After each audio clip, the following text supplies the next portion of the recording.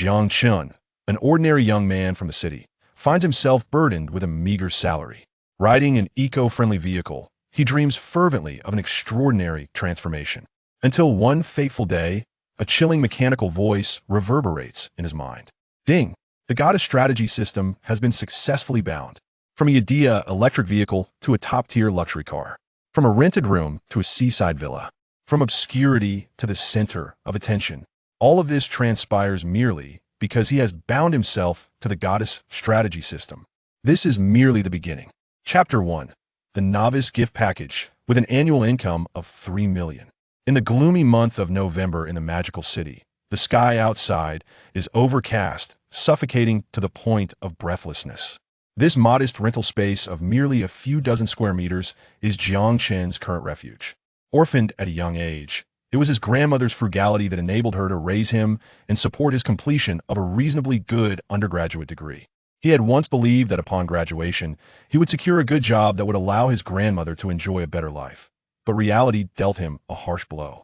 Jobs are hard to come by, and he was recently dismissed from a sales position due to unsatisfactory performance. He opens his mobile banking app, gazing at the glaring figure, a surge of helplessness washing over him. Balance: 95.27. This is all he possesses, and with next month's rent set at 1,500, the remaining funds in this international metropolis are hardly enough to make a ripple. I am truly worthless. Jiang Chen clenches his fists and strikes the bed frame with force. The pressures of life and the uncertainty of the future weigh upon him like an insurmountable mountain, leaving him breathless. He recalls his grandmother's calloused hands and the hopeful glimmer in her eyes, a pang of anguish piercing his heart. How can he, in his current pitiful state, ever repay his grandmother's nurturing love?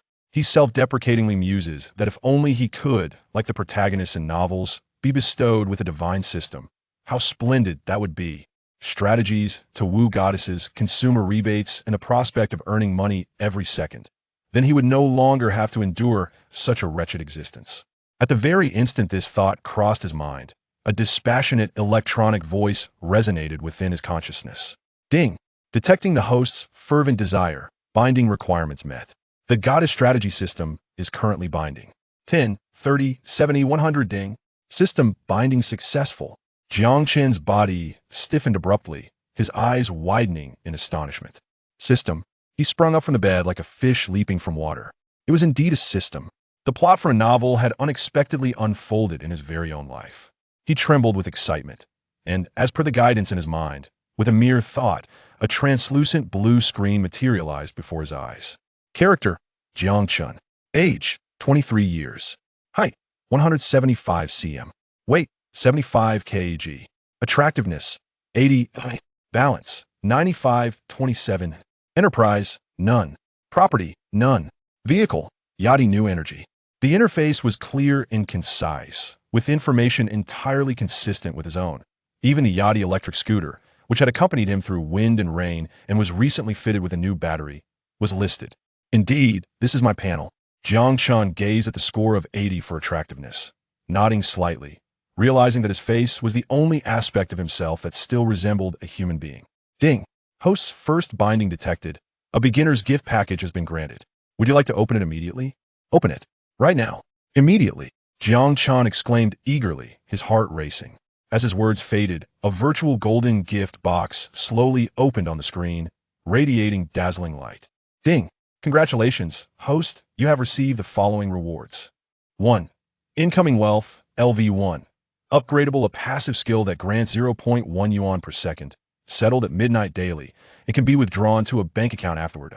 2. Gene optimization liquid, beginner. Customized, provides comprehensive foundational optimization for the body, along with various body type templates for selection. Upon seeing the two items within the gift package, Jiang Chen's breath quickened. 1 yuan per second. He rapidly calculated in his mind. That equates to 6 yuan per minute, 360 yuan per hour. Over a full day of 24 hours, that amounts to 8,640 yuan. 8,640. Jiang Chen gasped softly, retrieving his phone to open the calculator. 8,640 per day translates to 259,200 per month and 3,111,400 per year. An annual income of 3 million. He sprang from his bed, pacing back and forth in the cramped rental room, his face alight with joy that words could scarcely encapsulate. Just yesterday, he had been a jobless youth fretting over a few thousand yuan in rent. Today, he had transformed into a millionaire earning 3 million annually. Stay calm, stay calm. Jiang Chen took several deep breaths to steady his exhilarated heart. He noticed that the skill bore an upgradable suffix, implying that his future earnings would only escalate from this point onward. Financial freedom was within reach. The long-suppressed gloom was dispelled by a blinding radiance at this moment. He then turned his gaze to the second reward. Gene Optimization Liquid Beginner, Customized. System. How do I use this gene optimization liquid? Jiang Chen silently pondered. The host merely needs to select a preferred body type template, and the system will automatically complete the injection and optimization process. As soon as the words left his mind, several holographic human models appeared before him. Template 1, balanced. Template 2, muscular. Template 3, strength-based. Template 4, overweight. Template 5, petite.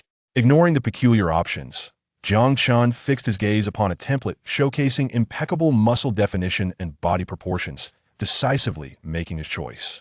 Ding! Template selected. Optimization is about to commence. No sooner had the system's notification sounded than Jiang Chen felt a cool liquid materialize in his throat, sliding down his esophagus and into his stomach. The next moment, an indescribable agony surged through him. It felt as though every cell within his body was being torn apart and reassembled. His bones groaned under the strain, and muscle fibers were forcibly stretched and forged. Damn! Jiang Chen barely had time to utter an expletive before darkness enveloped him, and he collapsed to the ground, utterly losing consciousness. Time passed, though he could not tell how long. Jiang Chen's awareness gradually returned. Struggling to open his eyes, the first sight that greeted him was the familiar yellowed ceiling. I survived. He wiggled his fingers, a sensation of unprecedented comfort flooding his entire being. It was as if he had shed the heavy shackles he had borne for years. His body felt light and infused with vigor. Slowly sitting up, a pungent odor, a mixture of sweat and impurities, assaulted his nostrils, causing him to wrinkle his brow in distaste. Looking down, he saw that the t-shirt and shorts he wore were now soaked through with a sticky, dark gray grime, clinging to his skin and emanating an unpleasant stench. Is this the impurities expelled from my body? Jiang Chen understood immediately. Without hesitation, he tore off his filthy clothes and dashed barefoot into the narrow bathroom. Turning on the shower, warm water cascaded over him, washing away the dirt and the last remnants of fatigue. After rinsing for several minutes, until no more grime could be scrubbed away, Jiang Chen finally turned off the faucet. He wiped the steam from the mirror and looked up at his reflection. Then, he froze in astonishment. Chapter 2. A meeting of hometown friends. The figure reflected in the mirror was undeniably him, yet at the same time, not entirely. His height had been noticeably elevated, presenting a tall and statuesque silhouette. The transformation of his physique was nothing short of astonishing. What once appeared slightly flabby due to a lack of exercise had now transmuted into a form defined by sharp lines. Broad shoulders tapered into a narrow waist, with the contours of six-pack abs sharply pronounced, and the alluring depth of his V-line accentuated by an undeniable sensuality. Every inch of muscle exuded a striking aesthetic appeal. Jiang Chen's gaze ascended to his face. The contours had become more pronounced and profound, with a distinctly defined jawline and a nose that seemed to have gained a little elevation. His skin was smooth and flawless, devoid of any pore, and even the occasional acne and blackheads that had plagued him previously had vanished without a trace. What thrilled him most were his eyes, now imbued with a bright and captivating brilliance, as if they held the cosmos within them, radiating an inexplicable allure. It was still his face, yet the imperfections had been diminished while the virtues magnified. Was this transformation not miraculous? Jiang Chen could not help but reach out to touch his own face, and the reflection mirrored his gesture. This level of handsomeness was almost excessive. With a flicker of thought, he reopened the system interface. Character, Jiang Chen. Age, 23. Height, 185 cm. Weight, 80 kilograms. Attractiveness, 92. Balance, 9,527. Business, none. Property, none. Vehicle, Yachty New Energy. Skill, wealth accumulation, LV1. Upgradable passive skill, earning 0. 1 yuan per second, settled at midnight daily, with withdrawals available to a bank card thereafter. His height had become 185 cm. His weight increased to 80 kilograms. With a notably low body fat percentage primarily composed of muscular mass. Jiang Chen dried his body and casually opened the wardrobe door. He selected a frequently worn t-shirt. which was instantly stretched tight against his muscles, the outlines of his chest and arms vividly apparent. Upon donning a pair of jeans, the legs felt slightly shorter, constricting around his thighs like a pair of thermal leggings. He turned to face the mirror and frowned deeply. This ensemble, combined with his new visage and physique, made him appear less like a respectable individual and more like an exuberant youth freshly arrived in the city. Ding! The system has detected a severe mismatch between the host's current image and potential, triggering a novice guidance task. A virtual screen appeared before Jiang Chen. Task name: please purchase a set of suitable clothing. Task reward: based on the final expenditure, trigger a random 5 to 10 times cash back. What do you mean by that, system? Yet, Jiang Chen's attention was swiftly captivated by the potential rewards. Cashback on purchases? He contemplated the possibilities. If fortune favored him with a tenfold return, it would be quite delightful. This task seemed almost too generous. He glanced at his phone to check the time, which read, November 12th, 1 p.m. Had he been unconscious for an entire day? He had acquired the system around noon on the 11th. He promptly commanded the system, withdraw all earnings from the wealth accumulation skill. Processing settlement. Yesterday's earnings, 41,057 yuan. Would you like to withdraw this amount to the linked bank card immediately? Withdraw? In the next moment, his phone vibrated, and the screen illuminated. Industrial and Commercial Bank. Your savings account ending in XXXX completed a transaction on November 12th at 13:01, with a deposit of 41,057 yuan. Current balance, 136,327 yuan. Gazing at the figures in the message, Jiang Chen clenched his fist. 13,000 was merely the beginning. Just then, his stomach grumbled in protest. Better to resolve his hunger before attending to the system task. He descended the stairs and ordered a 20 yuan duck leg rice set from a local eatery, consuming it with the swiftness of a whirlwind. Jiang Chen then hailed a taxi by the roadside. Driver, to XX Square. During the ride, he took out his phone and located a familiar WeChat avatar, a girl with chestnut short hair, flashing a peace sign. The contact was saved as Chen Xiaojing. Jiang Chen, are you there? Send me your location. I need to discuss something with you. A near instantaneous reply came. Chen Xiaojing, the sun must be rising in the west. You, a busy person, are actually reaching out to me? I'm at work. Come over. I'll treat you to bubble tea. Jiang Chen, I'm on my way. Putting his phone away, Jiang Chen gazed out the window. Chen Xiaojing was one of his few friends, a fellow villager and junior high school classmate. After graduating, she had come to the bustling metropolis to carve out her path. This girl was loyal. During a particularly tough time, she had sent him 1,000 yuan without hesitation. His visit was twofold: to fulfill the task and to assist her in boosting her performance, however modestly. Half an hour later, the taxi pulled up at the square entrance. Entering the opulent shopping mall, Jiang Chen's system vision activated automatically. Above the heads of passing women, translucent virtual panels floated. Name: Zhongli. Age: 26. Attractiveness: 75. Physique: 72. Vehicle count: 3. System evaluation: does not meet goddess standards. Jiang Chen's gaze swept over another elegantly dressed woman. Name: Wang Feifei. Age: 22. Attractiveness: 78. Physique: 80. Vehicle count: 5. System evaluation: does not meet goddess standards. He continued his stroll, scanning a dozen or so more, only to receive the same disheartening results. System: are your standards not a tad excessive? Jiang Chen mused internally, an attractiveness rating above 90, physique above 80, and a vehicle count of 0. Where on earth could one find such a person these days? Host: a goddess is to be chosen with discernment. Mediocrity will only tarnish the system's prestige. All right, you possess high standards. Well done.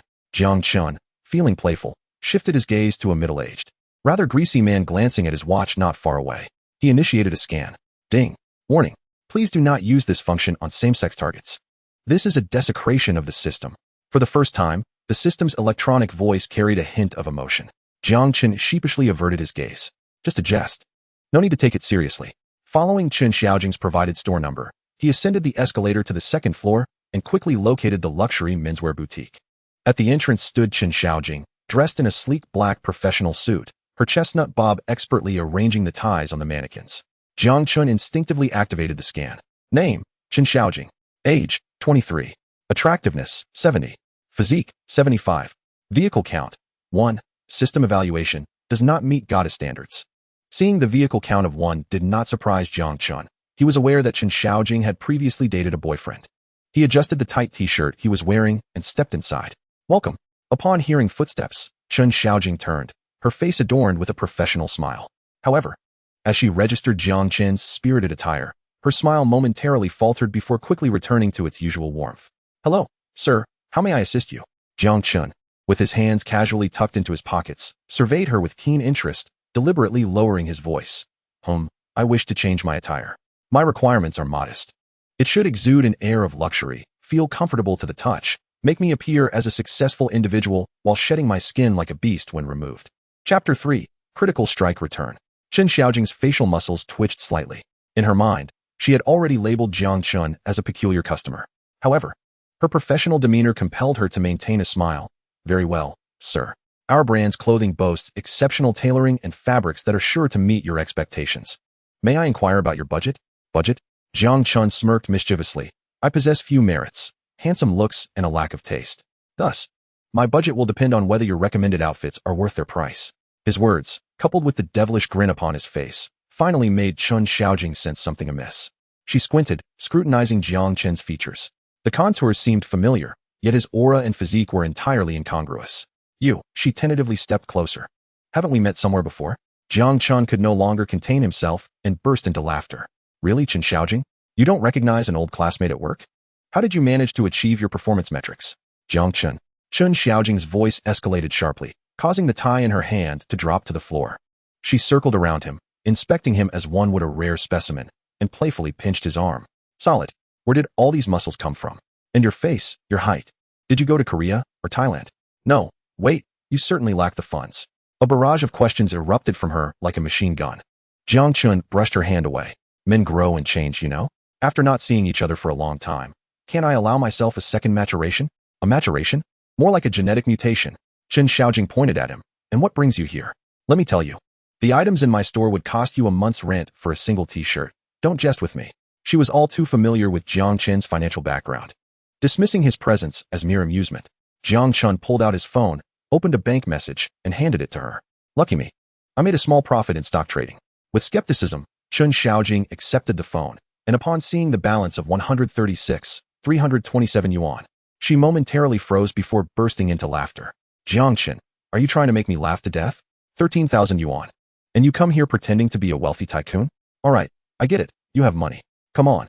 I'll take you to the Uniqlo next door for a full VIP custom fitting. Jiang Chen retrieved his phone. Don't worry, I haven't withdrawn my recent earnings yet. He casually remarked, it's not much, just a few million. The air grew suddenly still. Chen Xiaojing's smile faltered. A few million? Are you serious? Do I look like I'm joking? Jiang Chen reclined onto the sofa, crossing his legs. So, can you now recommend some clothing for me? Or do you think I can't afford it? Cut it out. I can tell what you're up to. Chen Xiaojing retorted, yet her body was already moving with sincerity. All right. 13,000, right? Wait here. I'll show you what professionalism looks like. She turned and swiftly navigated through the store, returning shortly with several garments and tossing them into Jiang Chen's arms. Go, change, and let me see. She pointed with her chin toward the fitting room. Jiang Chen entered the fitting room, and a few minutes later, the curtain was drawn back. As he emerged, the previously lively chatter in the store fell silent. The sales associate, who had been introducing products to customers, halted mid-sentence, while the patrons forgot their intentions. A girl absorbed in her phone let it slip from her grasp. Unaware of the commotion around her, all actions froze at the moment Jiang Chen appeared. The impeccably tailored suit jacket hung elegantly on his broad shoulders, tapering down to accentuate a perfect inverted triangle. The white t-shirt beneath clung just right to the contours of his pectorals, neither ostentatious nor lacking in strength. The trousers showcased his enviable long legs, each step imbued with a sense of grace. He resembled a top male model stepping off the cover of a fashion magazine. Exuding an extraordinary aura, Chen Xiaojing stood agape, holding a pair of shoes intended for coordination, utterly transfixed. Jiang Chen approached her, playfully waving his fingers before her eyes. Back to reality. Wipe the drool. Huh. Chen Xiaojing instinctively raised her hand to her mouth, realizing she had been tricked when she found nothing there. She playfully punched Jiang Chen's solid arm. Get lost. Honestly, Jiang Chen, don't waste that physique. Just debut and let me be your manager. Together, we could swindle wealthy women and make far more than selling clothes. Good eye, Jiang Chen remarked, moving to the mirror to adjust his collar. However, I'm not interested in swindling wealthy women for now. I'll take this outfit. You really intend to buy it? Chen Xiaojing still seemed incredulous. Of course, otherwise. Why would I come here to cosplay? Jiang Chen handed her the old clothes he had changed out of. Dispose of these for me. Very well, sir, please hold on. Chen Xiaojing swiftly switched back to her professional demeanor, efficiently processing the transaction. Sir, the total for this outfit is 13,008 yuan. I'll give you a discount. rounding it to a neat 13,000. Jiang Chen pulled out his phone and scanned the payment code. Ding. Payment successful. Almost simultaneously, a voice echoed in his mind. Ding. Beginner's guide task. Please change into a set of clothing suitable for human wear. Completed. Based on the final expenditure of 13,000 yuan. A 9x critical return has been triggered. Refund amount, 117,000 yuan. Funds have been automatically withdrawn to the linked bank card. Please check. The phone screen lit up with a new bank message. Industrial and Commercial Bank. Your savings account ending in XXXX completed a transfer transaction on November 12th at 1345, credited with 117,000 yuan. Current balance 175,807 yuan. A wave of satisfaction washed over Jiang Chen, his face remaining impassive. How about another outfit? Chen Xiaojing paused her movements, abruptly looking up at him. You still have money? Indeed, I just withdrew a bit, Jiang Chen casually fabricated. Ding. Detected that the host's appearance still has room for improvement, triggering a new task. Task name. Please change into a hairstyle that resembles that of a human. Task reward. A random household car. Jiang Chen ran his fingers through his hair, acknowledging it was a bit disheveled but not unkempt. But no rush, let us finalize the clothing first. Let us go for another casual outfit. With a budget of around 10,000, Chen Xiaojing, observing his demeanor, no longer perceived him as an old classmate, but rather as a benefactor cloaked in familiar skin. She immediately perked up. This time, she presented a beige waffle-hooded sweatshirt paired with matching casual pants and complemented by casual shoes. On Jiang Chen, it harmoniously blended youthful exuberance with a surge of vitality, eliciting yet another round of silent awe. Jiang Chen once again cheerfully paid 10,000 yuan. Carrying 2 large shopping bags, he noticed Chen Xiaojing still lost in thought. All right, I'll take my leave now. Wait a moment. Chen Xiaojing hurried after him, lowering her voice with an inquisitive expression. Come on, confess. Now that you're doing so well, have you found a girlfriend? No. Upon hearing this, Chen Xiaojing's eyes lit up. She leaned in closer to Jiang Chen, speaking in a conspiratorial tone. Let me tell you, I have a gorgeous roommate who is a real stunner, She's like a fairy descended from the heavens. Jiang Chen raised an eyebrow, skeptical. Really? Chen Xiaojing, sensing his disbelief, became anxious. She works as a personal trainer at a gym called Power and Beauty in Shanghai. She's absolutely beautiful and has an incredible figure. Though she is a few years older than us, 29, and still hasn't found the right one. If you're single, you should definitely check her out. It'll be a good excuse to work out. She quickly relayed the gym's name and address to Jiang Chen. When you go, look for the most stunning, statuesque, cold-faced goddess. That's her, Fan Wan. Intrigued by the description, Jiang Chen responded, all right, I'll remember that. I'm off. He waved goodbye and turned to leave. Watching Jiang Chen's tall, upright figure disappear at the escalator, Chen Xiaojing immediately pulled out her phone. She quickly opened WeChat, locating a contact saved as Fan, and began typing furiously. Chen Xiaojing, Fan, your destined partner has appeared. Reply quickly. After sending the message, she waited, knowing Fan was likely teaching a class at this hour. She opened her photo gallery, meticulously selecting a candid shot of Jiang Chen adjusting his collar in front of a mirror, capturing his tall stature, defined jawline, and the light beautifully illuminating his profile, even highlighting his long eyelashes. I'll mark this and send it to Fan later. Half an hour later, her phone vibrated. Fan, Chen Xiaojing. Hey, do you remember my hometown friend, Jiang Chen? I mentioned him before. Fan, no, I don't remember. I'm in class. If you have something to say, say it. Chen Xiaojing. He came to see me today? You wouldn't believe how handsome he has become. He is 185 meters tall, with a perfect V-shaped physique. That face, that body. He's practically walking hormones. Fan, stop. Are you sure you're not seeing him through rose-colored glasses? I'm not into puppies. Chen Xiaojing. Who said he is a puppy? He is radiating confidence now. Plus, he seems to have struck it rich. He spent 23,000 yuan on clothes today, without batting an eye. Fan. Oh? And then what? Are you interested in him? Chen Xiaojing. What good would that do me? I'm thinking of you. I've recommended you to him. There was a long silence on the other end. So long that Chen Xiaojing thought Fan had gone back to teaching, until a new message finally appeared. Fan. Chen Xiaojing. Are you itching for trouble? Chen Xiaojing. Oh come on, don't be so quick to scold me. I'm doing this for your own good. Check him out first. If you're not satisfied, you can always back out. She promptly sent the carefully selected photo. This time, the reply came almost instantly. Fan. A single ellipsis conveyed a multitude of unspoken words. Fan. Is this your hometown friend? Are you sure you didn't send the wrong photo? He looks like a celebrity. Chen Xiaojing. Absolutely. Freshly taken this afternoon. What do you think of this face and body for a fitness instructor? It's not unreasonable, right? Fan, what does he do? How old is he?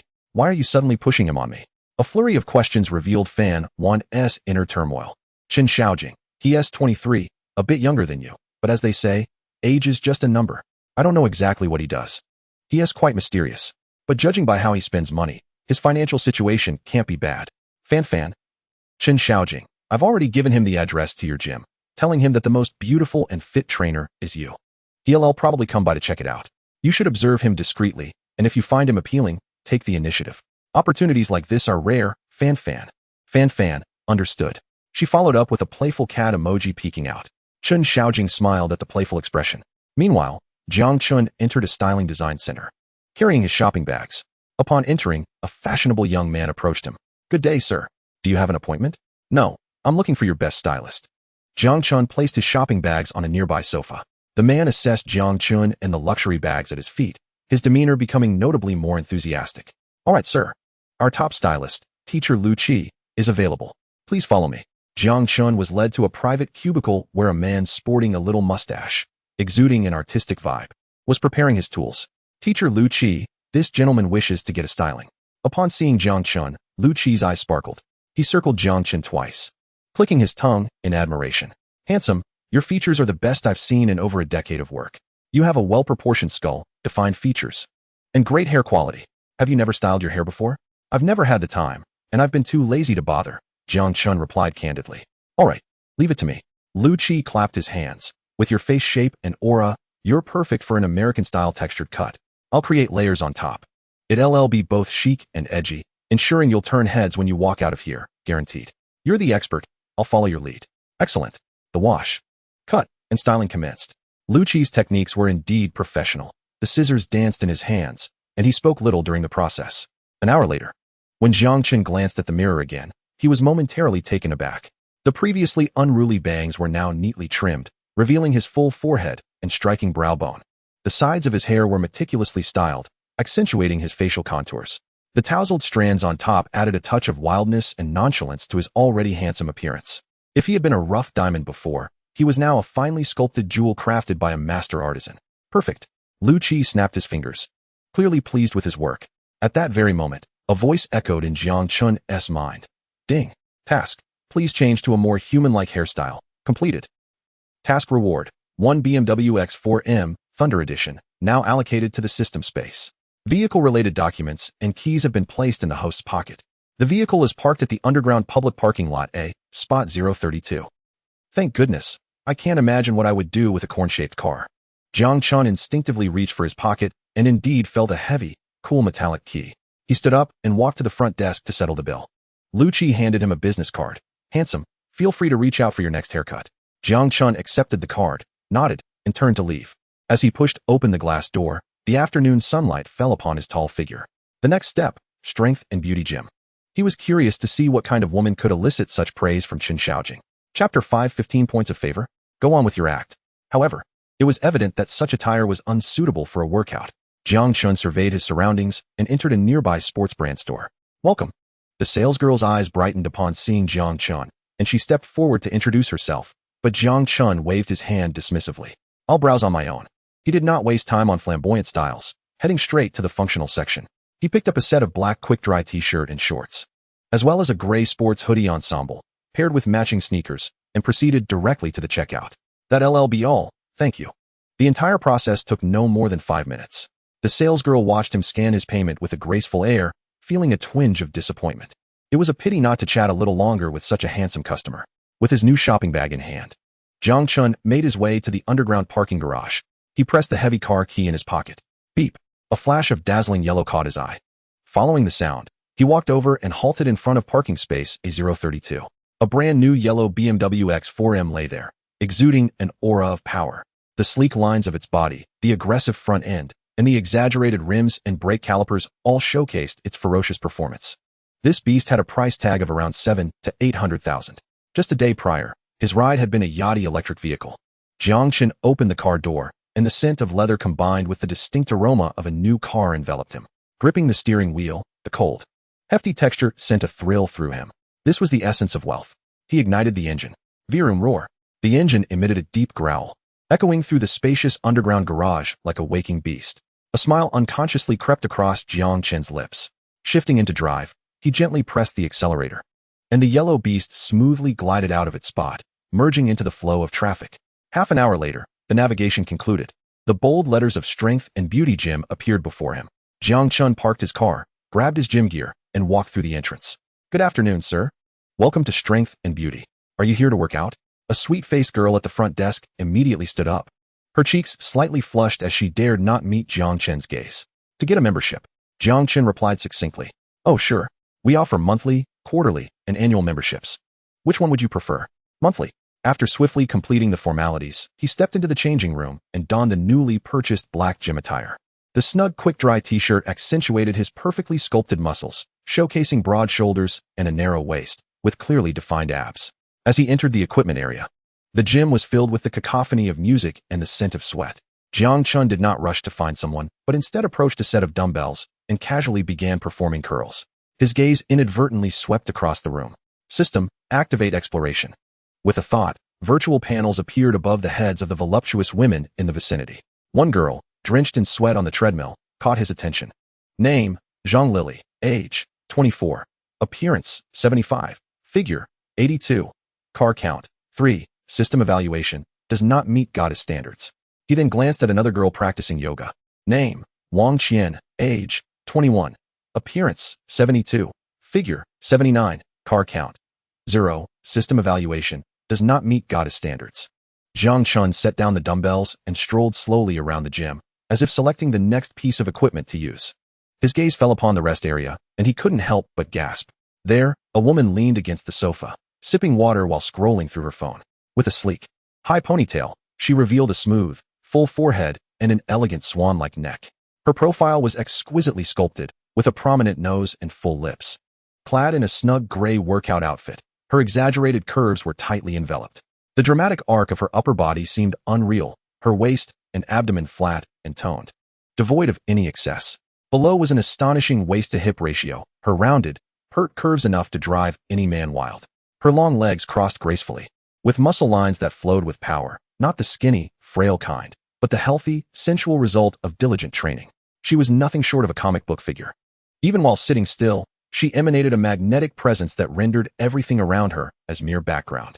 Jiang Chen's heart skipped a beat. Ding. First goddess matching the standards detected. Added to the goddess gallery.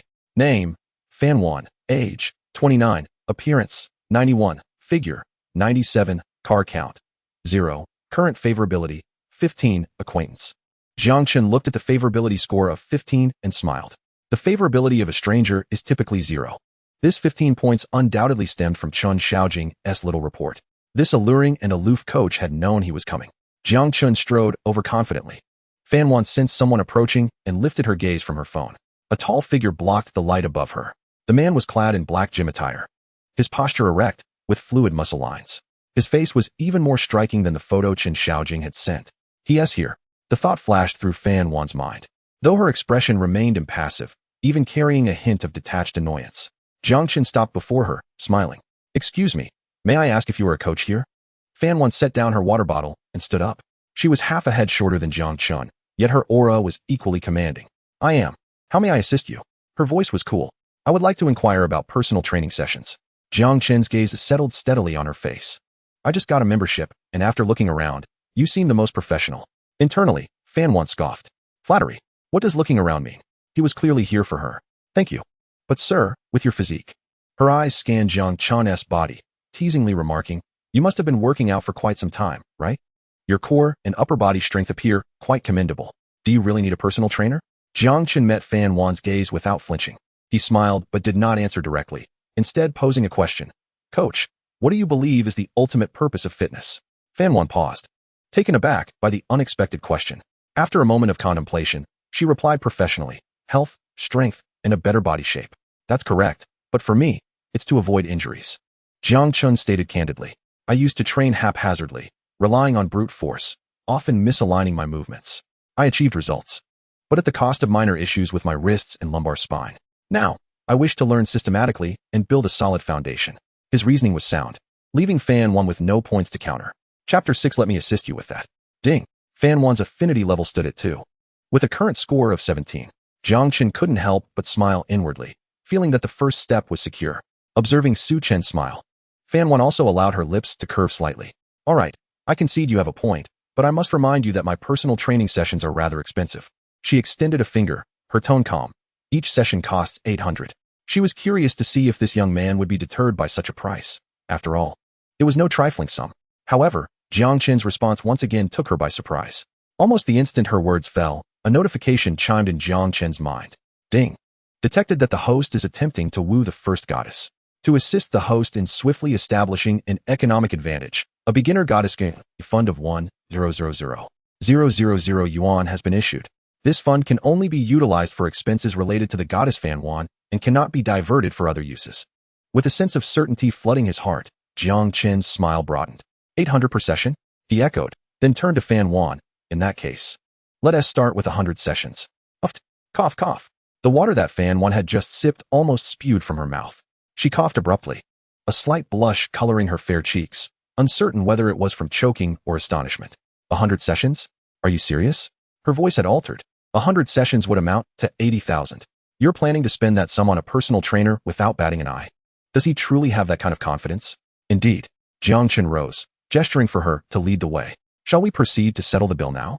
Fan Wan followed him to the front desk, her expression dazed as she watched him scan his phone for payment. Payment successful. Until the transaction was complete, Fan Wan retained an almost surreal feeling. I am Jiang Chen, Jiang of the rivers, and Chen of the stars. Jiang Chen extended his hand. Fan Wan, the regulated fan. The graceful one. Fan Wan snapped back to reality and gently shook his hand, her fingertips cool, their touch fleeting. She added, you may call me Coach Fan. Very well. Coach Fan. Jiang Chen replied with a smile, while inwardly inquiring, System, has Fan Wan's affinity level changed? No. Upon returning to the equipment area, Fan Wan had already shifted into work mode. Since we are focusing on shaping and correcting form, let us begin with foundational strength training. Start with a set of bench presses, and I will assess your level. Jiang Chen reclined on the bench press, gripping the barbell with a deliberately novice posture. His wrists bent outward and his lower back sagging. Fan Wan's brows furrowed instantly. She approached, bending down to support his wrists. Your wrists need to be locked. Maintain a neutral position, otherwise, you risk injury. Her fingertips brushed against his skin, cool to the touch.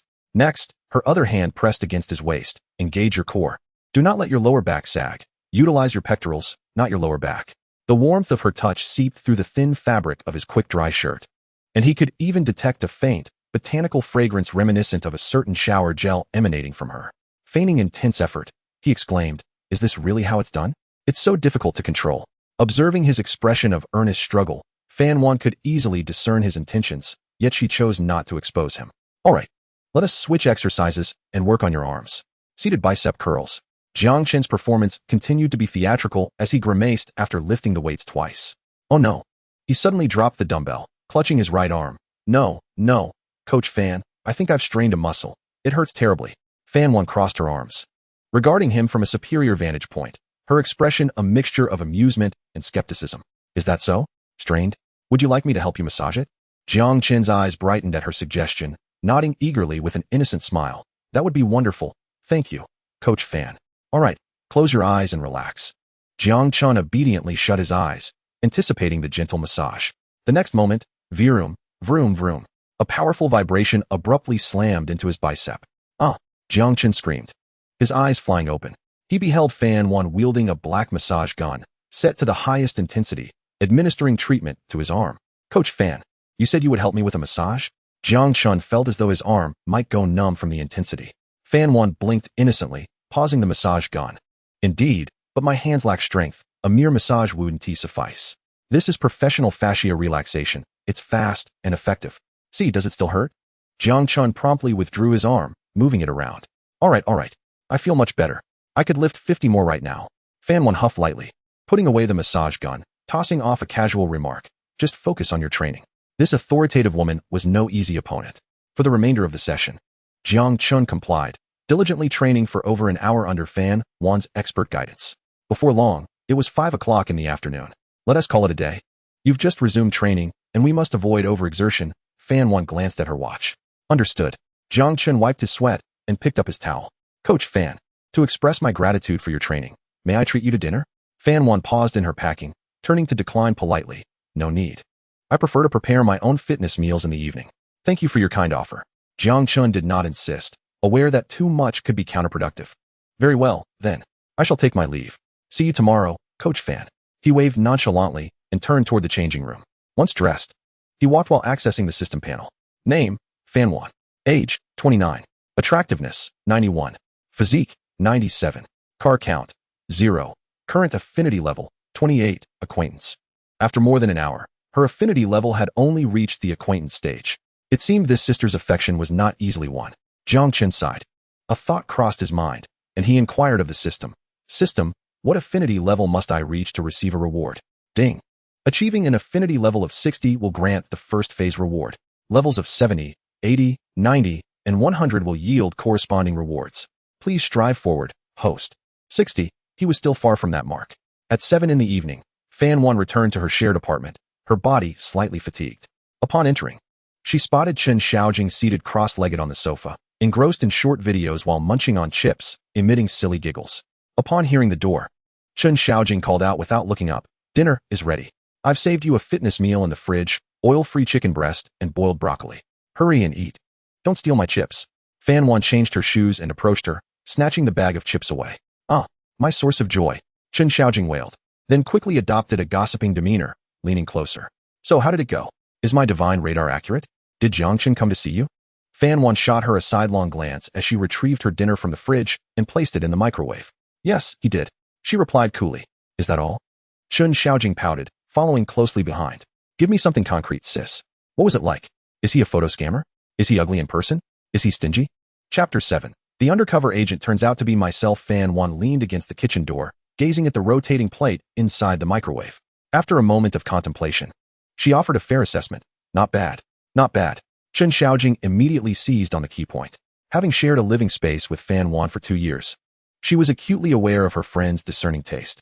The mere utterance of "not bad" from her lips was tantamount to an average person declaring someone exceptionally handsome. The reality was indeed more vibrant than the photographs, and his physique was undeniably impressive. Fan 1 maintained her calm demeanor, yet she was not being stingy. "Oh, how is it not stingy?" Chen Xiaojing's curiosity was piqued. "He booked my personal training sessions." Fan 1 paused before revealing a number. 100 sessions. 100? Holy cow.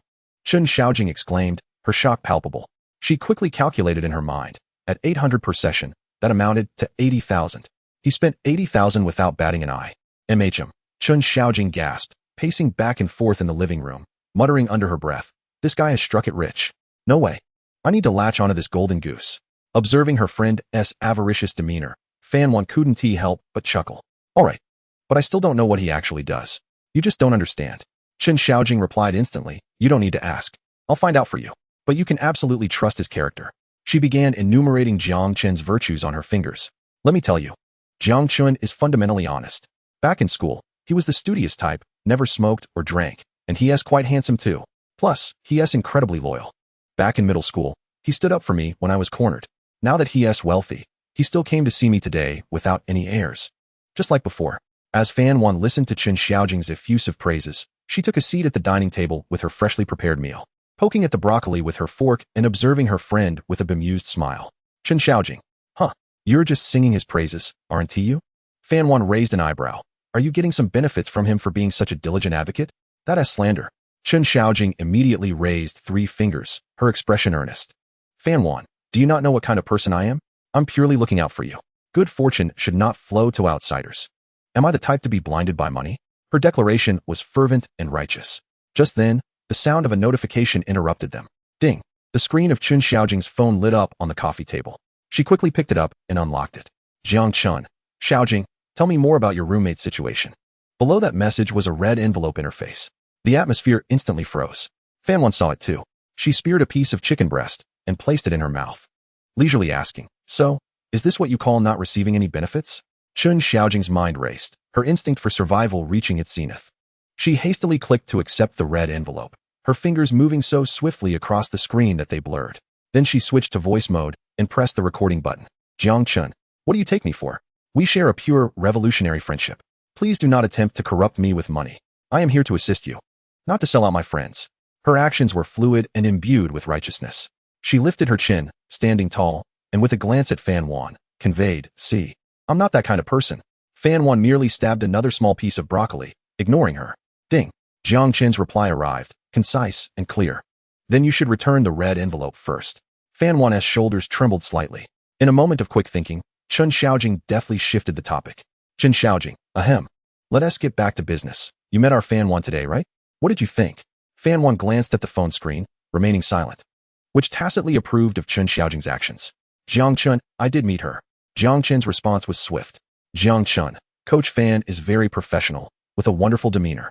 I have never seen anyone as attractive as her in real life. Reading this reply, a subtle blush crept up Fan Wan's ears. Ding. Fan Wan's favorability increased by 2. Current favorability, 30, slightly favorable. Meanwhile, Jiang Chen, seated in a private cafe near the university, momentarily paused, startled by the sudden notification in his mind. It increased by 2 points? I haven't done anything. The only possibility was. A knowing smile tugged at the corners of Jiang Chen's mouth. It seems that his sister was watching from the sidelines. This was getting interesting.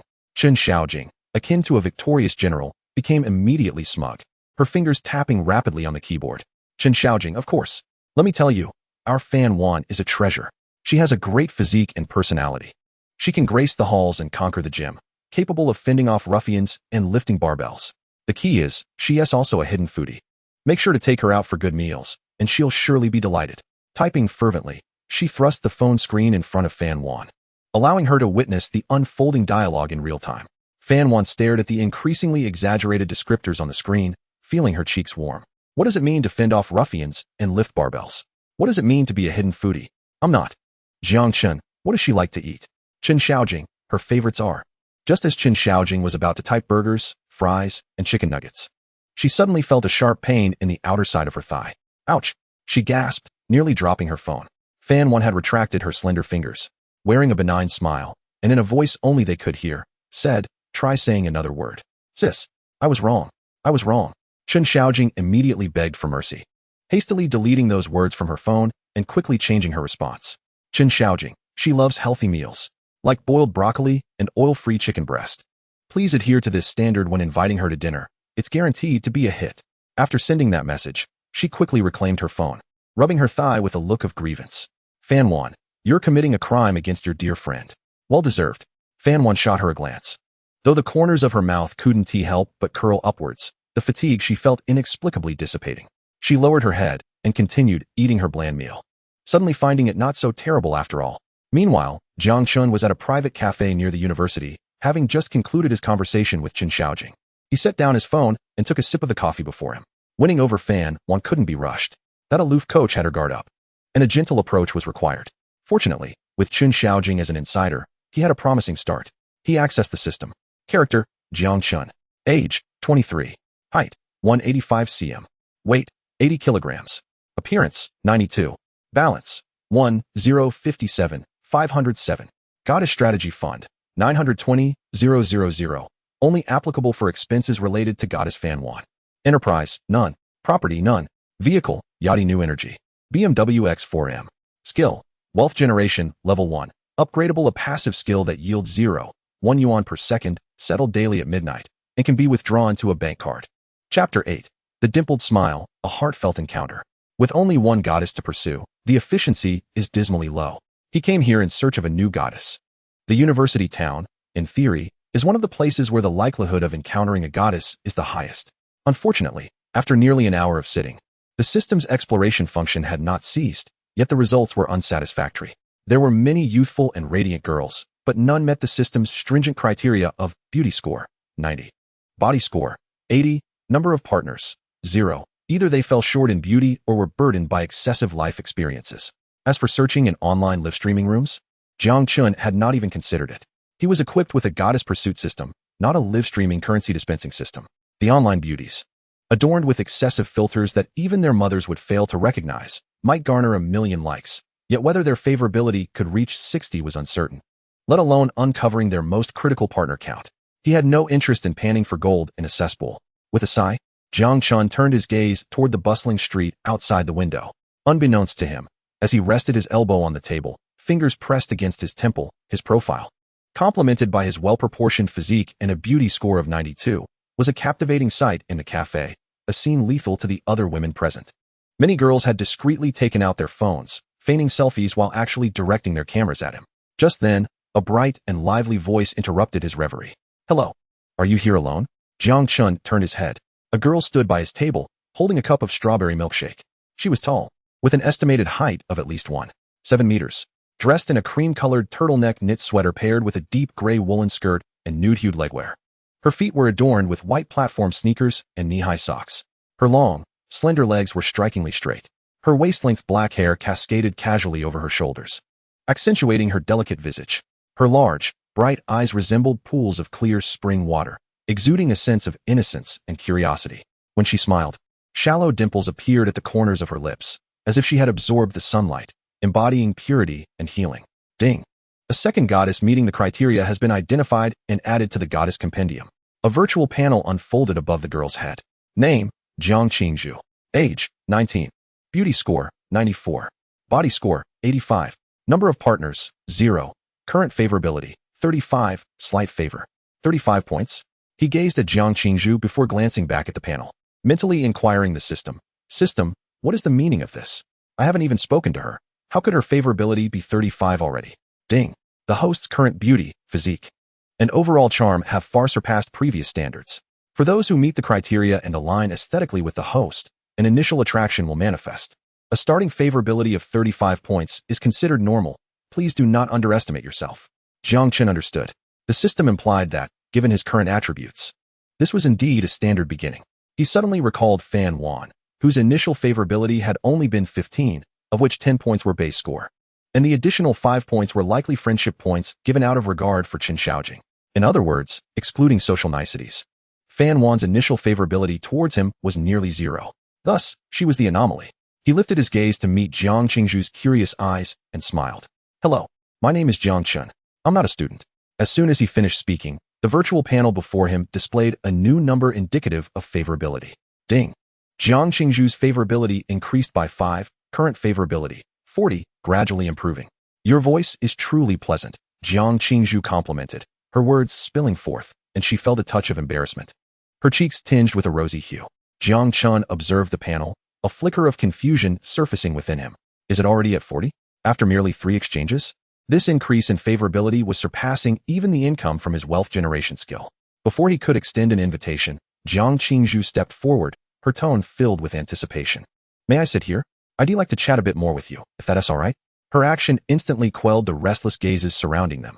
Some girls who had just been surreptitiously capturing images of Jiang Chen were now nearly crushing their phones, their eyes filled with resentment directed at Jiang Qingzhu. "Damn, I should have seized the opportunity sooner." Jiang Chen rose. "Of course, please have a seat." As he stood, his perfect height and physique were revealed. Jiang Qingzhu's gaze involuntarily shifted from his face to his form. Gulp. She swallowed hard. Ding. Jiang Qingzhu's favorability increased by 5, current favorability, 45, gradually improving. Another 5 points? Jiang Chen felt a momentary stiffness as he sat down. He now harbored serious doubts about whether the system had misjudged Fan Wan's 15 points of favorability. "I'm Jiang Qingzhu, a freshman at Magic City University." After taking her seat, Jiang Qingzhu promptly introduced herself and, like a curious little child, launched into a rapid-fire series of questions. "Jiang Chen, you're older than me. May I call you that? Since you're not a student, do you work nearby? What do you do?"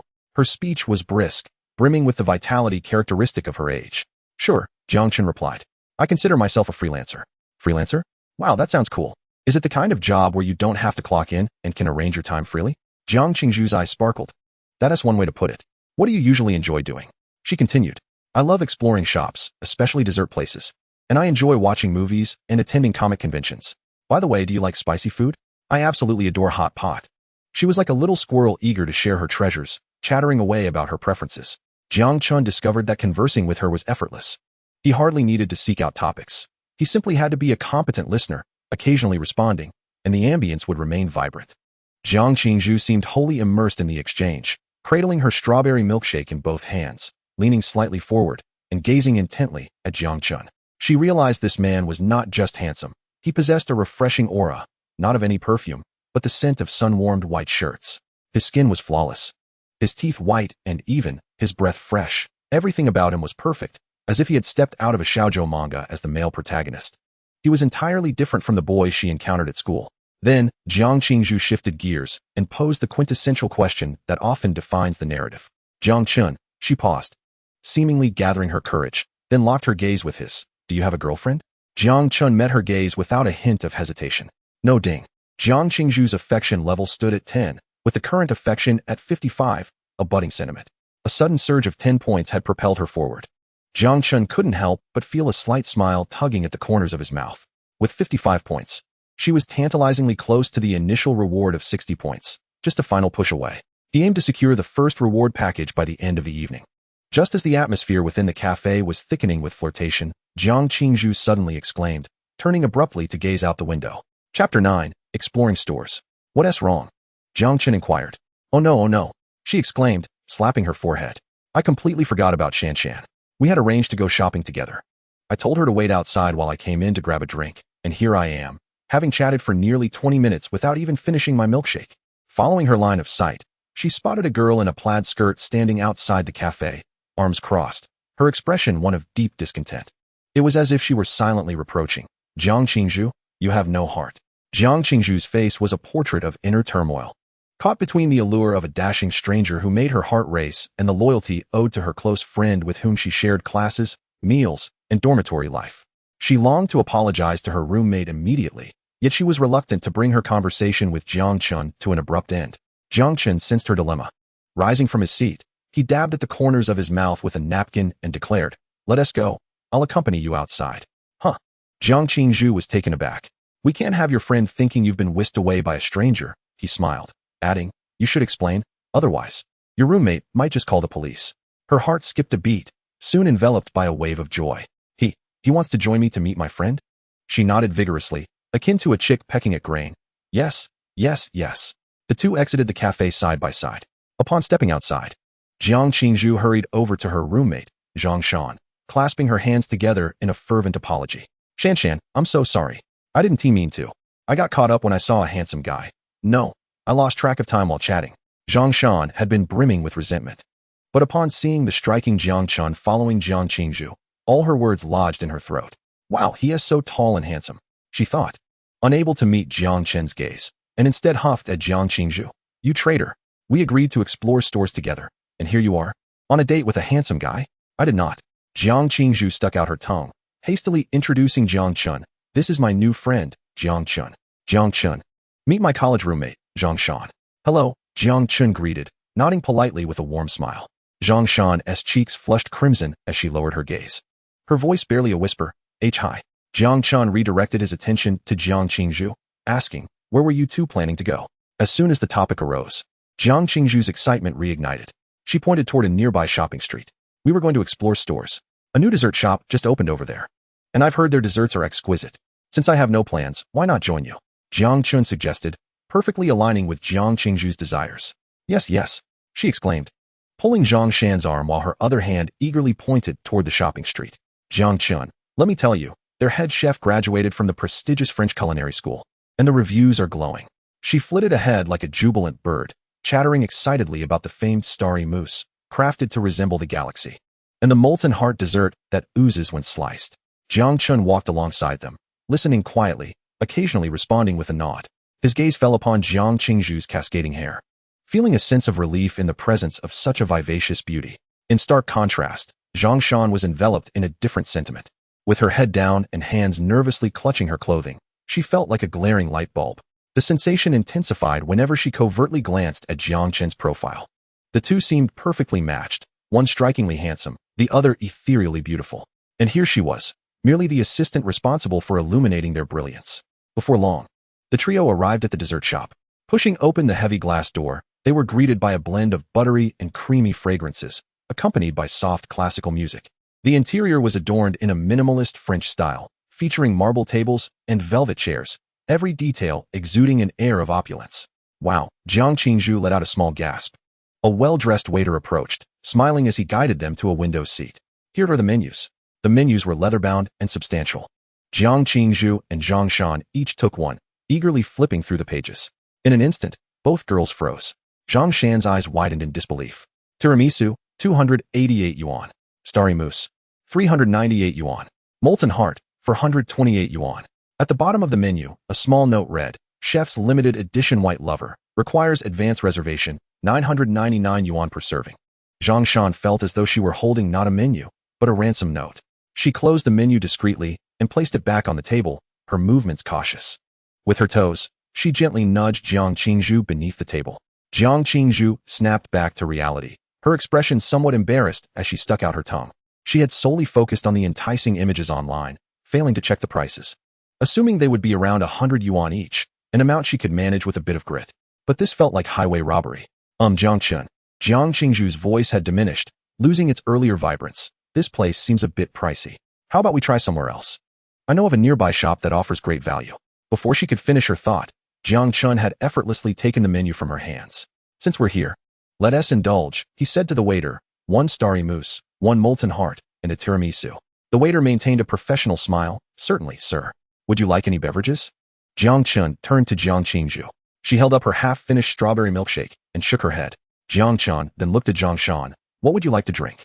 Suddenly addressed, Jiang Shan jolted back to attention, nervously waving her hands. I'm fine, just water is good. She thought to herself. I can't even imagine what the drinks cost. I can't order anything. Jiang Chen didn't press her further, telling the waiter. Then we'll have a pot of Darjeeling tea. Of course, sir. Please hold on for a moment. Once the waiter departed, the atmosphere at the table turned a bit awkward. Jiang Shan kept her head down, her mind racing. He ordered over 1,000 yuan worth of desserts without batting an eye. What kind of family is he from? For her, still a student, that was no small sum. Jiang Qingzhu, however, gazed intently at Jiang Chen, unable to restrain her curiosity. Jiang Chen, do you usually spend this much? Occasionally, Jiang Chen replied, offering no further explanation, although he had only ventured into such establishments during his days as a delivery driver. Chapter 10. The desserts are sweet. Soon, the desserts were served. The presentation is indeed exquisite, akin to a work of art. Do taste it, Jiang Chen urged, pushing the shimmering mousse towards Jiang Qingzhu. Jiang Qingzhu gingerly scooped a spoonful and placed it in her mouth. The cream melted effortlessly on her palate, sweet yet not cloying, infused with a distinctive fruity aroma. Delicious. Her eyes sparkled as if she had discovered a new world. Shan, you simply must try this. In the presence of such culinary delight, the earlier awkwardness vanished like mist. The 3 young people soon immersed themselves in the joy of savoring dessert. Jiang Qingzhu snapped countless photos with her phone, her desire to share overwhelming. Jiang Chen, you should have some too. She scooped a generous portion from her plate, instinctively offering it to Jiang Chen. Mid-action, she realized this might be too intimate. The spoon hovered in the air, her cheeks flushed crimson. Jiang Chen chuckled softly, taking the initiative to scoop a bit from her plate and tasting it. Quite delightful, he remarked, alleviating her embarrassment. Jiang Qingzhu sighed in relief and returned to her battle with the dessert. In her haste, she inadvertently smeared a bit of white cream on her lips, completely unaware. Jiang Chen noticed, but refrained from mentioning it. Instead, he retrieved a tissue from the box on the table, gently dabbing her lips. His gesture was effortless. Jiang Qingzhu froze for a moment, her face turning an even deeper shade of red. Thank you. A notification chimed in her mind. Dang. Jiang Qingzhu's favorability increased by 4, current favorability, 59, feelings stirred. The atmosphere was thick with the sweet fragrance of cream and a hint of intimacy. Jiang Qingzhu lowered her head, feigning concentration on her dessert. Yet her ears burned as if aflame. In that fleeting moment, her heart felt as though it was grasped by an invisible hand, only to be gently released. Leaving a tingling sensation, she felt compelled to act. Suddenly, she lifted her head and asked, Jiang Chen, are you free this Saturday? Jiang Chen set down his teacup. A new sci-fi blockbuster, Star Trek, has just premiered with remarkable special effects. I'd love to see it, but watching alone is rather dull, and Shan isn't fond of sci-fi. Would you like to join me? She finished in a rush, holding her breath for his response. Beside them, Jiang Shan silently stuffed her mouth with tiramisu. My goodness, you're being so direct, she thought. When did I ever say I dislike sci-fi? For a date, you'd sell out your best friend. Jiang Chen looked into Jiang Qingzhu's eyes, brimming with anticipation. Rather than respond immediately, he countered, do you enjoy sci-fi? Absolutely. Jiang Qingzhu nodded vigorously, especially those with grand worldviews, featuring cool spaceships and aliens. What a coincidence, Jiang Chen replied. I love it too. Really? Jiang Qingzhu's eyes sparkled even brighter. How about Saturday afternoon? We can grab dinner afterward. Jiang Chen proposed a time. That sounds great. Jiang Qingzhu agreed without a second thought, her smile radiant, even more so than the starry mousse on her plate. Mission accomplished. She cheered inwardly. Jiang Shan observed in awe, realizing that her roommate, who usually seemed like an innocent princess, transformed into a powerhouse of action when confronted with someone who truly captivated her heart. After finishing their desserts, the trio stepped outside the cafe. It's getting late. Let me escort you back to campus, Jiang Chen suggested. No, that's too much trouble. Jiang Chen immediately waved her hands in refusal. We can walk back ourselves. It's quite close. She was eager to avoid being a third wheel, longing to return to her dorm and scroll through short videos. However, Jiang Qingzhu had an entirely different thought. Sure, I'll gladly accept your offer, she replied, nudging Jiang Shan with her elbow. Come on, let's go together. Jiang Shan sighed, feeling like a mere wingwoman instead of a best friend. Reluctantly, she followed along. The walk from the commercial street to Modi University took about 15 minutes. Initially, the three walked side by side, but after a few steps, Jiang Shan was distracted by a phone call. Hello? Mom? What? Your living expenses are insufficient? Oh, I'll check right away. The signal is poor. Let me step aside. As she spoke, she naturally lagged behind by several meters, pulling out her phone and putting on her earphones, leaving the space ahead for the two of them. At that moment, only Jiang Qingzhu and Jiang Chen were left walking side by side. With Jiang Shan gone, the atmosphere became more relaxed. Jiang Chen, did you attend Modi University as well? Jiang Qingzhu initiated the conversation. No, Jiang Chen shook his head, just an ordinary university. Oh, Jiang Qingzhu was slightly taken aback. To her, someone like Jiang Chen, with his demeanor and eloquence, seemed like a paragon raised in elite educational institutions. Is that odd? Jiang Chen glanced at her. Not at all. It's just that you don't quite match my expectations, Jiang Qingzhu replied candidly. They chatted easily, and soon they reached the girls' dormitory at Modi University. The warm yellow light spilled from the entrance, illuminating their small world beneath it. Well, I suppose I should head up. Jiang Qingzhu paused, yet lingered without turning. Jiang Chen nodded. A silence enveloped them once more. I'll buy the movie tickets, Jiang Qingzhu suddenly declared. No need. I insisted on treating, Jiang Chen replied. That won't do. Today's dessert was far too expensive. I must treat next time, Jiang Qingzhu insisted. All right, Jiang Chen relented, but give me your WeChat so we can coordinate. Oh, Jiang Qingzhu suddenly remembered the most important detail, quickly retrieving her phone and opening the camera. Jiang Chen displayed his QR code. Bamboo doesn't eat bamboo shoots. Request to add you as a friend. He accepted the request. Done. Well, I really should head up, Jiang Qingzhu said, glancing back 3 times as she walked away. Jiang Chen, be careful on your way. Goodbye, Jiang Chen replied, watching her. Goodbye. Jiang Qingzhu turned and jogged into the dormitory. Jiang Chen stood still, observing her figure disappear behind the door, preparing to turn away. At that moment, a notification chimed in his mind. Ding. Jiang Qingzhu's favorability increased by 1, current favorability, 60, feelings intensifying. Congratulations, host. Goddess Jiang Qingzhu's favorability has reached 60 points. Satisfying the conditions for the first reward. Reward calculation in progress. Congratulations, host, you have received a reward. 10 shares in Tang Dynasty Hot Pot chain. Note, Tang Dynasty Hot Pot is a top-tier dining brand in the country, with 327 directly operated stores nationwide and an annual net profit exceeding 2 billion. Relevant equity documents and dividend accounts have been issued to the system space and can be accessed and retrieved at any time. Jiang Chen's steps halted abruptly. Standing at the foot of the university dormitory, a singular thought consumed his mind. Thus, has one become a shareholder in a restaurant empire with an annual revenue of 2 billion? Chapter 11. The School Beauty's Roommate. The yellow vehicle sliced through the night like a beam of light before gradually coming to a halt at the entrance of an aging residential complex. The elderly guard poked his head out, scrutinizing the seemingly expensive car. Young man, we don't have any fixed parking spaces here. They are all reserved for the homeowners. Understood. I shall park in the public parking area outside, Jiang Chen replied as he rolled down the car window. That won't be cheap. It costs around $100 for the night, the old man kindly cautioned. No worries, Jiang Chen assured. Maneuvering his vehicle to a nearby spot and securing it before walking towards the 6-story apartment building, its exterior paint peeling. A luxury car beside a dilapidated rental unit, a combination that bore a hint of magical realism. Jiang Chen chuckled to himself, realizing he needed to prioritize finding a better place to live. He could either await the system's rewards or rent a more suitable apartment himself. Upon returning to his cramped rental unit, a familiar scent enveloped him. Jiang Chen casually tossed his car keys onto the table and promptly sent a WeChat message to Jiang Qingzhu. Jiang Chen, safely home, about to tidy up. Bamboo doesn't eat bamboo shoots. Okay, brother Jiang Chen, you go ahead, we'll chat later. Spinning in circles setting down his phone, he first washed up. After changing into his pajamas, he opened the system's space. A beautifully designed electronic document lay quietly within, titled Tang Dynasty Restaurant Group Equity Transfer Agreement. Party A was the Tang Dynasty Group. Party B was Jiang Chen. Transferred shares, 10. Detailed information followed. Tang Dynasty Hot Pot, a domestic culinary giant. Primarily targeting the high-end market, boasted 327 directly operated stores nationwide and reported a net profit of $28 billion last year. Jiang Chen's heart raced. 10% of $28 billion meant over $200 million in dividends annually, an average of nearly $17 million each month. He opened his phone's calculator, inputting the figure $208 million, and gazed at the long string of zeros, feeling somewhat unreal. He was financially liberated, yet not entirely free.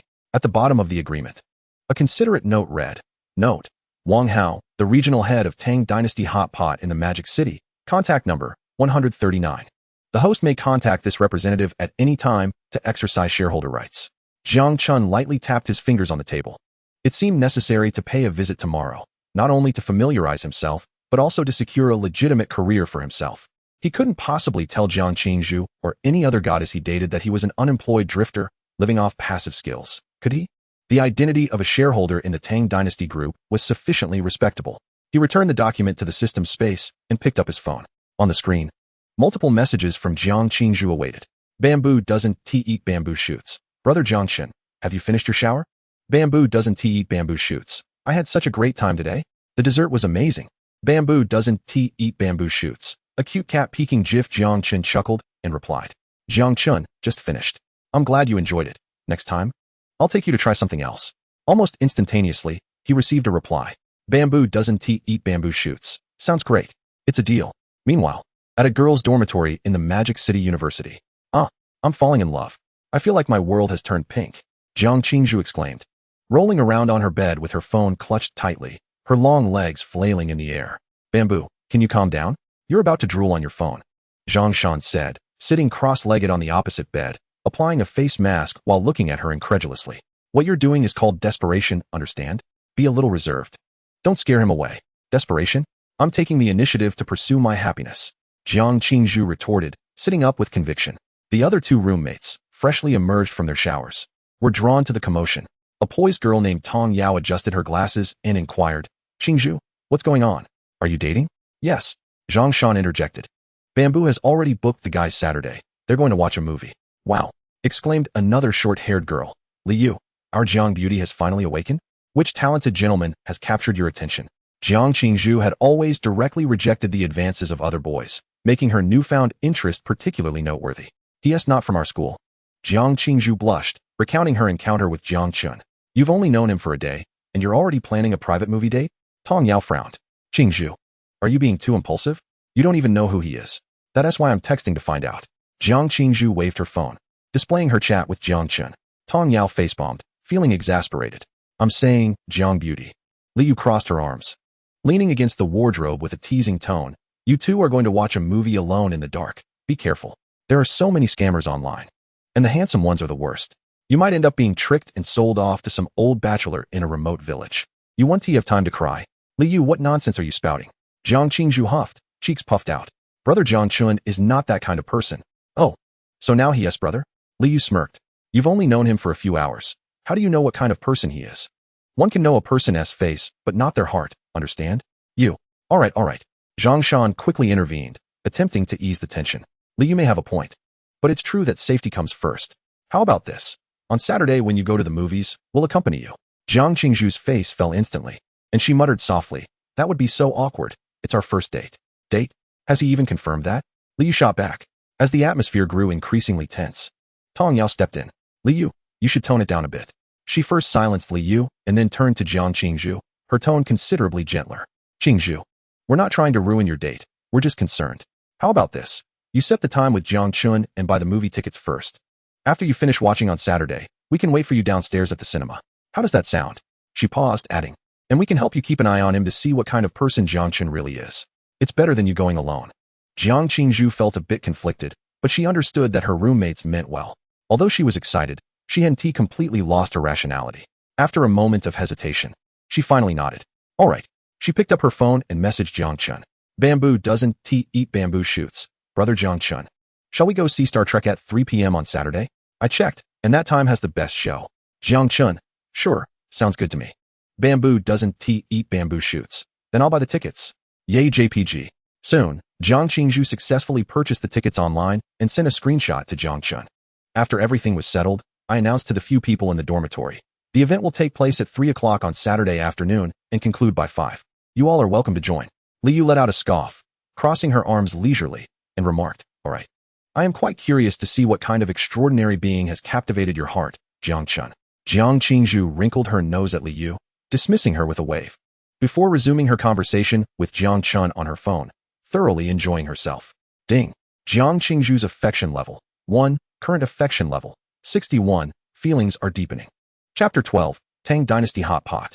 The following morning, sunlight streamed through the narrow window of the rental apartment. Upon waking, Jiang Chen's first task was to withdraw his funds. Observing that over 8,000 had been added to his account, he felt a surge of delight. After freshening up and donning a new casual outfit, he glanced at the time, 10 o'clock already. He got into his BMW and headed to the flagship store of Tang Dynasty Hot Pot. During the drive, Jiang Chen used Bluetooth to dial the telephone number provided by the system. After a few rings, the call was answered by a composed middle-aged man. Hello, who is this? Hello, my name is Jiang Chen, and I am a new shareholder of Tang Dynasty Hot Pot. There was a brief silence on the other end. Wang Hao, the regional director for Tang Dynasty Hot Pot in the Magic City, occupied a high position and engaged with affluent individuals daily. However, it was the first time someone had called directly to introduce themselves as a new shareholder, and the voice sounded remarkably youthful. Was this some young master trying to experience life, or perhaps a fraud? Mr. Jiang, greetings. Wang Hao here. How may I assist you? I may need to confirm your shareholder status with the headquarters. That is understandable, Jiang Chen replied. The headquarters should have updated the shareholder roster. You may verify it now. I will arrive at the flagship store on Nanjing West Road in about 20 minutes to inquire about the overall operations in the Magic City. Certainly. Please hold on. I will verify immediately and call you back. 20 minutes later, the vehicle came to a smooth stop in front of the Tang Dynasty Hot Pot flagship store. The establishment occupied a 3-story independent building, adorned with an antique aesthetic, with 2 grand stone lions at the entrance, exuding opulence. Jiang Chen parked and stepped out, immediately spotting a middle-aged man in a meticulously tailored suit, his hair impeccably groomed, anxiously scanning the street. It was Wang Hao. Upon seeing Jiang Chen approach, Wang Hao was momentarily taken aback. He was remarkably young. He had just reviewed the photo, but the real person exuded an even greater aura. The calm demeanor was hardly reminiscent of someone in their early 20s. Director Jiang. Wang Hao quickly advanced, taking 3 steps at once, slightly bowing as he extended his hands. I am Wang Hao. Welcome to your inspection. Director Wang, you are too kind, Jiang Chen replied lightly, shaking his hand briefly before letting go. This exchange did not go unnoticed by the welcoming staff and servers at the entrance. Who is that young man? Why is Director Wang personally waiting at the door? He looks quite ordinary, yet the respect shown by Director Wang is astonishing. Could he be the son of some big shot from headquarters? The employees pondered quietly. Wang Hao guided Jiang Chen inside, introducing as they walked, Director Jiang, this flagship store boasts the best performance in the Magic City. Last month's revenue was. Jiang Chen interrupted. Today, I'm merely here to take a casual look. There is no need for such formality. You may continue your duties while I explore. That is not acceptable. Ensuring your satisfaction is my utmost priority. Wang Hao's forehead glistened with sweat. He was utterly at a loss regarding this new shareholder's intentions. Not seeking reports, not reviewing data, claiming to just want a casual look? This might prove more challenging than dealing with those domineering big bosses. Director Jiang, perhaps I should still provide you with a detailed report. Not necessary. Jiang Chen waved his hand, interrupting him again. Director Wang, have you had breakfast yet? This abrupt question caught Wang Hao off guard, and he instinctively replied, not yet. Perfect, I haven't eaten either, Jiang Chen said, surveying the spacious lobby. Do you serve breakfast here? Wang Hao's mind raced. Breakfast? This new shareholder, driving a luxury car worth millions and holding 10% of the group's shares, prioritized breakfast over auditing, reporting, or assessing operations. What kind of test was this? A challenge to see if he would neglect him for making a simple request? Yes. Of course. Wang Hao quickly regained his composure, his face breaking into a smile. Director Jiang, please take a seat. I will have the kitchen prepare something right away. Our breakfast, though simple, is absolutely clean and hygienic, with fresh ingredients. He did not summon a server, but hurried to the kitchen himself, displaying utmost diligence. A few minutes later, Wang Hao returned with a delicately arranged tray. On it sat a steaming basket of soup dumplings, 2 beautifully colored tea eggs, a small dish of pickles, and a cup of freshly ground warm soy milk. Simple yet meticulously prepared. Director Jiang, please give it a try. Wang Hao placed the tray before Jiang Chen on the mahogany table. Without hesitation, Jiang Chen picked up a pair of chopsticks, deftly grabbing a dumpling. After taking a small bite, he was greeted by the rich flavor of the broth and the firm texture of the filling. Quite delightful, he nodded approvingly. Then peeled open a tea egg. Director Wang, please join me. No, you enjoy it at your leisure, Wang Hao insisted. Jiang Chen glanced at him, but did not press further. As he savored his breakfast, Wang Hao respectfully stood by, occasionally stealing glances at the young shareholder. After finishing his meal, Jiang Chen wiped his mouth with a napkin. Let me around, I wish to explore. Of course, Director Jiang, this way please. Wang Hao promptly took the lead, and the two began to stroll through the empty hot pot restaurant. It was still morning, and the staff were busy preparing for opening, cleaning, and arranging tables. Every employee who spotted Wang Hao immediately paused their tasks, respectfully greeting him. Yet, when they noticed Wang Hao's almost deferential demeanor towards the young man behind him, their eyes filled with curiosity and awe. The staff's morale seems commendable, Jiang Chen remarked casually as they walked past a group in a morning meeting. This compliment eased a significant weight off Wang Hao's shoulders. He quickly replied with a smile. It is all thanks to your exemplary leadership, Director Jiang. The corporate culture of the group is deeply ingrained. Jiang Chen smiled noncommittally. Wang Hao had a knack for flattery. After a leisurely tour, Jiang Chen felt he had sufficiently familiarized himself with the surroundings and decided it was time to leave.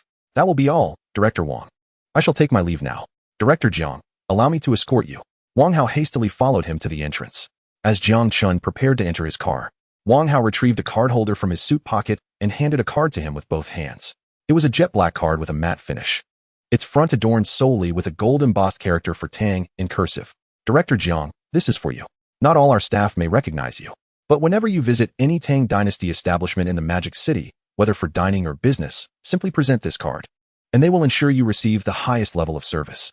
Jiang Chen accepted the card, playing with it between his fingers. Wang Hao is indeed a clever individual. This card not only resolves his identity verification issues, but also subtly showcases his privileges, distinguishing itself from the commonplace memberships that appear rather pedestrian. Quite thoughtful. Jiang Chen tucked the card into his pocket and patted Wang Hao on the shoulder, encouraging him to perform admirably. Absolutely. I shall not disappoint Director Jiang's expectations.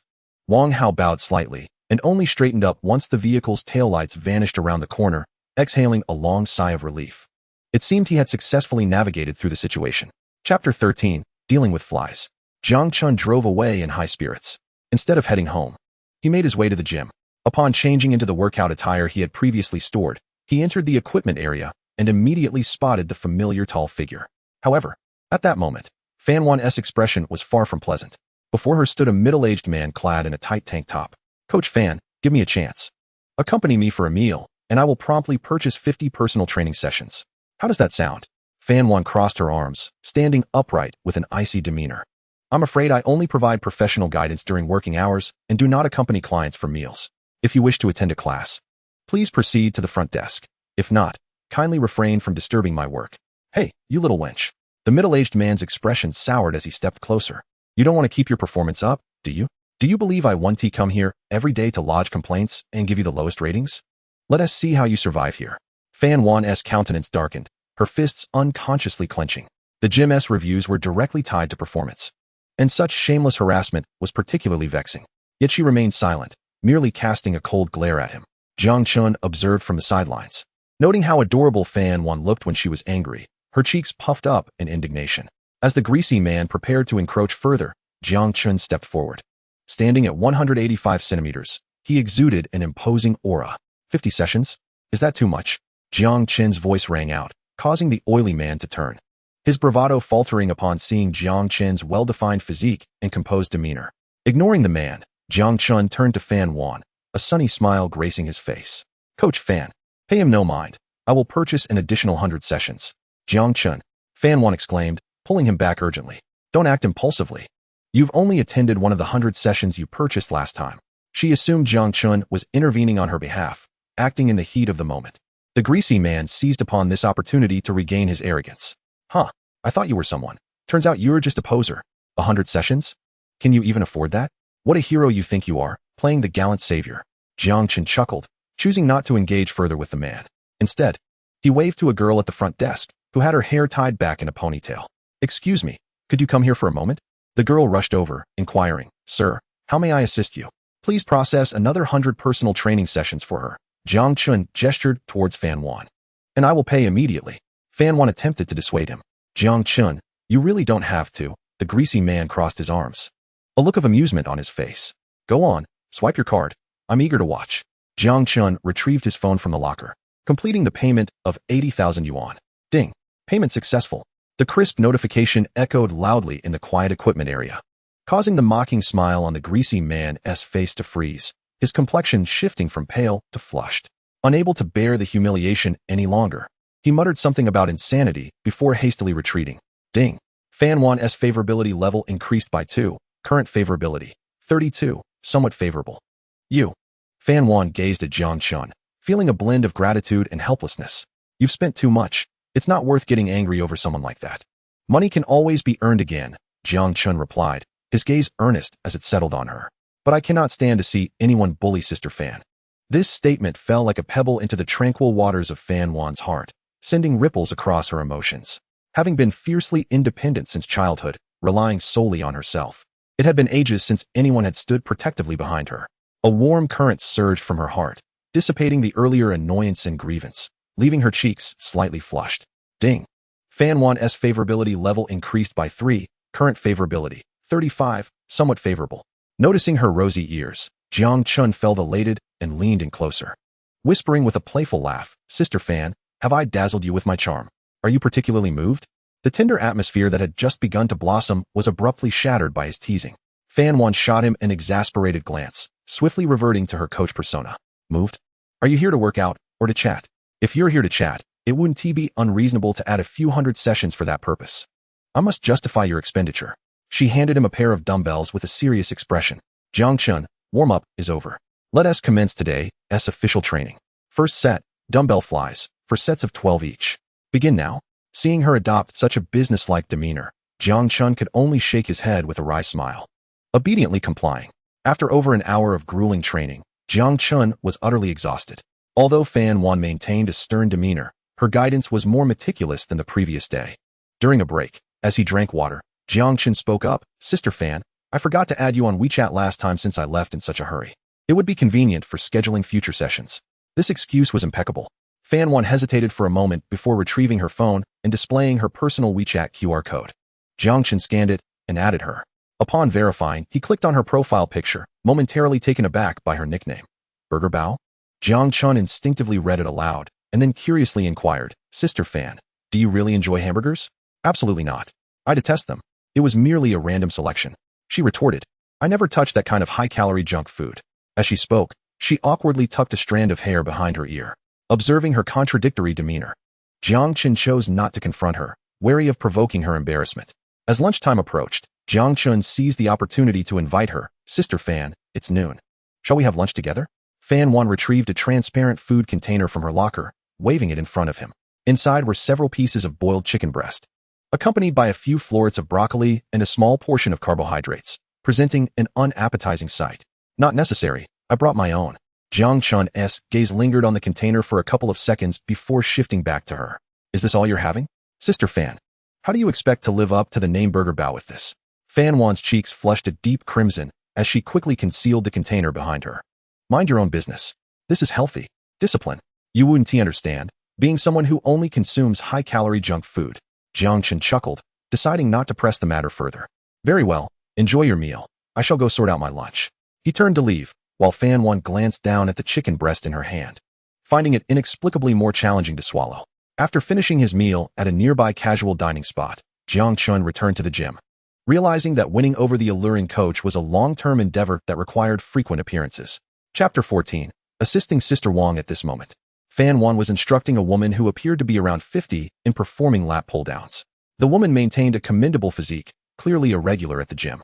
Jiang Chen chose not to interrupt, instead settling onto a nearby sofa, casually scrolling through his phone. From his vantage point, he could clearly observe the graceful silhouette of Fan Wan.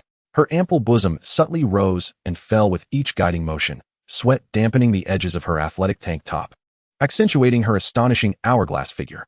Fan Wan soon became aware of the gaze upon her, a warmth creeping into her body. The woman in training glanced back at her out of the corner of her eye and chuckled. Xiao Fan, that handsome young man behind you can't seem to take his eyes off you. Fan Wan increased her support for the equipment, saying, Sister Wang, ignore him. He's just a student of mine, a mere child. Sister Wang caught her breath and replied, a mere child? I beg to differ. He's tall, handsome, and his physique is, well, quite impressive, better than most trainers here. And just look at the aura he exudes while seated. He is certainly not like those immature boys. Fan One fell silent, adjusting her breathing. Such young boys are often playful and come from affluent backgrounds. Today they may be enthusiastic, but tomorrow they lose interest. They're unreliable. After completing her final set, Sister Wang set down the equipment and accepted the towel Fan One offered to wipe her sweat. You can't say that, Xiao Fan. You're 29 this year, right? Age was Fan One's greatest vulnerability. She nodded, remaining silent. Sister Wang took a sip of water and continued, at 29. You're not exactly a child. You always say you want someone mature and stable, but those kinds of men are either divorced with children, or just starting their careers and lack the time to accompany you. Look at him. Young, wealthy, free-spirited, and so handsome, with genuine interest in you. What more could you possibly want? He is here just to work out, Fan Wan countered. Working out? With that physique, he hardly needs your guidance, Sister Wang incisively remarked. You're overthinking this. You're too reserved. Matters of the heart require exploration to ascertain compatibility. If you don't give him a chance, how will you know he is unreliable? Fan Wan found herself speechless in the face of Sister Wang's relentless arguments. Noticing her wavering, Sister Wang patted her shoulder. All right, my session is over for today. I'll inquire on your behalf. Don't, Sister Wang, Fan Wan exclaimed, but before she could stop her, Sister Wang had already strode over to Jiang Chen. Fan Wan felt her cheeks flush instantaneously, wishing to vanish into a crack in the ground. Sister Wang approached Jiang Chen with a warm smile. Hello, young man. Jiang Chen set down his phone, stood up, and politely responded, Hello, sister. The term sister brought a wave of satisfaction to Sister Wang. Are you fond of our Xiao Fan? She asked bluntly. Jiang Chen paused for a moment, then smiled and nodded openly. Yes, I'm pursuing her. He cast a glance at Fan Wan, who was visibly flustered at a distance, his eyes sparkling with warmth. Our Xiao Fan is truly wonderful. She just has a thin skin and a somewhat reserved nature. Sister Wang adopted the demeanor of a mother-in-law scrutinizing her son-in-law. You need to be more proactive and bold, understood? Girls love to feel pursued and cherished. Thank you for your guidance. I will remember that, Jiang Chen replied humbly. Fan Wan finally could no longer endure the situation, striding over to grasp Sister Wang's arm. Sister Wang, what are you saying? We haven't even finalized our plans for the next class. Finalize? I've had enough training for today, Sister Wang chuckled, playfully swatting her hand before winking at Jiang Chen. Young man, go for it. I have faith in you. With that, she cheerfully made her way to the changing room. In the spacious equipment area, only Jiang Chen and the blushing Fan Wan remained. The atmosphere was thick with an indescribable awkwardness. Jiang Chen, observing her flustered expression that seemed on the verge of bursting, broke the silence. Sister Wang is quite enthusiastic. She just loves to meddle. Fan Wan shot back, shooting him a glare before turning to leave. I'm going to the restroom. Ding. Fan Wan's affection level 3, current affection level 38, slight affection. Sister Wang is incredible. As night descended, patrons of the gym gradually dispersed. Fan Wan changed her clothes and emerged from the changing room, immediately spotting Jiang Chen, who had dozed off on a sofa in the resting area. He lay on his side, long eyelashes casting a shadow beneath his eyes, breathing evenly, lost in deep slumber. Unconsciously, Fan Wan softened her footsteps. She stood still, gazing at his youthful and handsome face, her heart swirling with mixed emotions. Sister Wang's words echoed in her mind. What more could you possibly want? Compatibility must be tested to be known. Did she truly understand him? Aside from recognizing his wealth and striking looks, she seemed to know little else. Perhaps it was time to offer him a chance, to also give herself an opportunity, just to know him better. She stepped forward and gently nudged Jiang Chen's shoulder. Jiang Chen, wake up. His eyelids fluttered before slowly parting, his gaze sharpening as he focused on her. The exquisite contours of his face came into view. Fan Wan had swapped her form-fitting workout attire for a cream-colored knitted long sleeve and light blue jeans, highlighting her delicate curves, exuding less of the gym's intensity and more of a gentle, neighborly sisterly charm. Sister Fan, you're off work? Jiang Chen's voice was still somewhat hoarse. Fan Wan nodded, retracting her hand. Yes, but please don't sleep here. You might catch a chill. I'm fine. My health is robust. Jiang Chen sat up, stretching his neck, then instinctively asked, shall we have dinner together? He anticipated that Fan Wan would decline. However, to his surprise, she paused for a few seconds before gently nodding. All right. Jiang Chen's eyes sparkled with joy. Really? But, Fan Wan added, we'll decide where to eat, and I'll treat. This was her final show of defiance. She didn't want to feel passive or indebted in this nascent relationship. Not a problem, Jiang Chen readily agreed, a smile breaking across his face that he could hardly conceal. He quickly got up and returned to the men's changing room to change clothes. A few minutes later, the two walked side by side out of the gym. The receptionist's eyes widened at the sight. Coach Fan is actually leaving with a male client? The sun must be rising in the west. Previously, she had always waited for her clients to leave before departing herself. But upon reflection, the receptionist found it entirely reasonable. If such a tall, long-legged, extraordinarily handsome man, who was willing to spend lavishly on her, was pursuing her, then sharing a meal was just the beginning. She might even find a way to coax him into her bed that very night. After all, she had nothing to lose. The two arrived at the parking lot. "I'll drive," Fan Wan declared. "Let us set a location and drive separately." "All right." Jiang Chen was taken aback to see that Fan Wan's car was parked right beside his. With a soft click of the unlock button, a charming pink and white wooling mini EV illuminated its headlights with a gentle flash. The petite vehicle appeared especially adorable.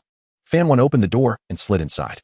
Jiang Chen approached her car, and the next moment, a roaring yellow beast flashed its headlights on. Subsequently, the low rumble of the engine ignited with an air of aggression, resonating throughout the parking lot. Fan Wan sat within her vehicle, observing as Jiang Chen waved at her from the driver's seat beside her. She retrieved her phone and sent him an address. "Fan Wan, Guyun Private Dining. Are you familiar with the place?" Jiang Chen: "Yes, I'll navigate there. See you at the entrance." Fan Wan selected a restaurant she deemed respectable yet reasonably priced. She drove her wooling warrior into the bustling evening traffic of the metropolis. Chapter 15. Something seems off. Half an hour later, at Guyun Private Dining, under the quaint and antique entrance, as Fan Wan parked her modest car, the conspicuous yellow BMW pulled up beside her. He exited the vehicle and approached Fan Wan. The ambience was pleasant. The private dining room at Guyun was modestly sized, featuring a round table crafted from redwood, 2 chairs, and adorned with an evocative landscape painting on the wall, effectively muffling the din of the outside world. Seated across from each other, the server presented them with tea. Fan Wan picked up the menu and slid it across the table toward Jiang Chen. "You order. Choose whatever you desire." "As I promised to treat." She initiated the conversation, breaking the silence. Jiang Chen, without hesitation, accepted the menu and began to browse. He bypassed the extravagant seafood options and opted for lighter, reasonably priced homestyle dishes: a steamed sea bass, chestnut braised chicken, sautéed seasonal vegetables with garlic, and a mushroom soup, concluding with rice as the staple. He returned the menu to the server. Once the server departed, the private room fell into silence. Clearing his throat, Fan Wan lifted her teacup and took a sip, deciding to steer the conversation herself. "Jiang Chen, what does your family do?" At that moment, Jiang Chen was acutely aware that when a woman begins to inquire about one's familial background, it signifies her consideration of him as a potential interest. "Me?" Jiang Chen set down his teacup. "I come from an ordinary rural family. Nothing remarkable." He paused before continuing. "My parents passed away early, and it was my grandmother who raised me." Fan Wan halted her tea drinking, lifting her gaze to meet Jiang Chen's. "You're lying. A rural orphan driving a BMW worth several $100,000, spending $16,000 on gym classes without batting an eye. This story is so far-fetched that even a 3-year-old wouldn't believe it." "It's true." Jiang Chen's expression was earnest. "Xiao Jing knows this too. We grew up in the same village. You can ask her."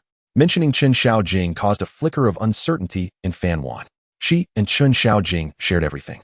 And while Chen Xiaojing had mentioned Jiang Chen, she had never described him as being well off. Rather, she had indicated that he had faced considerable hardships. Jiang Chen would not lie about something so easily disproven. "So is it true?" Fan Wan's heart skipped a beat, an inexplicable wave of emotions washing over her, mingling sympathy with guilt. "I'm sorry, I didn't mean it that way." She stammered an apology. "Not at all." Jiang Chen smiled, appearing quite at ease. "It's all in the past." The more nonchalantly he spoke, the more unsettled Fan Wan felt. She perceived her earlier doubts as a dagger, piercing into someone's painful memories. After a moment of silence, she could no longer restrain her most pressing question. "Then, where does your money come from?" This inquiry felt a tad intrusive, yet she needed to know.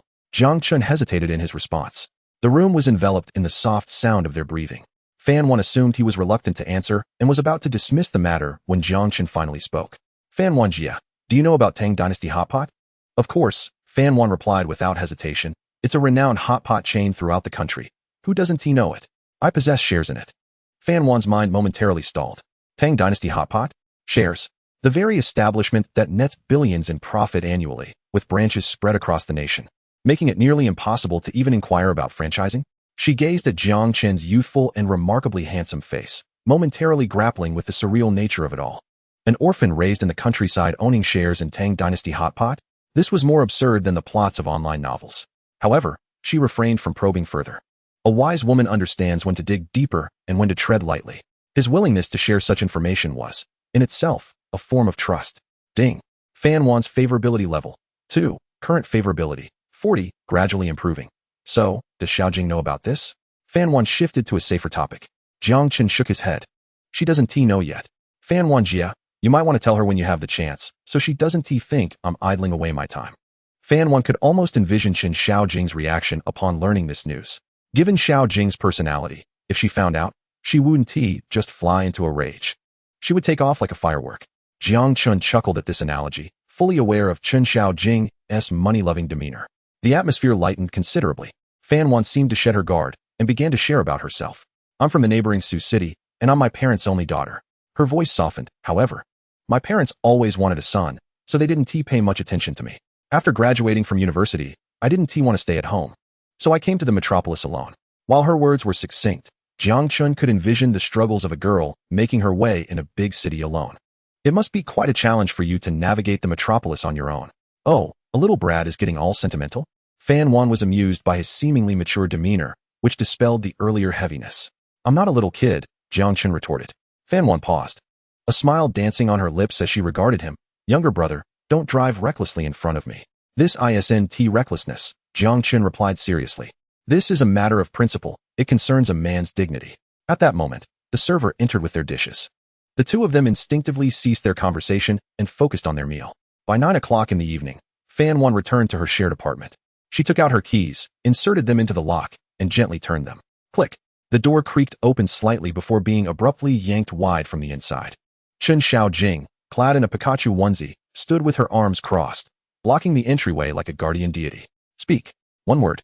Fan Wan ignored her, sidestepping to enter the room and bending down to change her shoes. What should I say? You're acting strange. Chen Xiaojing followed her closely, like a persistent shadow. Very strange. She circled in front of Fan Wan, poking her finger into Fan Wan's cheek. First, you always arrive home by 7, and now it's 9:07. Second, you smell of chestnut braised chicken. Chen Xiaojing leaned in to sniff, concluding, this isn't the aroma of your healthy meal. Fan Wan hung her bag on the coat rack and walked straight to the living room, pouring herself a glass of water. So what, Detective Chen? So, you honestly confess, who were you fooling around with today? Chen Xiaojing plopped down on the sofa beside her, adopting an interrogative stance. Fan Wan took a sip of water and fell silent. If you're not talking, I already know. Chen Xiaojing snapped her fingers. It's Jiang Chen, right? Fan Wan finally reacted, turning to look at Chen Xiaojing, neither confirming nor denying. Oh my goodness, it really is him. Chen Xiaojing sprang up from the sofa, exclaiming, Fan, you've finally come to your senses. Quickly, tell me, how far have you two gone? Have you dined together?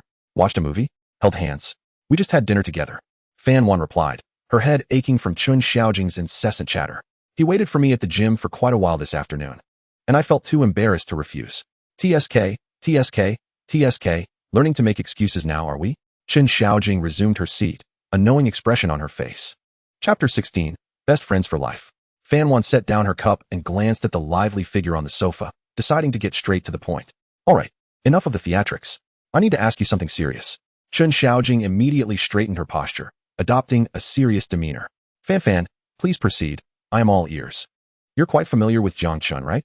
How much do you know about his family situation? Upon hearing this, Chen Xiaojing's gossip radar fell silent, and her expression grew more earnest. His family, well, it's rather tragic. We come from the same village. His parents passed away in a car accident when he was very young, and it was his grandmother who raised him single-handedly. The old lady has had a tough life, managing to support him through a few acres of land and compensation from the accident. Jiang Chen has always been exceptionally mature and studious. While he may not be at the top, he is certainly above average. Fan Wan listened quietly, refraining from interjecting. What Chen Xiaojing spoke mirrored exactly what Jiang Chen had shared himself. A man willing to divulge his painful past rather than fabricate a glamorous background demonstrates a commendable honesty about himself. Do you know what he is doing for work now? Fan Wan pressed on. Work? I'm not quite sure about that. Chen Xiaojing scratched her head. After graduating from university, he stayed in Shanghai. We occasionally chat on WeChat. But I haven't inquired in detail. He did borrow some money from me once, but he paid it back later. Why all this detailed questioning? Fan, are you actually interested in him? Fan Wan did not respond to her teasing. Instead, she set her cup down and looked at her earnestly. Xiaojing, I need to tell you something important, so prepare yourself mentally. Don't be scared. Chen Xiaojing chuckled, crossing her legs nonchalantly and waving her hand dismissively. What grand occasions have I not witnessed? I've dealt with all sorts of bizarre clients while managing millions in monthly revenue. Am I supposed to be scared? Fan One maintained her gaze, speaking each word deliberately. Jiang Chen has shares in Tang Dynasty Hot Pot. The smile on Chun Xiaojing's face froze, her crossed leg forgotten. What? She stammered, doubting her own hearing. He said he has shares in Tang Dynasty Hot Pot. Fan One reiterated. Tang Dynasty Hot Pot? Chun Xiaojing's voice wavered. Which Tang Dynasty Hot Pot? The one where people queue for ages, with an average cost of 100 per person, the nationwide chain? Yes, that's the one. Chun Xiaojing fell silent, slowly placing her leg down and reaching for her phone to unlock it and open the browser. The atmosphere grew eerily quiet. Fan One observed her, feeling a slight unease. Xiaojing, what are you doing? Ignoring her, Chun Xiaojing's fingers danced across the screen as she muttered to herself. Tang, Dynasty, Restaurant, Group, Financial Report. Fan One leaned in to take a look. A financial news link appeared on the screen, its headline reading, Tang Dynasty Restaurant Group releases annual financial report. Net profit surpasses 2 billion. Chun Xiaojing stared intently at that number, swallowing hard. She lifted her head to meet Fan One's gaze for a fleeting moment before quickly lowering it again to open the calculator app. 2 billion. That's 200 million.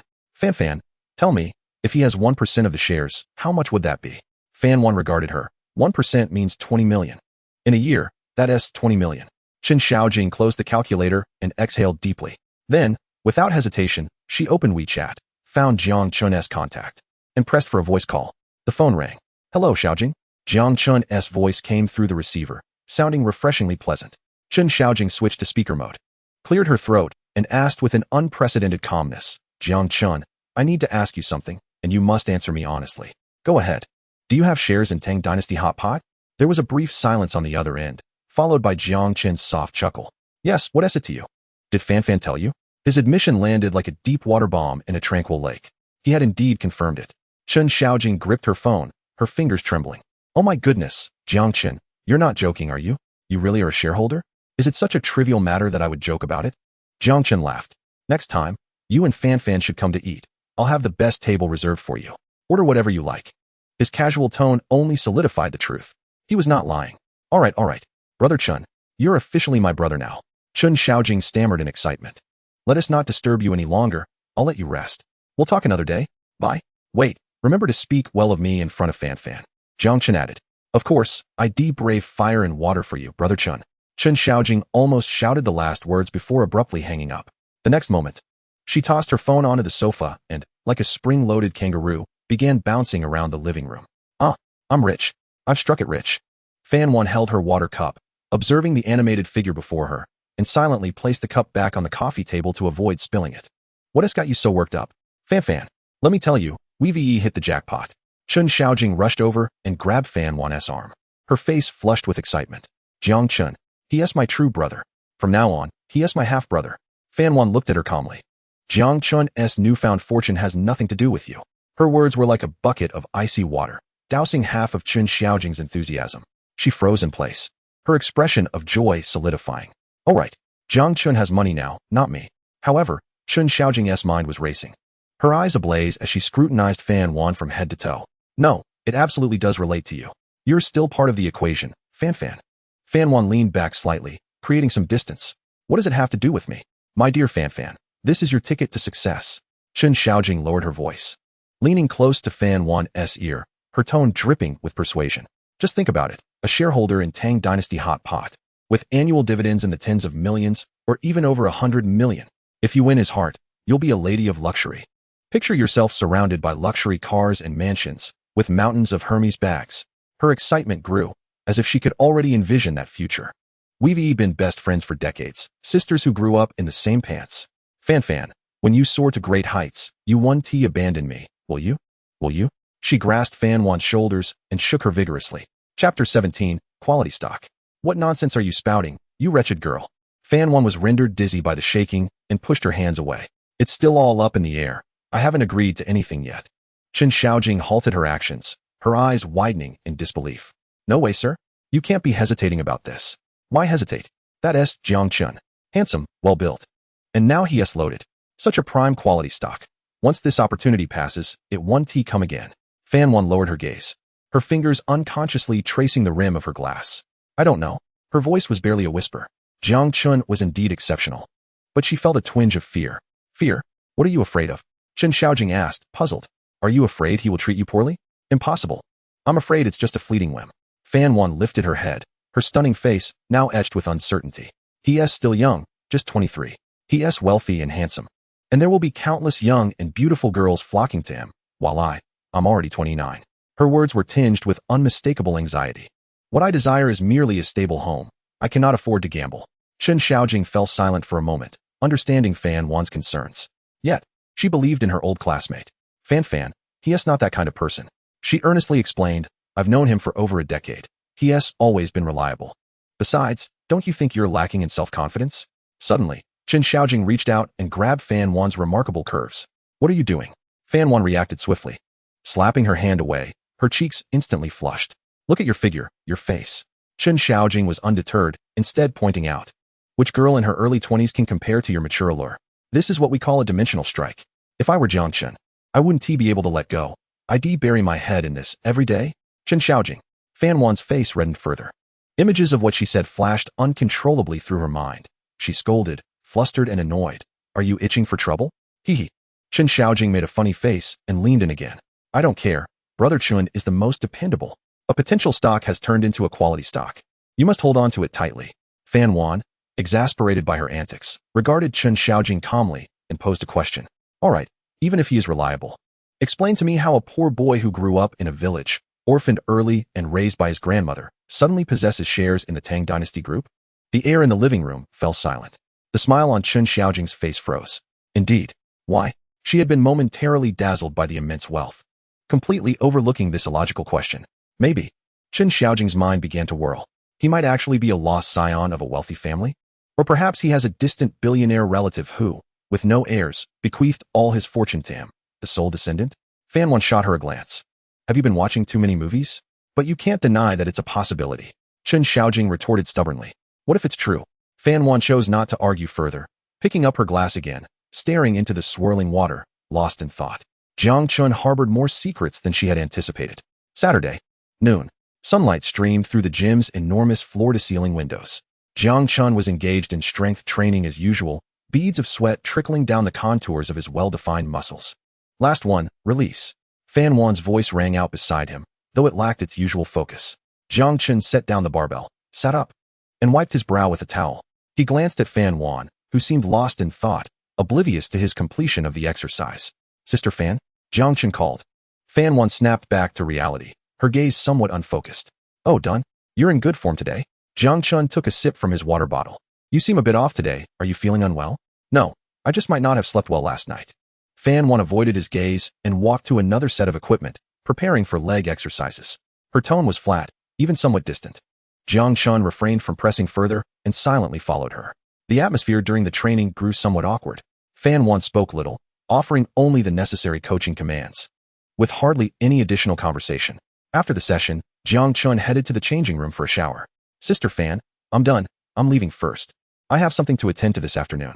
Understood. Fan Wan nodded. You go ahead. Her response was starkly different from the previous version of her, who would have teased him with a smile. Jiang Chen observed her for a few seconds, but ultimately said nothing and turned to leave the gym. Once in the car, he didn't start the engine immediately. Instead, he pulled out his phone and opened the WeChat chat with Jiang Qingzhu. There was still over an hour until the 3 o'clock movie. He sent her a message. Jiang Chen, ready to head out. Can I wait for you at your school gate? The reply came almost instantly. Zhuzi doesn't eat bamboo shoots. Sure. Jianggu, just wait for me a moment. Accompanied by a gif of a little rabbit running. Almost immediately, another message popped up. Zhuzi doesn't eat bamboo shoots. Oh, Jianggu, there is something I want to tell you. Jiang Chen, go ahead. Zhuzi doesn't eat bamboo shoots. My roommates are a bit worried about me. They want to meet you downstairs after the movie. If it's inconvenient for you, I can tell them. On the other end of the screen, Jiang Chen raised an eyebrow. Meet me? Now that is interesting. Jiang Chen, sounds good. The chat box for Jiang Qingzhu indicated she was typing for quite a while. Clearly, she hadn't expected Jiang Chen to agree so readily. Zhuzi doesn't eat bamboo shoots. You really don't mind? They might ask some odd questions. Jiang Chen, no problem. After the movie, I'll treat you all to dinner. It's a good chance to meet your friends. You love hot pot, right? I'll take you then. She quickly typed her response. Zhuzi doesn't eat bamboo shoots. Great. It's a deal. I'll get ready now. Jiang Chen smiled, stowed his phone away, and started the car, heading toward Moda University. He parked at a roadside spot across from the university's south gate. the bright yellow car standing out vividly. Chapter 18, Hand in Hand. Jiang Chen parked the car, rolled down the window, and felt the cool afternoon breeze. Leaning back in his seat with one hand resting on the steering wheel, he gazed at the entrance of Moda University not far away. In just a few minutes, a figure burst forth from the throng by the school gate. It was Jiang Qingzhu. She wore a loose, cream-colored knitted sweater that fell just past her hips, paired with a black pleated miniskirt and nude tights. Beneath her feet rested a pair of black Dr. Martens boots, ascending to white knitted sock sleeves that snugly enveloped her slender calves, accentuating her already long and straight legs, making them even more striking. She carried a petite backpack, and as she ran, her flowing dark hair danced alongside her skirt. Her eyes quickly caught sight of the conspicuous yellow BMW, along with Jiang Chen leaning against the car door. Jiang Chen, like a bird returning to its nest, she dashed towards him with a bright, ringing call. Jiang Chen opened the car door and stood upright, watching her rush towards him. Her cheeks flushed from the sprint, her breath slightly uneven. "Why are you running so fast?" "I'm not going anywhere," he remarked as he handed her a bottle of water he had prepared earlier. "I was worried you might be anxious waiting," she replied. Taking the water, Jiang Qingzhu unscrewed the cap and took a small sip, her eyes sparkling as she gazed at Jiang Chen. "Jiang Chen, you look so handsome today." "You too," he replied, his gaze resting on her, admiring her appearance, reminiscent of a character from a comic book. Jiang Qingzhu's cheeks reddened further as she lowered her head, gently kicking the ground with her toes. "Not really. Let us get in. The movie is about to start." Jiang Chen smiled, opening the passenger door for her, his hand instinctively hovering above the door frame to prevent her from bumping her head. "Thank you, Jiang Chen." Jiang Qingzhu bent down to sit inside. After he closed the door and returned to the driver's seat, he noticed Jiang Qingzhu hadn't fastened her seatbelt. Leaning over, he extended his upper body across the central armrest to assist her. A refreshing masculine scent enveloped Jiang Qingzhu in an instant. She could see his profile up close, along with his focused hand as he pulled the seatbelt. Her body tensed, frozen in place. Click. The seatbelt was fastened. Jiang Chen leaned back. "All set?" "Yes," Jiang Qingzhu replied, her voice barely above a whisper, her cheeks flushed enough to fry an egg. Ding. Jiang Qingzhu's favorability level 1, current favorability, 62, feelings deepening. The car smoothly merged into the flow of traffic. Throughout the journey, Jiang Qingzhu chattered away like a lively little bird, sharing amusing anecdotes from school. "Do you know our political theory teacher? He never looks at the textbook in class. He just tells jokes. We all call him an escaped actor from the Dayin Society. And the girl from the dorm next door, she skips rope every night to lose weight, but ended up hitting the head of the disciplinary director with the rope. Haha." Jiang Chen drove while listening, occasionally responding, creating a lighthearted and joyful atmosphere. Soon, they parked in the underground garage of the plaza. After retrieving their tickets, they purchased popcorn and cola before entering the screening room. The special effects of Star Trek were grand, and the sound was stunning. However, in the darkness, both of their thoughts seemed to drift far from the film. Jiang Chen placed the bucket of popcorn on the armrest between them. As Jiang Qingzhu reached for it, her fingertips brushed against something warm. She recoiled as if shocked, realizing it was the back of Jiang Chen's hand. Clearing his throat, he casually withdrew his hand and took a sip of cola. The theater quieted down, leaving only the sound of the movie. After a while, Jiang Qingzhu's fingers began to fidget restlessly on the armrest. One tap, two taps. Suddenly, a warm hand covered hers, halting her little movements. That hand gently enveloped her own. Jiang Qingzhu's body instantly tensed. She dared not move or turn to look at Jiang Chen, fixating instead on the large screen ahead, though she absorbed not a single word of the film. Ding. Jiang Qingzhu's favorability level 3, current favorability, 65, feelings deepening. Jiang Chen himself was not at ease either. This was his first time holding a girl's hand. Jiang Qingzhu's fingers were long and delicate, as if made of fine jade, and he found himself reluctant to let go. He refrained from making any further movements, simply holding her hand quietly. Time drifted in the darkness, and the film soon reached its conclusion. As the lights in the theater illuminated, people began to rise one by one. Jiang Chen stood up, yet he did not release Jiang Qingzhu's hand. Instinctively, she attempted to pull her hand back, but with a slight grip, he rendered her immobile. "Let us go?" Jiang Chen said, not allowing her a chance to refuse as he led her out of the screening room, hand in hand. Jiang Qingzhu's cheeks flushed as she followed him, half resisting, amidst the curious gazes of those around them. The combination of a handsome man and a beautiful woman was always eye-catching, especially given their intimate hand-holding. Jiang Qingzhu felt her heart racing, as if it might leap from her throat. Just then, her phone vibrated in her pocket. Struggling with her other hand, she retrieved her phone to find a WeChat message from Zhang Shan. "Zhang Shan. Zhuzi, did you finish the movie? We're waiting at the Starbucks downstairs." Jiang Qingzhu typed a reply. Bamboo doesn't eat bamboo shoots. We're done. We'll be right down. She pocketed her phone and looked up at Jiang Chen. Jiang Chen, my roommates are waiting for us downstairs. All right, let us go meet them. Jiang Chen nodded, leading her toward the elevator. As the elevator doors opened, 3 girls stood by the entrance of Starbucks. Jiang Shan with her braided hair, the graceful Tong Yao, and the short-haired Li Yu, crossing her arms with a scrutinizing expression. Juzi. Jiang Shan was the first to spot them, waving her hand vigorously. Jiang Qingzhu instinctively tried to withdraw her hand, but Jiang Chen tightened his grip. Blushing, she was led over to them. 3 pairs of eyes fixated on their intertwined hands before darting up to Jiang Chen's face. Li Yu and Tong Yao's expressions were purely astonished. This boy was quite handsome, standing at an impressive height, his simple sweatshirt and casual pants making him look remarkably appealing. He exuded a calm presence, entirely different from the brash boys at school. Qingzhu. Tong Yao adjusted her glasses and spoke first. Shan Shan, Tong Yao, Li Yu. Jiang Qingzhu introduced softly. This is Jiang Chen. Jiang Chen, these are my roommates. Hello, Jiang Chen greeted, his voice steady and composed. Hello, hello? The 3 responded in unison. Chapter 19. Cheers. Jiang Chen smiled and took the initiative to say, everyone must be hungry, right? I know a great hot pot place, Tang Dynasty Hot Pot. Let me take you to try it. Jiang Shan's eyes lit up. Tang Dynasty Hot Pot? I know that place. It's super popular. I heard the wait can start at 2 hours. Jiang Chen nodded, then asked, does anyone have a car? All 3 girls shook their heads in unison. Then let us go in my car. Perfect. Isn't that too much trouble for you? Tong Yao asked, slightly embarrassed. What trouble? Friends of Qingzhu are friends of mine. Jiang Chen said, naturally releasing Jiang Qingzhu's hand. Once Jiang Qingzhu was free, she immediately moved closer to Jiang Shan and the others.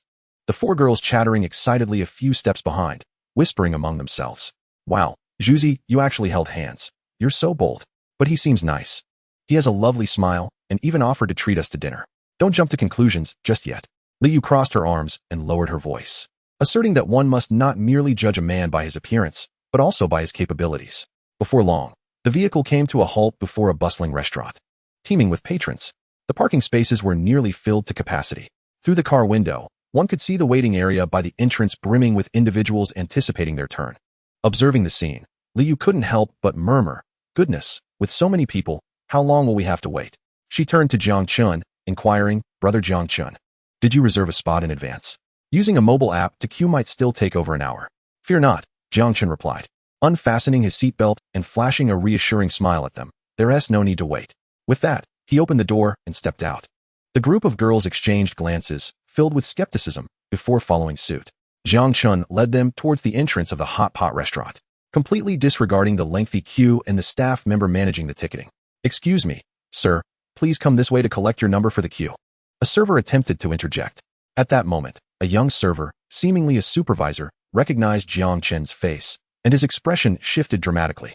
He nearly sprinted over, bowing deeply before Jiang Chen amidst the astonished gazes of the crowd. Mr. Jiang, it is an honor. Jiang Qingzhu was taken aback. Jiang Shan, Tong Yao, and Li Yu were equally stunned. Mr. Jiang? What does that mean?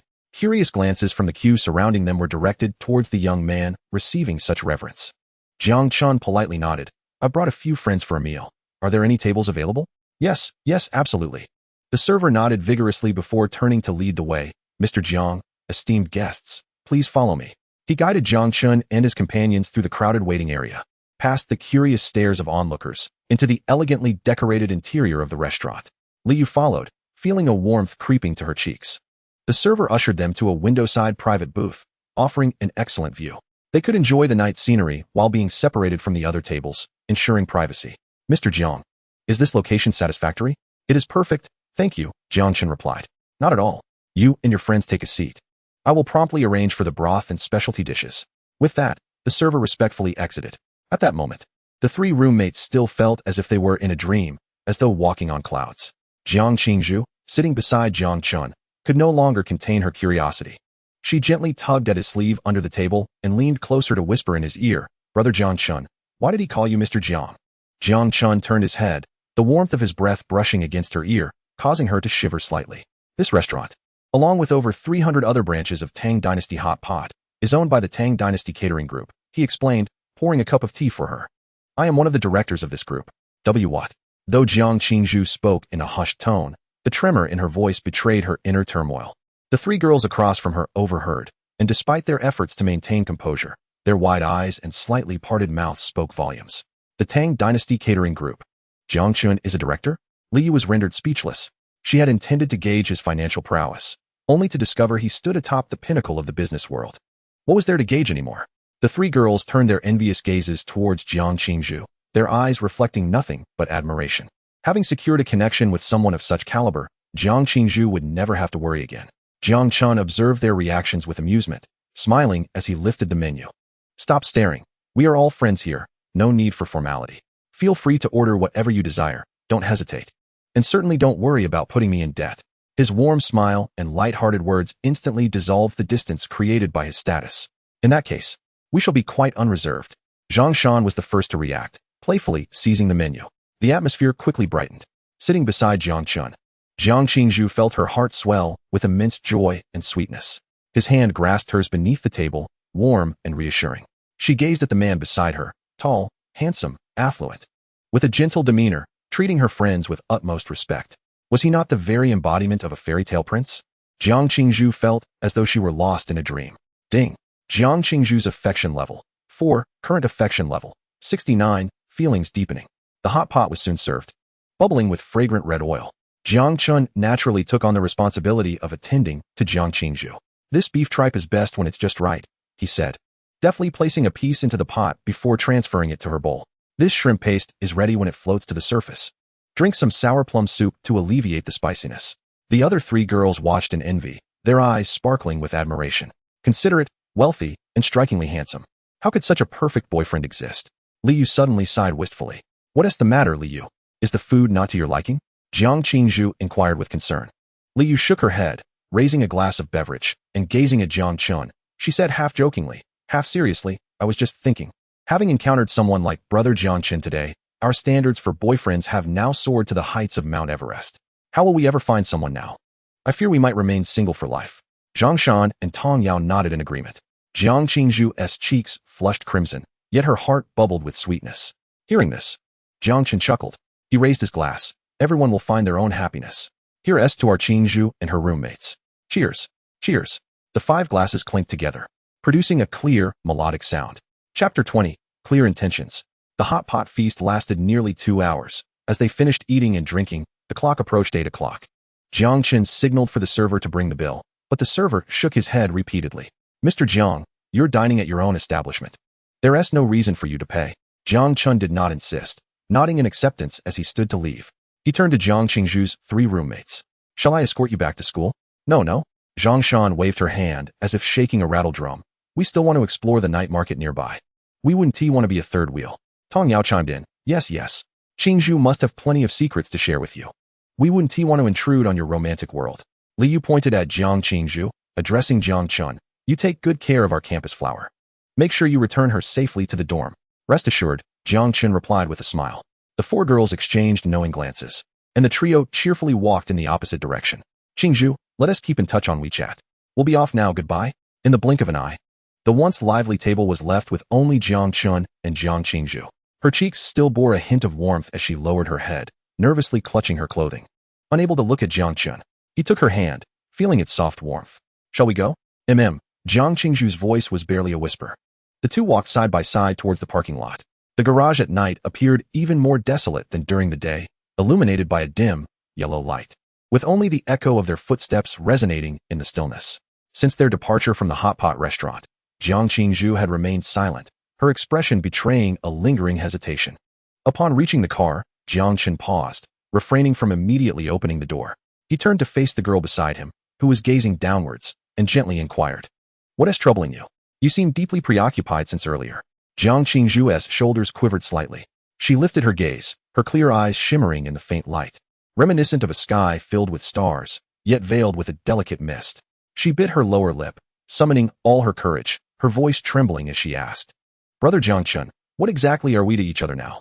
After uttering those words, it felt as if she had exhausted all her strength, anxiously awaiting his response. Jiang Chen was momentarily taken aback before bursting into laughter. He had anticipated her thoughts to be more serious, only to realize she was grappling with this question. What a silly girl. Rather than respond immediately, he stepped closer, their bodies nearly touching, effectively closing the distance between them. Jiang Chen could distinctly see her beautifully defined eyelashes and catch a whiff of her subtle fragrance. Jiang Qingzhu's heartbeat quickened as she beheld his striking face, her mind going blank. Leaning slightly forward, Jiang Chen let his warm breath brush against her ear, sending a shiver down her spine.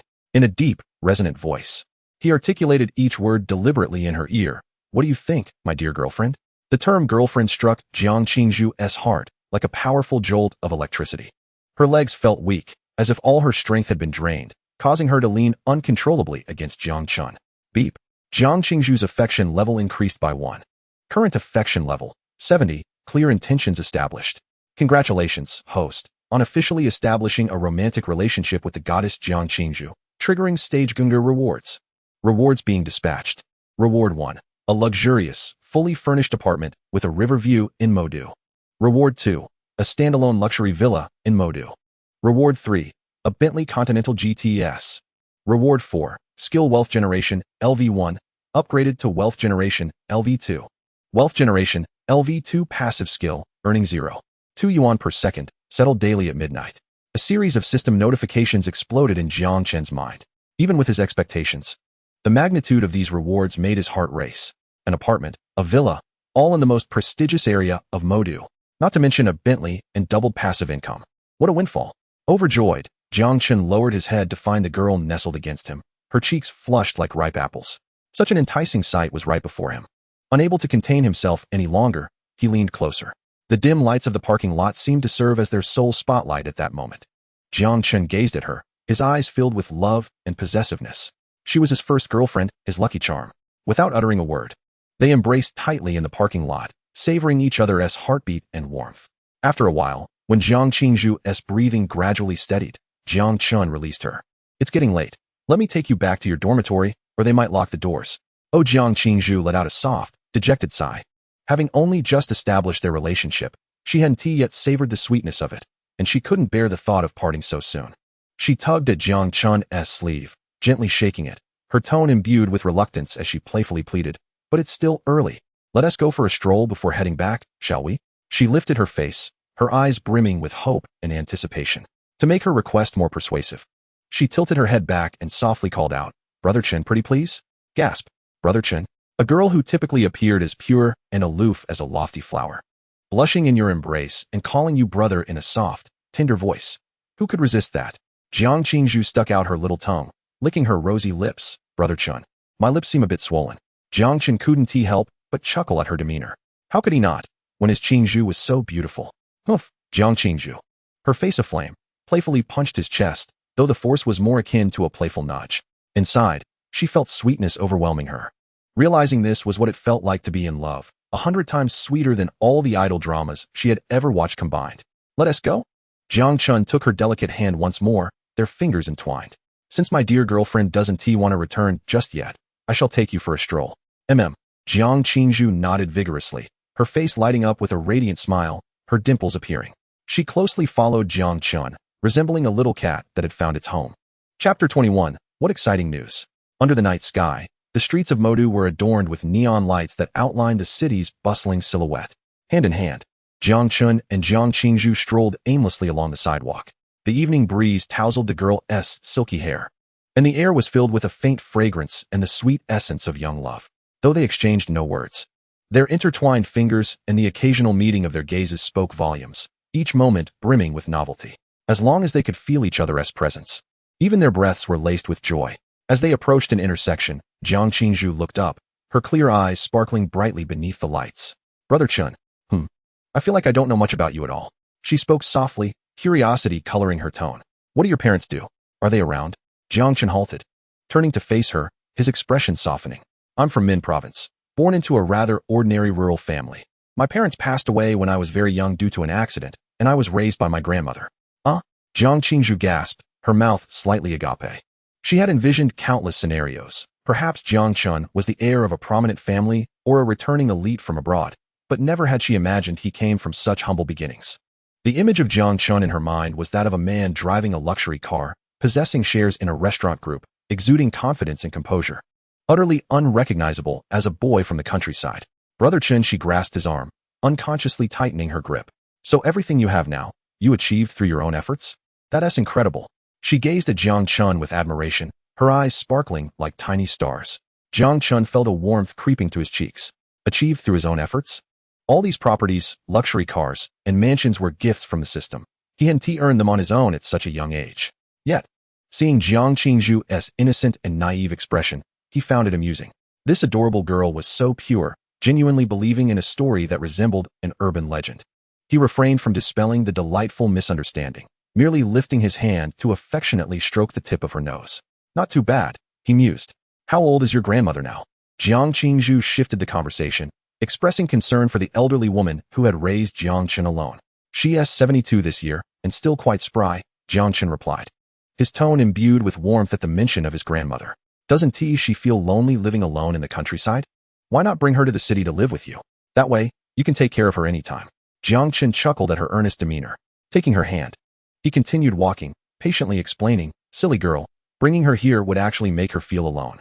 In the village, she grows her own vegetables, raises a flock of chickens and ducks, and can catch a meal whenever she wishes.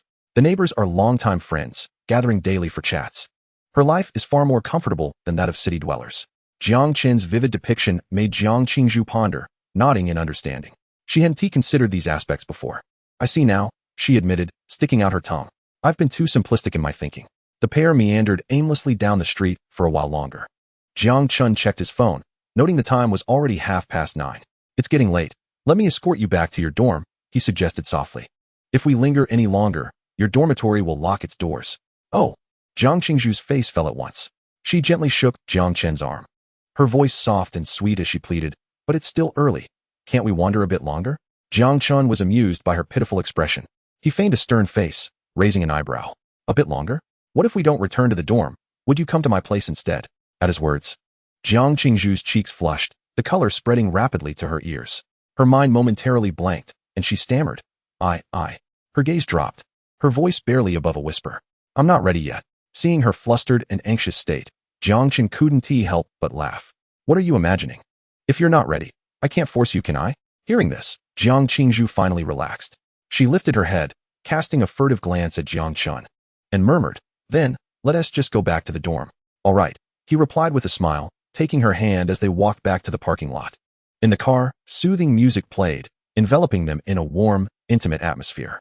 Jiang Qingzhu remained quiet throughout the journey, her face turned toward Jiang Chen, her clear, sparkling eyes fixed on him as he drove. His handsome profile, focused demeanor, every detail made her heart race. Soon, the entrance to Magic City University came into view. Jiang Chen smoothly parked the car by the roadside. We've arrived, he announced. Jiang Qingzhu unfastened her seatbelt. Go on in, I'll watch you. Jiang Chen's voice was husky. She said reluctantly, pushing open the car door and turning back 3 times as she walked into the campus. Jiang Chen sat quietly in the car, remaining until her figure completely vanished from sight before he pressed the accelerator and drove away. Meanwhile, as Jiang Qingzhu entered the dormitory, 3 pairs of eyes immediately fixed on her. Zhang Shan, Li Yu, and Tong Yao all turned to stare. Oh, our campus flower has finally deigned to return. Li Yu remarked sarcastically. Come on, spill the beans. After dinner, where did you go to frolic with your wealthy, handsome brother? Jiang Qingzhu felt bashful under their scrutiny, her cheeks flushing. I didn't go anywhere, just took a stroll nearby. TCH, the trio collectively sighed in disappointment, rolling their eyes in unison. We thought you had something juicy to share, but it was just a walk. How boring. Observing her roommate's dismissive attitudes, Jiang Qingzhu's vanity flared up. Clearing her throat, she declared, we kissed. What? In the next moment, 3 heads swung back around, eyes wide with astonishment. Zhang Shan was the first to pounce, gripping Jiang Qingzhu's shoulders and shaking her excitedly. No way. You're serious? You've only met twice, and you kissed already? Li Yu didn't join in the teasing this time. Instead, she wore an expression of knowing anticipation, analyzing the situation. What is so surprising? That Jiang Chen is wealthy and handsome, with an impressive physique and impeccable demeanor. What girl could resist such a man making the first move? If it were me, I'd be smitten too. Tong Yao leaned in closer. Curiosity etched on her face as she blinked her big eyes. Qingzhu, tell me, what was kissing like? At this question, Jiang Qingzhu blushed anew. Remembering the sensation from moments ago, a sweet smile involuntarily crept onto her face, her dimples becoming visible. Well, it felt sweet, very delicious, she said, tilting her head in contemplation before adding. But after a while, it felt like I couldn't breathe, and my mind went blank, just following his rhythm. Stop talking. I'm so jealous. Li Yu wailed, rolling on her bed with a pillow. I want to experience such a sweet, tooth-rotting romance. Tong Yao patted her shoulder. Then go find yourself a boyfriend. Find one. Li Yu's enthusiasm deflated instantly, her expression one of despondence. Before I met Jiang Chen, I thought some of the seniors in our school were decent looking. Now, ugh, forget it. Without comparison, there's no pain, and they all seem so inferior. Zhang Shan nodded in agreement, then turned to Jiang Qingzhu. By the way, tomorrow is Sunday. Are you two going out on a date? Jiang Qingzhu pulled out her phone. I'll ask him on WeChat. Back at his rented apartment, Jiang Chen summoned the system in his mind. System. How do I claim the house and car? The property certificates for the Tangchen Epine flat and the standalone villa in Tangong, along with the electronic access keys and related documents, have been stored in the system space and can be retrieved at any time. Ownership has been fully registered with the Magic City Housing Authority, completely legal and compliant. The Bentley Continental GT has been fully paid for and the paperwork completed at the Magic City Bentley Flagship Center. The host may retrieve the vehicle by presenting their ID. So, I can move in and drive it right away? Indeed. Excellent. This service is quite efficient. Jiang Chen nodded in satisfaction. Just as he contemplated whether to pick up the car or view the house first, his phone lit up with a message from Jiang Qingzhu. Zhuzi, Brother Chen, are you home? Jiang Chen chuckled, tapping his fingers on the screen. Jiang Chen, just arrived, thinking of my girlfriend. Within 3 seconds of sending the message, a reply came through. Zhuzi, blushing, I'm thinking of you too. So, do you have plans for tomorrow? Jiang Chen, initially, there was nothing, but if you invite me, then there is. Zhuzi, how about we go watch the newly released film Interstellar Love tomorrow? Jiang Chen gazed at the title she sent, envisioning the excitement sparkling in the young girl's eyes. Jiang Chen, movies can be watched anytime. Tomorrow, we shall attend to something of greater significance. Zhuzi, huh? What is it? Jiang Chen deliberately kept her in suspense. Jiang Chen, let me pose a question. For our future home, do you prefer a spacious flat with a view of the river, or a standalone villa with a garden? A silence lingered on the other end for a full half a minute. Jiang Qingzhu sent a message filled with question marks. Zhuzi, Brother Chen, are you joking? Jiang Chen, do I appear to be jesting? Answer seriously. Zhuzi, I don't know. This is too sudden. Jiang Chen, not sudden. Merely a matter of prudent planning. Choose one, the flat or the villa. Another silence ensued, and Jiang Chen could vividly imagine Jiang Qingzhu's bewilderment. Her face possibly flushed to the point of being able to fry an egg. After a long while, she finally replied.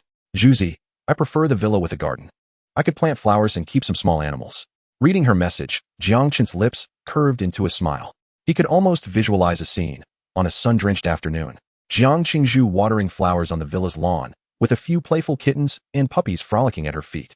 Jiang Chen, very well. Then it shall be the villa. Tomorrow at 9 in the morning, I will pick you up at your school gate, and we shall go view the property. Zhuzi, are we really going to look at houses? Jiang Chen, certainly. After sending the message, Jiang Chen closed the chat window. He opened another contact, that of Sister Fawn. Jiang Chen, Sister Fawn, I have something to attend to tomorrow, so I won't be going to the gym. Fan Bao Bao, all right. Having settled those matters, Jiang Chen stretched, then rose to freshen up. The first thing upon waking the next day was to collect money, followed by heading downstairs. Jiang Chen enjoyed a steaming bowl of wontons before hailing a taxi to Moda University. At precisely 9 o'clock, the taxi arrived at the entrance of Moda University. As Jiang Chen stepped out, he spotted a striking figure waiting for him beneath a nearby phoenix tree. With her long hair cascading and a light touch of makeup adorning her face, she looked like a painting under the autumn sun. Brother Chen. Upon seeing Jiang Chen, her eyes sparkled, and she trotted over, naturally linking her arm with his. Have you been waiting long? Jiang Chen inquired. Not at all. I just arrived, Jiang Qingzhu replied, tilting her face up with a smile that lit up her eyes. Where are we headed now? Are we really going to look at houses? Patience, Jiang Chen said, stroking her hair. Before we view the property, we need to acquire a means of transportation. A means of transportation? Jiang Qingzhu blinked, recalling the car from yesterday. That was merely a temporary vehicle, Jiang Chen clarified, flagging down another taxi and opening the door. Today, we need something more suitable for the occasion. Jiang Qingzhu nodded, somewhat understanding, and followed Jiang Chen into the vehicle. Driver, take us to the Bentley Center, Jiang Chen instructed. The driver glanced at him through the rearview mirror, said nothing, and pressed the accelerator. The taxi halted in the most bustling area of Moda City. Before them stood a lavishly decorated standalone building, its enormous B-shaped wings gleaming in the sunlight. Chapter 23, The Villa with a Garden. Jiang Qingzhu followed Jiang Chen inside. The floor glistened like a mirror. Opulent crystal chandeliers hung from above, and a few luxury cars were sparsely displayed in the exhibition hall, each exuding an aura of extravagance. A tall woman in a professional suit approached promptly. Good day, sir. How may I assist you? Her smile was professional yet distant, her gaze sweeping over Jiang Chen and Jiang Qingzhu, clearly not considering these two seemingly college students as potential clients. Jiang Chen paid no heed to her demeanor and spoke directly. I am here to pick up my car. The surname is Jiang Chen. The saleswoman paused, her professional smile faltering. She quickly rifled through recent orders in her mind, and a name soon sprang to mind. The full payment for the Continental GTS has been made. With a note for expedited processing, Mr. Jiang. Her expression did an abrupt 180-degree turn, transforming from aloofness to warmth and respect. Mr. Jiang, how wonderful to see you. My sincerest apologies. I will contact the manager immediately. Your vehicle is fully prepared. Please follow me to the VIP lounge for a brief respite. Her voice rose a pitch, and her posture bent slightly. This dramatic scene left Jiang Qingzhu in awe. She followed Jiang Chen into a luxurious lounge, where the saleswoman served tea and presented exquisite fruit platters, her demeanor now humbly transformed. Before long, a middle-aged man in a suit, presumably the manager, hurried in. Mr. Jiang, greetings. I am Li Wei, the sales manager here. Your beloved car is ready, and all paperwork and license plates are in order. You may take it away at your convenience. Let us go see the car, Jiang Chen nodded. Of course, right this way. Manager Li personally guided them through the exhibition hall to the exclusive delivery area. A sleek, pure white sports car stood quietly, adorned with a large red flower and silk ribbon at its front. With its perfect proportions and distinctive front design, it exuded elegance while radiating a sense of power. Even though Jiang Chen had mentally prepared himself, the sight of the Bentley Continental GTS still struck him like a jolt to the heart. How beautiful, Jiang Qingzhu exclaimed, unable to contain her admiration. Though her knowledge of cars was limited, she could tell that this vehicle was undoubtedly expensive. She tugged at Jiang Chen's sleeve and asked, Brother Chen, is this car yours? Who else would it belong to? Jiang Chen retorted with a smile.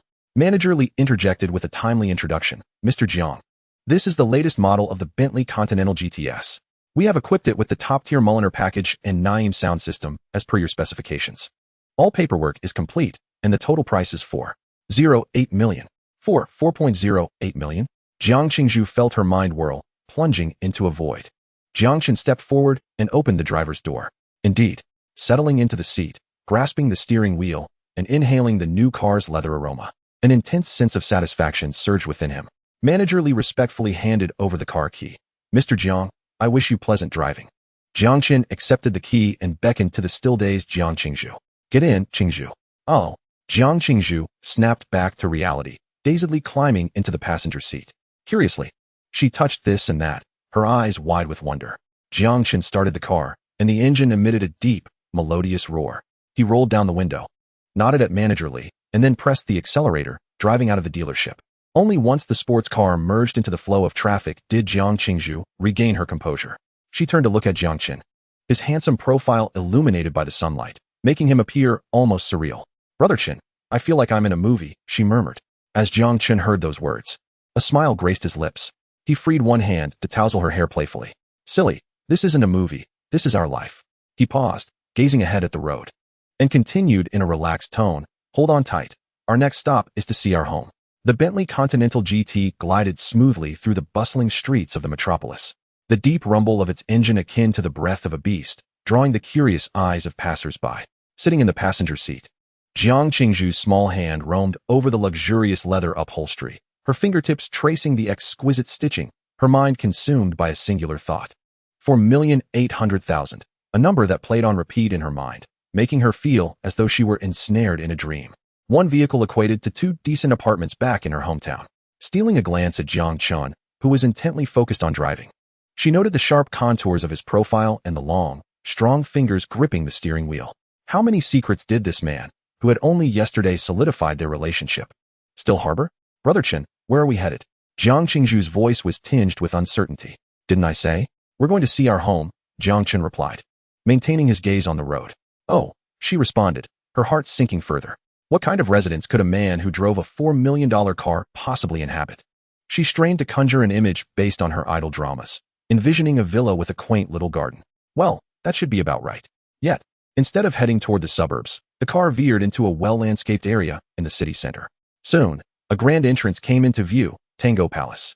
The gilded characters glimmered in the sunlight, flanked by a line of impeccably uniformed security personnel standing rigidly at attention.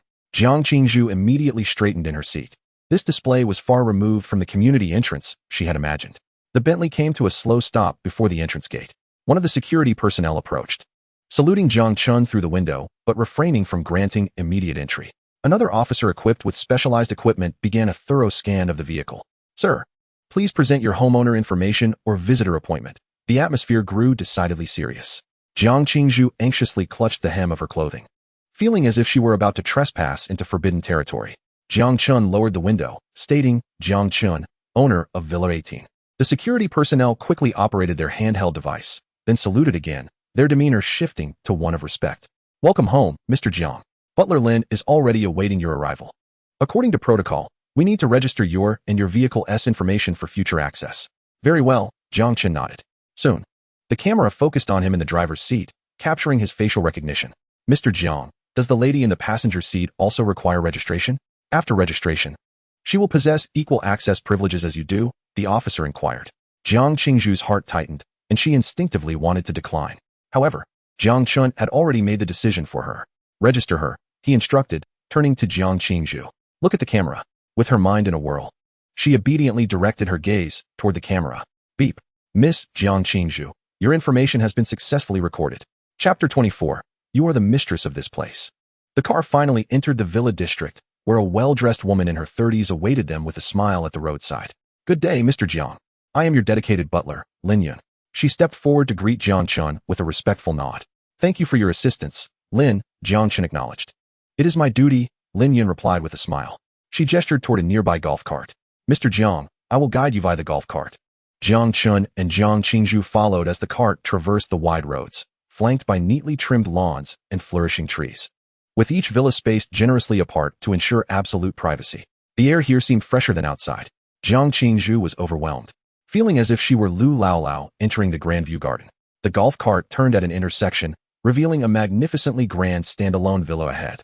The French classical architectural style boasted enormous floor-to-ceiling windows, a private garden featuring a fountain, and an outdoor pool that rivaled the size of a standard swimming pool. Jiang Qingzhu's mouth fell open in awe, rendering her speechless. Her imagination had been thoroughly eclipsed. This was no mere villa, it was a palace. The golf cart came to a steady halt in front of the villa. As everyone disembarked, Jiang Qingzhu trembled, tugging at Jiang Chen's sleeve, whispering, How much do you think this place costs? Lin Yun turned back, her smile impeccable. Mr. Jiang's Villa 18 occupies 4 acres with a building area of 1,800 square meters. 6 months ago, the neighboring villa sold for 320 million. This one will only exceed that price. 320 million? Jiang Qingzhu felt a buzzing in her head, unable to process anything further. Lin Yun said. The world around her faded away, leaving only that staggering figure echoing in her mind. Mr. Jiang, Miss Jiang, we have arrived, she said, handing Jiang Chen a black access card.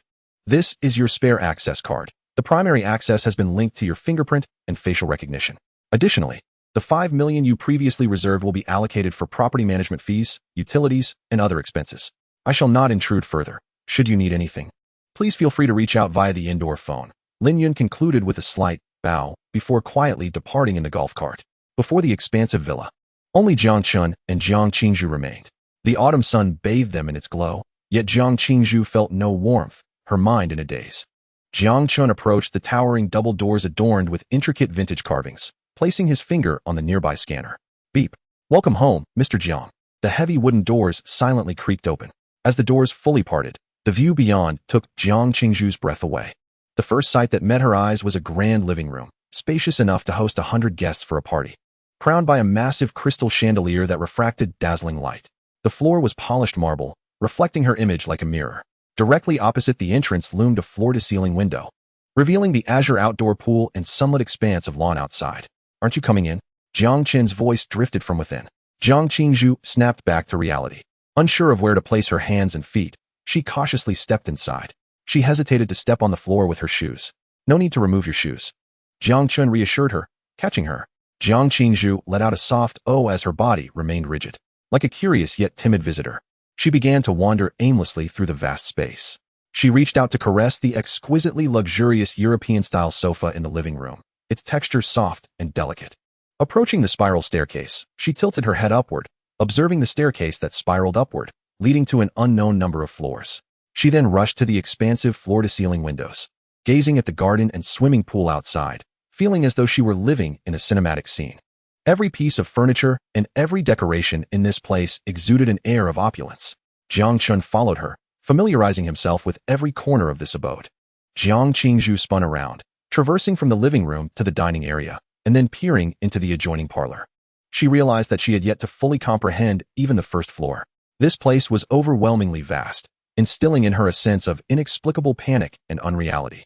She stepped closer to Jiang Chen, tilting her head to meet his gaze. "Brother Chen," her voice trembled, "is this villa really yours?" After posing the question, she anxiously held her breath, awaiting his response. In her mind, she had already anticipated the answer. Perhaps it was a rental to amuse himself? Or belonged to one of his affluent friends? Jiang Chen did not respond immediately. He stepped closer, gently tucking a stray lock of hair behind her ear. Looking into her eyes, he spoke deliberately. "No?" Jiang Qingzhu's heart sank abruptly. So it was not, after all. However, Jiang Chen's next words struck her like thunder. Reverberating in her mind, "It is ours. From this day forth, you are the mistress of this place." Jiang Qingzhu was left utterly speechless. "Our home, mistress?" She gazed at Jiang Chen's face, so close to her, observing his earnest expression, and she realized he was not jesting. An indescribable wave of joy engulfed her in an instant. Her eyes grew warm, mist gathering rapidly. Ding. Jiang Qingzhu's favorability level, 5, current favorability, 75, clear intentions. The system notification echoed in Jiang Chen's mind, but he had no time to heed it, for Jiang Qingzhu's face was already close to his. In this palace that belonged solely to them, time seemed to come to a standstill. Leaning against Jiang Chen's embrace, her cheeks flushed, her eyes sparkled with brilliance. She lightly punched his chest with her small fist. "You scared me. I thought." "Thought what?" Jiang Chen inquired with a smile. "I thought you were just teasing me," she murmured softly, her tone laced with an unshakable sweetness.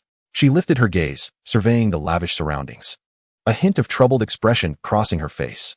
"But, Brother Chen, such a splendid house. I doubt I can come here often. I'm just a freshman, after all. With classes and dormitory rules to adhere to, I can only come out on weekends." The more she spoke, the softer her voice became, imbued with a sense of regret and longing. Having just acquired the most wonderful home in the world, yet unable to reside there constantly, it felt utterly tormenting. Jiang Chen, amused by her adorably scrunched face, couldn't help but chuckle. He playfully pinched her nose. "Silly, the house isn't going anywhere.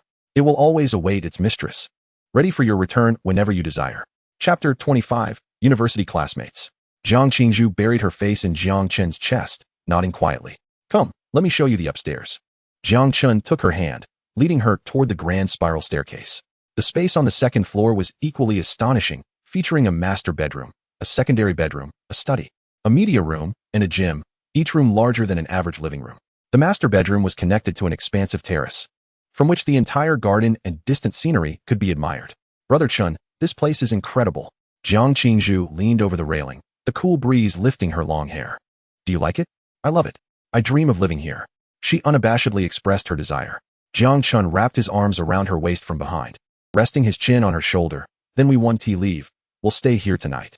Jiang Qingzhu's body stiffened momentarily, her cheeks flushing. "No way. I didn't bring anything, and the dorm checks at night. Just take a leave." That won't work either. I'm not mentally prepared," she protested softly. Jiang Chen ceased his teasing. "Cakes and desserts are meant to be savored slowly. All right, I'll listen to you, mistress." He released her hand. "Then let us familiarize ourselves with our future bedroom, shall we?" He guided her into the master bedroom's walk-in closet. It was a space larger than Jiang Qingzhu's own bedroom, with floor-to-ceiling wardrobes lining 3 walls, and a glass island in the center displaying jewelry and watches. Yet at present, all the cabinets were completely empty. "It's too empty here," Jiang Chen remarked. Jiang Qingzhu nodded. "So, we need to fill it up." Jiang Chen pinched her cheek. "Let us go shopping." "Yay!" Jiang Qingzhu exclaimed joyfully. They exited the villa, heading towards the shopping plaza. After parking the car, they walked side by side into the mall. The handsome couple instantly became the center of attention wherever they went. Jiang Chen was already accustomed to such gazes, and Jiang Qingzhu was no stranger to it either. Having caught the attention of countless boys at school, "Brother Chen, what should we eat first? I'm a bit hungry. What do you want to eat?" "Fujian cuisine." Jiang Qingzhu pondered before responding. Jiang Chen looked at her, having never heard her mention a preference for Fujian cuisine before. "All right, let us see if there's a Fujian restaurant here." "Sounds good." As they deliberated, a couple approached them. The young man donned casual attire and glasses, exuding a scholarly demeanor, while his companion, adorned with exquisite makeup, carried an LV handbag. The man seemed to be engaged in a debate with his girlfriend, oblivious to their surroundings, and walked directly towards them. When Jiang Chen recognized the young man's face, he paused. "Li Mingliang?" he tentatively called out. The bespectacled young man blinked. adjusting his glasses, and stared blankly at Jiang Chen. "Excuse me, were you calling me? Do we know each other?" His girlfriend also halted, scrutinizing Jiang Chen and Jiang Qingzhu. Jiang Chen chuckled. "It's me, Jiang Chen. Don't you remember?" Jiang Chen. Li Mingliang's eyes widened in shock as he removed his glasses and leaned in closer for a better look. "No way. It's really you," he exclaimed, slapping Jiang Chen's shoulder with enthusiasm. "Did you get plastic surgery in Korea? Or were you reborn? How have you transformed so much that I barely recognized you?" While Jiang Chen had been considered handsome during university, he had been of average height and build. The strikingly tall and model-like figure before him was like a different person altogether. "What surgery? This is just my second development. Is that so hard to believe?" Jiang Chen chuckled, returning the playful slap. "Indeed, this is unbelievable," Li Mingliang stammered with excitement, before his gaze landed on Jiang Qingzhu. And he was once again struck with awe, his mouth agape for a long moment. "And this, who might she be?" "My girlfriend, Jiang Qingzhu." Jiang Chen grasped Jiang Qingzhu's hand and introduced her. "Qingzhu, this is my university roommate, Li Mingliang. Hello to you both." Jiang Qingzhu greeted them with a poised smile. "You." "Hello." Li Mingliang felt somewhat flustered and absent-mindedly nudged his girlfriend beside him. Oh, this is my girlfriend, Wang Lin." Wang Lin's gaze lingered on Jiang Qingzhu for a prolonged moment, her eyes a mixture of awe and a hint of jealousy. She then forced a smile toward Jiang Chen and Jiang Qingzhu. "Hello. Old Jiang, you're quite something, aren't you? Concealing such a stunning girlfriend without a word," Li Mingliang exclaimed, regaining his composure as he threw an arm around Jiang Chen's shoulders. "We've only just started dating," Jiang Chen replied with a chuckle. "All right, enough standing around chatting. Have you both eaten yet?" Jiang Chen suggested. "There's no time like the present. Let me treat you to a meal." Li Mingliang glanced at Jiang Chen and then at Jiang Qingzhu, grinning. "Sure. I must treat you to a lavish feast. You must be doing well now." Jiang Chen led the trio to a highly rated Min cuisine restaurant in the square. In the private room, the four of them settled down. Li Mingliang remained exuberantly curious, bombarding Jiang Chen with questions. "Old Jiang, where have you been since graduation? You haven't shown your face in the WeChat group. We thought you had gone missing." "I was swamped during that period," Jiang Chen casually fabricated an excuse. "I knew it," Li Mingliang exclaimed, enlightenment dawning upon him. "Where are you working now? With your intellect, you must have landed a position in a major firm, right?" His girlfriend, Wang Lin, perked up, seemingly engrossed in her phone, yet focusing keenly on their conversation. Jiang Chen lifted his teacup to sip and replied to Li Mingliang. "I didn't go to a big firm. I just found a job to make ends meet." Upon hearing this, Wang Lin's fleeting interest dimmed significantly. "Oh, working is the same everywhere." Li Mingliang, however, didn't dwell on it. With a sense of pride, he thumped his chest, stating, "I'm currently at Tingyue Technology, working as a game planner. The company is doing well. And I just got regularized with a monthly salary of over 10,000. Impressive, Liangzi." Jiang Chen genuinely commended him. "You were always tinkering with games back in college. Now you found your calling." "Absolutely," Li Mingliang declared, raising his eyebrows in pride as he embraced Wang Lin. "It's primarily because my dear Lin Lin brings me luck. Ever since being with her, my career has skyrocketed." Wang Lin, flattered, humbly responded, "Oh, it's all you." Mingliang is now a core member of their project team. The director has mentioned he'll definitely be an outstanding employee by the end of the year, with bonuses amounting to several tens of thousands. As she spoke, her gaze subtly darted toward Jiang Chen and Jiang Qingzhu, her tone dripping with superiority. In Chapter 26, "I am but an ordinary office worker." In her view, no matter how handsome Jiang Chen was or how beautiful his girlfriend appeared, what future could a mere office worker hold? In the end, wouldn't he also be subject to the harsh realities of society? Unlike her steadfast boyfriend, Li Mingliang, who was steadily climbing the corporate ladder at a reputable company with a bright future ahead, Jiang Qingzhu, with her keen intellect, perceived the underlying message in Wang Lin's words. Under the table, her hand discreetly reached for Jiang Chen's. Jiang Chen reciprocated by enveloping her small hand in his palm, gently squeezing it while maintaining his calm demeanor. He nodded in agreement with Wang Lin's statement. Indeed, Liangzi has always been exceptional. He undoubtedly has a promising future. Seeing Jiang Chen so agreeable, Wang Lin's smile grew even brighter. She began recounting amusing anecdotes from Li Mingliang's workplace, mentioning their department's plans for a team-building trip to Sanya and how Li Mingliang was saving up to buy a car, steering the conversation to revolve around her boyfriend's prosperous life. Jiang Qingzhu couldn't help but stifle a laugh. She stole a glance at Jiang Chen, who, despite driving luxury cars worth millions and residing in opulent mansions, was currently being perceived as an ordinary office worker with an uncertain future. The sensation was simply delightful. She couldn't resist lowering her head, her lips curving upwards as her shoulders shook with suppressed laughter. Qingzhu, what's the matter? Wang Lin noticed her unusual demeanor. Nothing. Nothing. Jiang Qingzhu quickly waved her hand, stifling her laughter. I just think you two have a wonderful relationship, and I'm genuinely happy for you.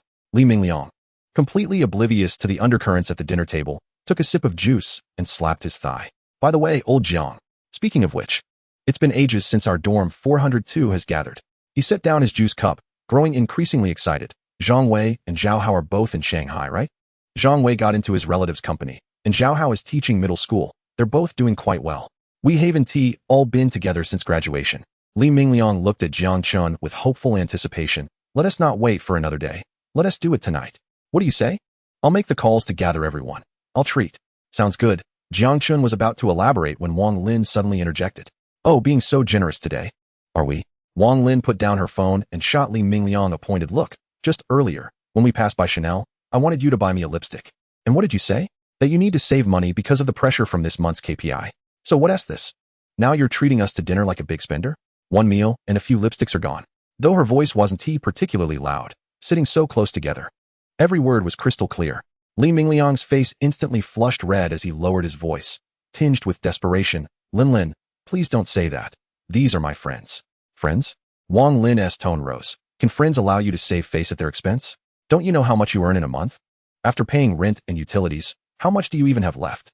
Treating? What will you treat with? Li Mingliang felt utterly embarrassed as his financial struggles were laid bare. He sprang to his feet, only to be yanked back by Wang Lin. What are you doing? Did I say something wrong? Wang Lin's gaze swept over Jiang Chen and Jiang Qingzhu, her sense of superiority returning. My Mingliang is a genuine person, unlike some, who flaunt what they cannot afford. The atmosphere in the private room felt as though it had become stagnant. Jiang Qingzhu's hand beneath the table clenched into a fist, her nails nearly biting into her flesh. Just as she was about to erupt, a warm hand suddenly enveloped hers. Jiang Chen gently squeezed her hand, looking at the flustered Li Mingliang and the aggressively imposing Wang Lin. With a smile, he raised his teacup. Liangzi, sit down. Wang Lin is right. Earning money is not easy, so you should be frugal with your spending. Li Mingliang stared at him, bewildered. Wang Lin, however, misinterpreted Jiang Chen's words as agreement and wore a triumphant expression. Jiang Chen continued. So, let us settle it. Tonight's dinner is on me. Don't try to take that away from me. Li Mingliang opened his mouth, too moved to articulate his gratitude, and could only nod vigorously as he sat back down. Wang Lin's expression soured once more as she scrutinized Jiang Chen, bluntly stating, You're treating? Are you incapable of understanding what I said? Mingliang earns over 10,000 a month at Tingyue Technology. What about you? Didn't you just say you found some random job? How much can you possibly earn? 3,000 or 5,000? Is it amusing to put on a facade here? Wang Lin. Li Mingliang could no longer contain himself, bellowing, Enough. Speak with some respect. How am I lacking in respect? I merely wish to prevent you from associating with vain companions. Wang Lin remained unyielding. You. All right. Jiang Chen interjected, interrupting their quarrel. This meal is on me, it's settled. He picked up his phone and, right in front of them, transferred 10,000 yuan to Li Mingliang via WeChat. Liangzi, you handle the arrangements, and let me know if it's insufficient. Li Mingliang's phone vibrated, and upon glancing at it, he froze, his mind buzzing at the staggering amount. Wang Lin, too, caught sight of the screen, her expression stiffening as though she had been dealt a sharp slap. 10,000, just to treat for a meal? Has he lost his mind? As an ordinary office worker. This was absurd.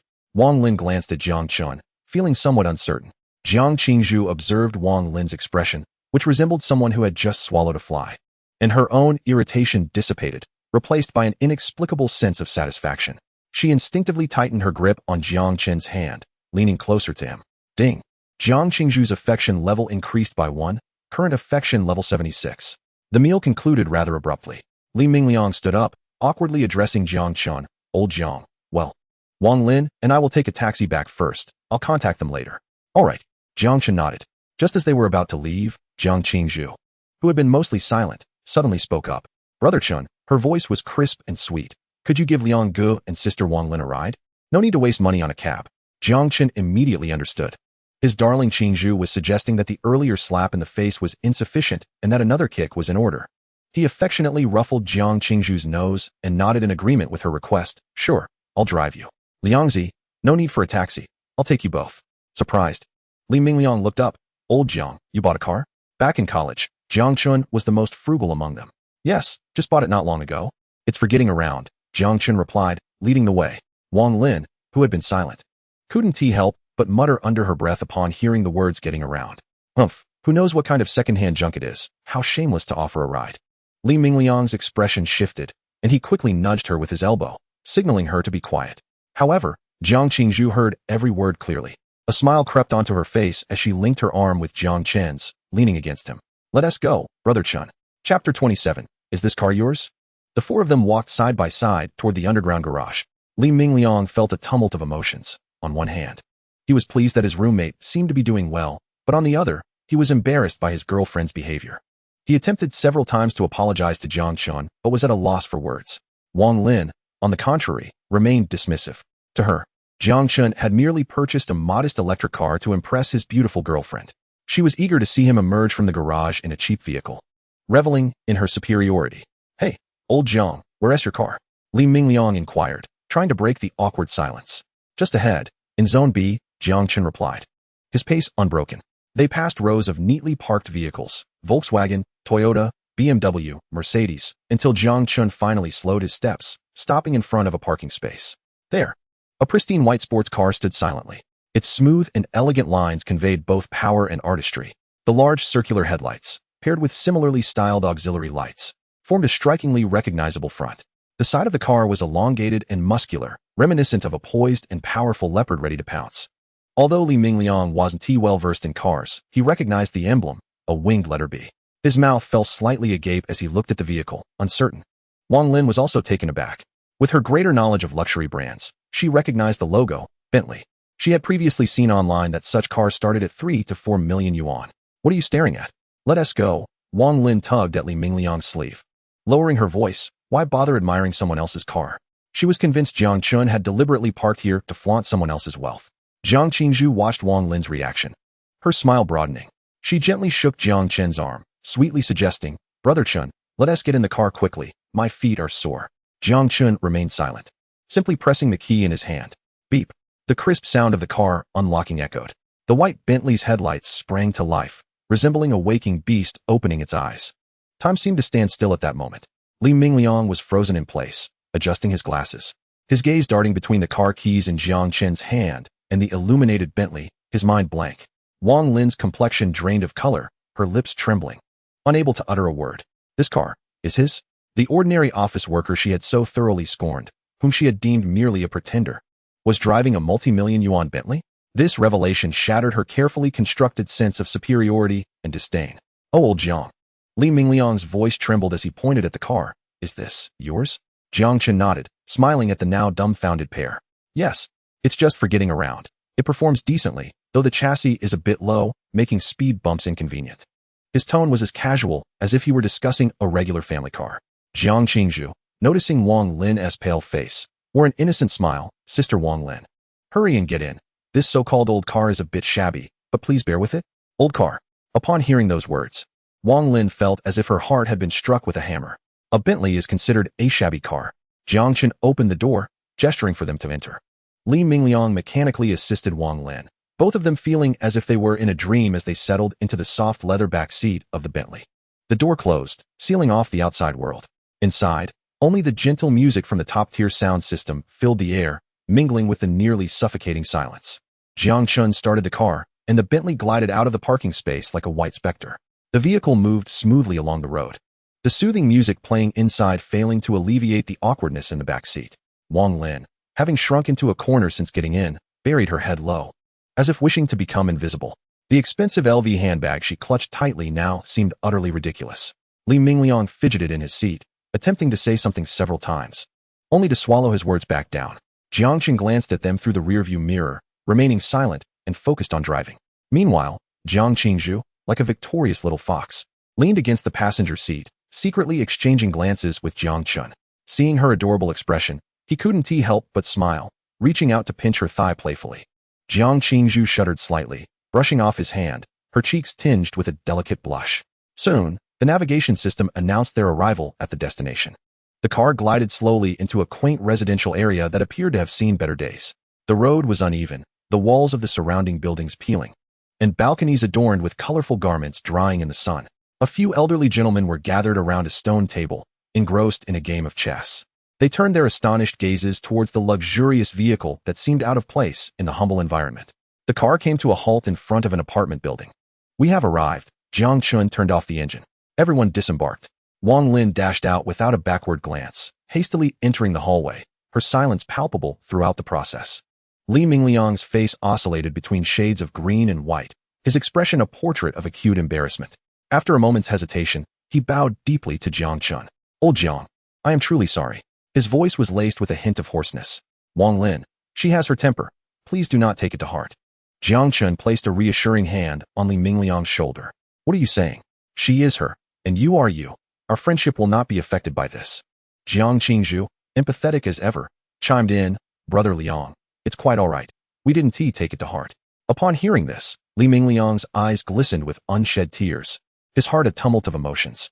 He retrieved his phone from his pocket, intending to transfer back the 10,000 yuan. "Old Jiang, I can't accept this money. I promised to treat, and instead, you bore the expense and endured all that frustration." Jiang Chen directly pressed his hand down on Li Mingliang's phone, halting his actions. "Liangzi, are you slapping me in the face?" Jiang Chen's tone remained calm. "I told you, this meal is on me.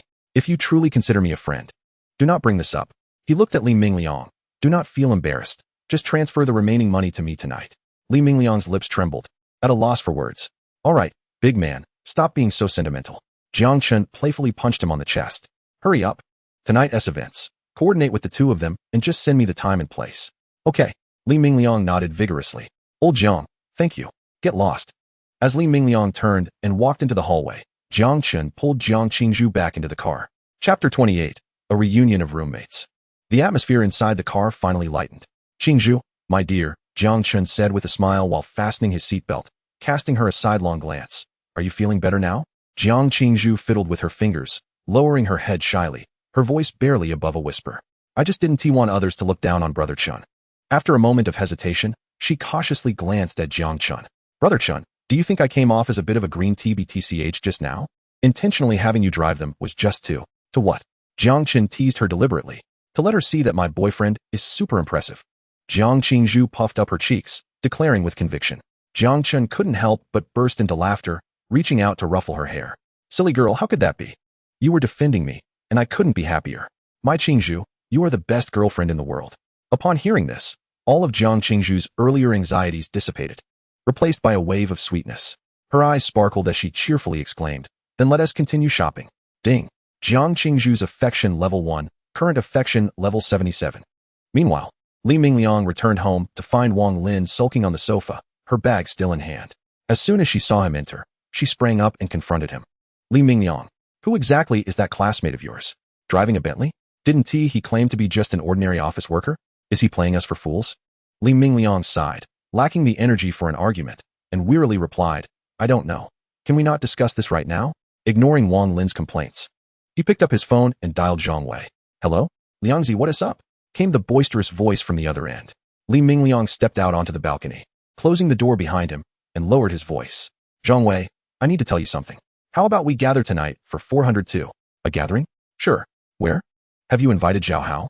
I'll contact him shortly. Mainly, old Jiang will be there too." There was a brief silence on the other end before a loud exclamation erupted. "What? Jiang Chen? That guy who vanished after graduation? He finally decided to show up? This bastard. I've called him so many times. This time I'm making sure he drinks until he's under the table." Li Mingliang chuckled at Zhang Wei's loud enthusiasm. "He definitely needs to drink tonight. Not only has he returned, but he also brought a girlfriend." "What? He found a girlfriend?" Zhang Wei's incredulous tone was palpable. "Has this blockhead finally wised up?" "Yes, and she is incredibly beautiful." Li Mingliang reminisced about Jiang Qingzhu's face, genuinely marveling. "She is on par with our school's goddess, Inxinyu." Silence fell once more on the line. Moments later, Zhang Wei's skeptical voice broke through. "Liangzi, you haven't even had a drink yet. How could you be spouting nonsense?" "Really, why would I lie to you?" Li Mingliang insisted. Inxinyu's name was legendary among their cohort, the universally acknowledged pinnacle of beauty from freshman to senior year, with admirers lining up from the south gate to the north. Now, Li Mingliang was claiming Jiang Chen's girlfriend was of the same caliber? That was as absurd as saying Jiang Chen had won a 5 million lottery. Li Mingliang pressed on. "And she looks quite young. She should still be a college student." After a prolonged silence, an anguished shout erupted from the other end. "You beast!" Li Mingliang pulled his phone away from his ear. "All right, I'll send you the address. I'll also notify Zhao Hao. Tonight, old Jiang is treating. At 10 o'clock that evening, Jiang Chen reluctantly dropped Jiang Qingzhu off at school. Brother Chen, I'm going in now. Jiang Qingzhu tiptoed and planted a kiss on his cheek. All right, go ahead. Jiang Chen gently tousled her hair. Watching her walk through the school gates, he finally started the car, turning the wheel towards their designated meeting spot. It was at the familiar Brother Barbecue place, where the four of them had often gathered over the past 4 years to enjoy skewers. The air was rich with the aroma of cumin and charcoal. Everything just as he remembered. Jiang Chen spotted the corner table immediately, where 3 figures were seated. He approached and naturally took a seat at the empty spot. Zhang Wei turned to glance at the newcomer, politely stating, "Hey, sorry, this table is taken." Jiang Chen, undeterred, began to unwrap the utensils on the table, smiling. "No, I'm meant to be here." His voice was familiar. Zhang Wei paused momentarily. Li Mingliang gave Zhang Wei a nudge. "Are you blind? Old Jiang is here." "What?" Both Zhang Wei and Zhao Hao, who had been quietly sipping their drinks, turned to face Jiang Chen, their eyes focused intently on his face. The man before them bore a vague resemblance to someone they knew, but his aura and physique had undergone a complete transformation. His skin was clear, his features seemingly refined. And beneath his neatly cropped hair, a pair of eyes sparkled with a hint of mirth. His physique had notably elevated, the shirt seemingly stretched taut over his muscular build. Is this still the disheveled Jiang Chen? What the hell? Zhang Wei's eyes widened in astonishment as he reached out to pinch Jiang Chen's cheek, his hand then sliding down to his arm, pressing firmly. "Solid. Seriously? Have you been to Korea?" Jiang Chen swiftly swatted his hand away, leaning back slightly. "Away. Rein it in. My orientation is perfectly normal. I'm not into that sort of thing." "Damn." Zhang Wei finally confirmed it. This was indeed Jiang Chen. He smacked his thigh in disbelief. "When did you transform into such a dapper fellow? With this looks, where does that leave my face as the resident eyesore of dorm 402? Beside them, Zhao Hao shot him a sidelong glance. "Spare us. Even if old Jiang reverted to his former self, he'd still be more handsome than you. Get lost." The initial awkwardness of their long-awaited reunion dissipated instantly, as if they had returned to the raucous days of their dormitory. "Come on, boss, let us order 2 more dozen beers." Zhang Wei waved his hand grandly, then pointed at Jiang Chen. "Old Jiang, confess generously, resist strictly. You ignored my calls for so long. You must drink 3 cups as punishment today." Jiang Chen grabbed a beer bottle, biting off the cap with his teeth and filling his glass. "All right, I'll accompany you to the ends of the earth tonight." He raised his cup and downed it in one swift motion, his actions crisp and decisive. Zhao Hao observed him, a hint of nostalgia in his eyes. "Old Jiang, you've changed so much. You used to come up with all sorts of excuses to avoid drinking. People inevitably change." Jiang Chen smiled lightly in agreement. Yes. Zhang Wei seemed to recall something, leaning in with a conspiratorial expression. "I heard you've snagged a girlfriend of campus bell caliber? Where is she?" "It's too late. I just dropped her back at school," Jiang Chen replied. Zhang Wei scrutinized Jiang Chen's face. "Now I believe it, with a face like yours. I do believe you'd wooed Yin Xinyu." The mere mention of Yin Xinyu shifted the atmosphere at the table dramatically. Even Zhao Hao, who had been focused on his food, paused, lifting his head with a look of reminiscence. Chapter 29, A Midnight Encounter. Yin Xinyu. This name is synonymous with pure brilliance among students of their generation. She wasn't merely the prettiest girl in a class or department. She was the universally acknowledged pinnacle of beauty across the entire school. Speaking of Yin Xinyu, let me tell you something. Zhang Wei suddenly lowered his voice, leaning forward conspiratorially. "I ran into her not long ago." "Seriously?" Li Mingliang and Zhao Hao chimed in unison. "Of course it's true." Zhang Wei patted his chest. "Would I joke about something like this? Just last month, my uncle's company had a project that required an interior design studio, so I went to deliver the contract. Guess what? The owner of that studio is Yin Xinyu." Jiang Chen perked up with interest, grabbing a skewer of chicken wings to listen. "Has she changed much?" Zhao Hao inquired. "Significant, yet not so much." Zhang Wei pondered, seemingly organizing his thoughts. "She's more mature now, exuding an air of sophistication. Previously, she was like an ethereal fairy untouched by the world. Now how should I put it? She's transformed into a strong, commanding woman, a true force of nature. Still exceptionally beautiful, albeit in a different way." He paused, then dropped a bombshell. "I even inquired, and it seems she's still single." A hush fell over the table. After a moment, Zhao Hao nudged Zhang Wei with his elbow. "So why didn't you make a move? The opportunity landed right in your lap. Our dormitory's resident eyesore. Get out of here." Zhang Wei's face flushed crimson as he waved his hands dismissively. "With my meager background and appearance, I'd look like a mere mud in front of her. Do I even stand a chance? If I asked for her WeChat, she'd probably toss me out on my ear. I'm self-aware enough to know that." After his outburst, he suddenly shifted his gaze to Jiang Chen, eyeing him closely. However, if old Jiang were to approach her with his current setup, I believe there's a real chance. Jiang Wei smacked his thigh excitedly. Old Jiang, with your physique and looks, if you casually bumped into her at her studio, who knows what might happen? He trailed off, suddenly halting mid-sentence, then slapped his forehead. Damn. I almost forgot. You're already taken, and your girlfriend is a campus beauty. What a pity. It's truly a shame. If you were single, you might have realized our dormitory's ultimate dream. Jiang Chen merely smiled, not responding. He raised his glass and finished its contents in one go. The atmosphere of the gathering reignited with fervor as they reminisced about their past exploits, discussed which professor's lectures were the most hypnotic, and reminisced about the stray cat they had fattened up downstairs. Time flew by, and the number of empty bottles on the table multiplied. At midnight, everyone was thoroughly enjoying themselves. All right, let us call it a night. Zhao Hao stood up, stating he had classes the next day and needed to leave. I should head back too. My uncle will be on my case tomorrow. Zhang Wei yawned, also rising. The group stood by the roadside, hailing a taxi. Old Jiang, let us stay in touch. Don't go disappearing on us again. Zhang Wei clapped Jiang Chen on the shoulder. Rest assured, I'm off now. Some hailed taxis while others hopped on electric scooters, quickly vanishing into the night. Jiang Chen stood by the roadside, the evening breeze dissipating some of his inebriation. The parking lot lay behind a barbecue stall in a narrow alley, nearly deserted in the late hours. The dim streetlights cast elongated shadows of people. As Jiang Chen turned into the alley, he heard a commotion ahead. A man in a jacket was tugging at a woman's arm, muttering lewdly, "Hey, beautiful. It's unsafe to be alone. Let me take you home. Let us be friends." The woman, clearly intoxicated, stumbled unsteadily, swaying dangerously. Yet she struggled to shake off the man's grip. "Let go, get away from me." Her voice was laced with drunkenness as she resisted. Jiang Chen frowned. Striding towards them, he wasted no time with superfluous words, firmly gripping the jacket-clad man's wrist. "What are you doing with my friend?" Jiang Chen's tone was calm, yet the pressure in his grip was substantial.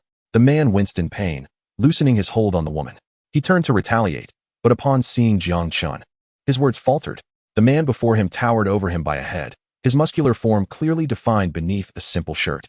More importantly, the aura of calm confidence emanating from Jiang Chen instinctively signaled danger to him. "Who the hell are you?" The man stammered, his bravado faltering. "I said, she's my friend." Jiang Chen tightened his grip further. "Ouch. Okay. The man yelped. "It's a misunderstanding, buddy. I was just trying to help her home. Thank you for your concern, but it's no longer needed." Jiang Chen released his hold. The man shot a venomous glare at the swaying woman, muttering a curse under his breath before scurrying off into the shadows. Jiang Chen didn't pursue him. Instead, he turned to steady the woman who was on the verge of collapsing. "Are you all right?" A heavy scent of alcohol mixed with an expensive perfume wafted towards him. The woman leaned against his arm, her body soft and warm. She lifted her head, the alley's light illuminating her face just right. It was an exquisitely delicate face, shaped like an egg, with pronounced features and deep-set eyes, the long eyelashes seemingly adorned with droplets of moisture. Even in her current state of inebriation, her breathtaking beauty was impossible to conceal. Ding! A goddess matching the criteria has been discovered and recorded in the Goddess Compendium. The system's notification resonated in Jiang Chen's mind. Name, Lu Yunqi. Age, 30. Appearance, 90. Figure, 91. Number of vehicles, 0. Current affinity, 0. Stranger. It was only then that Jiang Chen noticed her attire. A beige trench coat, loosely cinched at the waist, with the collar open, revealing a black undershirt and a glimpse of her fair neck. Beneath the coat, her long legs were encased in sheer black stockings, culminating in a pair of high-heeled shoes. She exuded maturity and sensuality, embodying the sophistication of an urban woman, contrasting starkly with the youthful vitality of Jiang Qingzhu. Just as Lu Yunqi opened her mouth to speak, her expression suddenly shifted. She violently pushed Jiang Chen away and rushed to the roadside trash bin, bending over to vomit violently. Jiang Chen stood frozen, observing her silhouette. The trench coat fluttered with her movements, accentuating the stunning curve of her waist and hips. After what felt like an eternity, the retching subsided. Lu Yunqi straightened, wiping her mouth with the back of her hand, appearing utterly drained as she leaned against the wall, gasping for breath. Jiang Chen retrieved a pack of tissues from his pocket and approached her, offering them. Lu Yunqi glanced at him, took them, and murmured a soft thank you. After expelling the contents of her stomach, she seemed to regain some clarity. "Where do you live? I can call a cab for you," Jiang Chen suggested. Lu Yunqi remained silent, her still somewhat dazed eyes surveying him, lost in thought. After a few seconds, she raised her hand and pointed in a direction. "I live in the community, just ahead." Her voice was a bit hoarse. "Could you help me? Just take me downstairs." "Of course, Jiang Chen replied without a second thought. How could he miss the opportunity to pursue a new goddess? He extended his hand, and after a moment's hesitation, Lu Yunqi draped her arm over him. Jiang Chen supported her, bearing much of her weight. Her body felt soft against him, the elasticity palpable even through the trench coat. As they slowly made their way toward the community, Lu Yunqi's apartment was not far off, located in an upscale complex at the end of the alley. As they walked side by side, her body leaned almost entirely against him. Upon arriving at the gated community, they swiped in, and the entrance to the building stood ajar. Jiang Chen helped her into the elevator and pressed the button for the 17th floor. Ding! The elevator doors opened. Lu Yunqi approached a dark-colored door, raised her hand, and unlocked it with her fingerprint. Click! The door swung open, revealing a meticulously decorated studio apartment. The design was sleek and modern, with a palette of gray, white, and black punctuated by splashes of vibrant color, and abstract paintings adorned the walls, exuding an artistic flair. Bending down, Lu Yunqi retrieved a pair of women's slippers from the shoe cabinet, her movements slightly unsteady from the alcohol. The hem of her trench coat slipped, revealing the perfectly rounded curves of her backside encased in sheer fabric. Without turning back, she merely tilted her body and said hoarsely, "Come in." Jiang Chen noticed the absence of men's slippers at the entrance. He removed his shoes and stepped onto the immaculate wooden floor in his socks. The floor was spotless, devoid of any dust. Lu Yunqi casually closed the door, not sparing him another glance. "Make yourself comfortable." After saying that, she headed straight for the bedroom and soon emerged with a silk nightgown, retreating into the bathroom.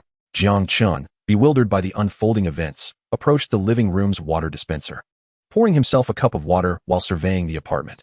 Soon, the sound of running water filled the air. The frosted glass door vaguely reflected a graceful silhouette, each movement imbued with an irresistible allure. Setting down the cup, he settled onto the sofa and glanced at the system panel. Current affinity, 0, stranger. The cold digit stood in stark contrast to the charged atmosphere he felt. After about 10 minutes, the water ceased. The bathroom door swung open, and Lu Yunqi emerged clad in a black silk camisole, her long hair damp and dripping. The nightgown was short, barely covering her thighs, exposing her long, slender legs to the cool air. The V-neckline was perfectly cut, accentuating her curves. Without makeup, her features appeared even more striking, her skin glowing under the light. Lu Yunqi seemed oblivious to Jiang Chen's presence, moving to the vanity and picking up a hairdryer to dry her hair. Amidst the buzzing sound, she caught a glimpse of the man on the sofa through the mirror, and a faint smile seemed to play at the corners of her lips. Once her hair was dry, she turned off the dryer, casually swept her hair to one side, and approached Jiang Chen directly. Instead of sitting across from him, she plopped down right next to him. The warmth of her freshly bathed skin, mingled with the fragrance of shower gel, enveloped Jiang Chen's senses.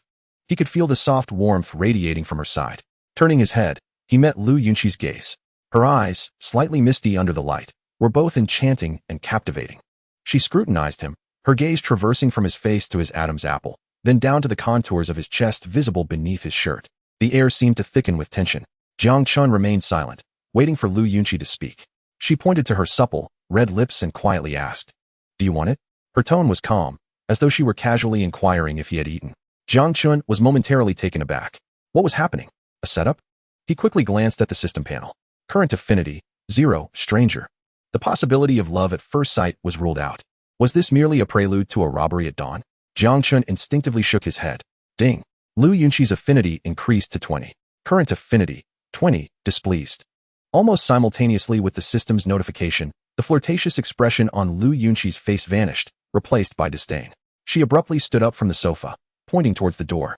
"Get out." Her voice turned sharp. "You need to leave." Jiang Chen was equally dumbfounded, completely unprepared for such a reaction. Instinctively, he rose to his feet. Ding. Lu Yunqi's affinity increased to 30. Current affinity, 50, extreme aversion. Damn, what a lunatic. Jiang Chen cursed inwardly. He realized that dealing with this woman required a departure from conventional methods. He turned around, seized Lu Yunqi, and pressed his lips against hers. Ding. Lu Yunqi's affection level stood at 50, yet her current sentiment was at 0, stranger. The system's prompt resonated in Jiang Chen's mind, confirming his suspicion. He slightly opened his eyes and beheld the corners of Lu Yunqi's tightly shut eyelids, tears cascading down her cheeks. She was weeping. What is this? Is it a call for me to kiss her? And now tears? Just as Jiang Chen prepared to utter something, the woman before him suddenly stiffened. A peculiar sound emerged from her throat, sending a shiver of foreboding through him. Instinctively, he loosened his grip, attempting to retreat. Alas, it was too late.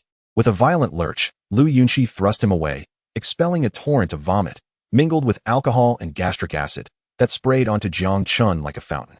The foul substance splattered across his shirt, and even his trousers bore the brunt of it. Jiang Chen froze, staring down at the chaos before him, his lips twitching in disbelief. No way. After emptying her stomach, Lu Yunqi seemed to have spent all her energy, collapsing onto the sofa.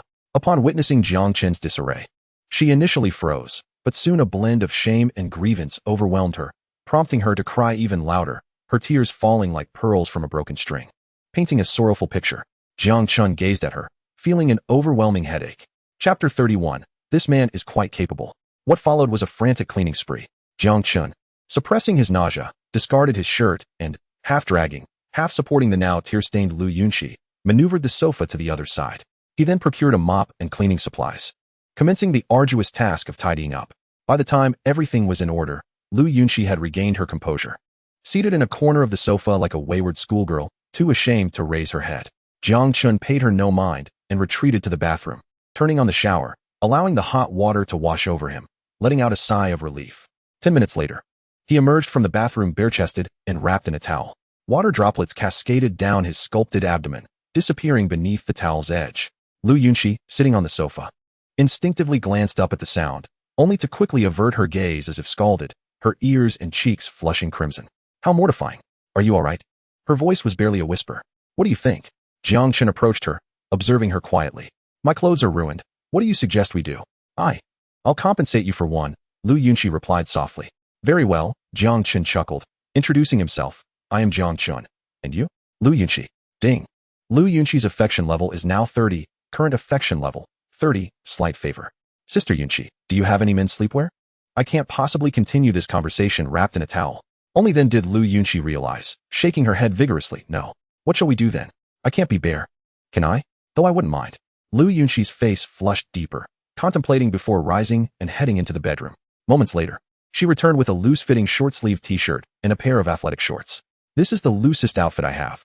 I've worn it a few times, but you can make do with it. She handed the clothes to Jiang Chen, adding, I already put your shirt in the washing machine.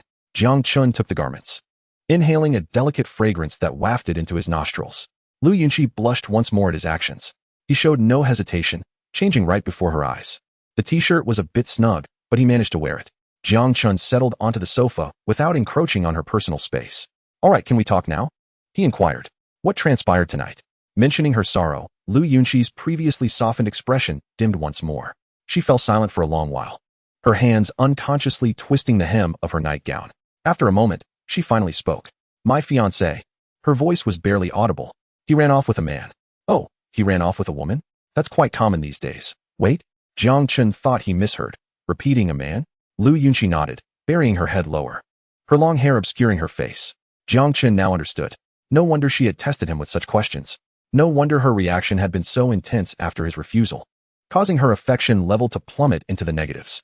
A woman, a stunningly beautiful woman, discovering her fiancé not only cheated but with another man. This was a double betrayal for her. It not only invalidated her feelings but struck her at the core of her identity, leaving her feeling inferior to even a man. Thus, when she drank, encountering a man who was impeccable in both looks and physique, she instinctively sought to validate her allure. Yet, with a mere shake of his head, Jiang Chen had plunged her into the depths of despair. So, you went out alone to drown your sorrows and drink? Jiang Chen asked. Lu Yunqi's eyes reddened again, her shoulders trembling slightly. She could not fathom where she had fallen short to warrant such a choice from him. Observing her vulnerable demeanor, Jiang Chen recognized that any attempts at consolation, suggesting that such a man was unworthy, would be futile. The best remedy for her self-doubt-induced heartbreak was not reasoning, but rather the undeniable truth. She was indeed enchanting. He was simply blind to it. Jiang Chen ceased his words, taking a step closer to Lu Yunqi and sitting beside her. The sofa sank beneath his weight, closing the gap between them. Lu Yunqi lifted her gaze, her tear-filled eyes meeting his. His handsome visage loomed close, his breath seemingly brushing against her lashes. Jiang Chen reached out, gently wiping away the tear stains from her face. Sister Yunqi, I believe we were just a tad off earlier. Shall we continue now? Lu Yunqi's cheeks flushed a deep scarlet. In her drunken state, she had acted recklessly. Now, sober, how could she possibly engage in such behavior? Why, you're joking. She attempted to withdraw. Jiang Chen, however, would not grant her that opportunity. After a prolonged moment, he looked at her, a soft chuckle escaping his lips. Now, are you still upset? Lu Yunqi gasped for breath, her chest heaving. She sensed that the boulder weighing on her heart had, in some way, fragmented. The fury of betrayal and self-doubt seemed to dissolve within the warmth of that lingering kiss. Was he healing my wounds in this manner? With that thought, an indescribable and peculiar sentiment blossomed toward this younger man before her. Ding. Lu Yunxi's affection level is now 10, current affection level, 40, gradually improving. The atmosphere of ambiguity fermented in the living room. Lu Yunxi nestled against Jiang Chen, feeling the strength of his heartbeat, for the first time realizing that the night could be so tranquil. She had expelled her stomach's contents. And this man had grumbled not a single complaint while cleaning up. She wept in sorrow, and he consoled her in his unique way. Her body relaxed. Yet her mind raced. Jiang Chen, she murmured, her voice tinged with a rough edge. Why are you so kind to me? Because, Sister Yunxi, you are beautiful. Jiang Chen's arm tightened slightly, drawing her soft form even closer to himself. It is the duty of every handsome man to treat beautiful women well.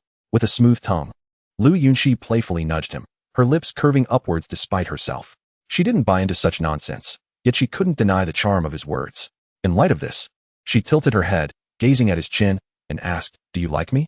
Jiang Chen lowered his gaze to meet her eyes and smiled. Of course. He leaned closer to her ear, his warm breath causing a delightful shiver at her earlobe. I like the way you just asked if I wanted you. I like that you're sitting in my arms, and I adore the enchanting blush and quickened heartbeat you wear. Lu Yunxi's face flushed crimson in an instant. This man was far too direct and far too skilled. Ding. Lu Yunxi's affection level, 10, current affection level, 50, feelings stirred. Chapter 32, continuous reward triggering. Lu Yunxi's body melted completely, akin to a cat that found its harbor, quietly resting against Jiang Chen. The living room was filled only with their intertwined breaths. The air thick with an amorous tension. She certainly did not believe in the absurd notion that treating beautiful women well was a handsome man's obligation. Yet her mind had been entirely emptied of negativity by 2 kisses from this man. What remained was the delightful scent of him and the reassuring rhythm of his steady heartbeat resonating from his chest. Time slipped away unnoticed until weariness enveloped her. The lingering effects of alcohol, combined with the emotional turbulence, caused her eyelids to grow heavy. Jiang Chen sensed the change in the woman in his arms. He looked down to find her drifting into slumber. Tired? He gently released her, allowing her to lean against the sofa. Lu Yunxi's voice was thick with sleepiness, exuding a sense of lazy dependence. She propped her forehead up, striving to regain her alertness. You don't need to go back tonight. You can sleep in the bedroom. And I'll take the sofa. Jiang Chen chuckled at her stubbornness. What nonsense is that? Without granting her an opportunity to refuse or reconsider, he leaned down, slipping one arm beneath her knees and the other around her back, effortlessly lifting her into his arms. Lu Yunxi gasped, instinctively wrapping her arms around Jiang Chen's neck. The sudden suspension of her body sent a jolt of surprise through her, but it was soon replaced by an unprecedented sense of safety. His arms were strong and secure, lifting her, tall as she was at 171 centimeters, as if she were merely a coat. She buried her face in the crook of his neck, clearly feeling the pulse of his heartbeat, strong and steady. Jiang Chen carried her steadily toward the bedroom. Using his foot, he nudged the door open and carefully laid her on the soft bed. The mattress sank beneath her, and although she was in her most familiar place, everything felt strangely foreign. A towering figure blocked the light overhead. Jiang Chen stood at the edge of the bed, leaning down as if to do something. The air thickened with anticipation. What was he about to do? Lu Yunxi's heart raced uncontrollably, her previous dreamy state now overtaken by a different kind of tension. She shut her eyes, instinctively resisting. Jiang Chen, we can't do this. It's too soon. I'm not that kind of woman. She clutched the sheets tightly, afraid to even glance at his reaction. She didn't dislike him. In fact, tonight, he was the only one who made her feel warm.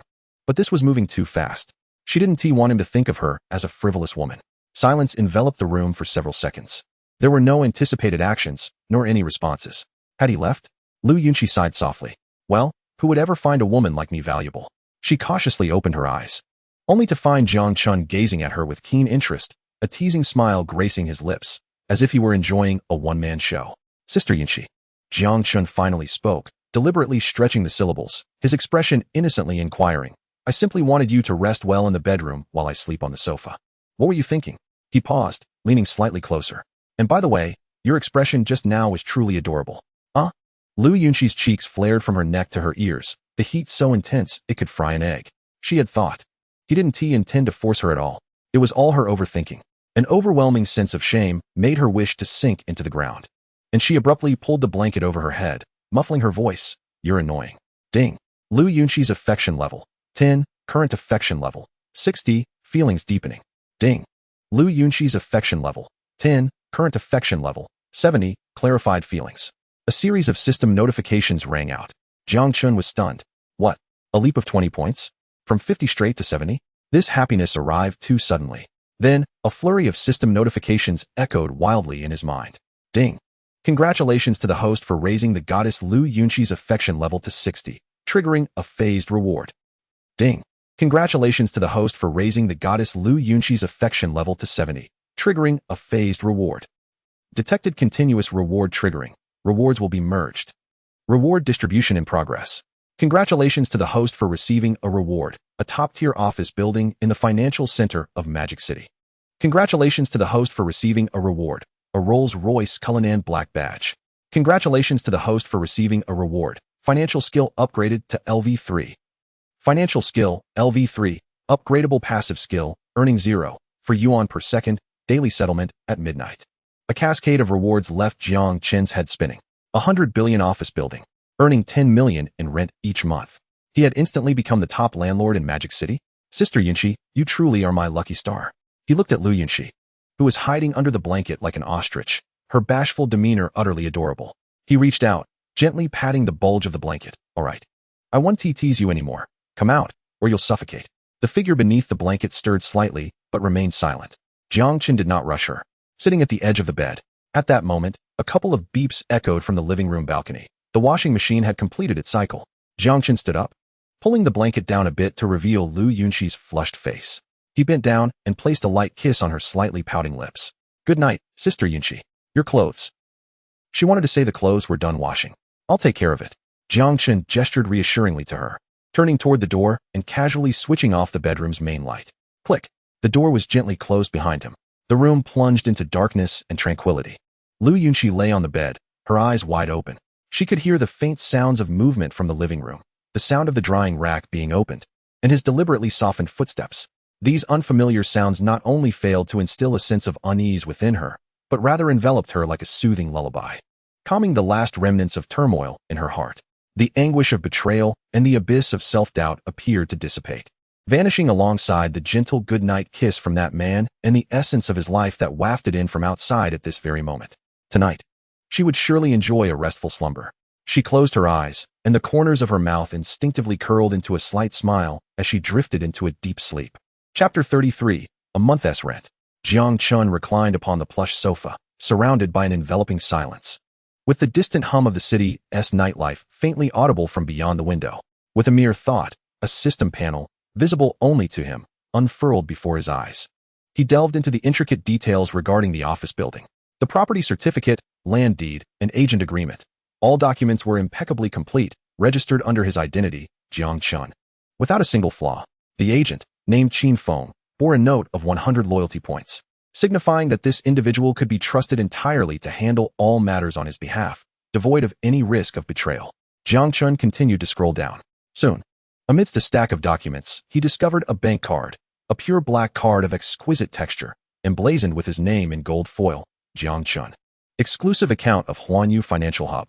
His heart raced slightly as he endeavored to ascertain the balance of this rental card. In the blink of an eye, a series of numbers materialized before him. Balance, 1,012, 852, 500 yuan. 10 million. A month's rent. This card contained an entire month's rent. What a euphoric sensation. It felt even more exhilarating than sipping an ice-cold cola on a sweltering summer day. The previous discomfort of possessing a wealth of fixed assets yet limited cash in hand evaporated in an instant. Although his assets appeared substantial, shares in hotpot restaurants and ownership of luxury villas and cars, his immediately accessible cash was merely over 80,000 yuan in the bank.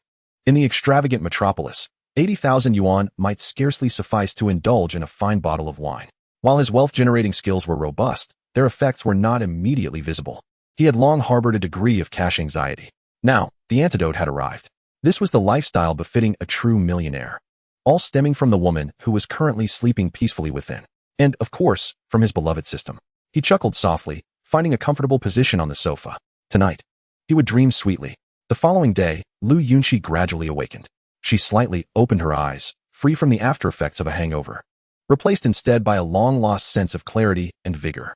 She sat up and approached the window, drawing aside the heavy curtains with a swift motion. Gentle sunlight flooded in, prompting her to squint contentedly. There she stood, eyes closed, basking in the sunlight, smiling as she stretched her arms wide, as if to expel the gloom and despondency of the past week from her very being. This was a brand new beginning. The sun illuminated her silk nightgown, accentuating the breathtaking curves of her body with every movement, radiating the unique charm of a mature woman. With renewed energy, she turned and, with a skip in her step, opened the bedroom door. In the living room, everything was immaculate. The cushions on the sofa were arranged neatly, the coffee table was spotless, and on the balcony, his clothes had vanished. Everything was orderly, yet it felt eerily quiet. There was no one on the sofa, and the clothes were gone. The smile on Lu Yunqi's face gradually froze. Last night felt like an all-too-real dream. Now that the dream had faded, the man who had intruded into her world had also disappeared. A wave of inexplicable panic and profound disappointment gripped her heart. "Aiken," she called tentatively, her voice trembling slightly. No response. "Aiken," she called louder, hastily pacing around the living room, even pushing open the bathroom door to check. Empty. He had left? Just like that, without a word? Had he discarded her like a tool used the night before? This thought sent a chill through her entire being. Just as she was about to be overwhelmed by her own imaginings, the kitchen door swung open. Jiang Chen emerged, clad in the same outfit he had worn yesterday, carrying a tray. Upon seeing Lu Yunqi standing in the center of the living room like a startled rabbit, he paused for a moment, then broke into a smile. "You're awake? I thought you would sleep until noon." Lu Yunqi gazed at him, noticing the tray in his hands, which held 2 steaming bowls of white porridge and several small dishes. Her nose tinged with emotion, and her eyes nearly brimmed with tears. He hadn't left. Not only had he stayed, but he had also prepared breakfast for her. Jiang Chen refrained from teasing her about her earlier anxiety, simply placing the tray on the dining table and gesturing towards the bathroom with his chin. "Go wash up first, or the porridge will get cold." "Oh, all right." Lu Yunqi obediently turned towards the bathroom, feeling her heart flutter as she caught a glimpse of her own flustered yet relieved face in the mirror. Lu Yunqi at 30. How can you still be so unsteady? She brushed her teeth, the toothpaste foam filling her mouth as her spirits soared. After freshening up, she took her seat at the dining table. Jiang Chen had already arranged the chopsticks, pouring her a bowl of steaming white porridge. He looked up and, upon seeing Lu Yunqi looking fresh and composed across from him, naturally complimented, "Sister Yunqi, you look truly beautiful." Lu Yunqi's hand, poised to pick up her spoon, faltered, her cheeks flushing once more. How could this man always strike at her heart's softest spot with such simple words? Jiang Chen silently lit a candle for Lu Yunqi's former fiancée in his heart, surmising that he had likely viewed Lu Yunqi merely as a shield for his own unconventional inclinations. He had never truly engaged with her intimately, nor could he have uttered any sweet nothings. It was akin to asking a man of normal orientation to express tender feelings towards another man, merely repugnant. Adding to the betrayal that had followed, this mature and alluring woman was now filled with insecurities regarding love. A casual compliment could lift her spirits immensely. "Dig in," he urged, pushing the porridge towards her. Lu Yunqi lowered her head, sipping the porridge in small bites. Its warmth was not only comforting to her stomach, but also to her heart. "Aiken," she inquired, "do you have plans today?" "None at all," Jiang Chen replied succinctly as he chewed on a fried egg. "Why do you ask?" Lu Yunqi stirred her spoon in the bowl, raising her head with a glimmer of hope in her eyes. "Then will you stay home with me today?" "Of course," Jiang Chen readily agreed. Who would refuse to share a space with such a beautiful woman and deepen their bond? He then recalled something and asked, "By the way, Sister Yunqi, don't you have to work today?" At the mention of work, Lu Yunqi's expression dimmed momentarily. She sighed, "Ever since that incident last week, I haven't been to the office for almost a week." "Is it really fine that you aren't going today?" Jiang Chen inquired. Lu Yunqi fell into silence. Reason dictated that a multitude of tasks awaited her at the studio, client proposals, new project tenders. She could no longer evade her responsibilities. Yet, she lifted her gaze and beheld the man across from her, savoring his breakfast. Sunlight streamed in, casting a gentle halo upon his handsome profile. Although she ought to leave, at this moment, she desired nothing more than to remain in his company. Jiang Chen observed the sudden spark in Lu Yunqi's eyes, brimming with unreserved joy and dependence. All right. Chapter 34. The younger brother could no longer endure it. Upon hearing the affirmative response, a radiant smile blossomed on Lu Yunqi's face. Once they finished their meal, she promptly rose to swiftly clear the dishes from the table. Jiang Chen made no move to assist. He detested washing dishes above all else. Settling back into the plush sofa, he sank into its embrace, his body relaxing completely. Sunlight poured through the floor-to-ceiling windows, glistening on the floor, while a faint fragrance lingered in the air. He recalled the need to contact that agent named Qin Feng from Huanyu Financial, and he hadn't yet visited the spacious apartment at Tangchini Pin. Not to mention, he could finally vacate that old, decrepit rental. He pondered over the numerous matters still pending. Just then, a familiar scent wafted toward him.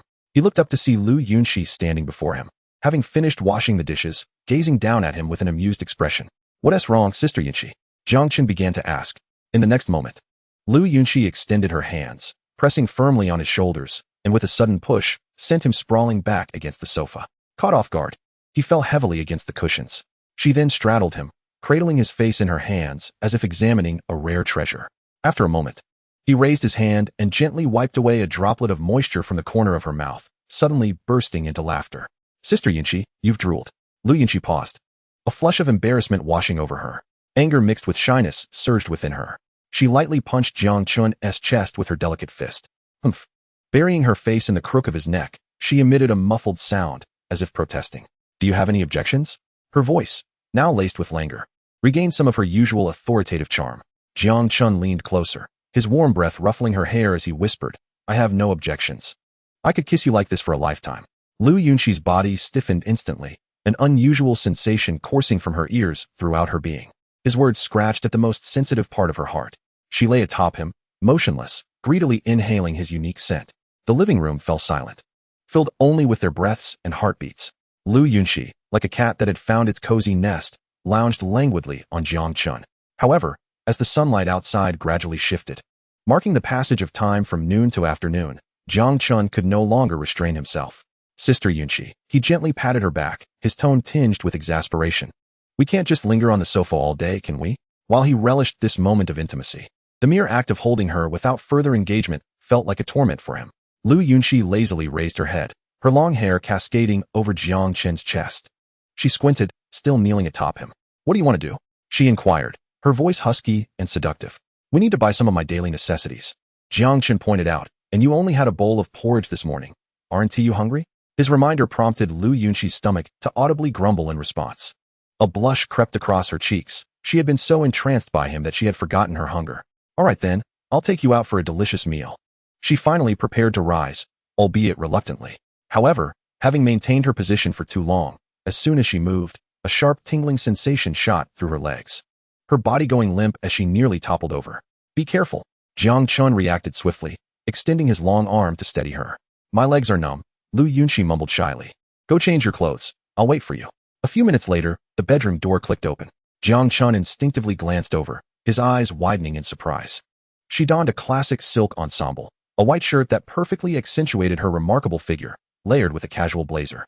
The lower half featured a black high-waisted pencil skirt that showcased her long, elegant legs, wrapped in black stockings that glimmered alluringly in the natural light. They extended tantalizingly beneath the hem of her skirt, igniting boundless imagination. This outfit exquisitely embodied the seductive charm and intellect of a mature woman. Seeing Jiang Chen's awestruck expression, a sense of triumph and delight bubbled within her. It seemed her allure had not diminished due to a failed romance. "Let us go, Aiken." She approached him, naturally taking his hand. "Okay." Jiang Chen regained his composure, returning her gentle grasp. The two, resembling a couple in the throes of romance, strolled hand in hand to the underground parking garage. Lu Yunxi led him to a sleek black BMW 5 Series and pressed the key fob. Beep beep. The car lights flickered on. Jiang Chen slid into the passenger seat, admiring the exquisite interior and effortlessly complimented, "Nice car." Lu Yunxi turned her head, her gaze intensely fixed on him. "Do you like it? I'll let you drive it in the future." Jiang Chen shook his head. "No need for that. I have my own car. You should keep it." His eyes caught sight of her elegant legs beneath the steering wheel, a mischievous smile creeping onto his lips. Lu Yunxi's body tensed instantly, an unfamiliar sensation surging through her legs, prompting an involuntary soft gasp. The air within the car seemed to heat up. Yet, Jiang Chen wore an innocent expression, asking, "Sister Yunxi, are you all right?" "Not feeling well." Lu Yunxi turned to him, her eyes filled with a mix of embarrassment and irritation. Her gaze so seductive it could practically draw water. Her lips slightly parted, warm breath wafting like orchid and musk. "Good brother, quickly retract your hand. Don't tease. Let us wait until we get home tonight, okay?" Jiang Chen inhaled sharply, a surge of heat igniting from his toes to the crown of his head. This woman was nothing short of a born enchantress. He leaned closer to Lu Yunxi, nearly brushing against her cheek, his voice husky. "Sister Yunxi, how about we head back now? I think we can postpone shopping for daily necessities. As for food, we could easily order takeout." Witnessing his eagerness, Lu Yunxi felt her heart swell with pride and sweetness. She couldn't help but chuckle, her bosom gently rising with the laughter. Humph, it's too late now. She proudly lifted her fair chin, recalling the earlier insistence of an unidentified individual who had insisted on venturing out for shopping and dining. Having spoken her piece, she afforded Jiang Chen no opportunity for reconsideration, flooring the accelerator as the vehicle surged forth. Chapter 35, Zhang's Wonton. Within the confines of the car, a melodious tune began to play. By the banks of the Seine, at a cafe on the left bank, I hold a cup, savoring your beauty. It was Jay Cho's confession balloon. The lively and sweet lyrics perfectly mirrored the elation of the vehicle's female occupant at that moment. Jiang Chen, resigned, leaned back into his seat, momentarily retracting his mischievous hands. Sister Yunxi, what delectable fare are you taking me to?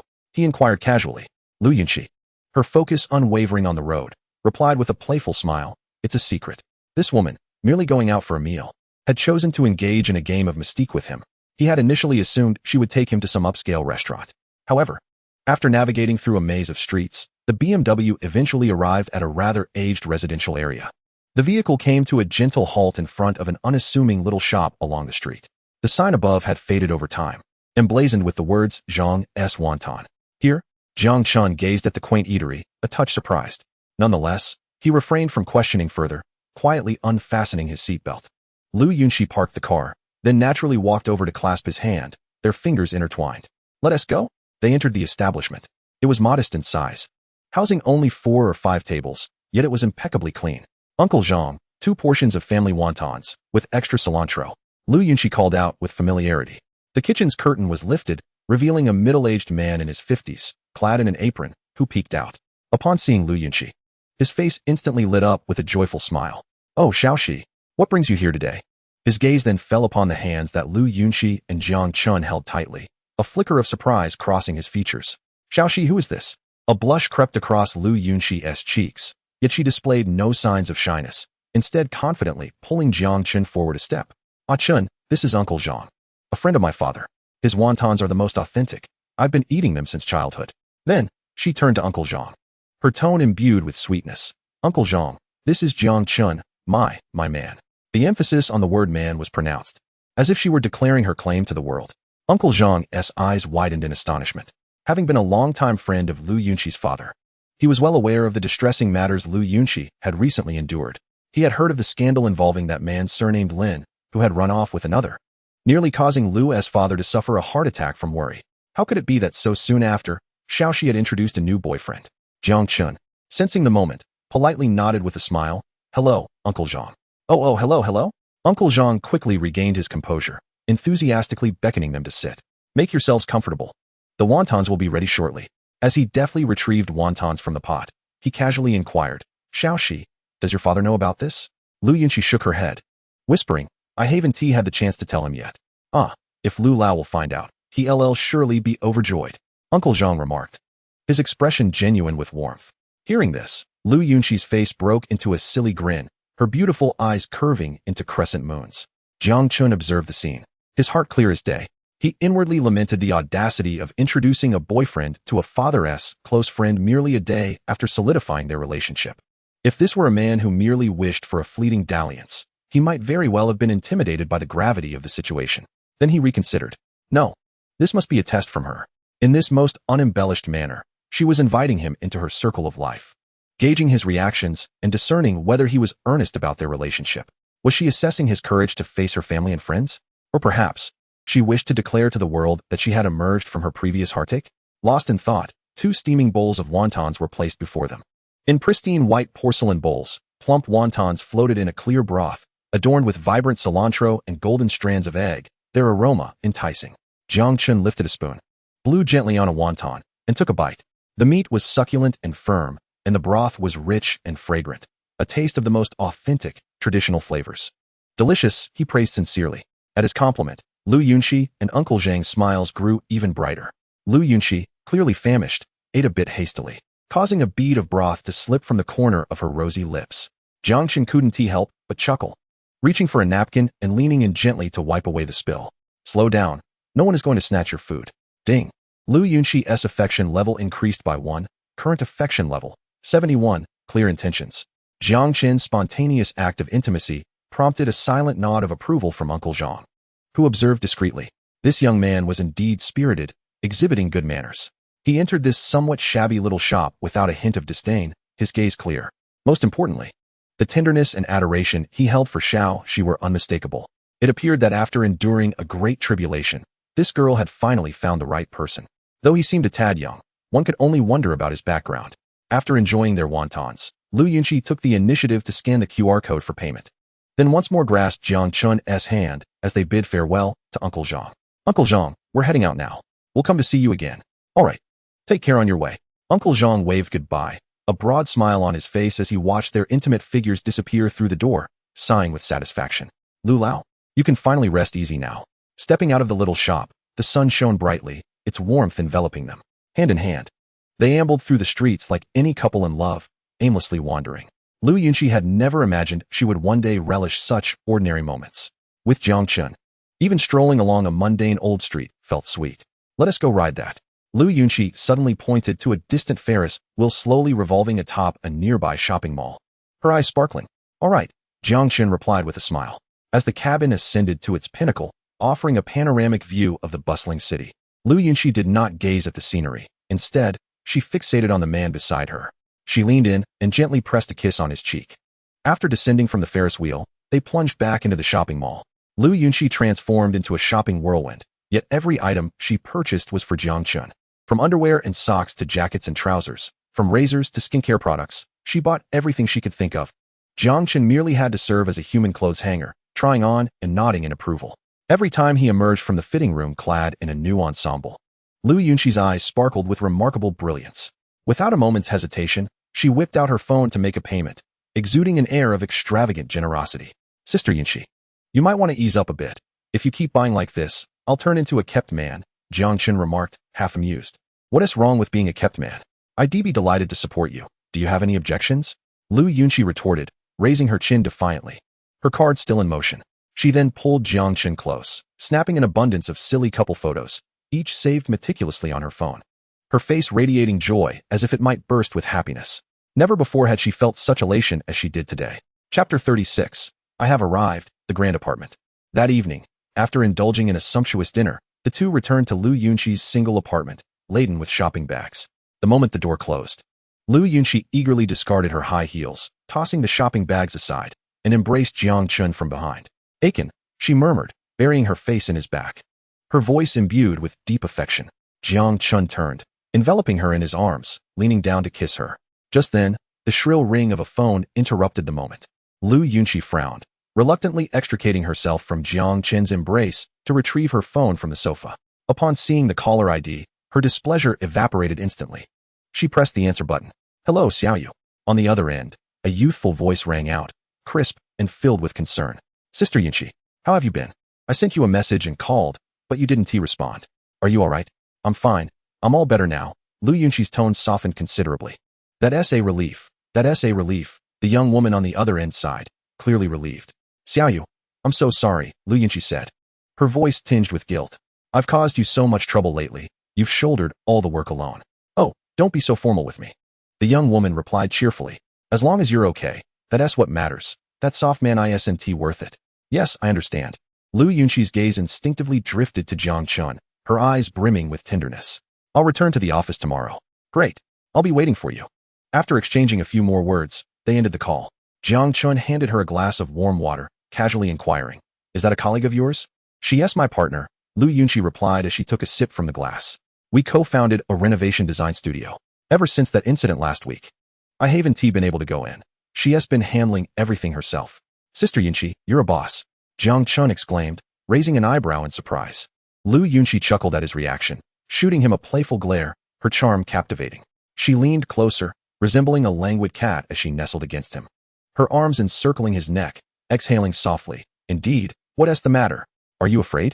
Then, half jokingly yet half seriously, she added, Aiken, I'll be supporting you from now on. Perhaps let us not go that far, Jiang Chen replied, shaking his head, his hand sliding to her shapely backside and giving it a gentle squeeze. I'm a grown man with hands and feet. I can't allow you to support me. Ding. Lu Yunqi's affection level increased by 1. Current affection level, 72. Clear intention. Has the affection level increased? Jiang Chen observed the notification on the system panel, a realization dawning upon him. He understood that his earlier nonchalance toward money had struck a chord with her. Having endured the betrayal of her former fiancé, Lu Yunxi was filled with insecurity and harbored a deep disdain for relationships founded on ulterior motives. The more he demonstrated indifference to her wealth, the more she felt his sincerity, naturally boosting her affection for him. Lu Yunxi said nothing further, yet her heart felt as though it were overflowing with honey. She fell silent, tilting her head slightly, her rosy lips pressing against his. After a day of intimate encounters, her skills had grown increasingly adept. Jiang Chen responded to her fervently. Lu Yunxi felt as though she might melt into Jiang Chen's embrace, her body temperature rising steadily. Suddenly, she shifted slightly. Sensing something hard pressing against her abdomen, she halted, her cheeks flushing, breathless as she asked, "Aiken, what's in your pocket that is poking me?" Jiang Chen smirked, an almost predatory glint in his eye. "Sister Yunxi, it's certainly not a key." Lu Yunxi's face turned crimson as realization dawned upon her. "Then, what should we do?" she stammered, biting her lower lip, gazing up at him with a dazed expression. Jiang Chen leaned down, his lips brushing against her earlobe, the warmth of his breath sending shivers through her. "You ignited this fire. You must take responsibility for extinguishing it." Lu Yunxi's body froze momentarily, her heart racing wildly. Extinguish it? How? She wasn't prepared for that step yet. Sensing her hesitation, Jiang Chen whispered something in her ear, a phrase only they could hear. Huh. Lu Yunxi's mind went blank, her cheeks burning as if they might catch fire. This was far too embarrassing. She hesitated, feeling lost as she looked at Jiang Chen, only to see the strain of restraint etched on his handsome face, beads of sweat forming on his brow. Witnessing his struggle to maintain composure for her sake pierced through the softest corners of her heart. Steeling herself, she closed her eyes and ultimately nodded softly. The following day, Jiang Chen awoke in the soft embrace of the bed, sunlight filtering through the gaps in the curtains. He reached out beside him, but found it empty. The other side of the bed was devoid of Lu Yunxi, leaving only a lingering fragrance and a trace of warmth. Sitting up, he glanced at the alarm clock on the bedside table. It was nearly 10 in the morning. His boss sister had already gone to the office to work like a mule.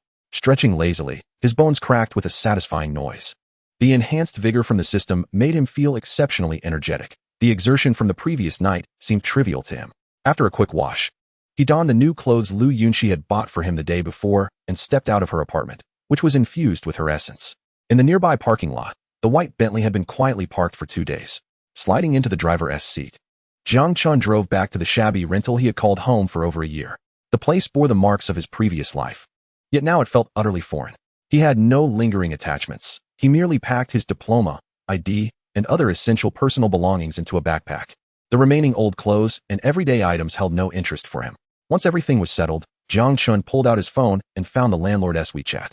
He sent a message. "I'm vacating the apartment. The keys are on the shoe cabinet by the door, and you can keep the deposit." No sooner had he sent the message than the landlord called, astonishment evident in his tone. Jiang Chen had no interest in lengthy discussions and offered a few perfunctory replies before hanging up the phone. This trifling sum of money held little significance for him. Any troubles that could be resolved with money were not troubles at all. With a shoulder bag containing important belongings slung across his back, Jiang Chen cast one last glance at the small room that had borne witness to all his awkward moments since graduating from university before turning on his heel and departing without a backward glance. He climbed into his Bentley and set off for Pudong. There, he believed, lay the new realm of his future. Chapter 37. Fitness. Half an hour later, the white Bentley came to a smooth halt at the entrance of the underground garage of Thompson Riviera. "Good day, sir. Whom are you here to see?" A security guard, clad in a crisp uniform, approached. Though his tone was courteous, his motion to block the vehicle was resolute. The security system here was exceedingly stringent. No unregistered vehicles or visitors were permitted entry. "I reside in Building A, on the top floor," Jiang Chen replied as he lowered the car window. It was his first visit, yet he trusted that the system would be efficient, and his information had undoubtedly been recorded. The guard hesitated for a moment. "The top floor of Building A? That is the most prestigious unit in the entire complex, reportedly never sold to the public and retained by the developer." He did not dare to delay, promptly contacting the property management via intercom. "Management Center, this is the garage entrance. We have a Mr. Jiang Chen, driving a white Bentley with license plate, who AXXXXX, claiming to be the new owner of the top floor in Building A. Please verify." A response quickly came through the intercom. "Information has been verified. Mr. Jiang is indeed the new owner of the top floor in Building A. Please proceed with the access authorization registration for him." The guard's demeanor instantly transformed to one of utmost respect. He bowed slightly to Jiang Chen and apologized. "Mr. Jiang, I apologize for the delay. I need to register your vehicle and facial information. Thereafter, you will have direct access. Very well, Jiang Chen nodded politely. A few minutes later, all formalities were completed, and the barrier slowly lifted. The garage was impeccably clean, resembling an exhibition hall. Jiang Chen quickly located the designated parking area for the top floor of Building A, which boasted 6 adjoining oversized parking spaces, ample enough for all his vehicles. After parking, he made his way to the private elevator lobby. Pressing the up button, the elevator doors opened with a soft chime. The spacious interior was lavishly decorated, featuring only one button for the top floor. As the elevator ascended smoothly, Jiang Chen felt a subtle anticipation brewing within him. Ding! The elevator door slid open to reveal not a corridor, but a bright and spacious entrance foyer, an authentic private elevator entry. Stepping out of the elevator, he was momentarily awestruck by the scene before him. Over 1,000 square meters of expansive space, with 360-degree floor-to-ceiling windows, offered a panoramic view of the vibrant metropolis. Beneath his feet lay warm Italian fish-belly white marble, while the walls were adorned with minimalist artistic finishes complemented by understated yet luxurious metallic accents. The living room soared to a height of 7 meters, crowned by a magnificent crystal chandelier that sparkled like a galaxy. In the open-concept kitchen, a full suite of Gaggenau appliances gleamed with a cold metallic sheen, indicating their considerable value. Jiang Chen wandered through the vast residence. The master bedroom, guest room, study, media room, gym, and indoor heated swimming pool. Everything one would expect from a top-tier luxury home was present, even more extravagant than anticipated. Approaching the floor-to-ceiling windows in the living room, he gazed down at the Huangpu River, which flowed like a jade ribbon, serene and unhurried. Across the river, the Bun's iconic architectural ensemble shimmered in the sunlight, while 3 classic landmark buildings towered majestically in the distance. This was life. This was the life he deserved. However, as Jiang Chen surveyed his surroundings, he noted that despite the opulent luxury, the space felt excessively vast. It was cold and devoid of any warmth. Reminiscent of a perfect exhibition hall rather than a home. It lacked decoration and, more importantly, it lacked a female presence. As this thought flickered through his mind, the system's notification sound abruptly chimed. Ding. Fan Wan's favorability. 20. Current favorability. 20. Acquaintances. The smile on Jiang Chen's face froze instantly. What was happening? His favorability had dropped by a staggering 20 points? Such a decline was harsh. He had not done anything to offend her in the past few days, had he? Furrowing his brow, Jiang Chen quickly replayed the past few days in his mind. He had spent all his time with Lu Yunxi, and his only interaction with Fan Wan was a message sent 3 days ago. Wait, the message? Jiang Chen suddenly realized. He had mentioned that he was busy the day before yesterday, yet 3 days had passed without a single appearance in the gym or any message on WeChat. From Fan Wan's perspective, this could easily be interpreted as the behavior of a fickle man. At the start of their acquaintance, he had been diligent in attending the gym, showering her with attention. Yet, before anything substantial could develop, he vanished entirely. She must have concluded that his previous gestures were merely fleeting whims, not to be taken seriously. Jiang Chen winced slightly, feeling a twinge of discomfort. This woman was indeed not to be underestimated. She was somewhat difficult to handle. The campus belle, with her naive charm, had quickly developed fondness for him when he pursued her actively. Lu, the mature woman, had been vulnerable following a heartbreak, and he had seized the opportunity, aided by a life-saving favor, to win her over. Yet, Fan Wan, with her independent character and traditional values, was a different challenge altogether. With such women, the greatest faux pas was to appear frivolous or insincere. His unexplained disappearance had undoubtedly crossed a line. He resolved to visit the gym today. He could not allow a minor misunderstanding to cause a goddess to slip away from his grasp. With this determination, he strode toward the elevator without hesitation. Upon arriving at the gym, Jiang Chen pushed open the door. Re-entering the familiar space, he was greeted by the same sweet smile from the receptionist, who brightened upon seeing him. Jiang Gu, it's been several days since you last came. Yes, I've had a few matters to attend to. Jiang Chen replied with a smile, heading directly to the changing room. Dressed in a fresh set of athletic wear, his physique, altered by the system, was accentuated perfectly. Broad shoulders and a narrow waist. His muscle definition was both fluid and powerful, without the exaggerated appearance of a bodybuilder. Exiting the changing room, Jiang Chen's gaze immediately fell upon a familiar and striking figure in the equipment area. Fan Wan was facing away from him, instructing a female trainee on performing a hip bridge. She wore a dark, gray-fitted workout ensemble that snugly enveloped her stunning physique, rendering her even more breathtaking. Her pert posterior, a waist so slim it seemed almost fragile, and a full bust created an extraordinarily exaggerated silhouette. Her long legs were straight and powerful, her hair tied up in a high ponytail, exuding an aura of professionalism tempered with restraint. As if sensing his gaze, she finished instructing her trainee and casually turned her head in his direction. Jiang Chen did not shy away. Meeting her eyes, he beamed a radiant smile, revealing his pearly whites as he walked toward her. Fan Wan Jia, he greeted, his voice clear and imbued with a natural warmth. Fan Wan acknowledged him with a slight nod, her expression seemingly unchanged. Chapter 38, Returning to the Tang Dynasty. Fan Wan exhibited little reaction on her face. However, at that very moment, a prompt echoed in Jiang Chen's mind. Ding. Fan Wan's affection level, 20, current affection level, 40, gradually improving. Jiang Chen couldn't help but feel a surge of joy. Indeed, it aligned perfectly with his expectations. This sister of his was a quintessential example of a tough exterior with a soft heart. The other day, when he didn't seek her out, she must have concocted wild thoughts, presuming him to be a callous playboy, which led to a steep decline in her affection. Now, upon witnessing his proactive approach, all those negative sentiments evaporated instantaneously, and her affection surged back. Have you been quite busy? Fan Wan's tone remained remarkably calm, akin to a coach casually inquiring about a regular member. Yet, Jiang Chen could detect a subtle hint of concern beneath her placid demeanor. Indeed, I've been quite occupied. My previous lease expired, and I just moved into a new place. It took several days to settle in. This explanation was both reasonable, elucidating his absence, while subtly revealing that his life was undergoing a transformation. Upon hearing the words moved house, a flicker of understanding crossed Fan Wan's eyes.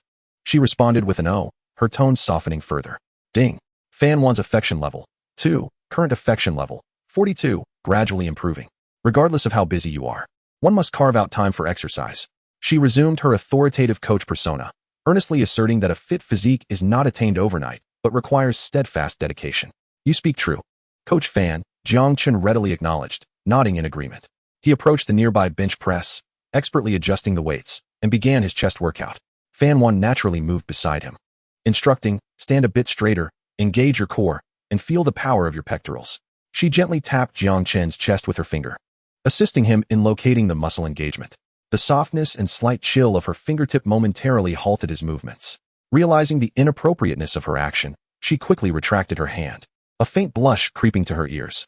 Clearing her throat, she shifted the topic. By the way, since Xiaojing learned about your stake in Tang Dynasty Hot Pot, she has incessantly nagged me, claiming you, as the boss, ought to treat us.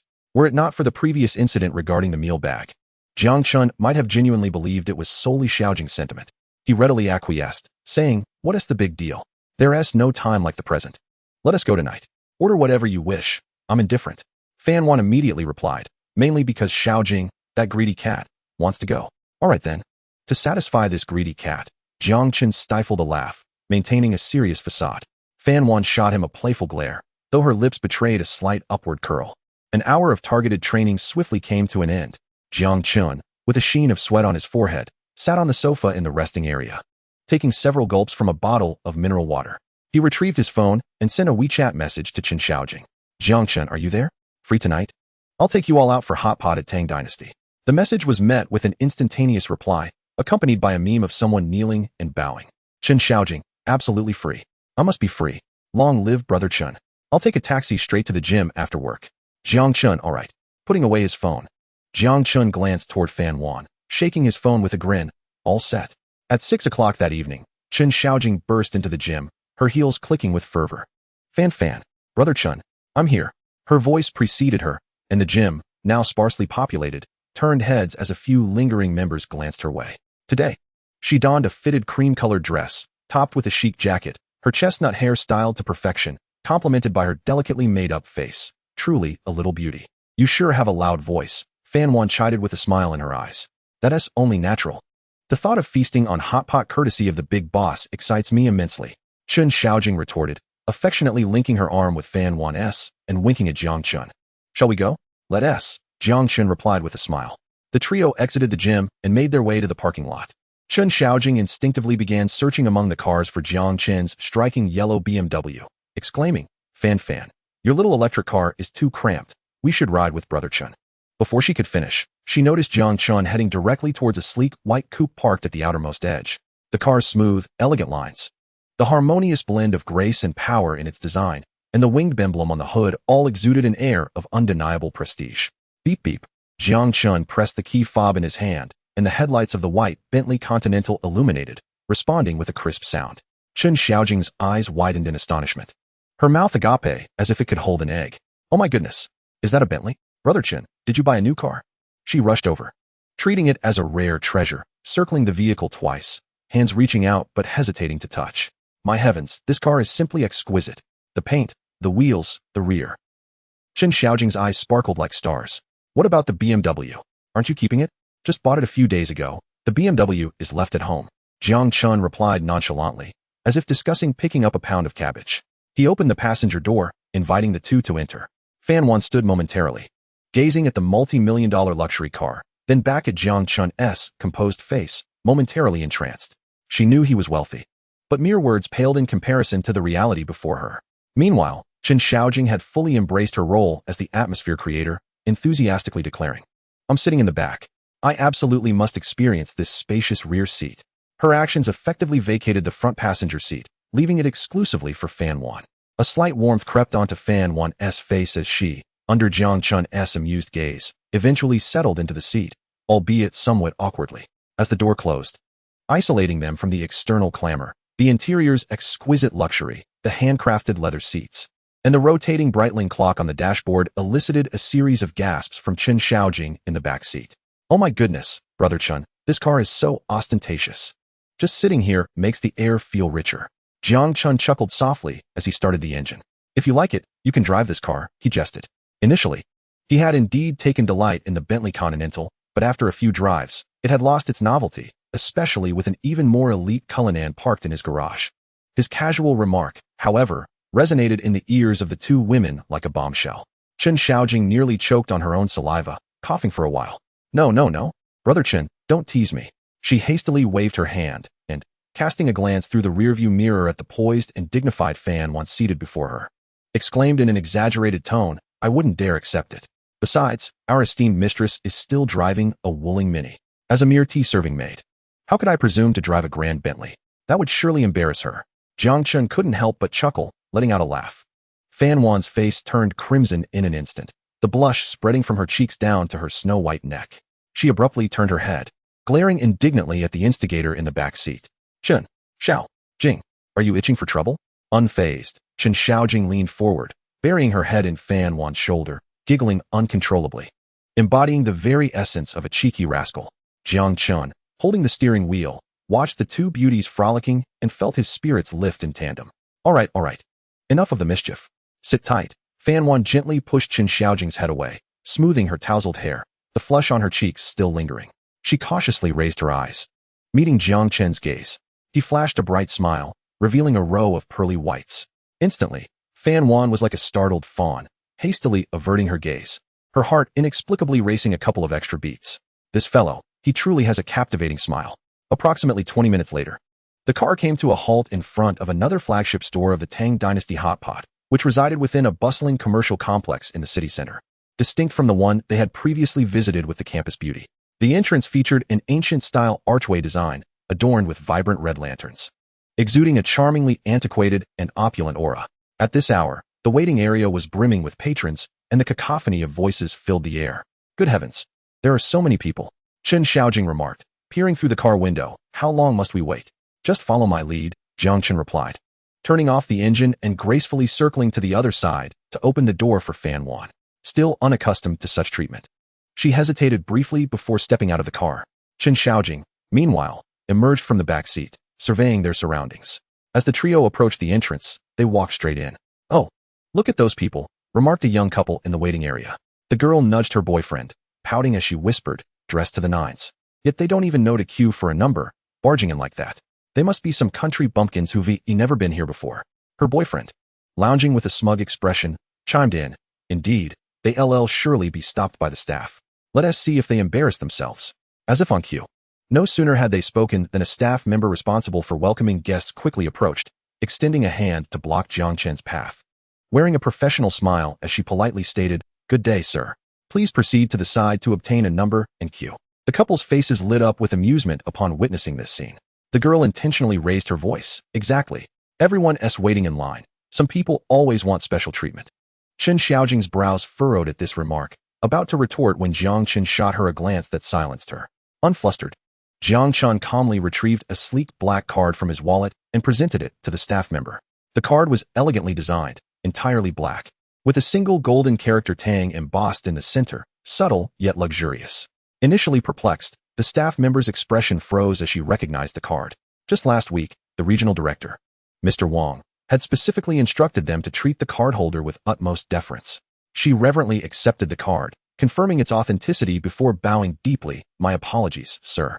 May I ask your surname?" "Just Jiang," he replied with a smile, reclaiming the card. "I made a reservation prior to my arrival." "Greetings, Mr. Jiang," the staff member exclaimed, swiftly grabbing her walkie-talkie and reporting in rapid succession. Manager, Mr. Jiang has arrived." Right at the entrance, a crackling sound emanated from the walkie-talkie before a steady male voice responded. "Understood. I'm on my way. Please escort Mr. Jiang to the reserved private room." Following the directive, the staff member bowed once more, adopting an exceedingly low posture. "Welcome, Mr. Jiang. Please, right this way. I shall lead you at once." "Very well," Jiang Chen nodded nonchalantly, as if all of this were entirely expected. He stepped inside first, with Fan Wan and Chen Xiaojing following closely behind. As Chen Xiaojing passed by the astonished couple, she purposely puffed out her chest and raised her chin slightly, walking with an air of triumph, resembling a peacock basking in victory. The couple, who had been eagerly awaiting a spectacle, now stood with their mouths agape, their expressions akin to having seen a ghost.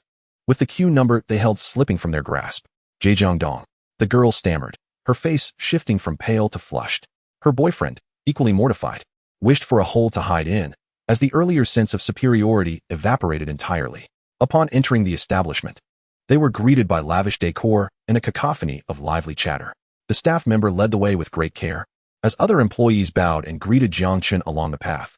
Chen Xiaojing, trailing beside him, felt her vanity swelling in satisfaction. Leaning closer to Jiang Chen's ear, she whispered excitedly, "Chen Gu, you were absolutely impressive just now. Simply breathtaking." Fan Wan remained silent, her clear, bright eyes glued to Jiang Chen's profile. What had just transpired undeniably affirmed that he not only possessed shares in the Tang Dynasty dining establishment, but that his status and influence far surpassed her previous assumptions. Jiang Chen waved his hand dismissively as they were ushered into a tranquil private room. With Chen Xiaojing's presence energizing the atmosphere, the table quickly became lively. She was like a curious child, one moment inquiring about the privileges of the black card, the next gossiping about how many shares he actually held, elevating Jiang Chen in her praises. While he adeptly navigated her inquiries, he steadily placed the order. Soon, the pot base was served, bubbling with crimson oil and emanating a tantalizing aroma. Jiang Chen naturally picked up the serving chopsticks and placed the tender snowflake beef and tripe he had prepared into Fan Wan's bowl. "Give this a try. Let tonight be a feast of indulgence." Fan Wan looked at the mound in her bowl, warmth blooming in her heart. She was, in fact, quite the eater, though she usually controlled her portions to maintain her figure. "Thank you," she murmured softly, picking up a slice of beef and savoring its flavor. Chapter 40, A Twist of Fate. The meal was filled with laughter and enjoyment, thanks to Chen Xiaojing's vibrant spirit ensuring the atmosphere remained lively. She transformed into a cheerleader, showering Jiang Chen with compliments from head to toe, proclaiming him a youthful prodigy, a modern-day Panin, and even asserting that he wielded chopsticks more handsomely than anyone else. Her flattery flowed effortlessly, leaving Jiang Chen somewhat overwhelmed. Moments later, she morphed back into her inquisitive self, bombarding him with questions. "Chen Gu, aside from skipping the queue, what other privileges does this card grant? Does it offer discounts?" Jiang Chen picked up a piece of fresh duck blood, dipping it into the boiling pot of red oil, and replied nonchalantly, "Permanent exemption from charges."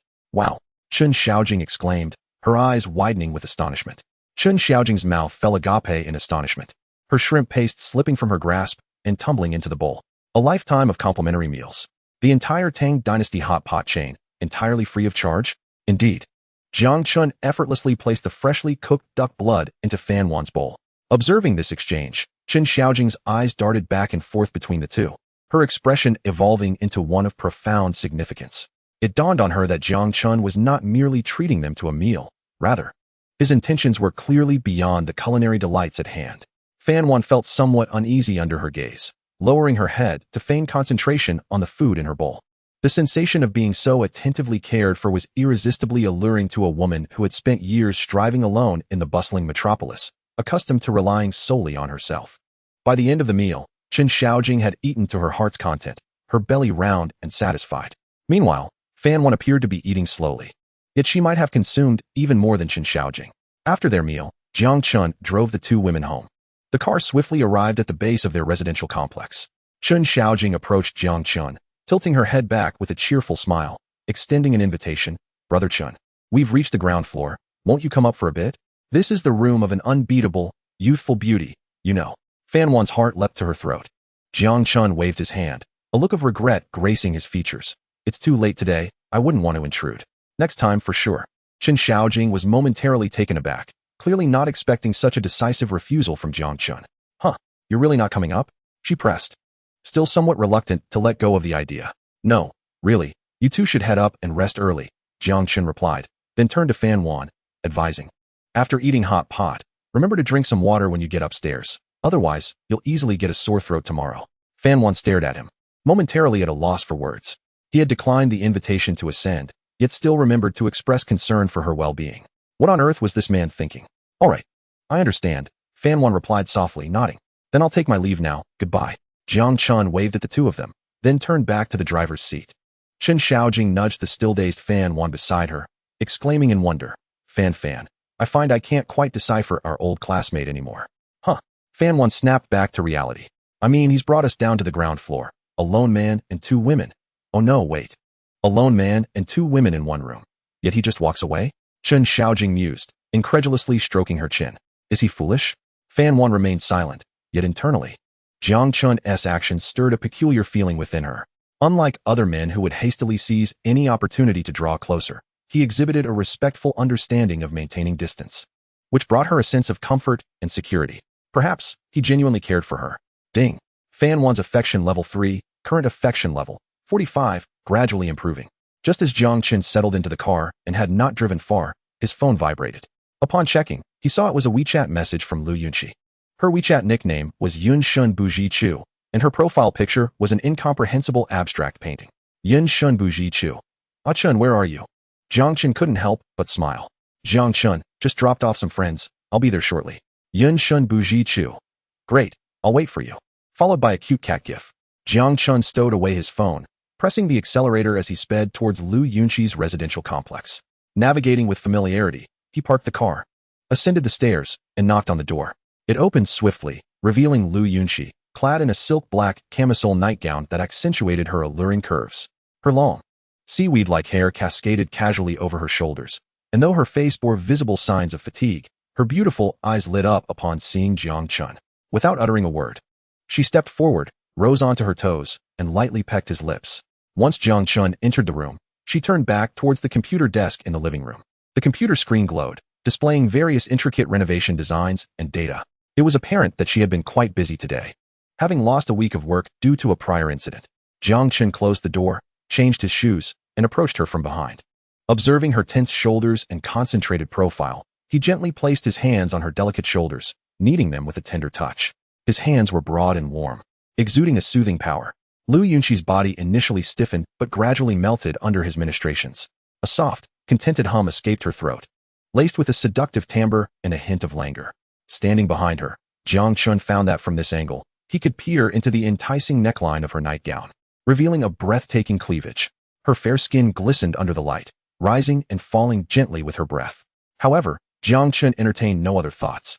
His sole intention was to alleviate her shoulder and neck tension.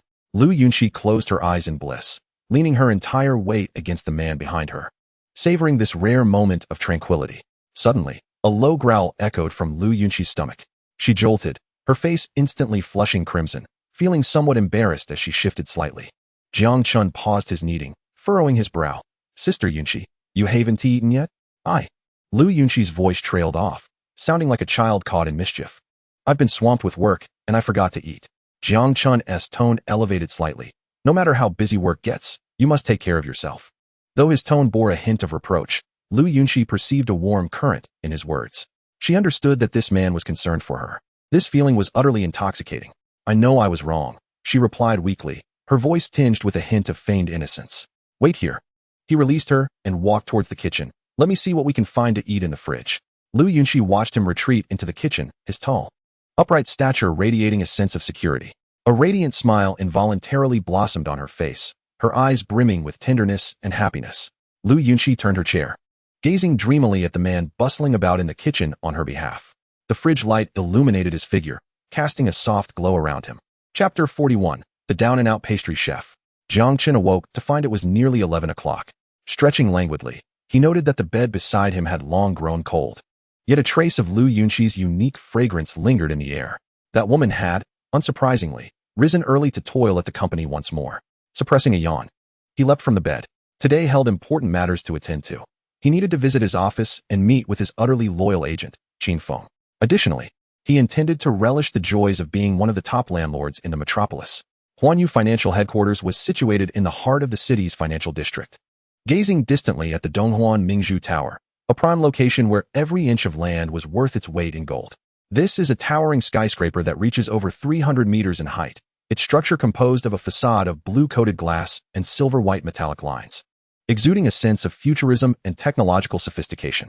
Bathed in sunlight, the entire edifice resembles a sword piercing the heavens, emanating a cold yet noble aura. Jiang Chen gradually brings his vehicle to a halt in the drop-off zone in front of the building, whereupon a bellboy dressed in a crisp uniform swiftly approaches, respectfully opening the car door for him. "Good day, sir. Welcome to the Huanyu Financial Hub." As Jiang Chen steps out, a middle-aged man clad in a bespoke suit, his hair impeccably styled, strides towards him with alacrity. His face displays a perfect blend of respect and warmth, devoid of any semblance of sycophancy. "Mr. Jiang, greetings. I am Qin Feng, and it is my pleasure to welcome you for your inspection." The system's authentication confirms his unwavering loyalty. Indeed, quite professional. "Manager Qin, thank you for your hard work." Jiang Chen nods appreciatively. "You are too kind, Mr. Jiang.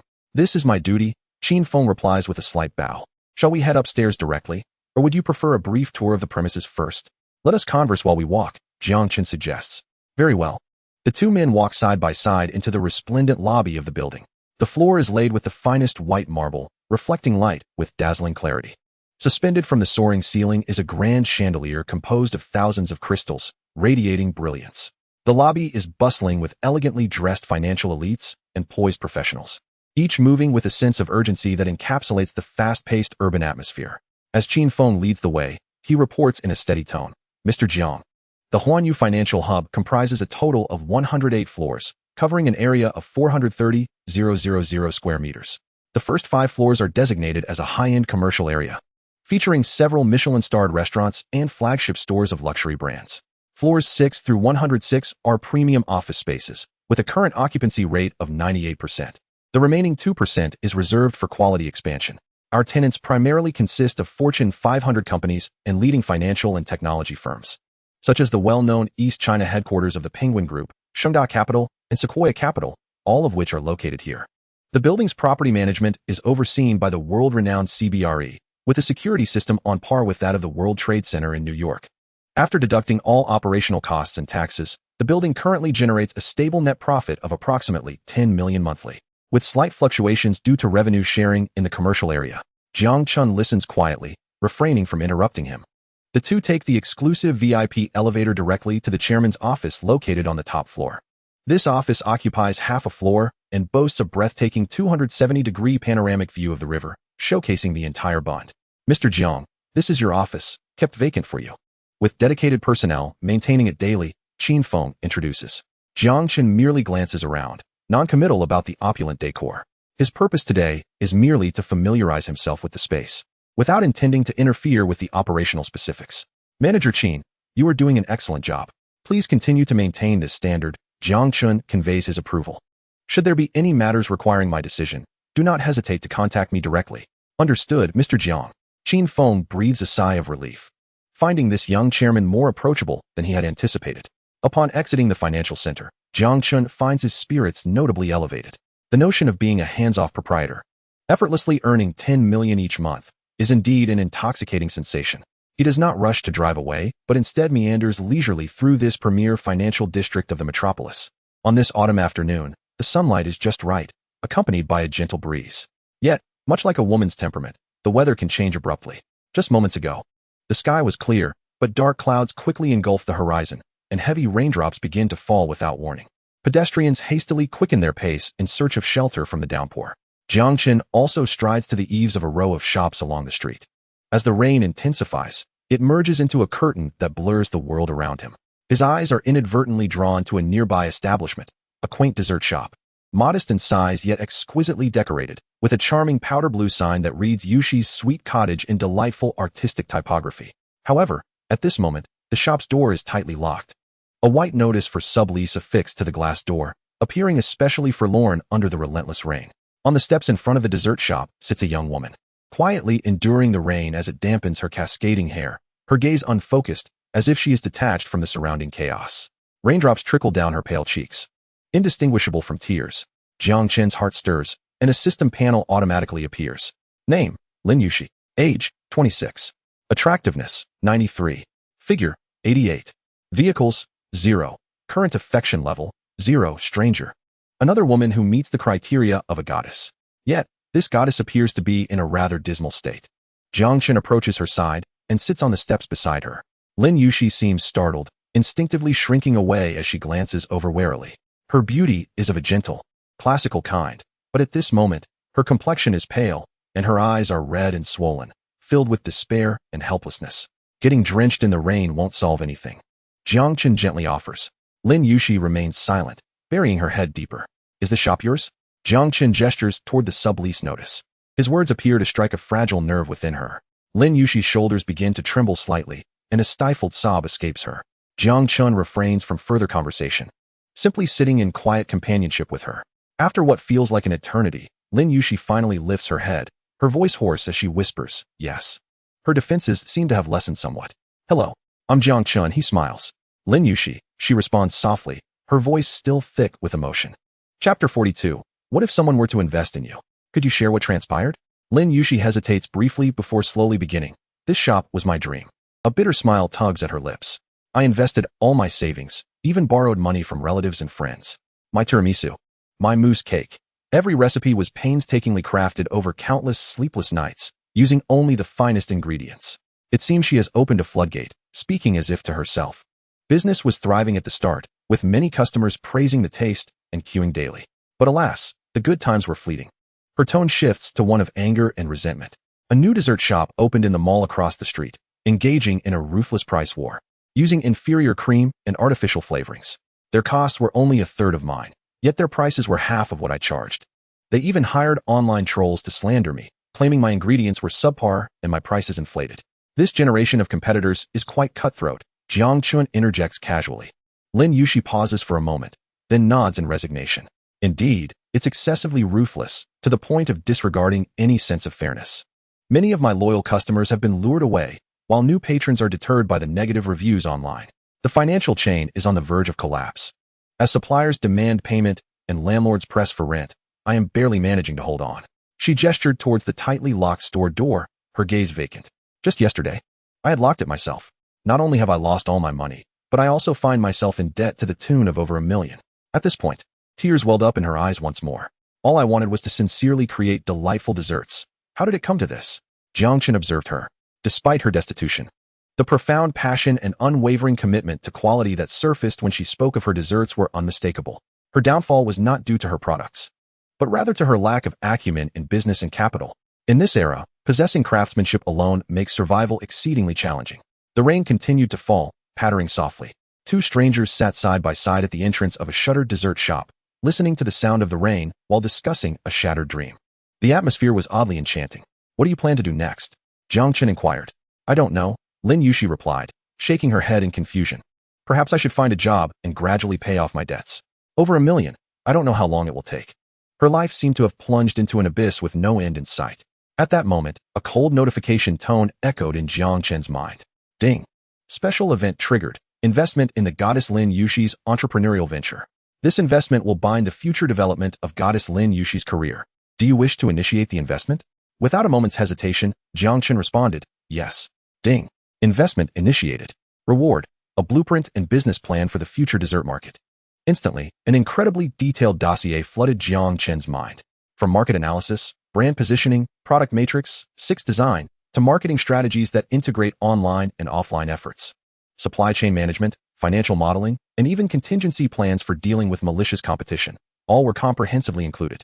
The meticulousness and foresight of this plan would leave even the most esteemed business consultants feeling inadequate. Jiang Chen turned to the woman beside him, who was still troubled by her debts exceeding $1 million, and spoke. What if someone were willing to invest in you? enabling you to make a comeback. Lin Yushi was taken aback, then chuckled self-deprecatingly and shook her head. Don't joke. At a time like this, who would undertake such a foolish endeavor aside from those wanting to see me fail? I would, Jiang Chen replied succinctly. The sound of the rain seemed to soften. Lin Yushi looked at the two of them huddled on the steps, drenched and somewhat disheveled, yet also comical. She suddenly found it a bit amusing. She took out her phone, opened the WeChat QR code interface, and presented it to Jiang Chen. Handsome, if you wish to add a girl on WeChat, you can do so directly without such lengthy foreplay.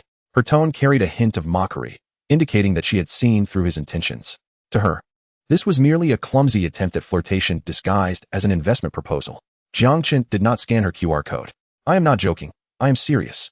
His expression remained calm, devoid of any frivolity. The sudden gravity of his words caused Lin Yushi's smile to fade.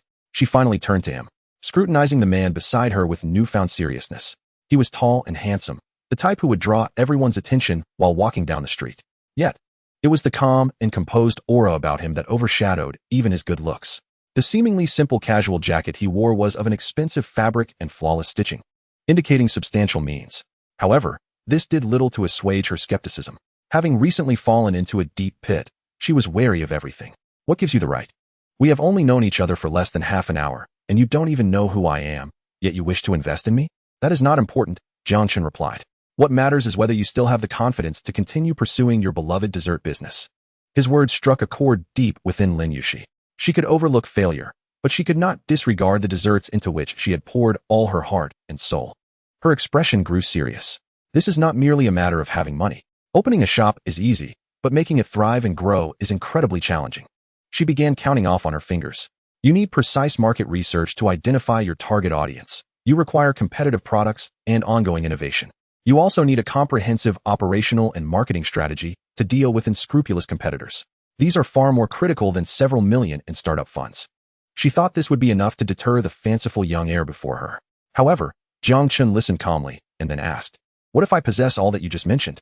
Lin Yushi was utterly dumbfounded. "What do you mean?" Jiang Chen leaned slightly forward, speaking in a tone only they could hear. A detailed market analysis that positions your brand as an urban luxury dessert line, emphasizing high-quality ingredients and emotional experiences. A new product matrix that retains your signature offerings while introducing several buzzworthy items designed to explode on social media. A cohesive strategy that integrates online and offline efforts. Utilizing short videos and food bloggers to drive traffic while establishing a membership community, ensuring core customers are retained through exceptional service and experiences. Additionally, strategies for countering malicious competition. With each word Jiang Chen uttered, Lin Yushi's eyes widened in astonishment. Every phrase seemed to unlock a knot she had encountered during her own entrepreneurial journey. The rain had ceased, the clouds parted, and a beam of sunlight broke through, illuminating the two of them. Lin Yushi stared blankly at Jiang Chen, feeling as though she were in a dream. This man appeared to have descended from the heavens, presenting solutions to all her dilemmas at her most desperate hour. Are you serious? Her voice trembled. Chapter 43, Product Positioning. Of course, every word I say is sincere, Jiang Chen assured her in a calm tone. Lin Yushi's heart raced as she gazed at the man before her, her thoughts a whirlwind. Is he a fraud? Yet, what kind of fraud articulates business logic so clearly? Even surpassing her own understanding from personal experience? Is this merely flirtation? But who would go to such lengths to lay out such a grand business blueprint? Jiang Chen did not allow her the luxury of overthinking. He rose from the steps, the sunlight after the rain casting a faint golden hue around him. He brushed off the dust from his pants with an effortless motion. Let's go. Where to? Lin Yushi instinctively asked, her voice still somewhat dazed. To eat. And while we're at it, let us discuss the details of our future plans. As he spoke, Jiang Chen extended his hand towards her. The hand was clean and slender, with distinct knuckles, appearing particularly appealing in the sunlight. Lin Yushi looked at that hand, then up at Jiang Chen's face, which radiated confidence. And, as if compelled by an unseen force, she stood up as well. Ding. Lin Yushi's affection level stood at 10, currently at 10, a fleeting encounter. It was only when Jiang Chen stood upright that he could fully appreciate her visage. Lin Yushi appeared to be nearly 1.7 meters tall, clad in a cream-colored trench coat, beneath which lay a form-fitting knitted top that hinted at the weighty fruits it concealed. Her lower half was adorned with tailored jeans. Despite having just wept, her complexion was pale, and her eyes slightly puffy, yet her exquisite features and gentle demeanor remained unmarred by her distress, exuding a poignant fragility that evoked sympathy. Jiang Chen led Lin Yushi directly towards a nearby commercial skyscraper. This towering edifice, situated in the very heart of the metropolis, was constructed entirely of glass and steel, reflecting blinding light in the post-rain sunshine, imbued with a sense of futurism and oppressive grandeur. "Are we dining here?" she inquired with uncertainty. The dampness of her trench coat and the disarray of her hair felt incongruous against the opulence of this elite office building, frequented by the creme de la creme. "What else could we do? We can't just sit on the curb forever," Jiang Chen replied with a light-hearted smile, stepping through the revolving door. After a moment's hesitation, Lin Yuxi steeled herself and followed him inside. Upon entering the lobby, a refreshing blend of high-end fragrances and cool air enveloped her, instantly dispelling the external humidity. The polished marble floor, soaring dome, and hurriedly striding professionals clad in sharp business attire overwhelmed her senses. Instinctively, she tugged at the hem of her coat, feeling slightly out of place. Jiang Chen, unfazed, continued towards the VIP elevator. The security manager promptly approached, pressing the elevator button in advance, watching them with a respectful silence. As the elevator ascended smoothly, it was just the two of them within the compartment. Lin Yuxi discreetly observed Jiang Chen's profile. The man who had just shared a rain shelter with her seemed to possess a far more formidable status than she had initially imagined. Ding!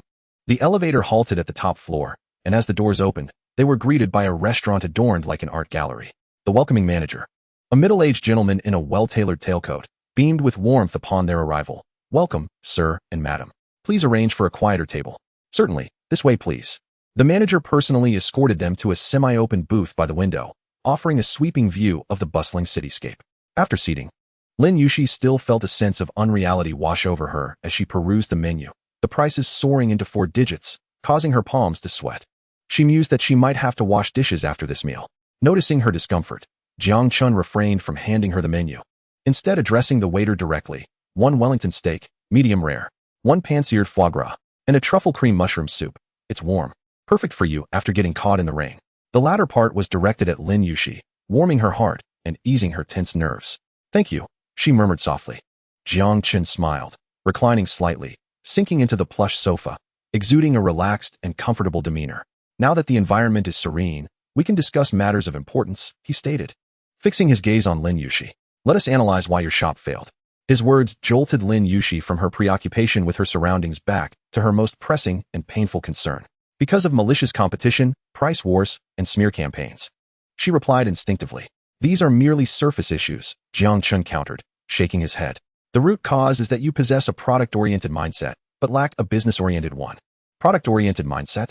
Lin Yuxi pondered the term. "Indeed. You believe that as long as the cake is delicious and made with quality ingredients, success is guaranteed. This is the mindset of a craftsman, not a business person." Jiang Chen unflinchingly pinpointed the crux of the problem. In today's market, merely having a good product is insufficient. What does your dessert offer customers beyond taste? Is it the social value of sharing photos on social media, the emotional experience of high-end afternoon tea, or the identity affirmation that comes with the brand itself? Lin Yuxi stared at him, momentarily speechless. These questions had never crossed her mind before. "Therefore, our first step is not to reopen a store," Jiang Chen asserted, raising a finger with a piercing gaze. "It is to redefine your brand." At that moment, the waiter approached with an exquisite white porcelain bowl, placing the steaming truffle cream mushroom soup delicately before Lin Yuxi. The rich aroma of mushrooms blended with the sweetness of cream wafted through the air. "Start with the soup. It will warm you," Jiang Chen suggested. Lin Yuxi picked up the spoon, taking a small sip. The warm, velvety soup slid down her throat, dispelling the last remnants of chill within her. Setting down the spoon, she gazed intently at Jiang Chen, akin to a student eager for knowledge. "So how do we redefine it?" "Positioning," Jiang Chen succinctly replied. "We will position the brand as urban emotional healing desserts. Our target customers will no longer be ordinary consumers seeking bargains and cost-effectiveness, but rather urban white-collar workers and young women willing to invest in quality, experience, and emotional value. They are not merely purchasing a slice of cake. They are acquiring a small piece of happiness amidst a busy life, an exquisite experience to flaunt on social media, a form of self-reward that signifies they deserve the best." Lin Yuxi's eyes sparkled with realization. "Emotional healing," she murmured, the concept resonating deeply within her. "Isn't that precisely what I aim to convey through my desserts?"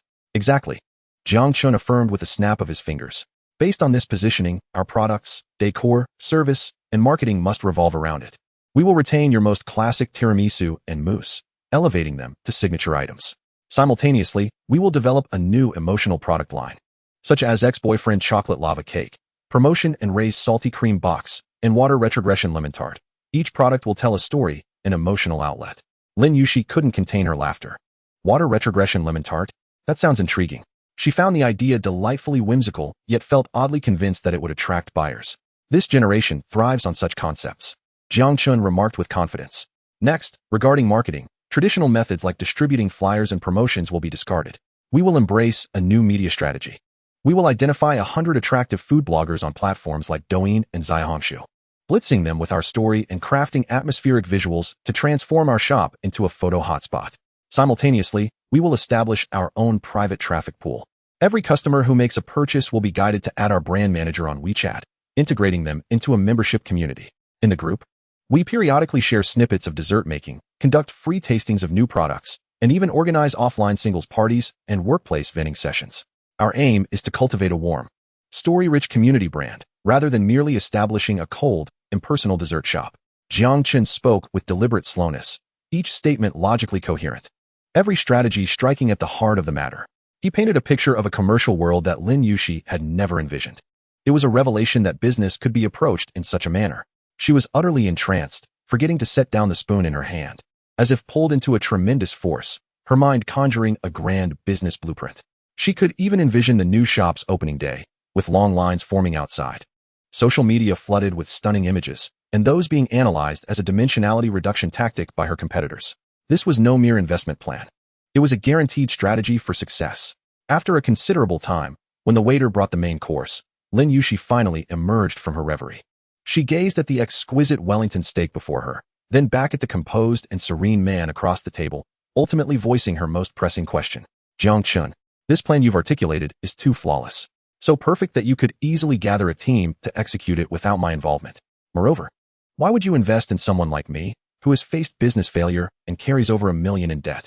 She locked her gaze onto Jiang Chen's eyes. Seeking a genuine answer, Jiang Chen paused in his cutting of the steak. He lifted his head, dabbed at the corners of his mouth with a napkin, then set down his knife and fork, leaning slightly forward, his gaze resting on Lin Yushi's face, which was flushed with excitement. Because I value you. Lin Yushi was taken aback. She had imagined countless scenarios. Perhaps he was drawn to her skills. Maybe he felt pity for her plight. Or perhaps there were business considerations she was unaware of. Yet, she never anticipated such a candid answer. An unusual emotion surged within her. Suddenly, she let out a laugh, realizing, so that is how it is. She picked up her napkin to dab at the corners of her eyes, her tone laced with self-deprecation. I thought today was going to be a day of misfortune, but it turns out I've encountered the legendary domineering CEO. So, this is the reality behind the legendary woman who has successfully caught my attention? Ding. Lin Yushi's affection level. 10. Current affection. 20. Acquaintance. Jiang Chen chuckled at her playful demeanor. You could interpret it that way.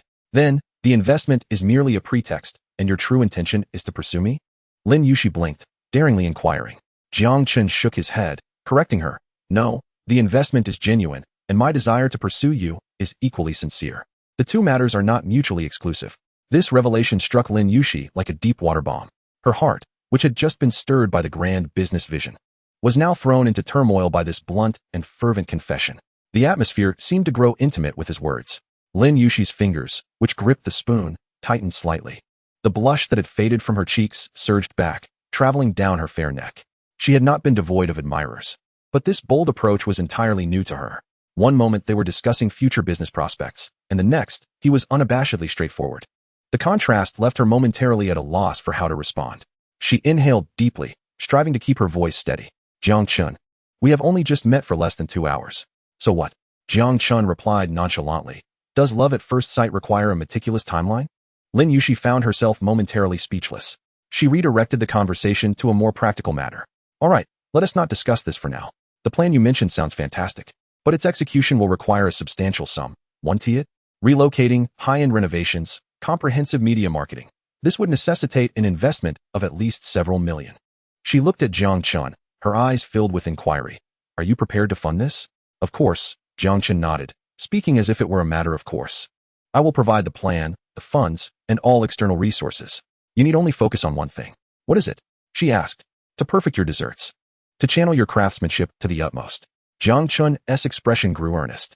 As for the rest, leave it to me. Lin Yushi's heart raced anew. The feeling was extraordinary. It was as if a traveler, long lost in the dark, suddenly had all the lighthouses illuminating the path ahead, with someone assuring her, just move boldly forward. I will handle everything behind you. And what about the terms of our collaboration? Lin Yushi inquired, posing the pivotal question. Jiang Chen raised a glass of lemonade to his lips, took a sip, then set the cup down and extended 3 fingers. 70-30. 70-30? Lin Yushi's heart began to race again. She perceived this distribution plan as a windfall from the heavens. Jiang Chen would take 70%, while she would claim 30. She wouldn't need to invest a single penny, yet would own 30% of an entirely new brand. These terms were exceedingly generous. No. Lin Yushi immediately shook her head without a second thought, like a rattle. Jiang Chen, this distribution plan is unreasonable. 3% is too much for me. She explained. You are providing the finances and strategy. I'm merely responsible for making the cakes. The technical aspect can be substituted, but your business concept and resources are irreplaceable. I should only take 10%. No, 5%. Consider it a technical equity stake. To her, even if she received no shares, she would gladly serve as the chief pastry chef. Jiang Chen observed her expression of trepidation, as if she had received an enormous boon, and his smile deepened. He set down his wine glass, leaned slightly forward, and spoke deliberately. Miss Lin, I believe you may have misunderstood. Huh? Lin Yushi replied, looking bewildered. When I said 70-30, I meant. Jiang Chen paused deliberately, relishing her curious and tense demeanor. You 70, I 30.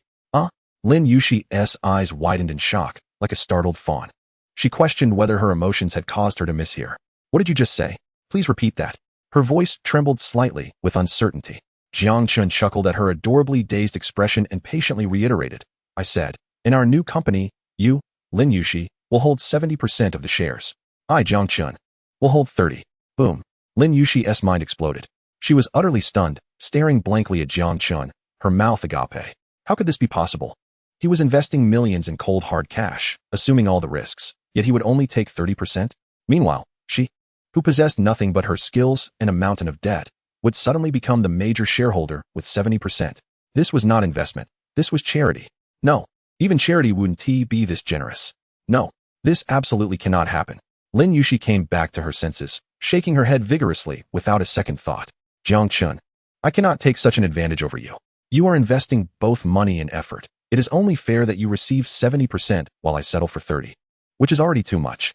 Though she yearned for a resurgence, she held firm to her principles and boundaries. I just stated that what I value is you as a person, Jiang Chen replied, his tone unwavering. In my perspective, your worth equates to that 70% of shares. The essence of this brand is you, your craftsmanship, your soul. Without you, it is merely a hollow shell. No amount of investment would suffice.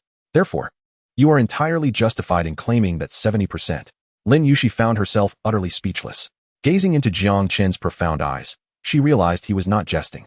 The prospect of several million in investment and 70% equity was staggering enough to induce a sense of panic within her. After a lengthy pause, Lin Yushi suddenly burst into laughter, her smile akin to a radiant rainbow emerging after a storm, brilliantly enchanting. Jiang Chen, she said, propping her chin on one hand and tilting her head to observe him, her beautiful eyes glimmering with a mischievous sparkle. Is this how you pursued women in the past? Did you always resort to such a blunt method, just throwing money at them? Her question bore a hidden trap. Jiang Chen shook his head, his gaze fixed upon her face. No, you are the first, he added. Lin Yushi's smile froze, her heart fluttering as if touched by something gentle. The first? She echoed, perplexed. She acknowledged her own attractiveness and decent figure, yet in a metropolis like Shanghai, beauty was abundant. Countless girls surpassed her in looks, youth, and merit. Why was she the one deserving of such a grand sacrifice? As if reading her inner turmoil, Jiang Chen continued without waiting for her to voice her thoughts.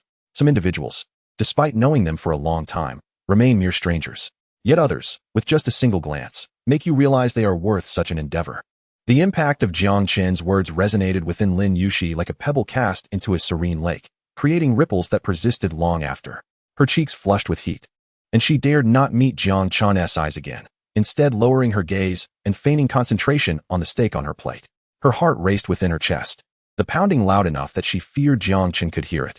She sensed his gaze upon her, an overwhelming presence that rendered her utterly exposed.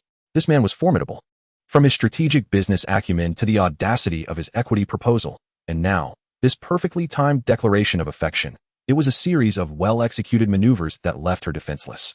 The heart that had been encased in ice due to past entrepreneurial failures was gradually being shattered and melted away. Jiang Chen refrained from further commentary. He understood the importance of pacing. In the ensuing moments, Neither broached the subjects of partnership or affection, instead engaging in light-hearted conversation as ordinary friends would, discussing recent films and delightful eateries around Shanghai. Their meal concluded in a warm atmosphere. "I shall drive you home," Jiang Chen said casually, wiping his mouth with a napkin. Lin Yuxi did not decline, merely nodding gently in agreement. Jiang Chen summoned the waiter to settle the bill, then led Lin Yuxi toward the VIP elevator they had arrived in. This time, she felt no awkwardness, simply following him quietly. The elevator did not descend to the first-floor lobby, but instead pressed the button for the underground parking garage directly. Ding! The elevator doors opened slowly, releasing a wave of cool, refreshing air. Before Lin Yuxi lay a world starkly different from a typical underground garage. The space was brightly illuminated, as luminous as day, with a mirror-like epoxy floor. The area was vast, and every vehicle passing by was a luxury car. Jiang Chen guided her towards the most prestigious spot in the garage. B3, A000. There stood a black Rolls-Royce Cullinan. Its grand frame, the iconic Parthenon grille, the celebratory statue at the front, and the deep black paint glimmered under the lights, exuding an aura of profundity and mystery. Lin Yuxi instinctively halted. She recognized the Rolls-Royce brand. Jiang Chen approached the passenger door, pressing the handle. The Cullinan emitted a melodious, unlocking chime, its headlights illuminating like the awakening eyes of a colossal beast. The heavy, signature suicide doors swung open, revealing a luxurious interior adorned in orange and black. Jiang Chen held the door, gesturing for Lin Yuxi to enter. Chapter 46, A Unique Individual. Lin Yuxi mechanically lifted her leg, cautiously settling into the passenger seat. The moment she sat down, she was enveloped by the soft embrace of the leather upholstery, an exquisite sense of comfort eliciting a slight sigh from her lips. Beneath her feet lay a wool carpet as soft as velvet. The interior exuded a delightful blend of high-grade leather and subtle wood scents, soothing her senses. Jiang Chen closed the door behind her and took his place in the driver's seat. He started the engine, which roared deeply, followed by a tender melody resonating within the cabin. To love someone may require generosity. If one seeks only to be loved, devoid of dialogue, there must be a genuine connection between you and me, without the need for scorekeeping, played Fong Datong's a special person. Lin Yuxi shivered, abruptly turning to glance at Jiang Chen. He did not meet her gaze, fully focused on driving. The song continued. To understand someone may require patience. One must endure unexpected events to grasp the essence of love. In the days to come, let us understand together. Unable to contain herself, Lin Yuxi turned her head to gaze out at the swiftly retreating scenery, her eyes gradually moistening. The world was truly remarkable. Just hours earlier, she had sat on a cold curb, despairing over her failed life and mounting debts, believing she had plunged into an abyss. Yet now, she found herself in this 10 million yuan Rolls-Royce, beside a man willing to lavishly spend to rescue her from despair. Inside the car, the song A Special Person played. What manner of person was he? Ding. Lin Yuxi's affection level increased by 10. Current affection level, 45, gradually improving. Lin Yuxi stole glances at Jiang Chen's profile. His features sharp and defined in the shifting light, his gaze intent, as if he possessed the power to command everything. The car halted in a slightly dilapidated urban area. Weathered walls, narrow streets, and clothes hanging out to dry filled the air with a palpable sense of everyday life. I'll get out here. Lin Yuxi's voice was soft, tinged with a hint of embarrassment. This was her residence, a stark representation of her current plight. She wished for Jiang Chen not to witness this. However, Jiang Chen seemed oblivious, parking the car in a relatively spacious spot. We have arrived. He unfastened his seatbelt and assisted her in opening the car door. Thank you for bringing me back. Once outside, Lin Yuxi stood by the car, her head bowed. Jiang Chen approached her, asking, "Is this where we part ways?" His voice held a hint of amusement. "Aren't you going to invite me in for a drink?" Lin Yuxi looked up suddenly. Invite him in? To her modest 30-square-meter rental? Her cheeks flushed slightly. Yet, confronted with Jiang Chen's nonchalant expression, the words of refusal stuck in her throat. It felt rather inconsiderate to not offer him even a glass of water after he had rendered her such significant assistance. After a moment of hesitation, she seemed to resolve something within herself and nodded gently. "All right, then please follow me." Jiang Chen trailed behind her, leisurely surveying the surroundings with keen interest. There was no elevator in the stairwell, and the walls were plastered with various small advertisements. Lin Yuxi's home was on the 4th floor, not particularly high. Yet today she ascended the stairs with unusual slowness, each step feeling as though she were treading on cotton. At last, they arrived at the door of apartment 401, which was an old, peeling security door. Seated at the entrance was a middle-aged man, dressed in a faded jacket, sitting with his knees drawn up. A look of deep concern etched on his face. As he heard their footsteps, he lifted his head. "Uncle?" Lin Yushi exclaimed as she recognized him. The man stood up hurriedly, brushing off the dust from his trousers. "Cici, you've finally returned. I've been waiting for you for ages." A heaviness settled in Lin Yushi's heart. Seeing her uncle's hesitant expression, she immediately understood. He was undoubtedly here about the money. A wave of guilt and helplessness washed over her, prompting her to speak first. "Uncle, I'm sorry about the money. Please give me a little more time. I promise I will repay you diligently." Her uncle sighed, rubbing his hands and displaying a troubled expression. "Cici, I don't mean to pressure you, but with your shop gone, how do you plan to repay me? When will you be able to start? How much can you pay back each time? You must give me some assurance so I can explain to your aunt." "I'm sorry, Uncle, Lin Yushi's eyes glistened with unshed tears, and apart from her apologies, she had no promises to offer. "Your aunt, you know how she is. She keeps nagging me about this. I'm truly in a bind." Her uncle's face was one of discomfort and awkwardness. At that moment, a calm male voice emerged from behind Lin Yushi. "How much does she owe you?" Only then did her uncle notice the tall, handsome young man accompanying Lin Yushi. He scrutinized Jiang Chen for a moment, then glanced back at his niece's woeful countenance, his brows knitting together in concern. He pulled Lin Yushi aside, lowering his voice as he regarded Jiang Chen with a scrutinizing gaze. "Cici, who is this?" Lin Yushi's face flushed even deeper. How should she introduce him? A friend? That didn't seem quite right. An investor? Not entirely accurate either. After a moment of hesitation, she vaguely replied, This is my boss." "Boss?" Her uncle's expression turned even more peculiar, his gaze towards Jiang Chen now tinged with wariness. He once again pulled Lin Yushi aside and spoke in a more serious tone. "Cici, I know you're in a tough spot, but we must earn money through legitimate means. As a young woman, you cannot engage in questionable matters." He presumed Jiang Chen to be some dubious character. Upon hearing this, Lin Yushi felt as if her mind had been struck. Embarrassed and furious, her cheeks burned, and she wished she could vanish into the ground. "Uncle, what are you talking about?" She stamped her foot in exasperation. "He is indeed my boss. He wants to invest in me to reopen a dessert shop." The middle-aged man was taken aback. Investing in a shop? He scrutinized Jiang Chen's attire and physique, realizing he did not seem like someone involved in illicit activities. Recognizing his misunderstanding, her uncle's face turned a deep shade of crimson, his embarrassment palpable as he fumbled for words. I'm so sorry, sir. It was a misunderstanding." Chapter 47, Dawn. Jiang Chen maintained a serene demeanor. Undisturbed by the earlier misapprehension, the middle-aged man hastily retrieved a crumpled piece of paper from his pocket and handed it to Jiang Chen. "Sir, this is the IOU that Cici wrote back then. Please take a look."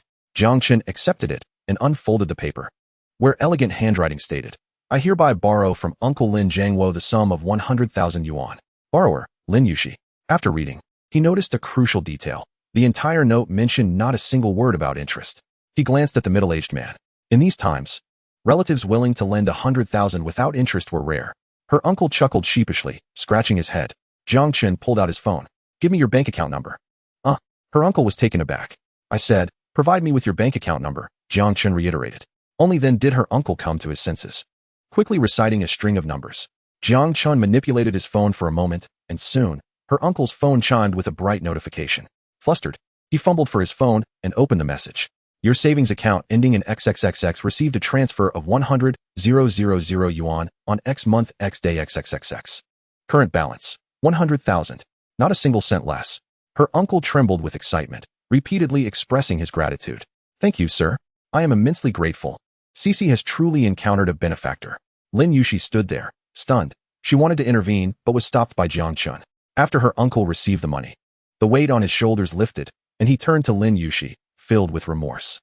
"Cici, I'm so sorry. Your aunt." "Uncle, I understand." Lin Yushi shook her head gently, her voice soft. "Well, I'll take my leave now. You both take care." The middle-aged man, as if released from a heavy burden, hurriedly descended the stairs. The stairwell was left with only Jiang Chen and Lin Yushi. "Thank you," Lin Yushi murmured, her voice thick with emotion. "This money is a loan from you. I will repay you in the future." Jiang Chen replied, not mentioning anything about it not needing to be repaid. Lin Yushi felt a sense of relief wash over her. She took a deep breath, retrieved her keys from her bag, and unlocked the old security door. "Please, come in." As the door swung open, a faint yet sweet aroma of butter and flour wafted into the air. "It's a bit messy, please don't mind it," Lin Yushi said, slightly embarrassed. Jiang Chen, however, entered without a hint of concern. The space was small, approximately 30 square meters, easily viewable in one glance. A single bed, A simple wardrobe, a small square table, and 2 chairs constituted the entirety of the living area. Despite its compactness, the room was impeccably tidy. Not a speck of dust in sight. Most striking was a corner by the window, transformed into a mini dessert workstation. The small oven gleamed brightly, accompanied by a neatly arranged array of whisks, various sized molds, and rows of glass jars filled with spices and ingredients. The walls were adorned with an assortment of hand-drawn cake designs, each line fluid and brimming with creativity. This space, indeed, was the very soul of the little house. Is it messy? Jiang Chen glanced around before letting his gaze settle on this small realm. I perceive it as suffused with the essence of dreams. Lin Yushi was taken aback. That phrase, imbued with the essence of dreams, washed away her current embarrassment like a warm current. Her heart inexplicably found solace. Please, take a seat. I'll pour you some water. She pulled out a chair, inviting Jiang Chen to sit. No need. You should sit as well. The atmosphere grew momentarily silent.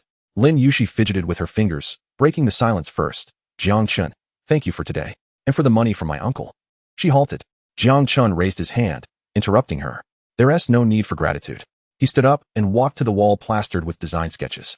Moreover, what I seek is not merely to receive accolades. His fingers gently brushed over a drawing of a starry sky mousse cake. This concept is splendid. Lin Yushi's attention was immediately captivated. She stood and approached Jiang Chen, her eyes rekindled with enthusiasm as she gazed at the sketch.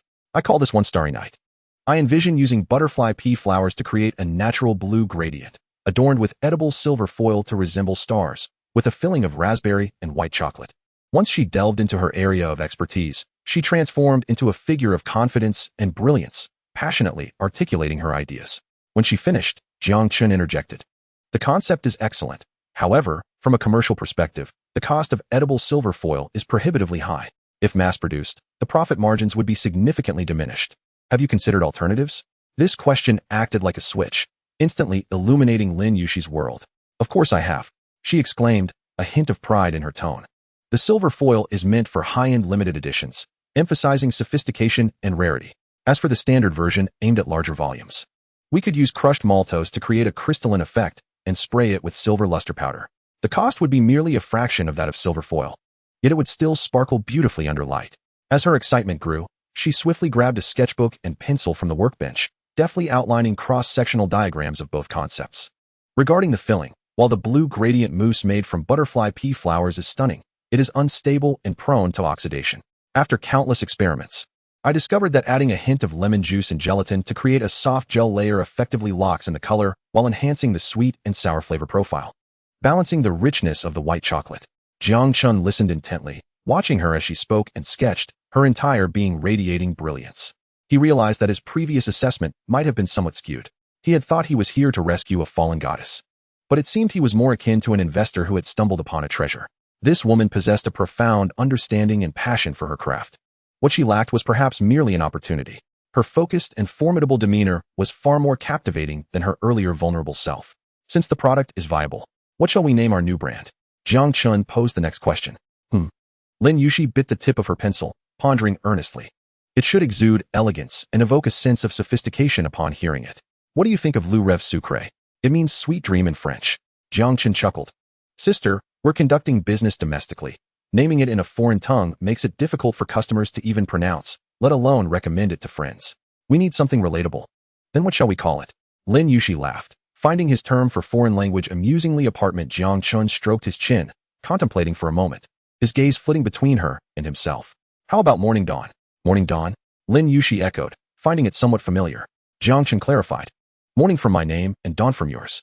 It symbolizes the first ray of sunlight at dawn, signifying hope and rebirth. What do you think? It has a double entendre, a narrative quality, and incorporates both our names. Morning Dawn. The name resonated like the most beautiful love confession, enveloping her in a gentle yet commanding warmth. It's quite nice, Lin Yushi murmured shyly. All right, it's settled then, Jiang Chen declared decisively before pulling out his phone. Now that the formalities are done, it's time for the startup funds. Please provide me with your bank account number. Chapter 48. Miss, may I add you on WeChat? Lin Yushi was momentarily taken aback. Starting a company, renting a shop, purchasing materials, conducting market research. Each of these required funds, and Jiang Chen discussed it so casually. Lin Yushi found herself swept along by his rhythm, dazedly providing her account number. After a brief while, her phone chimed with a notification. Trembling, she opened it. Your savings account ending in XXXX received a transfer of 100,000,000 RMB on X date. The string of zeros made her vision swim. She looked up at Jiang Chen, her voice quavering. A million? Jiang Chen, aren't you afraid I'll run off with the money? We've only known each other for a day.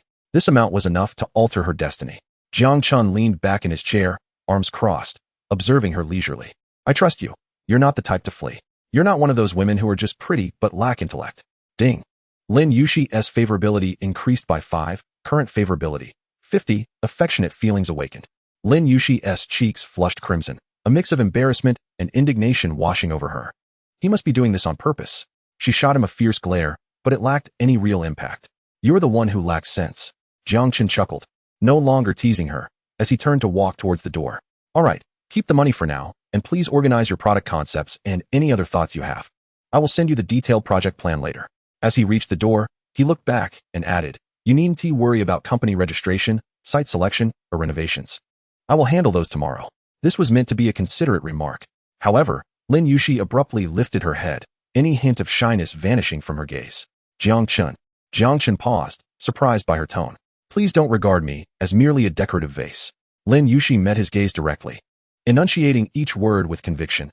I am well aware of what materials are needed for company registration, how to negotiate rent with landlords, and the dimensions from which to approach market research. I am thoroughly acquainted with all of this. She took a deep breath, her chest rising slightly. I have fallen into a pit once. I won't stumble in the same place a second time. These matters are my career, my battlefield. Thus, please allow me to manage them. In that moment, she was no longer the frail woman in need of rescue. Jiang Chen stood frozen, taken aback. He gazed at Lin Yushi before him, observing the undeniable resolve and brilliance in her eyes. Moments later, Jiang Chen smiled. He raised both hands, playfully forming an okay gesture. All right, General Manager Lin. The strength and beauty gem. A subtle scent of sweat lingered in the air. Jiang Chen, clad in a refreshing athletic outfit, stepped inside. His striking looks, scoring a solid 92 in attractiveness alongside his towering height of 185 centimeters and sculpted physique, drew numerous glances as he entered. He had long since grown accustomed to the attention and had already spotted that familiar and alluring silhouette. Fan Wan remained tied up in a neat high ponytail, her figure accentuated by a form-fitting black gym outfit that vividly outlined her devilish curves. Her astonishingly ample posterior and voluptuous thighs rendered onlookers parched, regardless of how many times they beheld her. At that moment, she was engaged in conversation with a young man. He appeared to be in his early 20s, handsome and of decent height, with clearly defined muscles indicating a commitment to fitness. However, his expression was somewhat awkward as he fidgeted with his phone while speaking to Fan Wan. Coach Fan, I've been following you for a while now. I find you exceptionally professional and kind. May I add you on WeChat, just to be friends? The young man's voice trembled slightly. This was a scenario Fan Wan had clearly encountered numerous times before. She wore a polite, professional smile, her tone warm yet distant. I'm sorry, but I cannot add personal WeChat accounts during work hours. If you have any fitness-related questions, feel free to book a session with me through the app or at the front desk. Disappointed, the young man was determined to try again. Jiang Chen watched the exchange, a slight smirk forming at the corners of his mouth. He strode over with long strides, positioning himself directly between the two. Hello, beautiful coach, he greeted, instantly capturing their attention. The young man, seeing another suitor arrive, especially one as handsome and charismatic as Jiang Chen, furrowed his brow instinctively. Yet, he remained resolute. Humph. The coach rejected me. She'll surely turn down this guy too. A professional beauty like her wouldn't easily share her WeChat with just anyone. He could almost envision the look of defeat on Jiang Chen's face. Upon seeing Jiang Chen, Fan Wan was momentarily taken aback, but soon a smile graced her exquisite features. Ignoring the young man, Jiang Chen produced his phone, displaying the QR code, and smiled at Fan Wan. Coach, I'd like to add you on WeChat as well, to facilitate scheduling future sessions. Is that all right? His approach was strikingly similar to that of the young man, yet even more direct. The young man scoffed inwardly, waiting for the inevitable rejection. However, the ensuing scene struck him like a bolt from the blue. To his astonishment, the previously businesslike Fan Wan let out a light laugh and, in a remarkably natural manner, retrieved her own phone. Sure, go ahead and scam me. Her tone now bore a warmth and softness absent in her earlier response. The young man stood there, utterly dumbfounded, glancing between Jiang Chen and Fan Wan, his worldview shattered. Why? Why does he get to? Is it truly the case that having a great physique and handsome looks grants one such privileges? As he observed the increasingly familiar interaction between Jiang Chen and Fan Wan, a harsh realization dawned upon him. It was over. His goddess coach was taken. Woe is me. This stunningly fit and mature beauty had already been claimed by another. The young man felt his innocent heart shatter into pieces, unable to remain any longer. He shot Jiang Chen a resentful glare before dejectedly turning away. His retreating figure resembled a melancholic poem. Jiang Chen chuckled at the retreating silhouette and leaned closer to Fan Wan, teasingly lowering his voice. Sister Fan, that was quite ruthless. You practically performed an NTR right in front of him. Look, you've shattered that innocent boy's heart. Fan Wan's cheeks flushed slightly as she shot him an exasperated look. That was merely to play along with your little act, she murmured. Do you think I add just anyone's WeChat? Jiang Chen stood close enough to catch the faint scent of her perspiration mingled with her body wash. His gaze inadvertently fell upon her perfectly shaped curves, accentuated by her athletic attire. From this angle, her well-defined upper body seemed ungraspable with a single hand, and below was that peach-like posterior capable of driving countless men wild. With each lingering glance, Jiang Chen felt his blood coursing with increasing fervor, a primal urge rising within him. Fan Wan, amused by her own compliance, soon became aware of the shift in the man's demeanor beside her. Chapter 49, The Best Support is the Ant. His gaze was too penetrating, radiating an almost scorching heat that traversed her figure. She could even discern a change in the rhythm of Jiang Chen's breathing. Fan Wan's cheeks flushed deeper. At 29, she was a mature woman well acquainted with such reactions, having seen her fair share of adult films. This guy. Jiang Chen instantly recognized he had let his guard down. It was rather embarrassing to exhibit such overt interest in front of her. He cleared his throat, rubbed his nose, and stammered, Sister Fan, I've been feeling a bit heated lately. Fan Wan found his excuse amusing, her earlier embarrassment dissipating. She turned her head away, casting a sidelong glance at him. Smooth talker, she retorted lightly. You better warm up quickly. If you lack strength later, I want to go easy on you. Yes. Coach Fan, Jiang Chen replied, then jogged over to the treadmill to begin his warm-up. Watching his upright figure, Fan Wan couldn't help but smile. Once the warm-up concluded, the formal training commenced. Engage your core, activate your glutes. Yes, just like that. Feel the contraction in your gluteus maximus. Fan Wan's voice regained its professional and serious tone. She half-squatted beside Jiang Chen, gently placing a hand on his waist to help him find the correct force application. Her fingertips radiated warmth, the heat seemingly penetrating through the thin fabric of his athletic wear, leaving an imprint on his skin. Jiang Chen faltered slightly. Distracted? Fan Wan noticed immediately, her brow furrowing. In the hip bridge exercise, synchronized movement is vital. Your focus must be on your glutes, not on random thoughts. Jiang Chen chuckled inwardly. Sister Fan, your devilish figure is right next to me, your breath brushing against my face. How am I supposed to concentrate? All my thoughts are drifting toward you. Ahem, understood. He took a deep breath, clearing his mind and refocusing on the exercise. Just then, a sharp ringtone pierced the air. Emanating from the phone Fan Wan had set beside the equipment. The screen lit up with the words Auntie. Fan Wan's expression shifted to one of unease as she picked up the phone, uncertain whether to answer or dismiss the call. The hesitant movement was fully captured by Jiang Chen. Go ahead, Sister Wan, he said understandingly. I'll practice on my own. All right, Fan Wan nodded, taking out her phone and swiftly walking to a relatively secluded corner of the gym before answering the call. Hello, Auntie. An enthusiastic and somewhat boisterous female voice immediately resonated from the other end. Wan, are you busy? I hope I'm not interrupting your work. No, I'm at the gym. What's up, Auntie? Fan Wan's tone carried a hint of exasperation. Oh dear, it's all about your lifelong affair. Auntie's voice rose a notch. Let me tell you, I have a good friend who introduced me to a wonderful young man. His credentials are exceptional. He works as a supervisor in a listed company, earning a salary in the hundreds of thousands. Most impressively, he has purchased his own home and car in this bustling city, all through his own efforts. What an ambitious young man. Fan Wan rubbed her temples, feeling a wave of frustration.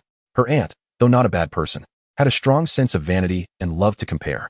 Years ago, she married a local man and began living a life of luxury. Since then, she had developed a penchant for matchmaking her niece, as if Fan Wan's successful marriage would reflect glory upon her. Fan Wan was not particularly close to her parents, but she maintained a closer relationship with her aunt. Noticing Fan Wan's silence, Auntie launched into a new wave of persuasion. Wan, listen to your aunt. You're not getting any younger. You're approaching 30 now. Over the past few years, how many suitors have I arranged for you? You haven't shown any interest in any of them. What kind of man are you looking for? Hearing this, Fan Wan's pent-up grievances surged forth. Auntie, how can you say that? She couldn't help but retort. The ones you've introduced me to have all been utterly ridiculous. You sang their praises before the blind dates. But what about when we met? One was only 6 meters tall, another weighed nearly 200 pounds. And then there was one with a receding hairline who claimed he was exceptionally intelligent. I seriously wondered if they had slipped you some kind of potion. Coughing. Auntie was momentarily taken aback, awkwardly defending herself. Well, that's all because my friends are unreliable. They tricked me. This time, it's absolutely different. I personally vetted him. He's a tall gentleman at 1.8 meters, handsome and spirited. He's definitely worthy of our Wan Wan. Instinctively, Fan Wan's gaze drifted to Jiang Chen, who was stretching not far away. Sunlight filtered through the gym's floor-to-ceiling windows, casting a warm glow on his broad back, accentuating the fluid and powerful lines of his muscles. Yes, indeed, she was no longer young. After years of striving in this metropolis, she had no shortage of admirers. Countless men had approached her in the gym, yet none had evoked such complex and subtle feelings within her as Jiang Chen. Young, handsome, wealthy, and with a character that was refreshingly humble, he was neither arrogant nor aloof, but rather considerate and witty. A man of such caliber was surely a rare find. In light of this comparison, it seemed there was no reason for hesitation. Taking a deep breath, she spoke into the phone, cutting off her aunt's incessant chatter. Auntie, please stop introducing me to anyone else. I have someone I like. The moment her words fell, a clear notification sound echoed in Jiang Chen's mind as he was stretching in the equipment area. Ding. Fan Wan's favorability level, 5. Current favorability, 50, affection awakening. Jiang Chen. He paused, utterly baffled. What was happening? How did his favorability suddenly increase? Had she merely answered a phone call? Was it possible her aunt had praised him during the conversation? On the other end, Auntie, after a brief silence, erupted into an earth-shattering scream. What? You have someone you like? Wan Wan. You little rascal. You didn't even tell your aunt about such a big matter as having a boyfriend? Quick. Honestly tell me, what does he do? Where is he from? How old is he? Is he good to you? A barrage of questions bombarded Fan Wan, leaving her dizzy. Oh, Auntie, I'm busy right now. I'll talk to you later. Fan Wan desperately tried to hang up. Busy? I see you just want to brush me off. Annie was having none of it, delivering an ultimatum. I don't care. This weekend, you must bring him to my house so I can meet him. I'll invite your mother over too, and we can vet him together. Beep, beep, beep. Before Fan Wan could refuse, the call was decisively terminated. Staring blankly at her phone, she was utterly dumbfounded. She had merely wanted an excuse to decline the blind date. How had it escalated to this? Chapter 50. Could you be that person? As she approached, her expression remained somewhat dazed, her mind swirling with her aunt's insistence that she must bring him over this weekend. Sister Wan. Jiang Chen's voice broke through her reverie, interrupting her thoughts. He had finished stretching and stood before her, offering a bottle of water. What's wrong? Why do you look so distracted after that phone call? Jiang Chen twisted the cap off and handed it to her, casually inquiring. No, nothing. Fan Wan accepted the water, instinctively avoiding his gaze and responding vaguely. Observing her demeanor, Jiang Chen felt as if he had a clear understanding of the situation. The inexplicable spike in favorability to 50, coupled with her post-call demeanor, left little doubt that the call was indeed related to him. However, he chose not to address it directly, merely smiling. As long as it's nothing serious. I thought something might have happened at home. His considerate nature only deepened Fan Wan's guilt. It felt as though she had taken advantage of him. Let's continue training. She inhaled deeply, forcing her disordered thoughts aside, striving to regain her professional demeanor as a coach. Yet, the atmosphere during the subsequent training became subtly charged. Open your legs a bit more. Yes, tighten your core, feel the power in your obliques. Fan Wan instructed Jiang Chen on the side crunches, her voice maintaining its professional tone, but her gestures unconsciously grew more intimate than usual. Her hand rested on Jiang Chen's side, the warmth of her palm clearly transmitted. This time, she did not withdraw immediately, instead exploring, seemingly assisting him in pinpointing the precise exertion points. Jiang Chen's body stiffened slightly. This feeling. What's wrong? Are you distracted again? Fan Wan noticed his rigidity, her tone remaining casual. No, I'm just feeling the muscles, Jiang Chen replied earnestly, fabricating a response. Oh really? Fan Wan's lips curved into a slight smile as her hand ventured again. Then which muscle are you feeling? Jiang Chen. This conversation was getting out of hand. How could this woman, upon returning from a phone call, suddenly become so audacious with her playful banter? The remainder of the training unfolded in this atmosphere fraught with flirtation and tension. Both were drenched in sweat. After Jiang Chen took a shower and emerged in his own clothes, he found Fan Wan already changed and seated on the sofa in the relaxation area, waiting for him. She changed out of her sleek athletic attire and donned a fitted knitted long-sleeve top that snugly enveloped her ample curves. Her lower half was adorned with a pair of deep blue high-waisted jeans that accentuated her perfectly rounded derriere and showcased her long, slender legs. On her feet, she wore a simple pair of white sneakers. The high ponytail she had sported was now released, allowing her silky black hair to cascade gracefully over her shoulders, lending her an air of maturity that softened the previously commanding presence of a coach, rendering her more feminine and alluring. This ensemble accentuated her physical attributes to the fullest, exuding both sensuality and innocence. She was nothing short of walking allure. Jiang Chen gazed at her, his mind consumed by a singular thought. This figure was utterly captivating.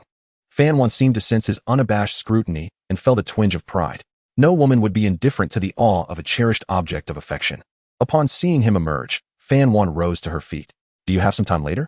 she inquired proactively. Jiang Chen paused for a moment, then smiled. "If it's an invitation from Sister Fan Wan, I have time whenever you need." This simple statement sent ripples of emotion across the surface of Fan Wan's heart. She instinctively turned her head away, then suggested softly, "How about you accompany me for a stroll?" "Sure." Jiang Chen nodded in agreement. "Then let us go?" She approached him, her voice considerably gentler than usual. The two exited the gym side by side.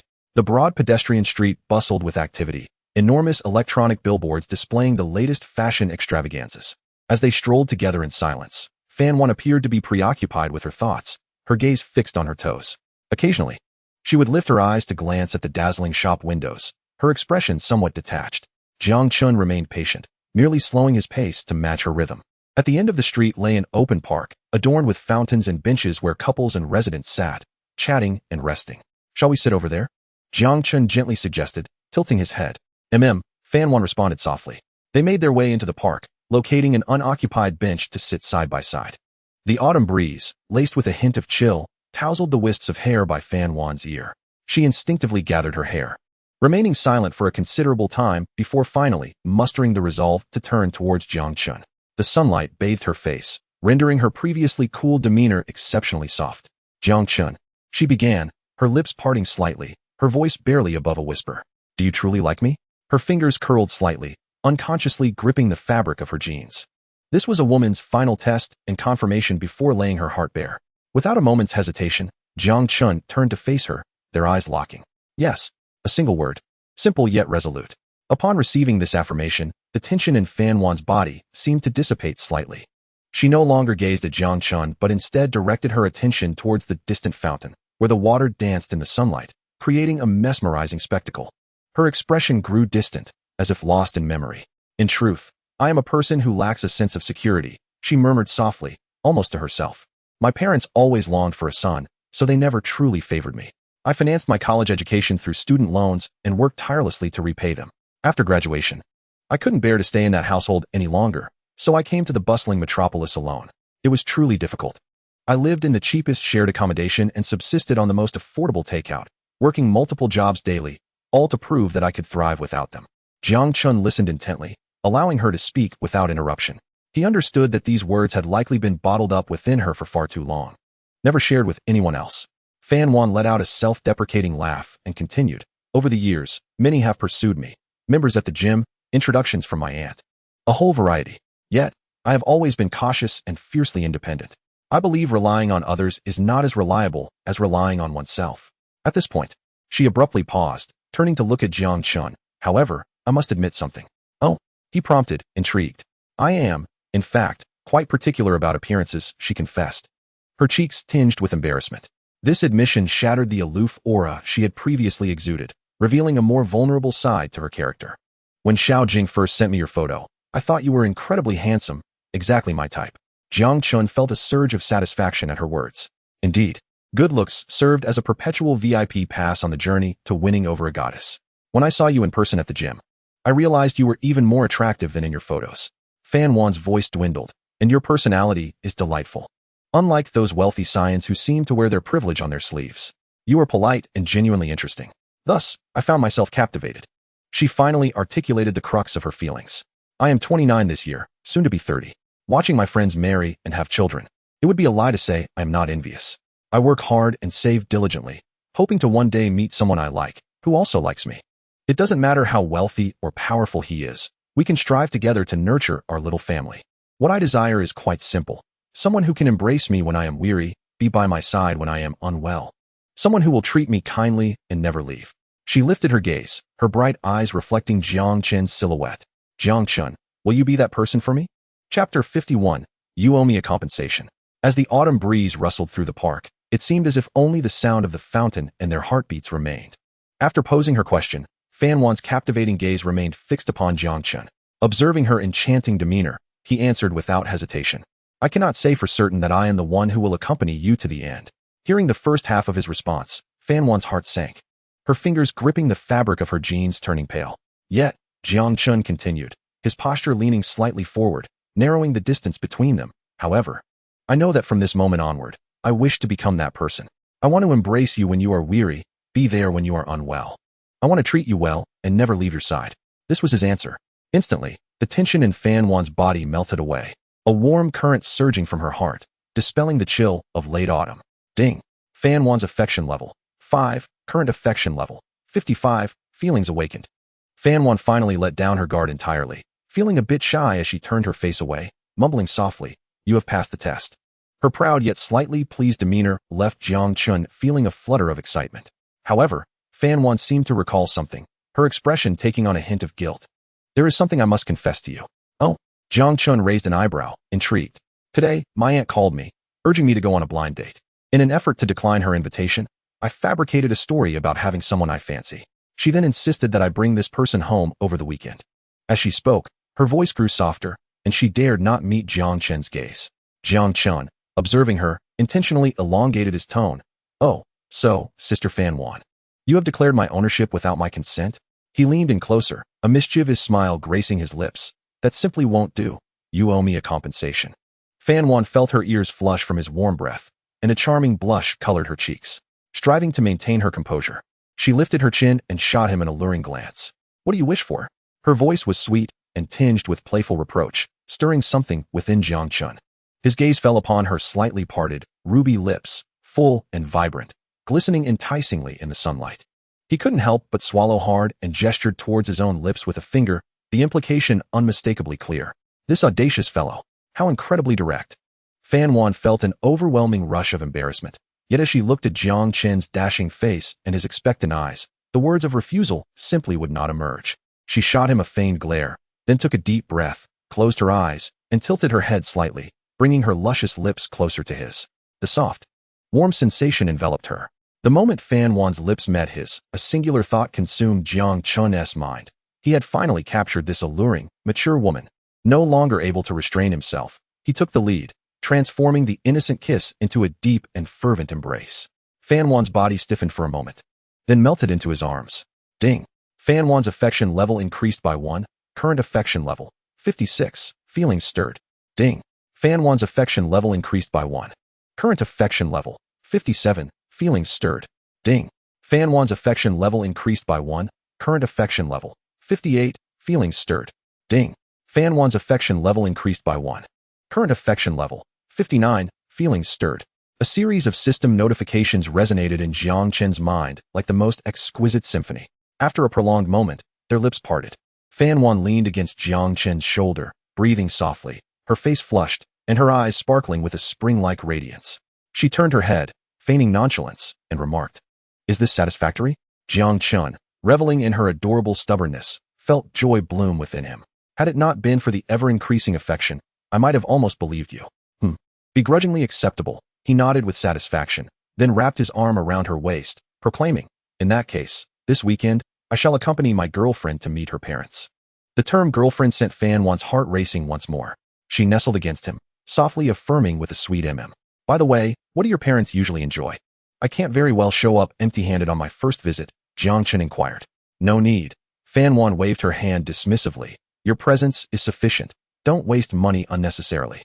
All right, Jiang Chen replied, though in his mind, he was already devising a grand gesture. How could he meet his future in-laws for the first time without preparing a substantial gift? Just then, Fan Wan's phone buzzed in her pocket. She pulled it out to see her mother's name on the caller ID. Her expression immediately grew complex. After a moment's hesitation, she answered, "Hello, Mom." On the other end, a cautious voice inquired, Wan, your aunt mentioned you have a boyfriend. Is that true?" "Yes." Fan Wan's response was succinct. "What does his family do? What kind of person is he?" The voice grew more urgent. "As long as I like him, you needn't worry about that." Her tone remained cool, laced with an evident distance. There was a brief silence before her mother, seemingly taken aback, replied, Wan, please don't speak to me that way. Your aunt said you're to bring him home this weekend. Your father and I will also be there." We wish to meet him. Fan Wan paused, responding stiffly, understood. I will bring him along. With that, she abruptly ended the call. On the park bench, a momentary stillness enveloped them. Jiang Chen, close enough to hear the conversation, gently broke the silence. Your aunt seemed rather cautious on the phone. Fan Wan nodded, burying her head against his shoulder. Since I've been alone in the metropolis for these past few years, they've called me several times, and their attitude has changed significantly. They've even softened their stance, urging me to return home, but I never agreed. Jiang Chen remained silent, merely holding her gently. He understood that Fan Wan likely harbored deep-seated rifts with her family. He wouldn't be foolish enough to utter platitudes about the struggles of parental love. Instead, he softly remarked, how wonderful. Fan Wan looked up, puzzled. Chapter 52, We Are Together. Jiang Chen smiled. I envy you a bit. My parents passed away in a car accident long ago.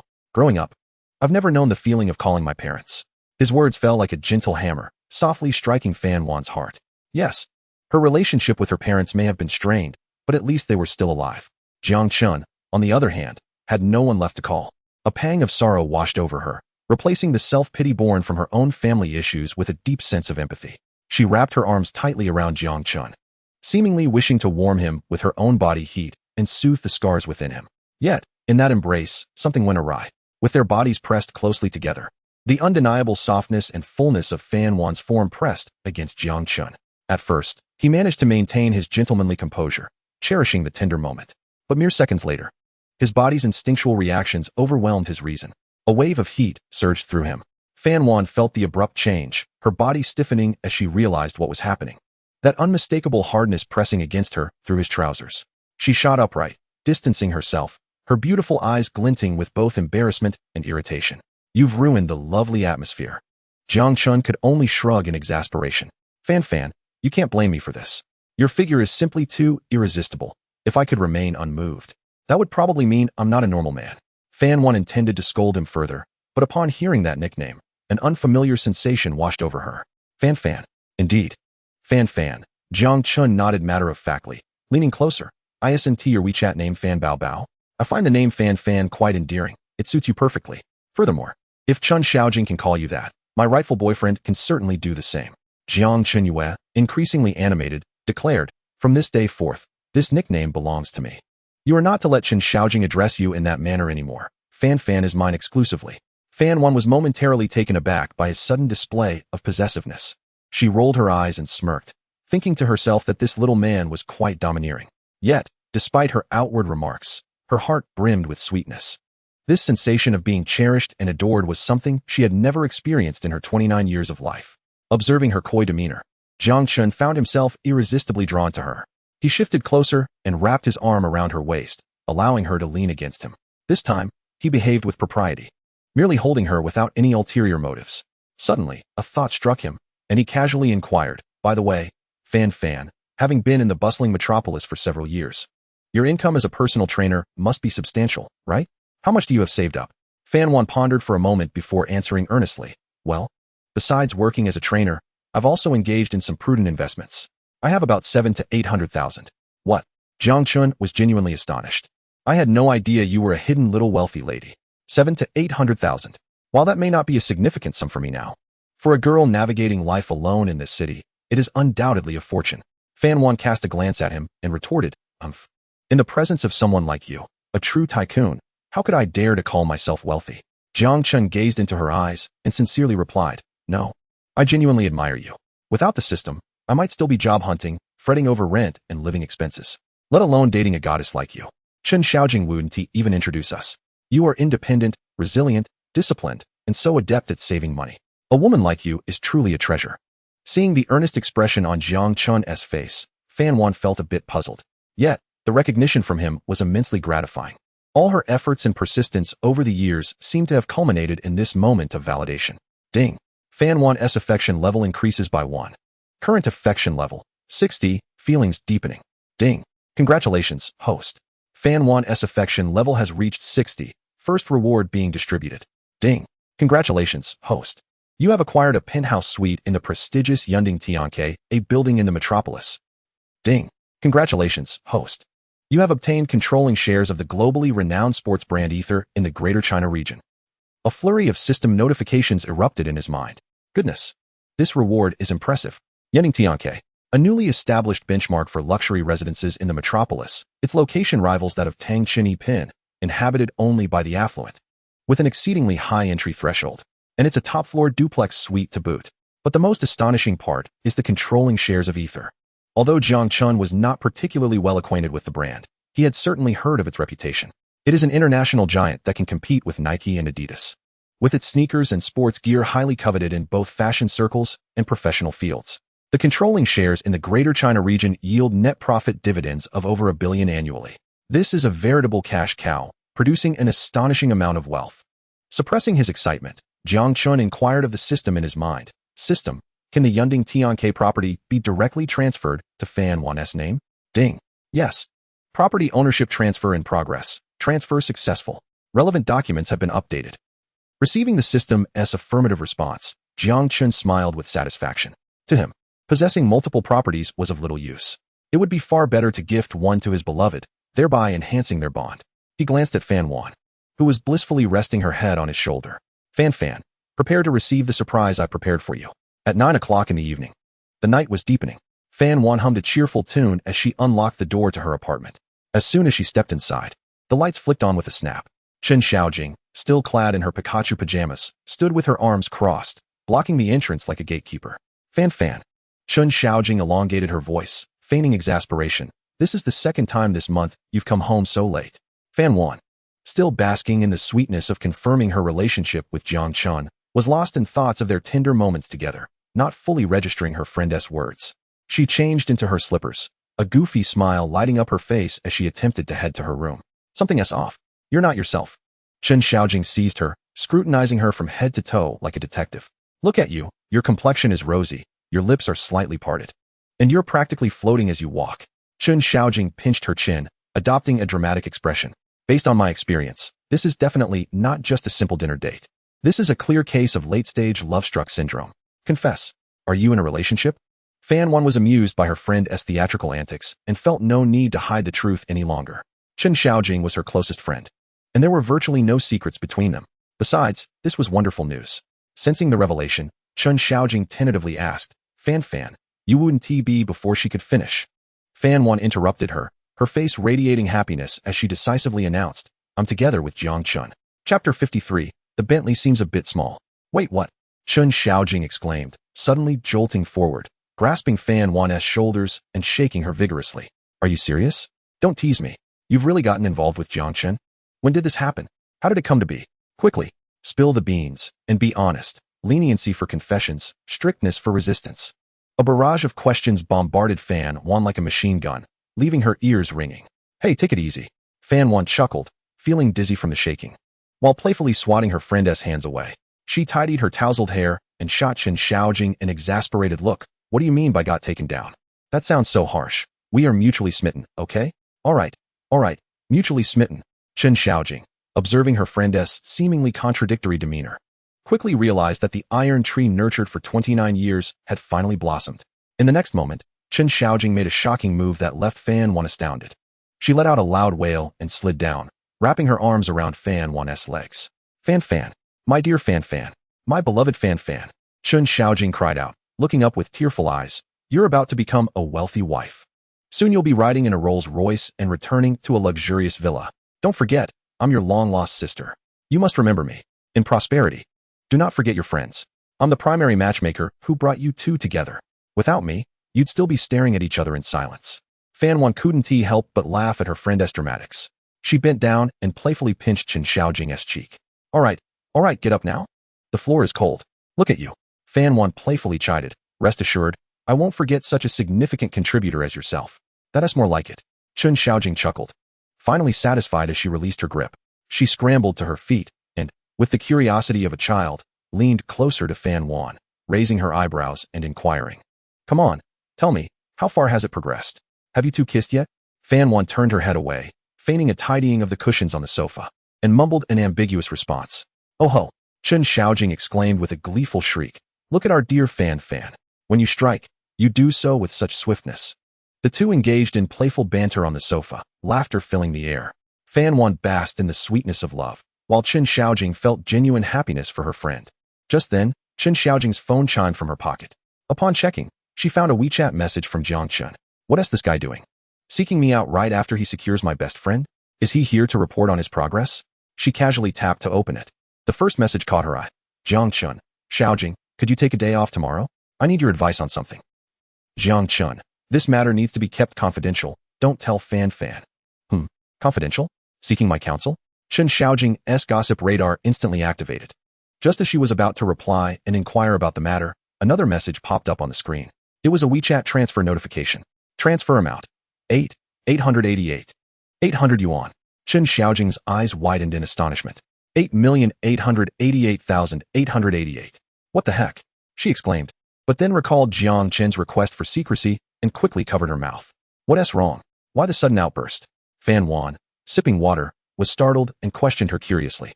Nothing. Chen Xiaojing mumbled through her hand. I just came across a ridiculously funny video. Couldn't help it, hee.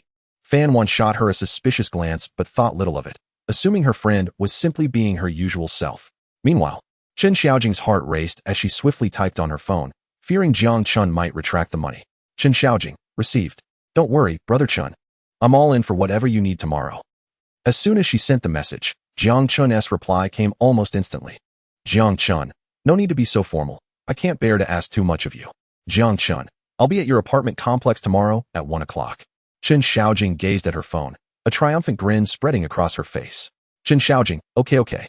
I'll make sure to complete the task. Long live brother Chen. Stowing her phone away, she looked at Fan Wan, who seemed lost in thought, and couldn't help but chuckle inwardly. Oh dear Fan, don't blame your sister for being unfaithful. It's just that brother Chen has offered so much. The following morning, as Chen Xiaojing emerged from her room with dark circles under her eyes, Fan Wan had already prepared a nutritious breakfast. Did you go out last night? You look so drained. Fan Wan slid a plate of vegetable salad and a glass of milk toward her. Just too excited to sleep. Fan Wan shook her head in exasperation, choosing not to inquire further, and advised, I'm heading out now. All right, be careful. Chen Xiaojing nodded repeatedly. After finishing her breakfast, she hurried back to her room to prepare for the day ahead.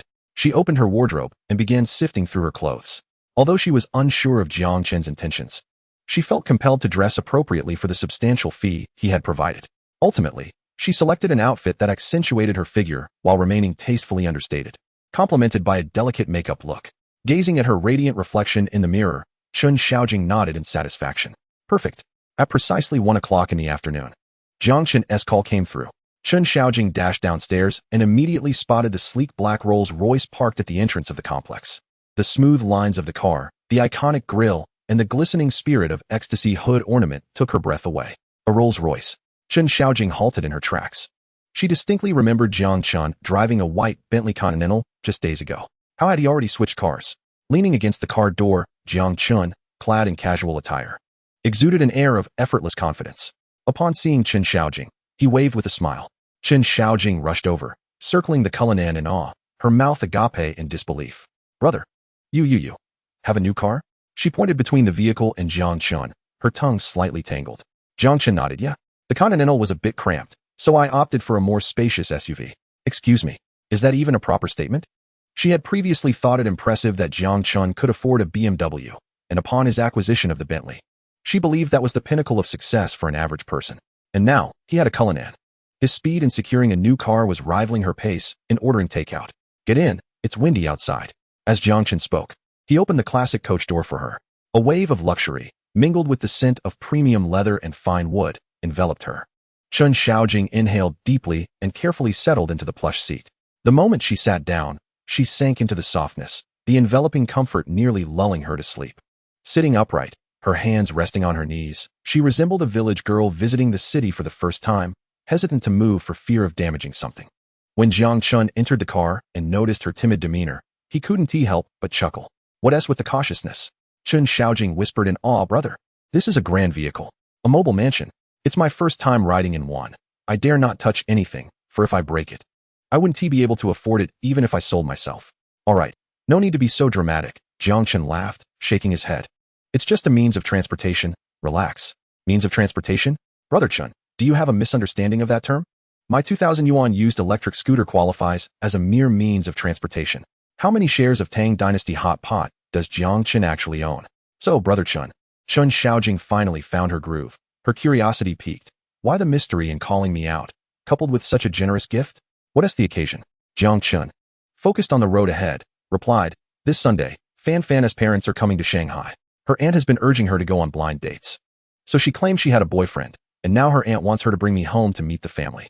Chen Xiaojing was taken aback by this revelation. Wait, meet the parents? Are you serious? She exclaimed, Brother Chen, isn't this progressing rather quickly?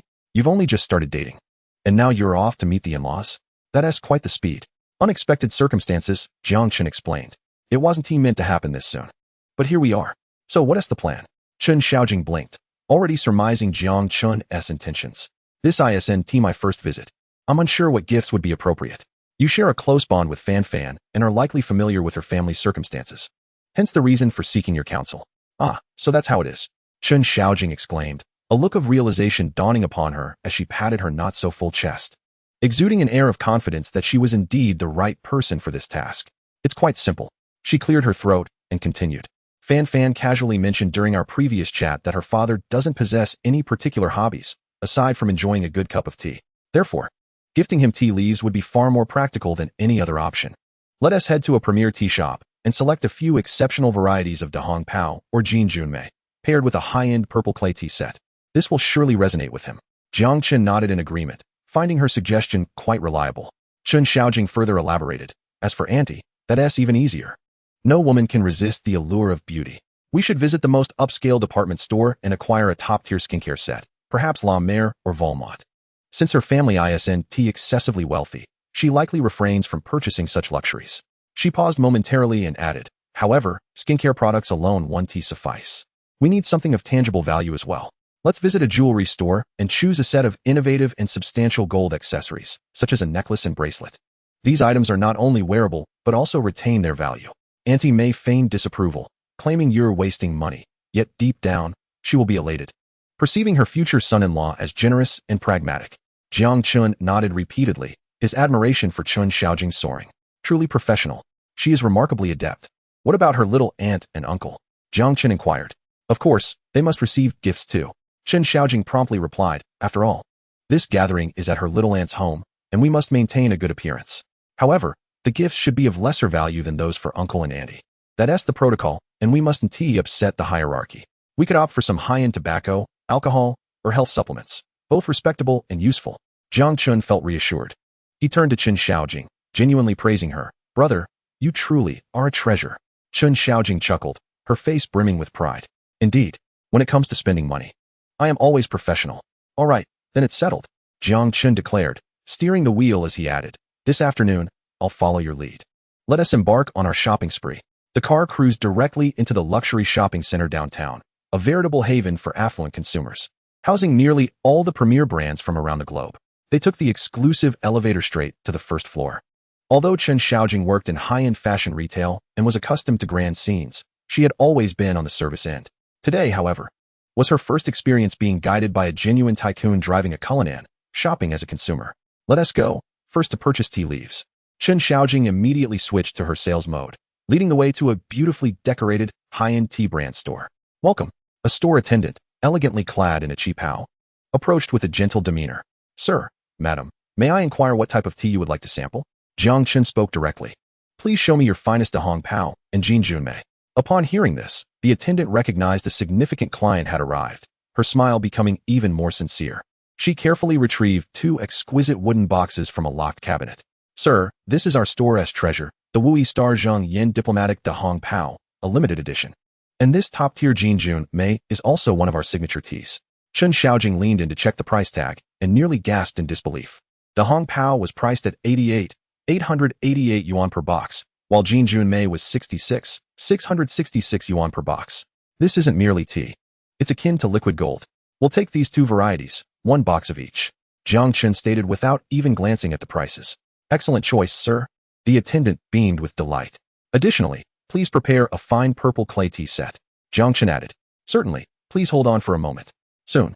4 boxes of tea and a beautifully packaged tea set were ready for collection. Jiang Chen paid with his card, not batting an eyelash. The total expenditure amounted to 350,000 yuan. Chen Xiaojing followed behind, feeling slightly breathless. Next, it was time to procure a gift for his future mother-in-law. The duo made their way to the La Mer counter. Please bring out your most expensive and complete set. Jiang Chen maintained his straightforward approach. The sales associate's eyes lit up as she presented a large gift box. Sir, this is our gold-infused renewal prestige set, encompassing our entire range of premium products from cleanser to serum and cream, all for the price of 38,800 yuan. I'll take 2 sets. Certainly, sir. Once again, 2 sets were secured. Chen Xiaojing was astounded.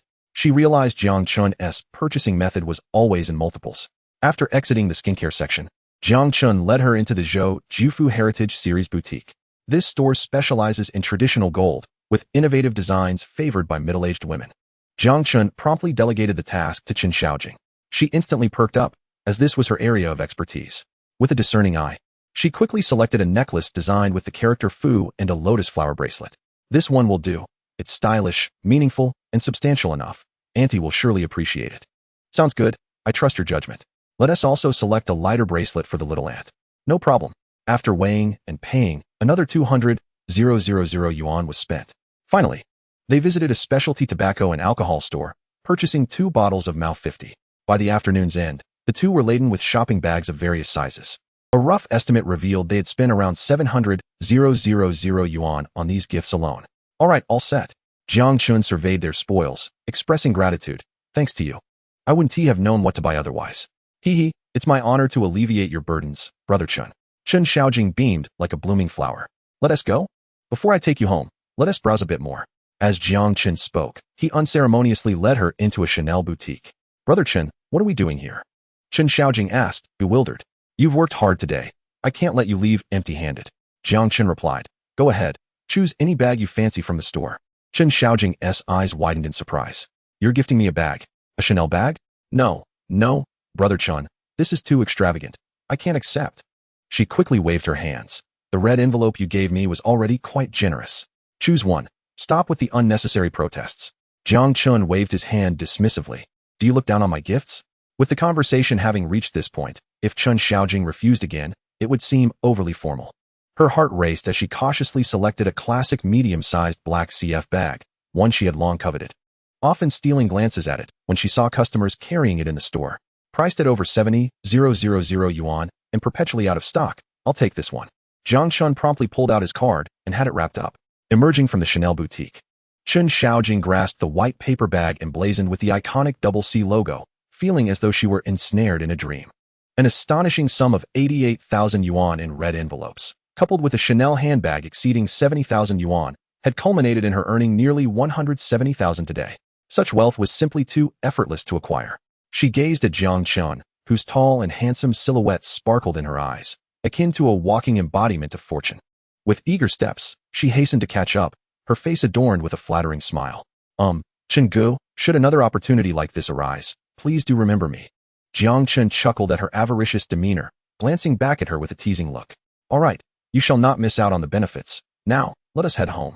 That evening, Jiang Chen lounged on the sofa, engaged in a conversation with Jiang Qingzhu. Chen Gu, what are you up to? She inquired playfully. A smile unconsciously graced Jiang Chen's lips as his fingers danced across the screen. I just arrived home and was reclining on the sofa, thinking of you, my dear Qingzhu.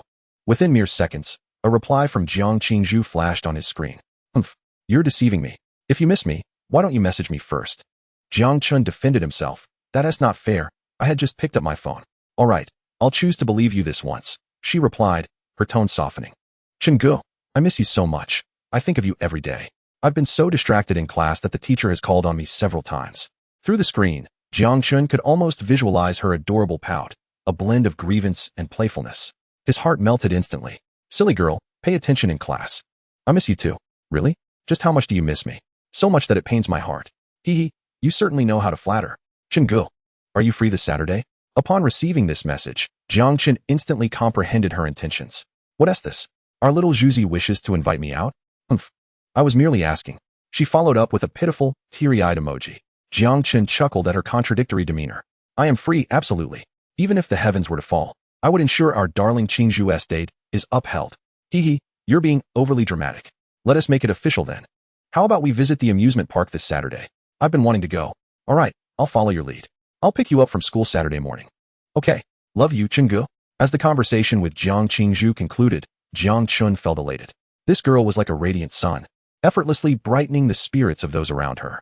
He glanced at the dialogue with Lin Yuxi. realizing that she had been preoccupied with her store and had scarcely any time for romantic exchanges. Just then, the bathroom door creaked open, releasing a wave of warm, fragrant steam mingled with the scent of body wash. Jiang Chen instinctively looked up to see Lu Yunqi emerging, clad in a black silk nightgown, towel in hand. Drying her damp hair, fresh from a shower, her exquisite oval face bore no makeup, her skin flushed from the steam, exuding a purity and languor that surpassed her usual made-up appearance. Droplets of water traced down her elegant neck, disappearing into her alluring décolletage. The gossamer fabric of her nightgown clung to her voluptuous figure, accentuating her curves irresistibly. Particularly striking were her long, fair legs, accentuated by the black lace trim, exuding an intoxicating allure under the soft lighting. Jiang Chen's breath quickened. As Lu Yunqi walked into the living room, her gaze fell upon the familiar figure on the sofa, and a gentle smile graced her lips. Ah Chun. Naturally, she sauntered over, her soft form leaning against Jiang Chen's chest. In that moment, warmth and fragrance enveloped him. The silk nightgown shifted upward with her movement, revealing more of her smooth, fair thighs. Her soft and ample bosom pressed against Jiang Chen's chest, the astonishing elasticity palpable through the delicate fabric. Jiang Chen felt a rush of warmth surge through him. Lu Yunqi seemed to sense the unusual tension as she lifted her head, her beautiful eyes playfully glaring at him. "You naughty boy, no mischief allowed." Jiang Chen feigned innocence, hands raised in surrender. "Yunqi Jia, this is beyond my control. It's a natural response." "I don't care." Lu Yunqi pouted, burying her face in his chest. "I want to stay like this. You mustn't team move." Okay, I want team move," Jiang Chen replied, amused. This woman, clearly the one teasing him, feigned victimhood. He gently wrapped his arms around her slender waist, caressing her silky hair, which still bore the scent of shampoo, delightful to inhale. Lu Yunqi nestled into his embrace, adjusting to a comfortable position, resembling a languid kitten with her eyes closed. The living room fell into a serene silence, punctuated only by their steady breaths. Jiang Chen relished this tender moment. "Yunqi Jia," he softly broke the tranquility. "Is your studio particularly busy lately? You seem exhausted." She replied, her voice tinged with fatigue. "We're currently engaged in a major project, and the competition is fierce. We've revised the proposal several times. The final bidding is approaching, and we must be thoroughly prepared. Don't overexert yourself. Your health is paramount," Jiang Chen expressed with concern. "I know," Lu Yunqi nuzzled closer. "Once this project wraps up, I shall treat myself to a long vacation. By the way, Yunqi Jia, where is your company located now?" "In a creative industry park in the west of the city." Speaking of this, Lu Yunqi's tone shifted to one of resignation and melancholy. "Initially, we chose that location to save costs. The rent was affordable and the environment decent. However, as our studio has grown and the caliber of clients we engage with is elevated, that place appears somewhat beneath our status now. Recently, the client for that major project sent people to inspect our studio, and I could sense their skepticism when they saw our small office building, which could adversely affect our bidding." Jiang Chen felt a pang of empathy as he looked down at the frowning beauty in his arms. "Yunqi Jia, have you considered relocating the company?" "Of course, I've thought about it." Lu Yunqi lifted her head, a hint of vexation in her voice as she remarked. "Recently, I have been exploring new office locations, but the prime areas come with exorbitant rents, while the more affordable places lack a pleasant environment, making it arduous to find a suitable option. Have you considered Huanyu Financial Hub?" "Huanyu Financial Hub?" Upon hearing the name, Lu Yunqi was momentarily taken aback, then burst into a soft laugh. She extended her delicate fingers and playfully tapped Jiang Chen's forehead, reproaching him lightly. "Ah Chun, you're just trying to amuse me again." She rose from Jiang Chen's embrace, adjusting her slightly disheveled nightgown, her beautiful legs crossing in an alluring arc. "Huanyu Financial Hub is the epitome of top-tier office buildings in the entire metropolis, a financial landmark. Those who can establish themselves there are either immensely wealthy or esteemed, comprising Fortune 500 companies or leading domestic financial and tech firms." She gazed at Jiang Chen, patiently elucidating, "The rents in such places are astronomical. For a modest design studio like mine to rent an office, there would be akin to using a sledgehammer to crack a nut. It's unnecessary and utterly beyond my means." In Lu Yunqi's view, Jiang Chen seemed not to grasp the nuances of this matter, which prompted her careful explanation. However, Jiang Chen's expression remained remarkably earnest. He did not smile. Instead, he regarded her with his profound gaze and stated, "Sister Yunqi, I am not jesting. If I could secure your studio a complimentary spot at Huanyu Financial Hub, how would you repay me?" As he spoke of repayment, a mischievous grin crept across his face. Lu Yunqi's smile gradually faded, her curiosity piqued by Jiang Chen's words. "A complimentary spot at Huanyu Financial Hub? How could that be possible?" The property management there is notoriously proud and stringent. Not only is it improbable to obtain a free spot, but even to rent one requires a queue and a thorough vetting of the company as qualifications. What is he talking about? Does he have connections with the higher-ups at the financial hub? Yet, even the upper management would not grant a free admission, would they? This is no trivial sum. The annual rent plus property fees could easily amount to hundreds of thousands or even millions. Countless thoughts flickered through Lu Yunxi's mind. Yet she ultimately dismissed it as a sweet jest. This younger man, in his own clumsy way, seemed to be attempting to alleviate her burdens. With this realization, a warm current surged within her, and as her gaze softened, an enchanting allure emerged. Since that's the case, I shall indulge you. Lu Yunxi leaned closer to Jiang Chen, her body inclining as her tempting red lips whispered near his ear, her warm breath brushing against him. In a gentle and seductive tone, she murmured, "All right, Ah Chen, as long as you can make it happen and secure my studio a free spot at Huanyu Financial Hub." She paused, lowering her voice to a near whisper, "Sister will leave it to your discretion. Whatever you desire shall be yours." At her words, Jiang Chen felt a rush of blood surge to a singular place. He immediately lifted his chin with newfound confidence, as if proclaiming his sovereignty and excitement. This enchantress. Jiang Chen inhaled deeply, forcing himself to suppress the burgeoning heat within. He looked at the stunning woman before him, her eyes glistening with allure, and his throat bobbed as he spoke, his voice slightly hoarse with excitement. "All right, Sister Yunxi, this is your promise. It's a deal." "Yes, it's a deal," Lu Yunxi replied with a playful hum, her eyes sparkling with mirth, dismissing his words as mere whimsy. In her view, this was an utterly unattainable task. She reclined lazily back against Jiang Chen's chest, closing her eyes. To be cherished like this by a beloved, even if it were just an unrealistic jest, was enough to brighten her entire day. Meanwhile, Jiang Chen glanced at the affection meter, then looked down at the oblivious beauty in his arms, a quiet smile gracing his lips. "Sister Yunxi, just wait for me to fulfill that promise." The next day, at the Chengxi Creative Industry Park, Yunyu Design Studio, the radiant sunlight streamed through the slats of the blinds, casting dappled shadows across Lu Yunxi's desk. She was intently focused on the design blueprint displayed on her computer screen, contemplating adjustments to the details. The office's decor was minimalist yet artistically refined, with every arrangement reflecting the owner's exquisite taste. "Knock, knock, knock." A gentle rapping echoed at the office door. "Come in," Lu Yunxi replied without looking up. The door creaked open, revealing a tall figure entering the room. The newcomer had lustrous black hair tied up neatly and was clad in a perfectly tailored beige suit, accentuating her curvaceous figure. Her features were exquisitely defined, exuding an aura of cold elegance, radiating an unmistakable presence that commanded distance. Standing at least 1.75 meters tall and adorned with 7-centimeter black stilettos, her legs appeared long and statuesque, amplifying her commanding aura. If Jiang Chen were present, he would undoubtedly recognize her at first glance. This strikingly graceful beauty was none other than Yin Xinyu, the campus belle revered by countless male admirers during his university days. "Cici." Yin Xinyu's voice was clear and melodious as she approached Lu Yunxi's desk, gently placing a document down. "Is the feedback from the Xinguan project in?" Lu Yunxi raised her head, rubbing her slightly fatigued temples. "Yes," Yin Xinyu nodded, her expression serious. "The client is quite pleased with our design proposal, but..." She paused, her tone tinged with resignation. "They have subtly questioned our studio's hardware environment." Lu Yunxi's countenance darkened. As expected, their exact words were that while Yunyu Design's creations possess top-notch quality, the studio itself seems incongruent with the caliber of the work. Yin Xinyu reiterated their sentiments succinctly. Leaning back in her chair, Lu Yunxi let out a long sigh. Though articulated delicately, the implication was crystal clear. They deemed their workspace insufficiently impressive. How can a design studio that cannot even maintain a respectable facade convince clients of their capability to craft premier luxury designs? It seems imperative to expedite the relocation of the office. This project is crucial for the studio's future, and she cannot afford to lose such an opportunity over concerns about the working environment. She turned to her partner and inquired, "Xiaoyu, didn't you inspect several places earlier? Do you have any good suggestions?" Yin Xinyu gracefully pulled out the chair opposite her and sat down, elegantly crossing her legs to reveal a glimpse of her fair calves. "I've looked at 3 locations. One is Beta Wei, a repurposed factory with a strong artistic ambience, but the transportation isn't very convenient. Another is New Capital Soho, which is well located but too small in layout, unsuitable for our future growth. Lastly, there's home to Feifeng, which is well-rounded in all aspects, but the rent exceeds our budget considerably." Yin Xinyu's analysis was thorough and objective. As Lu Yunxi listened, her brow furrowed deeper.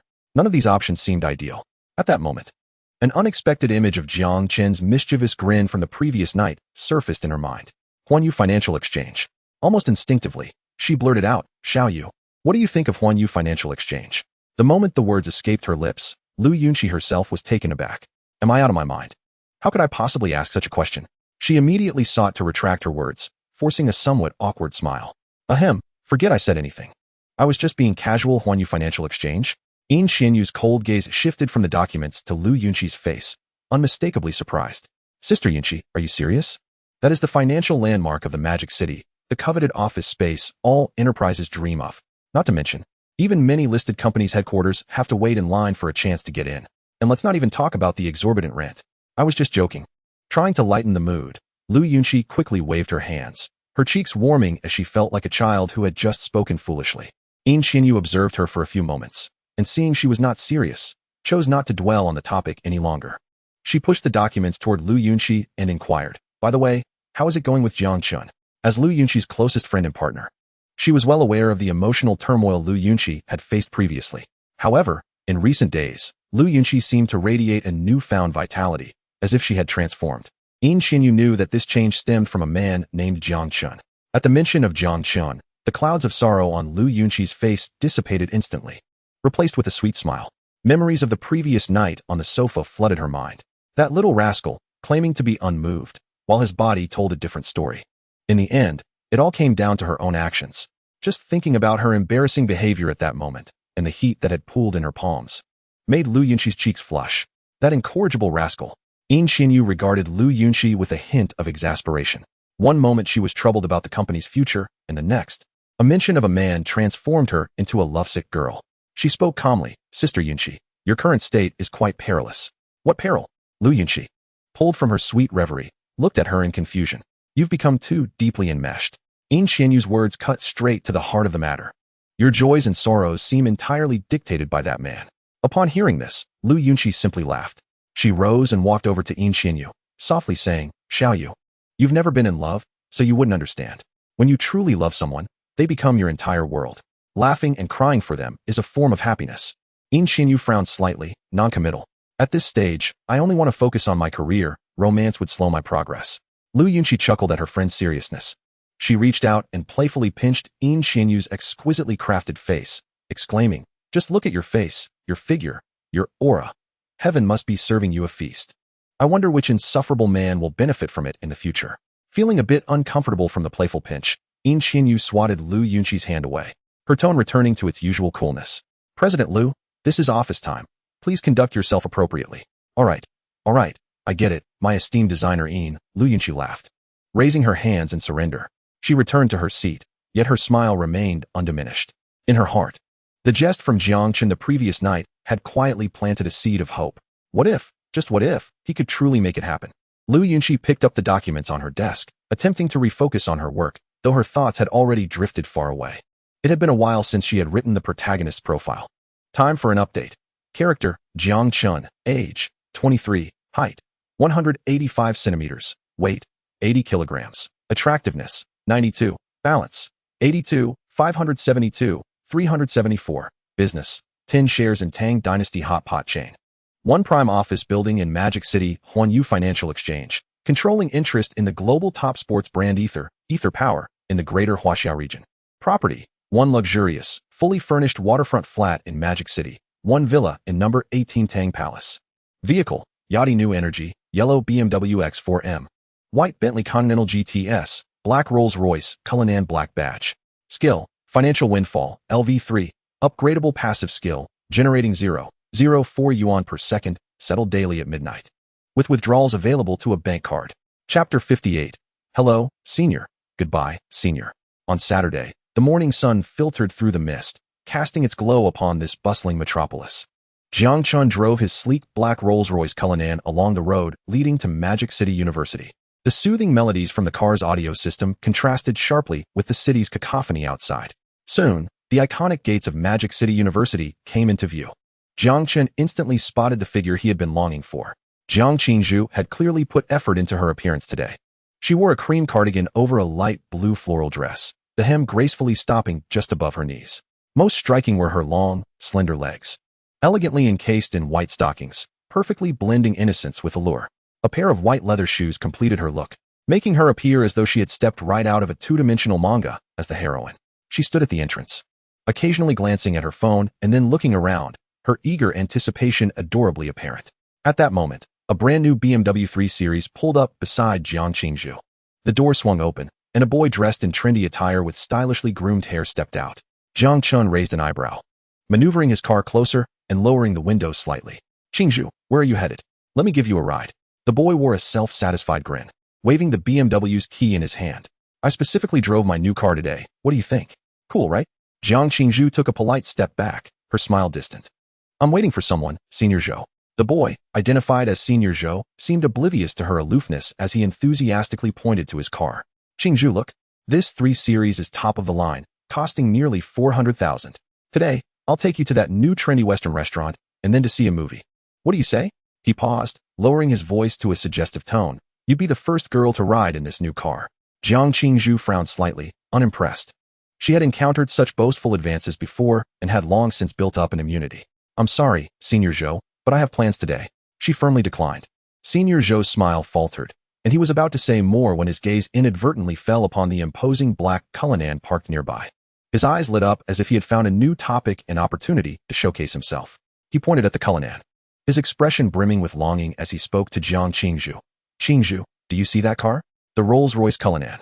The ultimate dream of every man. Once I succeed in my entrepreneurial endeavors and accumulate wealth, I shall acquire one of these and take you for joyrides every day." Jiang Qingzhu followed his gaze, and indeed, the car's design exuded an aura of power and luxury, piquing her curiosity. "Is this car very expensive?" she casually inquired. "Expensive? It's beyond mere expense." In an instant, Zhou Xuezhang transformed into an automotive aficionado, finding his rhythm as he elaborated. "This is the black badge version of the Cullinan, the pinnacle of luxury. The price tag starts at a staggering 10 million. Those who can afford this vehicle are worth at least hundreds of millions. This is truly a chariot for the elite." He spoke animatedly, his enthusiasm palpable, completely oblivious to the evident impatience etched on Jiang Qingzhu's face.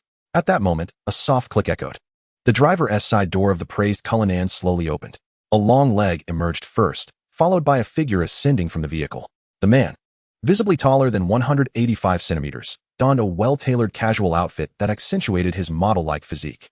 His strikingly handsome face, with features resembling the finest craftsmanship of the divine, bore no imperfections. Simply standing there, he exuded an air of calm confidence that instantly became the focal point of the gathering. Zhou Xuezhang gazed at this spectacle with a tinge of envy. He would hardly be foolish enough to assume this man was merely a driver. With such looks and charisma, it was clear he belonged to the upper echelons of society. This was undoubtedly the owner of the vehicle. Nearby students, drawn by the commotion, cast envious glances and whispered among themselves. Upon seeing Jiang Chen, Jiang Qingzhu's eyes sparkled with surprise, and her lips involuntarily curled into a smile as she prepared to rush towards him. However, Jiang Chen gestured for her to wait. In the next instant, he strode confidently towards her, his gaze locking onto Jiang Qingzhu. "Hello there, fellow student. May I get to know you? I'm new here and not very familiar with the area. Would you mind showing me around?" Zhou Xuezhang's heart sank at these words, his face paling in disbelief. This was disastrous. He had just extolled the virtues of the car and elevated its owner to the status of a top-tier millionaire. And now, this very millionaire was attempting to engage the campus beauty he was pursuing. Wasn't this akin to handing him an assist? He fervently prayed, "Oh, Jiang Qingzhu, please hold your ground. You're not that superficial." Yet, Jiang Qingzhu appeared to be deep in thought. She feigned surprise with a flutter of her eyelashes, her cheeks flushing as she displayed a bashful and hesitant demeanor, biting her lip as if contemplating a momentous decision. Zhou Xuezhang's heart raced anxiously. Just as he felt the sweat pooling in his palms, Jiang Qingzhu lifted her head and bestowed upon Jiang Chen an exceptionally sweet smile. "Sure," she replied, her two words light, yet striking like heavy hammers upon Zhou Xuezhang's heart. The surrounding male onlookers collectively emitted sounds of heartbreak. Their beloved campus beauty, their pure and unblemished goddess, had just been whisked away by a handsome man in a luxury car with a single phrase. Damn those wealthy individuals. I despise the rich. What unfolded next was even more disheartening. Jiang Qingzhu, to everyone's astonishment, reached out her petite hand and linked it with Jiang Chen's arm, affectionately following him towards the Cullinan. Jiang Chen, ever the gentleman, opened the passenger door for her, shielding her head as she gracefully entered the vehicle. Zhou Xuezhang stood there, aghast, feeling as though his worldview had shattered. They had just met, and already they were holding hands, getting into the car. This was all happening far too swiftly. Inside the vehicle, as the door closed, Jiang Qingzhu could no longer contain herself and burst into a fit of melodious laughter. Hee hee, Brother Chen, you're so bad. Did you see Zhou Xuezhang's face? It turned completely green. She laughed heartily, her body quaking with mirth in the plush seat. Jiang Chen playfully tapped her pert nose and chuckled. What did he expect for daring to take an interest in my precious? Just as he finished speaking, he noticed that the window remained open, and their dialogue resonated clearly with Zhou Xuezhang and the gathering crowd. So they were already acquainted? This was no mere chance encounter. It was the boyfriend picking up his girlfriend, orchestrating a delightful ruse. In an instant, the gazes directed at Zhou Xuezhang brimmed with sympathy and pity. Competing for the affection of a woman with such a dashing gentleman driving a Cullinan? That guy certainly had guts. Chapter 59, Always by Your Side. Several minutes later, they arrived at Happy Valley. The colossal roller coaster tracks and castle spires came into view. As soon as the car came to a halt, Jiang Qingzhu eagerly grasped Jiang Chen's hand and dashed towards the ticket booth, her excitement reminiscent of a bird released from its cage. The amusement park on this weekend was teeming with people, filled with laughter and screams of joy. Jiang Qingzhu pulled Jiang Chen directly toward the most exhilarating section. Brother Chen, let us ride that one. The ultimate thrill. The vertical roller coaster. She pointed at the towering structure, its tracks almost perpendicular to the ground, her eyes sparkling with anticipation. Jiang Chen glanced upward at the descending car, accompanied by a chorus of screams, instinctively swallowing hard. Truth be told, the sheer sensation of weightlessness was not his forte. This is too crowded. Perhaps we should try something else first? Jiang Chen suggested, attempting a strategic retreat. The lines are moving quickly, Jiang Qingzhu insisted, shaking his arm and pointing at the relatively short queue. Come on. Jiang Chen relented. All right, we're here now. Ultimately, he succumbed to Jiang Qingzhu's infectious enthusiasm and boarded the roller coaster. As the ride slowly ascended to its zenith, revealing the entire amusement park below, Jiang Chen's heart raced. Beside him, Jiang Qingzhu exuberantly spread her arms and shouted, "Wow, so high." In the next moment, the sensation of weightlessness hit them like a tidal wave. Ah! Throughout the ride, Jiang Chen was enveloped by Jiang Qingzhu's joyous and exuberant screams, while he clung tightly to the safety bar. Striving to maintain the last shred of dignity as Brother Chen, eyes squeezed shut and expression stoic. A few minutes later, the roller coaster gradually came to a stop. Jiang Qingzhu, her face flushed and still exhilarated, unbuckled her safety belt and turned to Jiang Chen. Brother Chen, was it thrilling? Wasn't it super fun? Jiang Chen inhaled deeply. Feigning calm as he smoothed his wind-tousled hair, it was all right, just a bit slow. As they disembarked from the roller coaster, Jiang Qingzhu eagerly tugged him towards the pirate ship, the swinging hammer, and the drop tower. Each attraction served as a test of their heart's endurance. Jiang Qingzhu resembled an indefatigable dynamo, her energy unyielding, her joyous screams filled with delight. When the duo finally emerged from their last venture, the thrilling log flume ride, Jiang Chen exhaled a long sigh of relief. The sensation of his feet firmly planted on the ground offered him a semblance of stability. Brother Chen, Jiang Qingzhu said, inching closer, her large, sparkling eyes scrutinizing his face. Your complexion seems a bit pale. Are you frightened? Nonsense. Jiang Chen promptly retorted, straightening his posture. How could I possibly be afraid of such trivial amusements? I merely found it somewhat tedious. Is that so? A glint of mischief flickered in Jiang Qingzhu's eyes as she stood on her tiptoes, beckoning him with a playful finger. Jiang Chen, perplexed, instinctively bent down. The warmth of her breath brushed against his ear, accompanied by a hint of sweetness. In a voice soft enough for only the two of them to hear, she sweetly murmured, Brother Chen, it's all right. If you're scared, you can hold on to me. I'll protect you. With that, she cheekily blinked. This was an unabashed provocation. Jiang Chen could not let such an affront go unanswered. He swiftly extended his hand, feigning anger. Oh, so you dare to tease me, do you? Just watch how I deal with you. His hand darted toward her waist, a spot notoriously ticklish for her. Ah, my mistake, Brother Chen. Jiang Qingzhu squealed with laughter, darting away like a startled fawn. Stop. Don't run. The two chased each other through the crowd, their laughter drawing the attention of passers-by, who offered them warm smiles. After a while, Jiang Qingzhu, breathless from running, pointed to the grand and romantic Ferris wheel in the distance, exclaiming, no more playing. Let us ride that. I want to go on the Ferris wheel. Jiang Chen, captivated by the golden halo of sunlight illuminating her profile, readily agreed. As the gondola of the Ferris wheel ascended slowly, it cocooned them from the cacophony of the world below. The entire universe seemed to quiet. Unlike other girls, who leaned excitedly against the window to admire the scenery, Jiang Qingzhu settled comfortably and instinctively turned to rest her head on Jiang Chen's lap, her eyes fluttering shut. radiating pure bliss. In that instant, Jiang Chen felt his heart swell with affection. He gently stroked her silky hair, his movements tender, as if afraid to disrupt this serene moment. Brother Chen, did you know? Just a couple of days ago, someone confessed with candles downstairs in our dorm.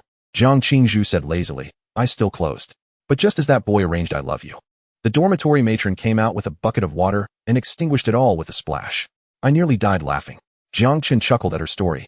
And my roommate, Tong Yao, the quiet girl? Last time, a boy kept pestering her, and we all advised her to ignore him. But Liu couldn't stand it anymore. When that boy came to deliver something again, she dashed out and scolded him, saying if he bothered our Yao Yao again, she'd break his legs. So brave. Jiang Chen was taken aback. He remembered the cool, short-haired girl and was surprised by her fierce spirit. What happened next? He never showed up again. Jiang Qingzhu giggled, continuing to share amusing tales from the dormitory, transitioning into a recent romantic film she had watched, recounting the many romantic gestures between the lead couple with a wistful expression. Jiang Chen listened intently, occasionally responding. As the gondola reached its zenith, the cityscape unfolded before them. The girl's voice gradually softened. After what felt like an eternity, she murmured almost inaudibly, Brother Chen, will you always stay by my side? Her voice was delicate, like a feather, yet Jiang Chen heard her clearly. He paused his caress of her hair and gently took her small hand in his, their fingers entwined. I will, he replied, his voice deep and resolute. I will always be here for you. Ding. Detected a significant emotional breakthrough in Jiang Qingzhu. Awareness has entered a profound and affectionate stage. Jiang Qingzhu's current affection level, 80, profound affection. Congratulations, host, on receiving the third affection reward. Jiang Chen merely glanced at the system panel before returning his full attention to the girl resting beside him. Chapter 60. A gracious precedent. As night enveloped the bustling metropolis in a vibrant tapestry of neon lights, the spacious penthouse glowed brightly. Beyond the expansive floor-to-ceiling windows, the riverboats glided through the shimmering nightscape. After a refreshing shower, Jiang Chen, clad only in loose shorts, revealed a well-defined muscular torso. He casually grabbed a bottle of mineral water, twisted it open, and took a sip, the cool liquid washing away the remnants of his fatigue. Leaning comfortably against the sofa, he picked up his phone, noticing unread messages. It was from Jiang Qingzhu. Xiao Zhuzi, Brother Chen, are you home yet? Accompanied by a gif of a little rabbit peeking. A smile involuntarily graced Jiang Chen's lips. This vibrant school beauty always had a knack for lifting his spirits. Jiang Chen, I've arrived. Just checking to see if you missed me. Within mere seconds, the chat window indicated that she was typing. Xiao Zhuzi, of course. I missed you so much. Today was so much fun. It felt like a dream. Now I'm lying in bed, and my heart is still racing. With sparkling starry eyes, Jiang Chen could vividly picture her rolling around on the bed, her fair legs playfully swinging in the air. Jiang Chen, I was happy too. Xiao Zhuzi, hee, Brother Chen.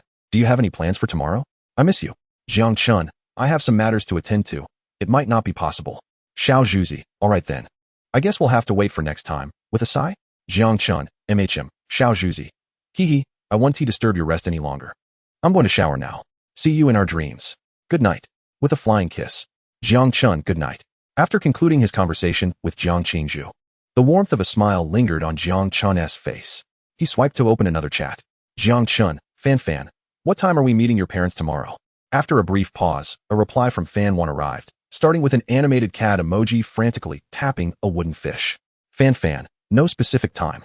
Let us aim for around 10. Jiang Chen, sounds good. I'll drive to your neighborhood to pick you up. Fan, great, just be careful on the road. Jiang Chen, don't worry. I have a surprise prepared for you. Fan, did you buy a gift? I told you not to. Jiang Chen, how could I not? It's essential to observe proper etiquette. Do not concern yourself with this matter. I have made arrangements. His earnest demeanor evidently instilled an unprecedented sense of reassurance in Fan 1 on the other end of the line. Fan, yes, thank you, Jiang Chen. Jiang Chen, are we being formal with each other? Rest early. Tomorrow we shall formally meet the in-laws, so you must be well rested. He teased her deliberately.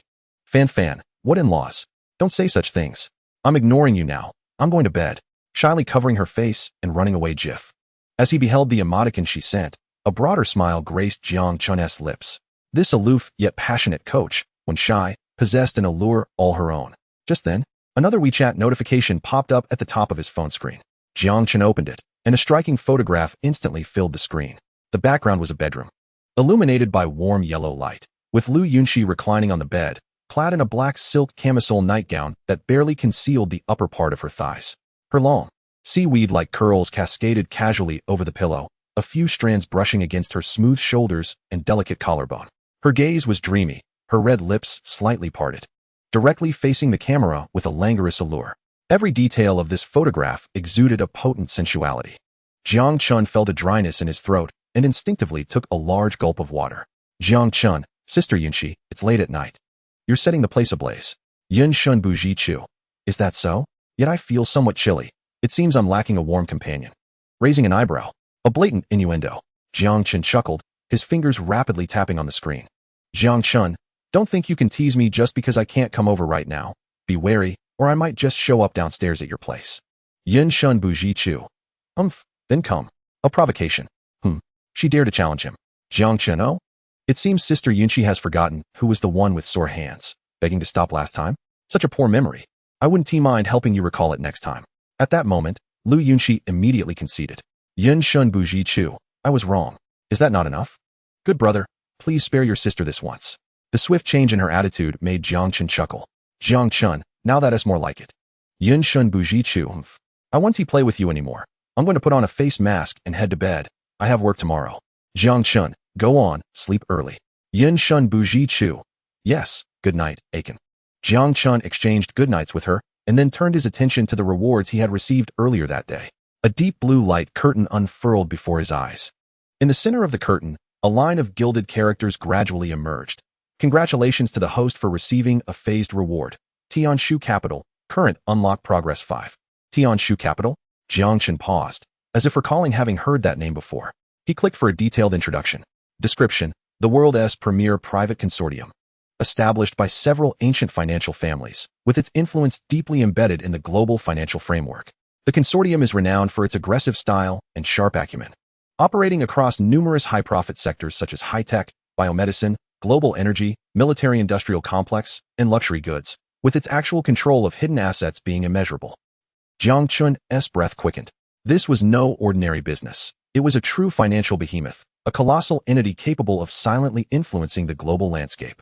The $100 billion groups he had previously encountered were mere infants in comparison to this Tianshu Capital. He had struck gold. Yet, before he could fully absorb this tremendous surprise, another line of text appeared. Permission. Current unlock progress insufficient to view detailed information and exercise authority. Please continue your efforts to enhance unlock progress. The joy on Jiang Chen's face instantly froze. He couldn't help but curse inwardly. System, come out. I promise I won't harm you. I've bared it all, and this is what you show me. It felt akin to being told that you've won a 50 million lottery ticket. But the redemption date is 50 years away, infuriating beyond measure. A cold, mechanical voice resonated in his mind. Ding. Tianshu Capital's scale is too vast. With the host's current capabilities and social standing, it cannot bear all its controlling powers. The system's reward distribution principle aims to assist the host's growth. The waters of the consortium run deep. You cannot grasp it now. A series of notifications pulled Jiang Chen from his prior state of disbelief. Fine. The system did have a point. Attempting to consume everything at once could indeed lead to one's downfall. Nevertheless, the art of dangling a carrot was on par with the executives of those internet giants. He reassessed that glaring numeral 5. 5 indeed. While he might not be able to harness this colossal beast just yet, at the very least, he had already placed one foot through a threshold that ordinary individuals could scarcely dream of. The remaining 95, one day, would undoubtedly bear the surname Jiang in its entirety. After a while, just as Jiang Chen was preparing to sleep, his phone rang. It was an unfamiliar number. Jiang Chen answered casually. Hello, is this Mr. Jiang Chen? A steady and respectful male voice came through the line. Yes, who is this? Hello, Mr. Jiang, I am Lu Chen, currently the executive officer for Tianshu Consortium in China. Lu Chen's tone was exceedingly respectful. Oh, hello. What can I do for you? Jiang Chen asked, somewhat curious. Upon hearing the response, Lu Chen immediately replied. The consortium's directors send their regards and wish to assign you a personal assistant to better serve you. A personal assistant? Jiang Chen raised an eyebrow. Indeed, sir, Lu Chen explained. The personal assistants from Tianshu Consortium are carefully selected orphans from around the globe, raised under an elite training program. They are proficient in multiple languages, business etiquette, financial management, and all skills that can enhance your quality of life. The selection criteria are exceedingly stringent, with only the creme de la creme making the cut. Most importantly, they undergo profound loyalty imprinting and will exhibit 100% absolute loyalty to their assigned client. You can trust them completely. Is it really that impressive? Jiang Chen listened to Lu Chen's introduction, somewhat taken aback. They could assist with work and provide pleasure. Was it really that exaggerated? After a moment's contemplation, he replied, "All right, please proceed with the arrangements." "Understood, sir. I will make the arrangements immediately." Lu Chen responded respectfully, "I won't disturb your rest any longer." The call ended. Shortly thereafter, his phone vibrated again. It was another unfamiliar number, with the location displayed as unknown. Jiang Chen answered. "Hello, Mr. Jiang Chen." A female voice spoke, cool and melodious, akin to a clear mountain spring, yet tinged with a unique accent in her Mandarin. "I am your personal assistant, Alice." "Alice?" "Yes, sir. I will be heading to the Magic City to manage all your daily affairs, itinerary arrangements, and security. How soon can you arrive?" "In 2 days, sir." "Very well. Call me when you arrive." "Yes, I look forward to meeting you." After hanging up, Jiang Chen felt a surge of anticipation, judging by the name and voice. It was likely a striking figure. "Brother Tongzi, I may have spoken too loudly just now." Chapter 61. Why the Celebrity Photo? On Sunday, shortly after 9 in the morning, Jiang Chen stood in his expansive dressing room, meticulously selecting his attire for the day. After all, it was his first meeting with Fan Wan's parents. Although it was merely at her aunt's residence, proper decorum and demeanor were paramount. He opted against an overly formal suit, which might create a sense of distance. Ultimately, he settled on a beige turtleneck cashmere sweater, layered with a deep gray wool overcoat, complemented by well-tailored black casual trousers and polished leather shoes. He appeared a harmonious blend of youthful charm and mature sophistication. After inspecting himself in the mirror, Jiang Chen nodded in satisfaction. With his good looks enhanced by luxurious brands, he was sure to impress people of all ages. Half an hour later, the Cullinan came to a stop beneath Fan Wan's apartment building. Jiang Chen took out his phone and sent her a WeChat message. "Jiang Chen, Fan, I'm downstairs." Fan, "Okay, I'll be right down." Jiang Chen turned off the engine, stepped out, and leaned casually against the imposing front of the Cullinan, idly surveying his surroundings. The autumn sunlight bathed him, elongating his silhouette. Together with the magnificent luxury car behind him, he formed a striking tableau, catching the attention of passers-by. Moments later, a stunning figure emerged. Jiang Chen's gaze was immediately drawn to her. Today, Fan Wan had evidently put considerable effort into her appearance. Her long, lustrous black hair cascaded casually over her shoulders, and her delicately applied makeup accentuated her already stunning features. She wore a fitted black top that highlighted her curves, topped with a long khaki trench coat cinched at the waist, presenting a poised and confident stature. Below, she donned tight-fitting jeans that accentuated her shapely form and long legs, complemented by brown-heeled ankle boots that added to her already statuesque presence.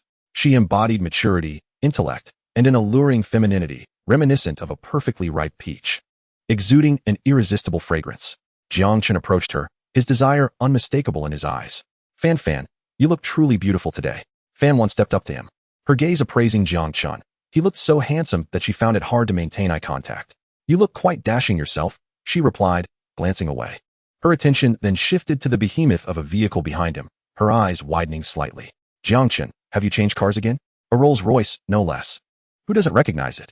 Jiang Chen chuckled, responding nonchalantly. "Well, since we're meeting the parents today, I can't afford to embarrass you."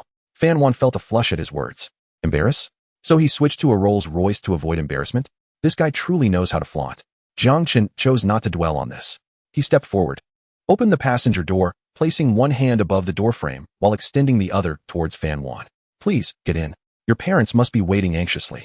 Fan Wan's cheeks burned at his mention of parents, but she obediently placed her small hand in his larger one. Jiang Chen grasped her hand and helped her into the car.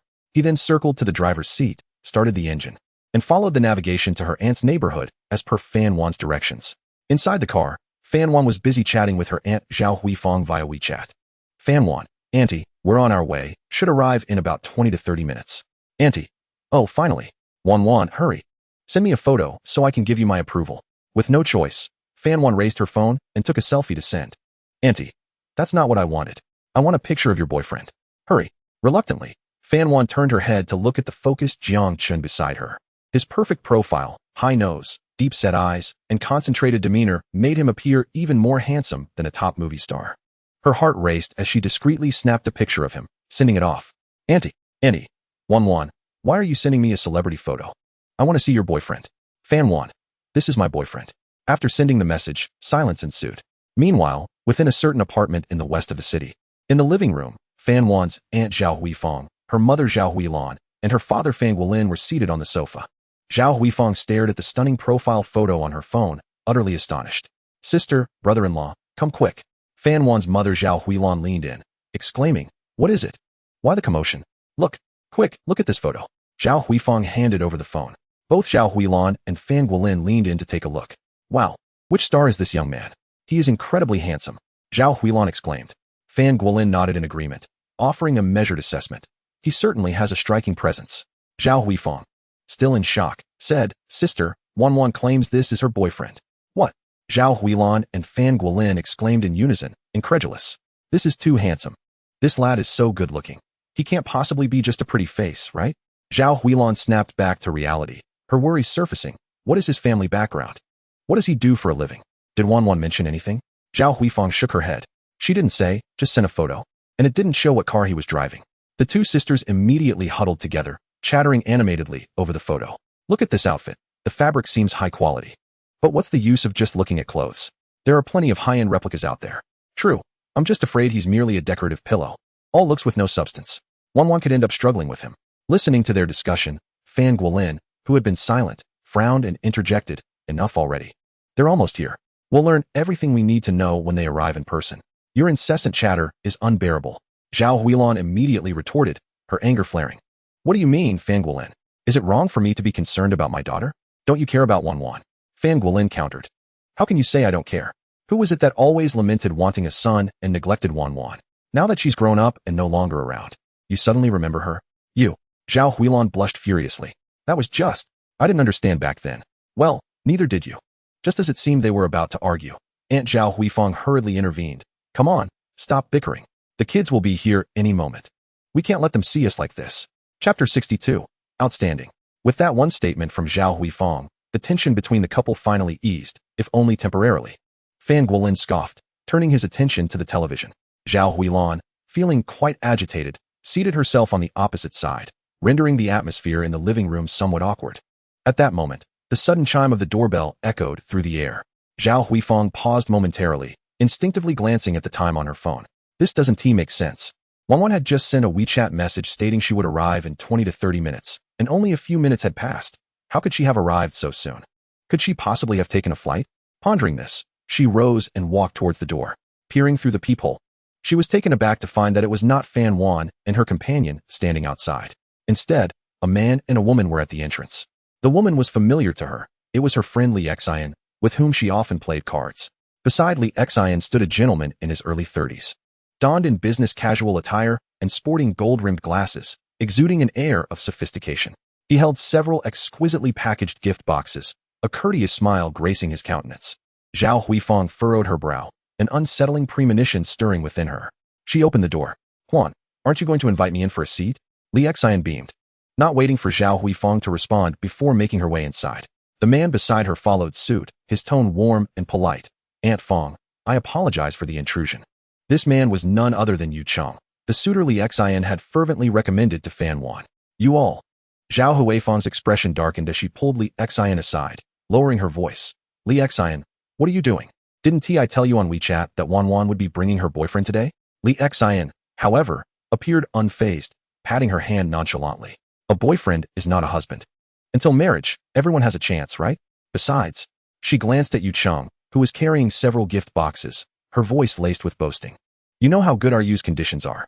It's just perfect to have her boyfriend come over today. Let the two men compare, and we'll see who is truly worthy.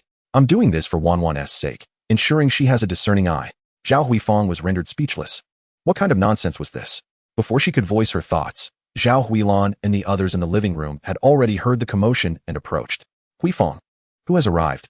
Upon seeing the guests, Zhao Huilan was momentarily taken aback. Li Xian immediately stepped forward with enthusiasm, introducing Yu Cheng. You must be Sister Huilan. This is the Yu Cheng that Huifang mentioned to you before. You, quickly greet them. These are Wan's parents. Yu Cheng instantly donned a humble smile, slightly bowing. Hello. Aunt Lan, Uncle. As he spoke, he presented the gift boxes one by one. Uncle, this is the Wui Mountain de Hong Pao I specifically arranged through a friend. Do have a taste. These 2 bottles of Feitian Matai are perfect for dining with friends. He turned to Zhao Huilan. Aunt Lan, it's my first visit, and I wasn't sure what you might like. I found this while shopping and thought it would complement your elegance. He opened one of the velvet boxes to reveal a substantial gold bracelet, glimmering brilliantly under the light. Zhao Guolin and Zhao Huilan were momentarily stunned. The combined value of the 2 bottles of Matai and the tea alone must exceed 10,000, not to mention the weighty gold bracelet. This meeting gift was indeed extravagant. Oh dear, this is too much. You really shouldn't have. Zhao Huilan repeatedly declined, yet her eyes were irresistibly drawn to the bracelet. Yu Cheng felt a pang in his heart. He had spent nearly 50,000 on these items for this day. Yet, when he thought of Fan Wan's stunning visage and her striking figure, he deemed it all worthwhile. The first time he laid eyes on her photo through Li Xian, he was utterly captivated. Her curves were simply divine, and the most enticing part was that Li Xian had mentioned she was still a virgin. Who could resist such a lure? Therefore, upon learning that Fan Wan had a boyfriend, Yu Cheng did not retreat. Instead, it ignited an even stronger desire to conquer. What boyfriend? He would simply take her for himself. He was determined that with his credentials, he could outshine any unknown rival. Seeing this unfold, Li Xian immediately began to sing Yu Cheng's praises. Oh, Sister Huilan, you must accept this. It's merely a trifle for our Yu.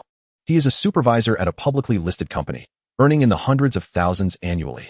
He has already purchased a home in the metropolis, a spacious 3-bedroom apartment.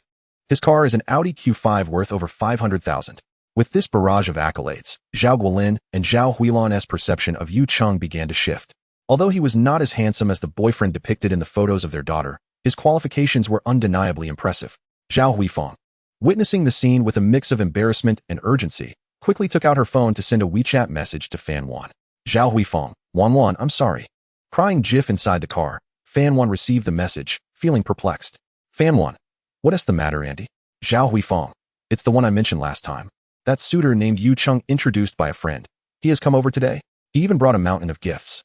Your Aunt Lee insists on having him compare with your boyfriend, and I can't stop her. Upon reading this message, Fan Wan's expression darkened instantly. What did this mean? Were they treating her like some merchandise on display for selection? Her chest heaved with indignation. What's wrong? Jiang Chen, driving, noticed her change in demeanor and inquired. Fan Wan took a deep breath and recounted the events to Jiang Chen, her voice filled with grievance and fury. After listening, Jiang Chen not only did not become upset, but chuckled lightly. He reached out his right hand to grasp her left hand resting on her lap, gently squeezing it in a gesture of comfort. What do I care about such trivial matters? Don't let it get to you. It would pain me to see you distressed. Your aunt didn't mean any harm, and as for that so-called aunt and that man, they are merely clowns. Not worth your ire. Jiang Chen's tone was light and carefree, infusing a sense of calm into Fan Wan's restless heart.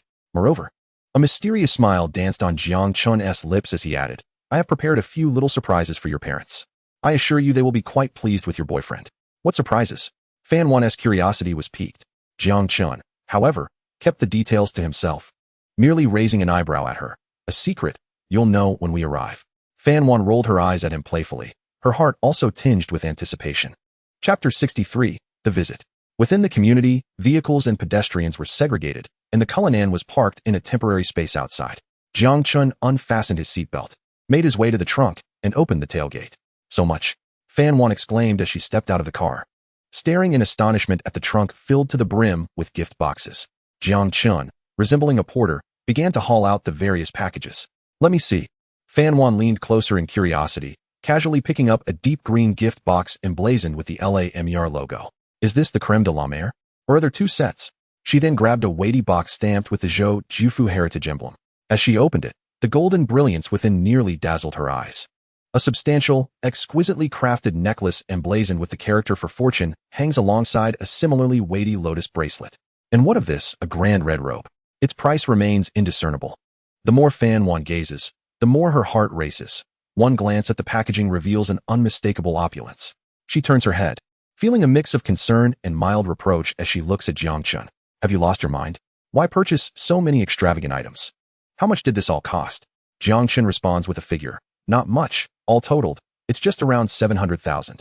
700,000. Fan Wan's voice ascends in pitch. For a first visit to meet the parents, spending 700,000 just on gifts seems extravagantly excessive. After years of hard work, this is the sum she has managed to save. A tumultuous wave of emotions surges within her. There's gratitude, sweetness, and a tinge of jealousy. This fellow has never lavished such gifts upon himself. Well, perhaps there was that one time he spent 160,000 on 200 lessons. Jiang Chen sees through her subtle thoughts. He sets down the items in his hands, strides forward, and, with a long arm, pulls Fan Wan into an embrace. Before she can react, he lowers his head and gently pecks her slightly parted red lips. Fan Wan's cheeks flush a deep crimson. How can you still be jealous of your own parents? Jiang Chen plants another kiss on her cheek, filled with a hint of affection. Rest assured. These are merely small surprises. The real surprise lies with you. Humph, smooth talker. Fan Wan playfully rolls her eyes at him, her jealousy dissipating, replaced by profound curiosity. What exactly is this surprise? You'll find out soon, he replies.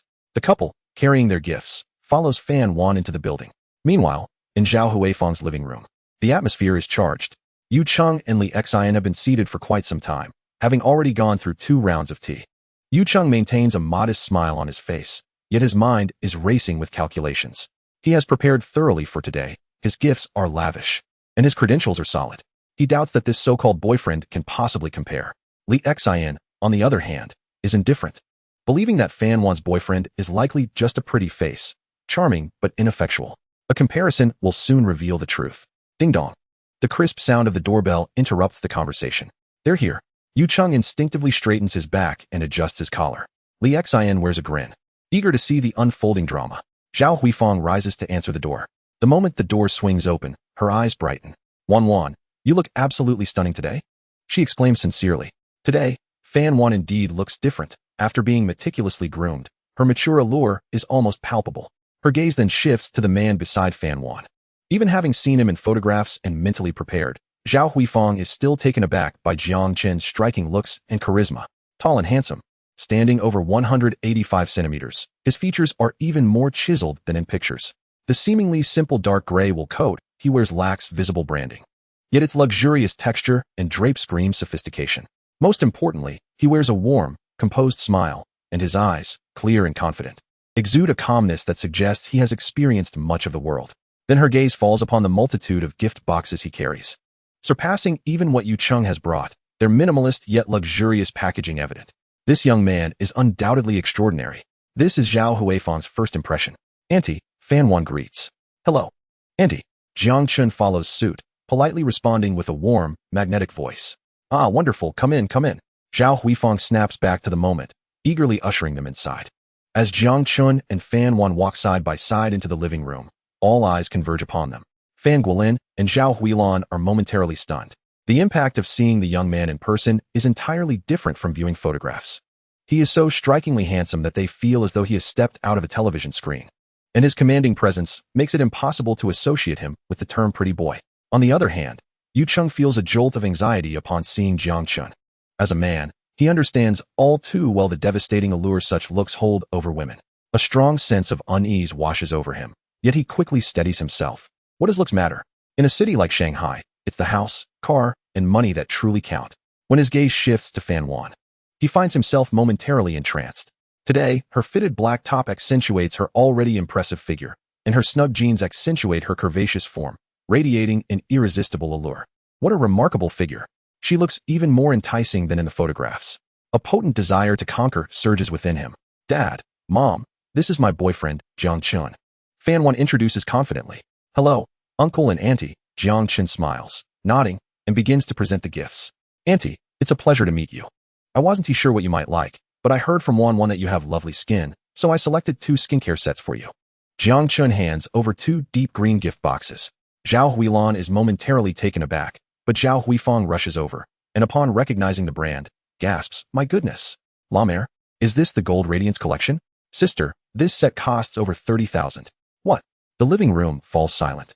Zhao Huilan holds the 2 boxes as if they are bricks of gold, her hands trembling. Over 30,000 for 1 set, so over 70,000 for 2? Just for skincare? Yu Cheng's eyes twitch violently. The gold bracelet he brought was only worth just over 30,000, but it doesn't end there. Jiang Chen produces another box from Zhuoju Fu and hands it to Zhao Huilan. Auntie, you can wear this for good luck. As the box opens, the dazzling golden light once again dazzles everyone's eyes. The hefty fortune necklace and lotus bracelet are immediately discernible as substantial gifts. While Yu Cheng's bracelet seemed impressive, it pales in comparison. How much does this weigh? Zhao Huilan stammers. Altogether, over 200 grams, Jiang Chen replies. Over 200 grams? The room erupts into a buzz of astonishment. With current gold prices at 1,000 per gram, these 2 pieces of jewelry alone are worth over 200,000. For a first meeting, gifts totaling over 200,000 for a future mother-in-law? Zhao Huilan and Fan Guolin exchange glances, each reflecting deep shock. This level of generosity exceeds their wildest imaginations. Yu Cheng's face begins to pale, beads of cold sweat forming on his forehead. The meager gifts he brought seem laughably inadequate in the face of Jiang Chen's offerings. Li Xian's expression fluctuates between green and white. She never anticipated that the other party would be so extravagantly wealthy. Jiang Chen paid no heed to their reactions as he presented the tea leaves and tea set to Fan Guolin. Uncle, Wan mentioned that you enjoy tea. So I brought you a limited edition of Wu Star's prestigious De Hong Pao and top-grade Jin Junmei, 2 boxes each. I also included a set of purple clay tea utensils, and I hope you will find them to your liking. Fan Guolin, a true connoisseur of tea, felt his hands tremble at the mention of the limited edition Wu Star De Hong Pao and top-grade Jin Junmei. These were the finest teas available on the market, with a single box fetching tens of thousands. Jiang Chen, and this tea set. Fan Guolin's voice quivered slightly. Jiang Chen smiled lightly. Uncle, my apologies for the haste. The set only cost me a few tens of thousands. Only? Fan Guolin couldn't suppress a bitter smile. These few items total around 200,000 to 300,000. Including the gifts for Annie, we are looking at 60,000 to 70,000 merely on presents. Subsequently, Jiang Chen presented 2 bottles of Matai and a gold bracelet to Zhao Huifang. Annie, this is a gift for you and Uncle on my first visit. Zhao Huifang was taken aback with joy. You even thought of me? She quickly opened the jewelry box to reveal a gold bracelet nestled within. While the bracelet was not as substantial as her sister's, it was still quite weighty. The 2 bottles of Matai would surely delight old Chen when he returned in the evening. This child is truly thoughtful. The others were utterly stunned, gazing at Jiang Chen as if he were a celestial being. This was not merely a new boyfriend. It was akin to inviting a deity of wealth into their midst. Yu Cheng's expression darkened like water, sitting silently without uttering a word. Li Xian opened her mouth, unsure of what to say, yet she was unwilling to concede defeat. Taking a deep breath, she forced a smile and spoke. This young man is indeed quite generous. I wonder where he is from? What does his family do? She aimed to regain her footing by probing into his background and assets. Our Yu Cheng, though not as extravagant in gifting, has worked hard for his success. As a supervisor in a listed company with an annual salary in the hundreds of thousands, he owns a home and a car in Shanghai, all achieved through his own efforts. The implication was clear. Yu Cheng could afford such gifts, and he earned them through his own merit. You, Jiang Chen, spending so lavishly. Are you perhaps a wealthy second generation living off your parents? All eyes turned back to Jiang Chen. Jiang Chen responded calmly. I currently do not hold a formal job. At this, Li Xian's eyes lit up. Oh, so it seems your family is well off. No job is fine, as long as you have a place to live. I wonder if the young man has purchased an apartment in Shanghai. Where is it located? In her view, at such a young age, any property acquisition was likely supported by family funds. Jiang Chen leisurely uttered 4 words, Yending Tianke. A moment of silence enveloped the living room. Fan Guolin and Zhao Huilong wore puzzled expressions, clearly unfamiliar with the name. However, Zhao Huifang suddenly sprang up from the sofa, exclaiming in astonishment, Yending Tianke? Is that the premier luxury residence by the river in Shanghai, not inferior to Tang Chini Pin? The properties there start at no less than 100 million. What? 100 million? Fan Guolin and Zhao Huilong's eyes nearly bulged out. Li Xian and Yu Cheng were equally struck, fully aware of the place's prestige. Yet this was not the end. Jiang Chen dropped another bombshell, turning to Fan Wan. Moreover, the property deed is under Wan's name. As Jiang Chen's final words echoed, the entire living room fell into an eerie silence. Everyone seemed to be frozen, their expressions frozen in disbelief, their minds blank. A luxury residence valued at over 100 million, registered in Fan Wan's name? What did this imply? This was no mere gift. It was a bequest of wealth that would take ordinary people several lifetimes to acquire. Impossible.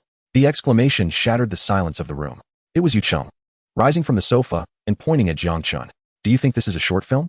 A property worth over 100 million gifted to a girlfriend you've only recently started dating? If you have such wealth, what kind of woman can't you attract? Young models, celebrities. Why settle for someone like Fan Wan? I think you're just a fraud. With that, Yu Cheng adjusted his glasses, convinced of the righteousness of his analysis. Jiang Chen was merely boasting. Unfortunately, his seemingly rational assessment had offended everyone present.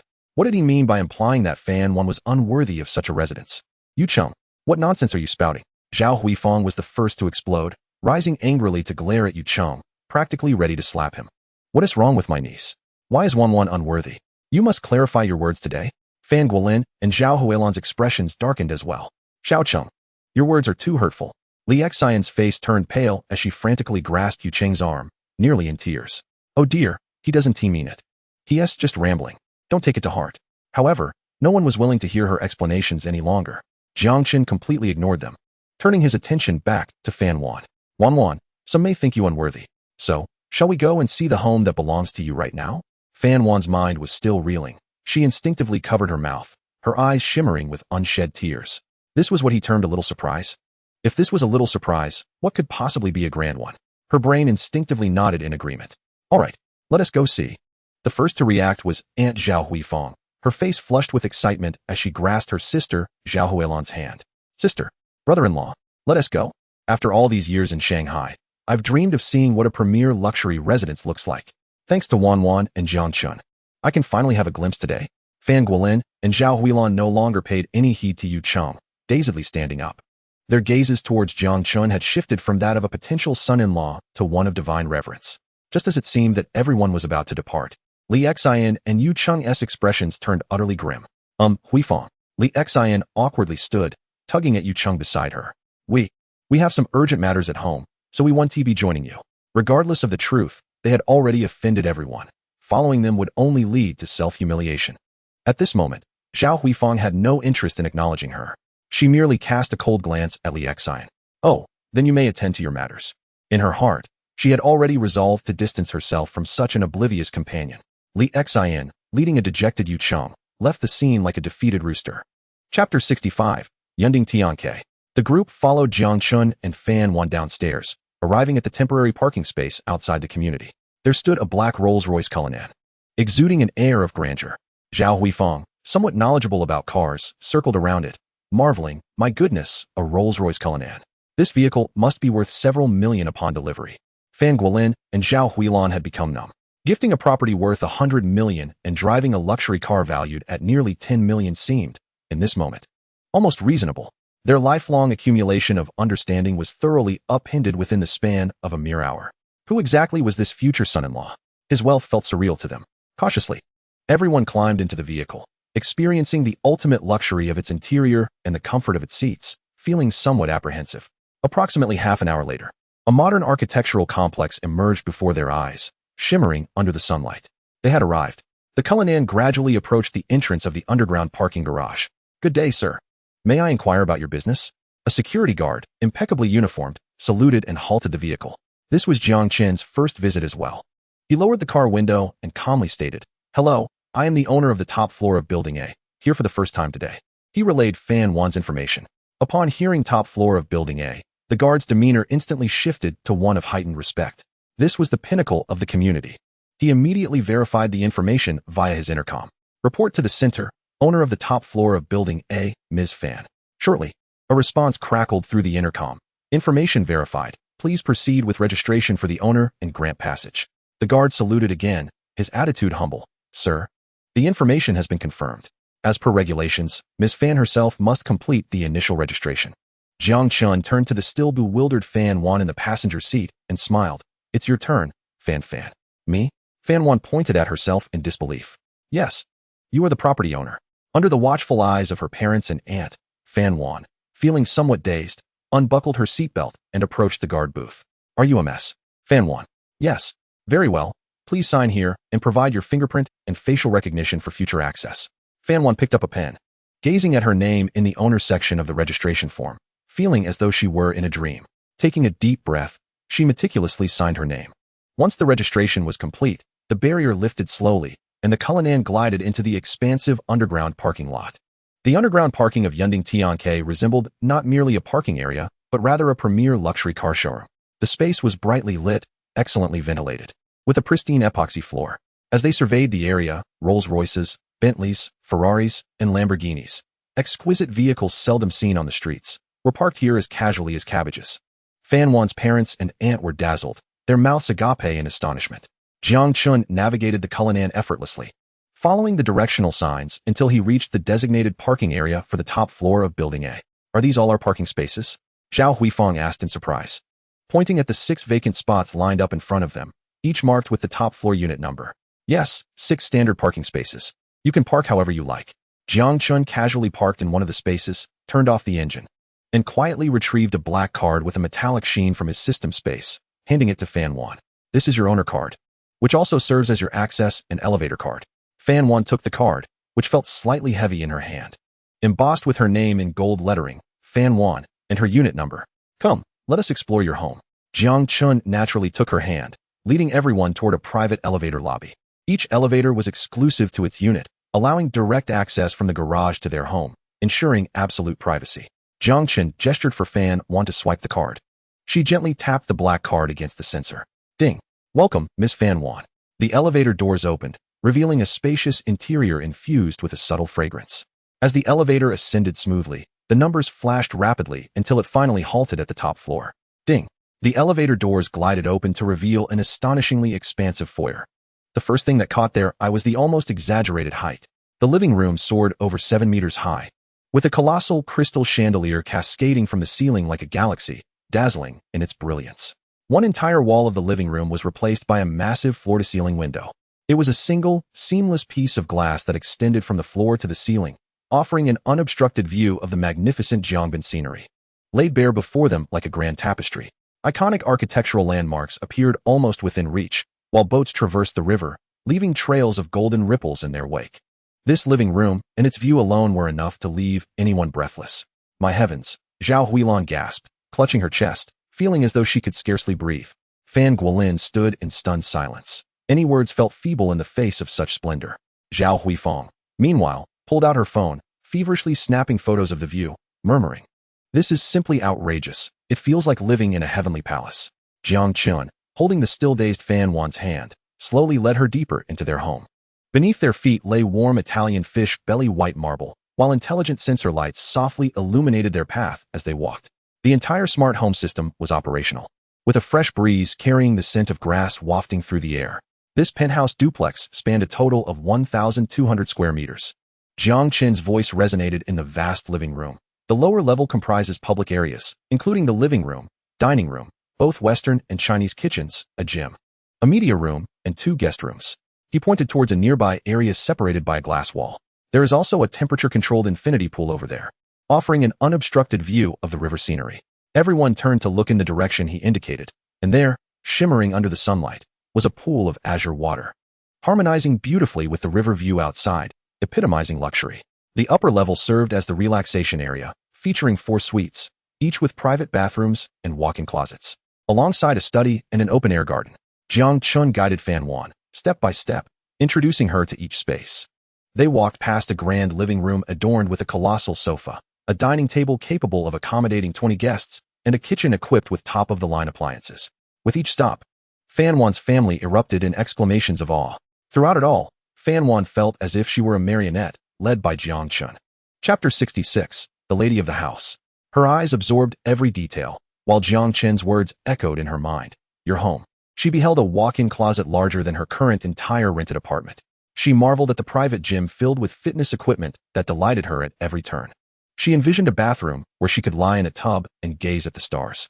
She admired a garden filled with a variety of flowers and plants.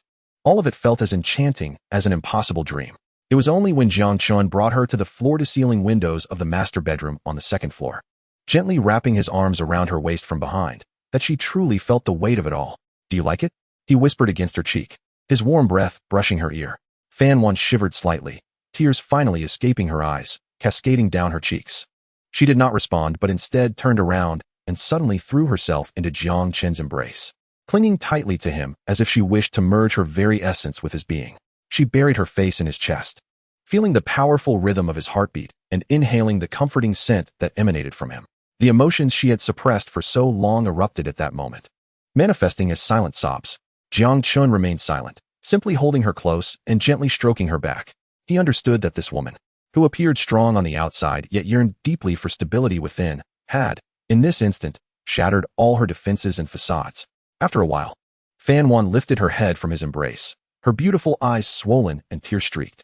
With a heavy nasal tone, she voiced the question that had lingered in her heart. Why are you so good to me? Jiang Chen lowered his gaze, tenderly wiping the tears from her cheeks with his fingertips, his eyes filled with affection and focus. Because you are Fan Wan.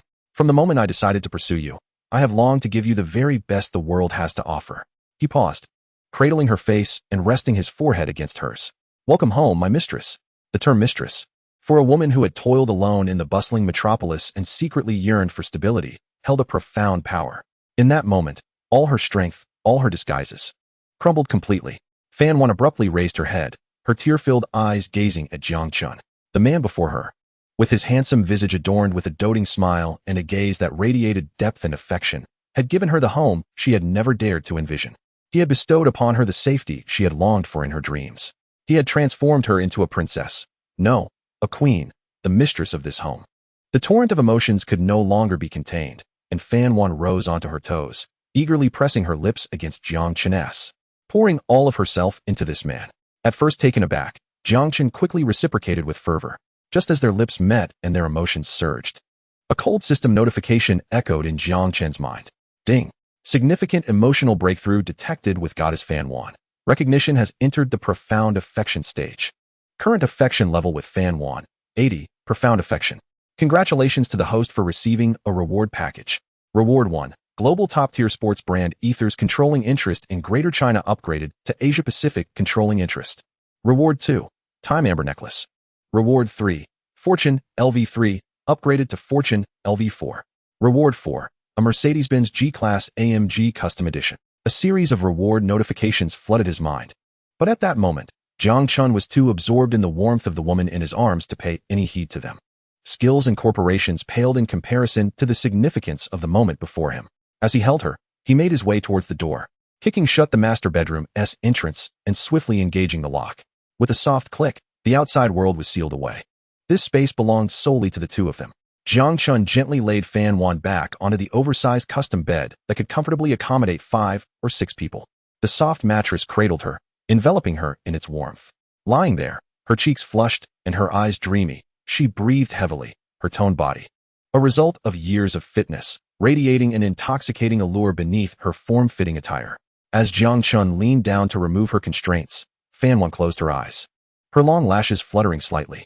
When the final barrier was lifted, revealing the divine masterpiece crafted by God, Jiang Chen couldn't suppress a sharp intake of breath.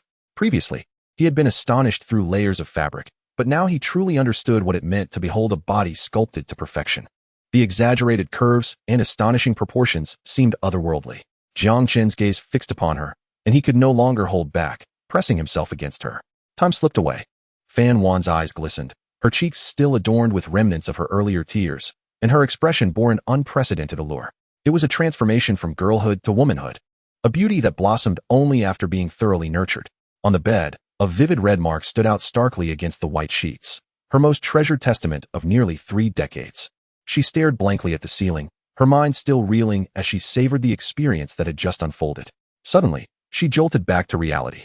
My parents and my aunt. They are still outside. The thought filled her with embarrassment. She attempted to rise, but a wave of discomfort emanating from her body made her frown. Be careful, Jiang Chen said quickly, wrapping his arms around her from behind and inadvertently grabbing hold of her curves, eliciting an astonishing sensation. Fan Wan let out a soft sound, turning her head back to glare at him, a mixture of shyness and anger in her eyes. It's all your fault. Why didn't you stop me? My parents and my aunt are still outside. Jiang Chen feigned innocence. Fan Wan, can we be reasonable here? With how you were just now, which man could possibly resist? Recalling her own boldness, Fan Wan felt her face heat up. She instinctively reached for her phone to check the time. Oh no, an hour had passed. Ignoring her body's discomfort, she hurriedly began to dress. Jiang Chen, amused by her flustered demeanor, also rose to quickly put on his clothes. Once they had both composed themselves, taking a deep breath, they opened the bedroom door. In the living room, Fan Guolin, Zhao Huilan, and Zhao Huifang sat on the sofa, engaged in light conversation. Upon hearing footsteps, all three turned their gazes towards the couple. Zhao Huifang looked at her niece and Jiang Chen, her eyes sweeping over Fan Wan's flushed cheeks and slightly disheveled hair, a knowing smile forming on her lips. Unable to resist, she teased, You two, have you finally finished? It's broad daylight. Couldn't you show a little restraint? Small aunt. Fan Wan's face turned crimson, wishing she could find a hole to hide in. We were just discussing renovation details in there. Jiang Chen also felt a bit awkward. The situation was indeed a bit outrageous. Zhao Huifang chuckled, but said no more. They were all adults, after all, and there was no need to linger on the topic. Besides, with a young man like Jiang Chen, who could find such excellence anywhere else, it was better to consummate their relationship sooner rather than later. Fan Guolin and Zhao Huilan exchanged glances, saying nothing. Their daughter had always been independent. They knew she wouldn't necessarily heed their advice. Moreover, witnessing the genuine happiness and shyness radiating from their daughter's face at this moment, they understood that she had not chosen incorrectly. As the clock struck noon, Jiang Chen proposed, "Uncle, Auntie, little aunt, after a busy morning, you must be famished. Shall we go out for a meal?" "Absolutely, we shall follow your lead." The others responded in unison, rising to prepare for their departure. Fan Wan was the last to leave, and as she passed by Jiang Chen, she discreetly pinched the soft flesh at his waist. Jiang Chen winced in pain, but was not to be outdone, grabbing at the large rabbit plush toy nearby. The lunch was filled with joy and laughter. The venue was a private dining room in a nearby restaurant, where the expense per person was staggering. Yet the exquisite flavors and ambience were undeniably impeccable. The atmosphere at the table had transformed drastically from that of the morning at Aunt Fan Wan's home. Zhao Huilan regarded Jiang Chen with the approving gaze of a mother-in-law looking at her son-in-law, continuously serving him dishes and inquiring about his well-being. Zhao Huifang was even more enthusiastic, referring to him as Little Chen as if he were already a member of the family. Fan Wan sat beside Jiang Chen, her happiness evident in her radiant expression. Observing her parents' and aunt's warm attitude towards Jiang Chen filled her heart with warmth. After lunch, Jiang Chen drove the three back. Once they bid farewell, Jiang Chen returned to Yinding Tian K with Fan Wan. As the Cullinan rolled into the exclusive underground parking lot once more, Fan Wan's mindset had completely shifted. If the morning had been marked by shock, dreams, and disbelief, now it was grounded, belonging, and sweetness. Here was her home. And his home. Upon returning to the penthouse, closing the door behind them, the world fell silent. Fan Wan slipped into her slippers and walked straight to the master bedroom on the second floor. Jiang Chen followed closely, watching as she approached the bed, carefully lifted the sheets stained with her initial blood, and cradled them in her arms. I'll go wash up," Fan Wan said softly, her cheeks flushed. Observing her clutching the sheets like a bashful bride preparing to head to the bathroom, Jiang Chen felt a sudden jolt in his heart. This woman, outwardly so strong, disciplined, and aloof, was deeply traditional and endearing at her core. After a while, Fan Wan emerged from the bathroom, her hands empty. Jiang Chen moved closer and swept her off her feet. "Ah," she exclaimed, instinctively wrapping her arms around his neck. He carried her back to the bedside and gently set her down. Without the sheets, the pristine mattress emanated a refreshing scent. Jiang Chen gazed at the woman who now wholly belonged to him. Her figure was exquisite, and as he embraced her, he felt a stirring desire awaken within him. He leaned over, pinning Fan Wan beneath him, his gaze intense. Fan. Fan Wan, flustered by his penetrating stare, averted her eyes. Jiang Chen leaned towards her ear, his voice a rich whisper. "We didn't quite finish earlier. Shall we have another go?" Fan Wan's cheeks instantly flushed with warmth. She shot him an incredulous glance, half embarrassed and half annoyed. "It's been an hour, and you're still not satisfied? Are you a bull?" Despite her words, her body showed no sign of resistance. After a few hours of rest, her long-trained physique seemed to have recovered. Jiang Chen chuckled softly at her complaints, finding her honesty endearing, and kissed her again. Another hour passed. This time, Fan Wan lay utterly limp on the bed, not wanting to move even a finger. She felt as though she had been drained like a sponge, her body sore and weak, yet her spirit was filled with unprecedented contentment and joy. Jiang Chen, on the other hand, felt invigorated, comfortably lying beside her, relishing the vivid memories of their earlier escapades. Only at this moment did he find the leisure to peruse the affection rewards bestowed by the system. Reward 1. Global top-tier sports brand ethers. Ether power. Stake in the Greater China region elevated to that of the Asia-Pacific region. Reward 2. Time Amber Necklace. Reward 3. Fortune, LV3, upgraded to Fortune, LV4. Reward 4. 1 customized edition of the Mercedes-Benz G-Class AMG Maybach. Fortune, LV4. Upgradable passive skill, earning 0.08 yuan per second, settled at midnight each day. The first, third, and fourth rewards were easily comprehensible. The second piqued his curiosity. System, elucidate the Time Amber Necklace. Time Amber Necklace, special item. Effect, the wearer's physiological functions are locked in their optimal state at the time of wearing, significantly delaying the aging process and greatly enhancing allure. Locking in physiological functions, delaying aging, enhancing allure? This was indeed the ultimate dream of every woman. The value of this item was beyond monetary measure. With a thought, a necklace appeared in his hand. The chain was crafted from an unidentifiable platinum-colored metal, fine and flexible, glimmering with a gentle sheen under the dim light. The pendant was a warm-hued crystal, approximately the size of a fingernail, clear and luminous. Within the crystal, countless tiny points of light seemed to swirl slowly, as if encapsulating a moment of the most beautiful time, mysterious and stunning. This transcended the realm of jewelry. It was a breathtaking work of art. Jiang Chen turned his gaze towards the sleeping Fan Wan beside him. Her long eyelashes fluttered slightly, her cheeks still adorned with a rosy blush from their earlier pleasures, her lips unconsciously curling upwards as if she were dreaming sweetly. Unable to resist, he reached out and gently nudged her shoulder. Fan, wake up. Chapter 68, Time Amber. Fan Wan emitted a soft sound, groggily opening her eyes. Her gaze still held a hint of drowsiness, and upon seeing Jiang Chen's south face so close, she instinctively snuggled closer into his embrace. What's wrong? Want more? Her voice was soft and sweet, with a hint of huskiness, sending a thrill through Jiang Chen's heart. No.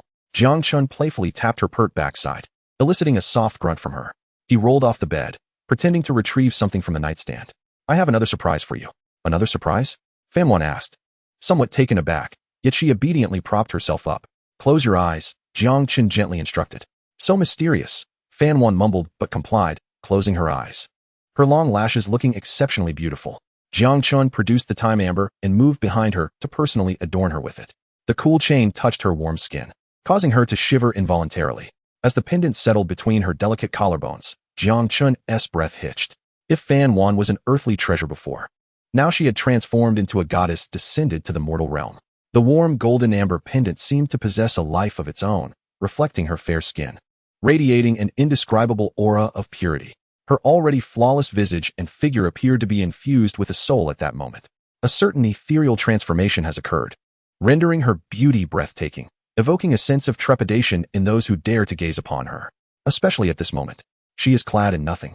Her magnificent contours accentuated by the sacred necklace, creating an exquisite collision of pure desire. Fan Wan too feels an enchanting change coursing through her body. A warm, indescribable flow emanates from the pendant at her neck, rapidly enveloping her entire being. The fatigue and soreness that had plagued her seemed to be washed away by this warmth, replaced by an unprecedented sense of comfort and vitality. Curiously, she opens her eyes and lowers her gaze. Instantly, her attention is captivated by the beautiful crystal nestled between her collarbones. Wow, she exclaims. In the next breath, she flings aside the covers and, barefoot, rushes towards the full-length mirror in her bedroom. In the reflection, a stunning woman, one whom even she finds unfamiliar, stands serenely. Her skin is so delicate it seems as though it could shatter at a mere touch, and her figure boasts enticing curves. The amber pendant between her collarbones appears to emit a soft glow, casting her in the light of a goddess from a tale. So beautiful, she whispers. Fan Wan reaches out, incredulously caressing her cheek, then gently touching the warm pendant. An indescribable joy and comfort wells up from deep within her. She feels an overwhelming affection for this necklace, reluctant to remove it. She suddenly turns and strides back to the bedside, her sparkling eyes fixed on Jiang Chen. Jiang Chen, what is this? Why do I feel so comfortable wearing it? As if I've transformed completely. Jiang Chen, already prepared with his explanation, takes Fan Wan's hand and guides her back to the bed. This is a treasure acquired from a top-tier private lab overseas, essentially the latest in cutting-edge technology. He speaks earnestly, weaving an elaborate tale. It utilizes special biological waves to keep your cellular activity at its peak state. In simpler terms, it significantly slows down aging. To put it plainly, it keeps you perpetually youthful and beautiful. This item is worth a fortune, and there are hardly any like it in the world. You mustn't take it off or, heaven forbid, lose it. Slowing down aging? Fan Wan's eyes widen in astonishment as she looks down at the necklace. Her gaze filled with awe. No wonder it feels so delightful. What a miraculous treasure this is. She lovingly caresses the smooth amber pendant with her fingertips, her face radiant with joy and happiness. No woman could possibly refuse such a gift. Observing her captivated demeanor, Jiang Chen feels a twinge of jealousy. Fan, I've given you such an extravagant gift, and all you do is admire the necklace without even thanking me? Fan Wan lifts her head, seeing his feigned annoyance, and bursts into laughter. She leans in, placing a gentle kiss on his lips. Then, she melts into his embrace, playfully adopting a soft tone. How else should I thank you? I am entirely yours. Upon hearing this, Jiang Chen is engulfed by an immense sense of satisfaction and pride. Unable to suppress a grin, his hands begin to wander. This strikingly voluptuous woman, with her cool exterior yet warm interior, now utterly belongs to him. The feeling of conquest is unparalleled. The two bask in this tender moment. Suddenly, Jiang Chen seems to recall something. Fan, have you decided when you'll move in? Fan Wan's breath quickens, her body softening, and she makes no effort to stop his wandering hands. In a couple of days, I'll contact the moving company tomorrow to bring everything over. Jiang Chen chuckles softly, his hands stilling. Our poor classmate Xiao Jing will be left alone in an empty room, living in solitude. I wonder if she'll cry and beg you not to leave. His words stir something within Fan Wan. After a moment's hesitation, she raises her gaze to Jiang Chen's chiseled features and murmurs, I want Xiao Jing to move in with us too. There are so many rooms here, and it would be a shame to leave them empty. Jiang Chen seems unfazed by her suggestion and kisses her cheek. Of course, this is your home. You can invite whoever you wish to stay. You are in charge. With Xiao Jing being such a little money grubber, the thought of living in this lavish abode would surely make her ecstatic. However, we should ask her opinion. I'll check with her tonight, he adds.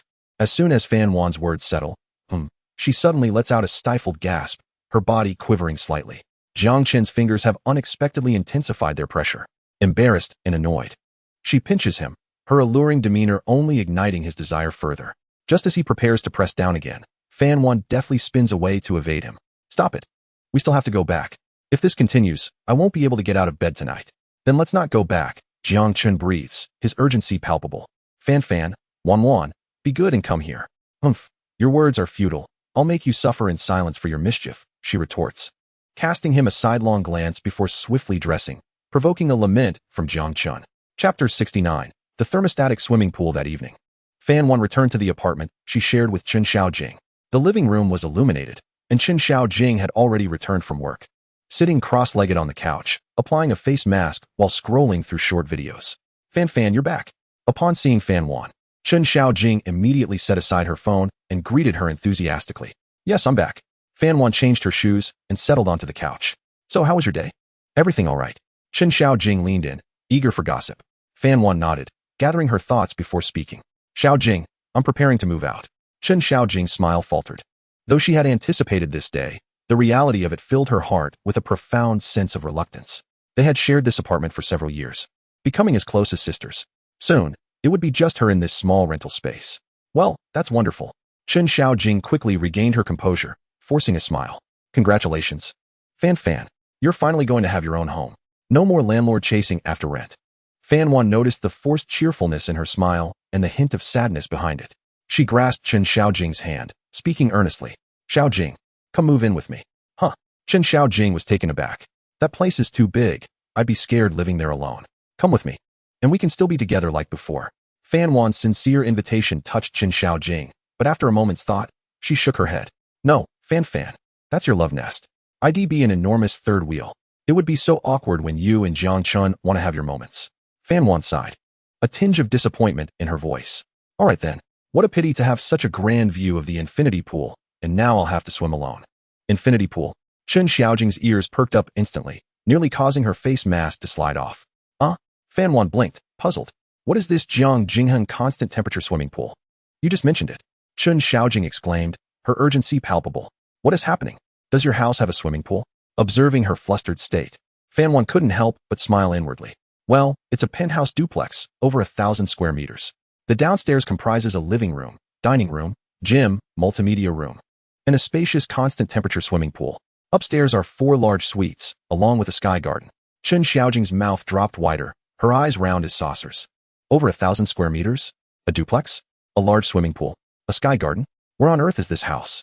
Fan, where's your house located? Her voice trembled with disbelief. Fan Wan blinked innocently. Yending Tianke. Chen Xiaojing sprang up from the sofa, as if electrified. That prestigious riverside luxury residence? Priced at hundreds of thousands per square meter, with an entire unit costing over 100 million. She was astounded. She had previously believed they were living in a mere multi-million yuan apartment, which was already enough to make her envious. Yet, she had never anticipated that Jiang Chen's generosity would be so extravagant. Such a level of luxury, she couldn't even dream of entering, let alone residing there. In the next moment, Chen Xiaojing's expression underwent a complete transformation. She hugged Fan Wan's arm tightly, her voice sweet as honey. Fan, my dear Fan. Upon careful reflection, you are correct. Such a vast house must be lonely and unsafe for you to occupy alone. I believe it is imperative that I come to accompany you. And think about it. I am proficient in laundry and cooking, and I can accompany you for shopping and chatting. Am I not the perfect roommate? How wonderful. Fan Wan was amused by her dramatic shift. Oh, is that so? But didn't you just say you were afraid of disturbing us? Oh, don't worry. Chen Xiaojing chuckled, her face alight with flattery. Whenever you two are busy, I will gracefully vanish. I promise to lock myself in my room and wear headphones. Absolutely not eavesdropping. Fan Wan's cheeks flushed slightly. What do you mean by busy? Even if that were the case, we would return to our room. Chen Xiaojing immediately honed in on the implication. We? Back to the room? She leaned in closer, scrutinizing Fan Wan's expression. Fan, have you and he already? Fan Wan's face turned an even deeper shade of crimson, yet she gently nodded. Oh my! Chen Xiaojing exclaimed, her astonishment palpable. No wonder. I thought you seemed different today, almost glowing. It turns out you have been blessed by the dew of love. Her curiosity ignited. She clung to Fan Wan, lowering her voice conspiratorially. Quickly, tell me, how is Chunji's performance? Is it intense? How long does it last? You. Fan Wan felt a bit embarrassed, attempting to push her away, but Chen Xiaojing held on tightly. Under her relentless questioning, Fan Wan reluctantly admitted, very impressive. It always starts at an hour. I feel like my body might fall apart. Hiss. Chen Xiaojing gasped, her face a mix of shock and envy. An hour to start? Is Jiang Chen a reincarnated piledriver? Suddenly, with a mischievous grin, she reached out and playfully poked Fan Wan in a suggestive manner. Fan. With such abundant resources, if you truly can't handle it next time, just use this. I guarantee it will make Chun Gu soar to the heavens, surrendering in advance. Chen Xiaojing. Fan Wan's face flushed with anger, and she pinched the soft flesh at Chen Xiaojing's waist. You little rascal, your words are becoming increasingly absurd. Just wait until I tear your mouth apart. Chen Xiaojing quickly dodged, crying out for mercy. Meanwhile, in Lu Yunxi's single apartment, the sound of running water echoed from the sink. Lu Yunxi had just rinsed her mouth, her cheeks still slightly flushed. Approaching the sofa, she cast a disapproving glance at the man lounging there, engrossed in his phone. You little brat, you couldn't even give your sister a break just now. Her voice was a tad hoarse. Jiang Chen set his phone down, extending his hand to pull her over effortlessly. Startled, Lu Yunxi found herself seated on his lap, enveloped in his embrace. Sister Yunxi, you can't blame me for this. Jiang Chen's chin rested on her fragrant shoulder, his warm breath brushing against her ear. Who sent me a bunch of photos to provoke me last night? At the mention, Lu Yunxi's face turned even redder. I don't care. She wriggled in his embrace, playfully complaining, you are bullying your sister, making her suffer greatly. Is that so? Jiang Chen's hands began to roam, gliding up the smooth fabric of her nightgown. Does sister still want to be bullied? Lu Yunxi's body melted against him, a heavy sigh escaping her lips. She relished the sensation of being completely dominated by a strong man, yet cradled tenderly in his hands. This contradictory yet exquisite experience left her entranced. After a moment of intimacy, Jiang Chen shifted to serious matters. Sister Yunxi. He gently caressed her silky hair. Tomorrow, someone from Huanyu Financial Hub will proactively contact your studio. Lu Yunxi's body stiffened slightly at this revelation. She slowly raised her head, her enchanting eyes now filled with astonishment and confusion. Ah-Chen, are you serious? She had thought it was merely a fanciful jest meant to amuse her, considering that it was Huanyu Financial Hub, the landmark of the metropolis, the sanctum of finance. Free entry? Who would believe such a thing? Jiang Chen nodded earnestly. Of course I'm serious. Sister Yunxi, I would never joke about such matters. Lu Yunxi was utterly dumbfounded. She scrutinized Jiang Chen's face, noting his sincere and composed expression. How can this be possible? Lu Yunxi's mind raced. She couldn't fathom how Jiang Chen could facilitate her studio's free entry into Huanyu Financial Hub. Did he know an executive there? But even if he did, surely no one would have that much authority? The rent wasn't just in the tens of thousands. It was in the hundreds of thousands, even millions annually. Unless he was the son of the owner of Huanyu Financial Hub? Her curiosity piqued. She looked up at him. Ah-Chen, I've never asked you before. What exactly do you do for a living? Until now, she had always thought Jiang Chen was merely an ordinary young man from a well-off family. But it seemed there was much more to him than met the eye. This man she had drunkenly clung to was likely not as simple as she had assumed. Jiang Chen chuckled at her wide-eyed curiosity. Well, he deliberately elongated his tone, keeping her in suspense. You'll find out everything when you meet with the folks from Financial Hub tomorrow. You. Lu Yunxi found herself tantalized, her heart fluttering with a mix of anticipation and dissatisfaction as she pouted slightly. Jiang Chen, unable to resist the allure of her charming expression, bent down and placed a gentle kiss on her crimson lips. My dear Yunxi, rather than being curious about my identity, why not contemplate how to fulfill the promise we made? Lu Yunxi, of course, remembered the promise. As long as you can manage it, dear brother, then you may do with me as you wish. At that moment, she was utterly convinced that Jiang Chen would be incapable of delivering, which emboldened her to tease him so daringly. However, now, witnessing the confidence radiating from Jiang Chen, her heart began to race uncontrollably. She suppressed her anxiety and, with a sultry glance, extended her delicate arm to drape around his neck. Humph, anyone can talk big. She leaned in, her warm breath mingling with the air. Then I'll eagerly await tomorrow. If you fail, just see how I shall punish you. The next morning, at the Yunyu Design Studio, Lu Yunxi sat in her office, her mind restless. She glanced at her phone intermittently, casting sidelong glances out the window, her thoughts consumed by Jiang Chen's self-assured demeanor from the previous night. Could he really achieve it? Rationality insisted that it was impossible, yet emotionally, she couldn't shake a flicker of hope. Sister Yunxi, what occupies your thoughts? You seem rather distracted. The cool voice of Yin Xinyu broke her reverie. Today, Yin Xinyu donned a sharp, white suit, her long hair pulled back into a high ponytail, her striking features exuding an air of formidable authority. Oh, nothing, Lu Yunxi replied, regaining her composure. Yin Xinyu placed a cup of coffee on her desk.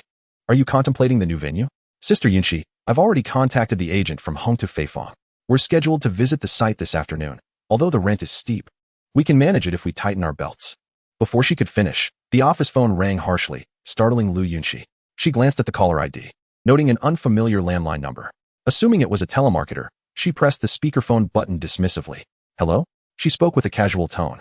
On the other end, a middle-aged man's voice responded. Hello, may I speak with Lu Yunxi of Yunyu Design Studio? Lu Yunxi paused. This is she. May I ask who is calling? Greetings, MS. Lu. I am Qin Feng, the general manager of Huanyu Financial Hub Property Service Center. I apologize for the unsolicited call. The mention of Huanyu Financial Hub caused both Lu Yunxi and Yin Xinyu to exchange alarmed glances. Yin Xinyu frowned. It must be a scam. The audacity of scammers these days was astonishing, even crafting such elaborate scripts. Yet, Lu Yunxi's heart began to race. Mr. Qin, what can I do for you? Qin Feng's tone was earnest. Ms. Lu, we are aware that your studio is seeking a new office space. We at Huanyu Financial Hub would be honored to offer our services. Yin Xinyu mouthed scam to Lu Yunxi. But she was reminded of Jiang Chen's confidence from the night before. Could it be that he truly had managed it? Taking a deep breath, she attempted to sound calm. Mr. Qin, I believe there may be a misunderstanding. We are merely a studio. How could we possibly? Qin Feng interrupted, maintaining his respectful demeanor. There is no misunderstanding, Ms. Lu. We at Huanyu Financial Hub sincerely invite your studio to join us. If it is convenient for you, we can arrange a time for you to visit the site. Should you find it satisfactory, we can sign a rent-free agreement this afternoon. A rent-free agreement? Yin Xinyu could no longer contain herself, feeling that the scam was becoming increasingly ludicrous. An office space at Huanyu Financial Hub with no rent? Such a stroke of luck seemed implausible. She gestured frantically at Lu Yunxi, urging her to hang up. Yet, Lu Yunxi ignored her. What is your phone number? We'll come by this afternoon. Certainly. My number is 18. You may reach me anytime, Ms. Lu. What time will you arrive? I will be there to welcome you both. 2 o'clock in the afternoon, then. Perfect. I will be waiting for you in the lobby of Huanyu Financial Hub. After ending the call, a heavy silence enveloped the office. Yin Xinyu, her brow furrowed, approached Lu Yunxi, her expression grave. Sister Yunxi, do you truly believe this? Has the art of deception reached such heights? She struggled to comprehend how such an astute and capable woman like Lu Yunxi could be ensnared by such an outrageous lie. First, they offer a rent-free contract, and next, will they ask for a deposit or claim our bank accounts are at risk, requiring us to transfer funds to a safe account? It follows the standard scam playbook. Lu Yunxi regarded her formidable friend with a wry smile and shook her head. Xinyu, what if I told you that this was all orchestrated by Jiang Chen? Jiang Chen. Yin Xinyu's expression shifted. She knew that this man had entered Lu Yunxi's life during her most vulnerable moments, pulling her from the depths of a failed relationship. But what did that have to do with Huanyu Financial Hub? Lu Yunxi recounted Jiang Chen's words. He said he could help our studio move in rent-free at Huanyu Financial Hub. Upon hearing this, Yin Xinyu's frown deepened. Her perception of Jiang Chen swiftly transformed from a healing presence in her friend's life to a boastful braggart. Rent-free at Huanyu Financial Hub? Who does he think he is? Even the son of a billionaire wouldn't have the authority to waive hundreds of thousands in annual rent. This was no mere exaggeration. It bordered on the absurd. To Yin Xinyu, Jiang Chen's claims could only stem from 2 possibilities. Either he was attempting to impress Lu Yunxi with a grandiose lie, completely disregarding the aftermath, or he was colluding with this Qin Feng, setting a trap for them both. Regardless of the scenario, her opinion of Jiang Chen plummeted. Observing the hopeful expression on Lu Yunxi's face, she felt a pang of sympathy and refrained from further discouragement. All right. Yin Xinyu took a deep breath, her gaze sharp. Sister Yunxi, we shall go this afternoon. I am eager to see what Jiang Chen is truly up to. Lu Yunxi sensed her skepticism but nodded in agreement. Very well. At 2 o'clock that afternoon, in the bustling metropolis, Huanyu Financial Hub stood resplendent, its glass facade reflecting the sunlight in a dazzling display of modernity. Inside the grand lobby, the impeccably polished floor mirrored the bustling silhouettes of passers-by, each clad in tailored suits, embodying the essence of hurried financial elites. This place is truly remarkable. Lu Yunxi couldn't help but exclaim. Yin Xianyu remained silent, yet a flicker of astonishment and yearning danced in her cool, expressive eyes. As a designer, no one could resist the allure of possessing an office within these walls. Just then, a middle-aged man, impeccably dressed in a well-fitted suit and donning gold-rimmed glasses, approached them with brisk strides. "Excuse me, are you General Manager Lu and General Manager Yin from Yunyu Design Studio?" he inquired, his face adorned with a warm smile. Lu Yunqi nodded in acknowledgement. "Hello, I am Lu Yunqi, and this is my partner, Yin Xianyu. May I ask who you are?" "Greetings, General Managers Lu and Yin." The man extended his hand willingly. "I am Qin Feng. I apologize for keeping you waiting." His demeanor was notably humble, exuding respect without a hint of obsequiousness, creating an atmosphere akin to a refreshing spring breeze. This unexpected cordiality momentarily stunned Yin Xianyu, who had braced herself for a verbal duel with the swindler. The man named Qin Feng, possessing both poise and eloquence, bore no resemblance to a con artist. "You are too kind, Mr. Qin. We have just arrived." Lu Yunqi responded courteously. "Please, this way." Qin Feng gestured, leading them toward a private elevator while elaborating. "Our Huanyu Financial Center encompasses a total of 108 stories, boasting a construction area of 430,000 square meters. The first 5 floors comprise a high-end commercial district, featuring several Michelin-starred restaurants and flagship stores of luxury brands. Floors 6 to 106 are Grade A office spaces, currently enjoying a 98 occupancy rate, with the remaining 2 reserved for promising enterprises like your esteemed studio." His words brimmed with optimism and flattery towards Yunyu Studio. The two followed Qin Feng into the exclusive elevator, which ascended rapidly. Soon, the elevator doors opened to reveal a spacious, bright expanse. The entire floor was adorned with floor-to-ceiling glass windows, offering an unobstructed view of the Huangpu River, presenting a breathtaking panorama. This floor is currently one of the best office spaces we have reserved, covering approximately 800 square meters. It features a column-free design, allowing for flexible spatial division, making it ideal for design firms, Qin Feng explained. As Yin Xianyu surveyed the flawless venue, her heart raced with excitement. Yet reason compelled her to voice the most crucial question. "Mr. Qin, such a vast space in such a prime location must command a considerable rent, correct?" Qin Feng chuckled at her question. "General Manager Yin, you jest. As long as both of you are satisfied with this place, the space will be provided to your studio free of charge, indefinitely." Lu Yunqi and Yin Xianyu exchanged a glance, Lu Yunqi's heart racing to an almost unbearable rhythm. She posed the question that had lingered in her mind for quite some time. "Mr. Qin, could you enlighten me as to why this is the case?" Qin Feng appeared slightly puzzled by her inquiry. "Did Chairman Jiang not clarify this with you?" "Chairman Jiang?" Lu Yunqi and Yin Xianyu exchanged another glance. "Are you referring to Jiang Chen?" Lu Yunqi's voice trembled slightly. "Indeed," Qin Feng nodded. "He is our chairman, Jiang Chen." The revelation struck Lu Yunqi and Yin Xianyu like a thunderclap. Jiang Chen. Jiang Chen is the chairman." Lu Yunqi instinctively pressed on. "Chairman? Are you certain it's the chairman and not his son?" Qin Feng was momentarily taken aback by the question, then chuckled as he explained. "General Lu, you truly have a knack for humor. This entire Huanyu Financial Center is the personal property of Chairman Jiang. This building is solely Jiang Chen's personal property?" Lu Yunqi felt her breath catch, her captivating eyes widening in astonishment, her lips slightly parted. She instinctively posed a rather straightforward question. "Then, how much is this building worth?" Qin Feng answered candidly. "According to current market valuations, the Huanyu Financial Center is estimated to be worth around 10 billion. 10 billion? What does that even mean?" She and Yin Xianyu could toil for a lifetime, elevating their studio to the pinnacle of the industry, and still never amass such wealth. Chapter 72. Wait for me. Yet Jiang Chen, a man 7 years her junior, who enjoyed teasing her with flirtatious banter, possessed such staggering riches. Just then, Qin Feng broke the silence. "General Lu. General Yin, if there are no objections, we can proceed to the conference room to sign the contract." His words jolted Lu Yunqi and Yin Xianyu back to reality. Yin Xianyu took a deep breath, forcing herself to regain her composure. She glanced at Lu Yunqi, still in a daze, and nodded. "All right." However, when the assistant placed the printed contract before Lu Yunqi, she hesitated. "Indefinitely free of charge." Lu Yunqi gazed at those 4 words, feeling their weight like a scorching ember. She understood that the annual rent for this 800 square meters would be at least several million. Jiang Chen had nonchalantly gifted it to her. The magnitude of this present was overwhelming. She did not wish for their relationship to be tainted by such immense financial implications. "What is the matter, Yunqi?" Yin Xianyu noticed her hesitation. "Xianyu, Lu Yunqi bit her lip, retrieving her phone. "I need to call him." She moved to the floor-to-ceiling window and dialed Jiang Chen's number. "Hello, Yunqi, what is up?" "Jiang Chen." Lu Yunqi's tone was somewhat complicated. Why didn't you tell me sooner? Tell you what? That I am the owner of this building? Jiang Chen chuckled lightly. That would be so boring. I enjoy seeing my Yunqi's adorable expression when she is taken by surprise. You.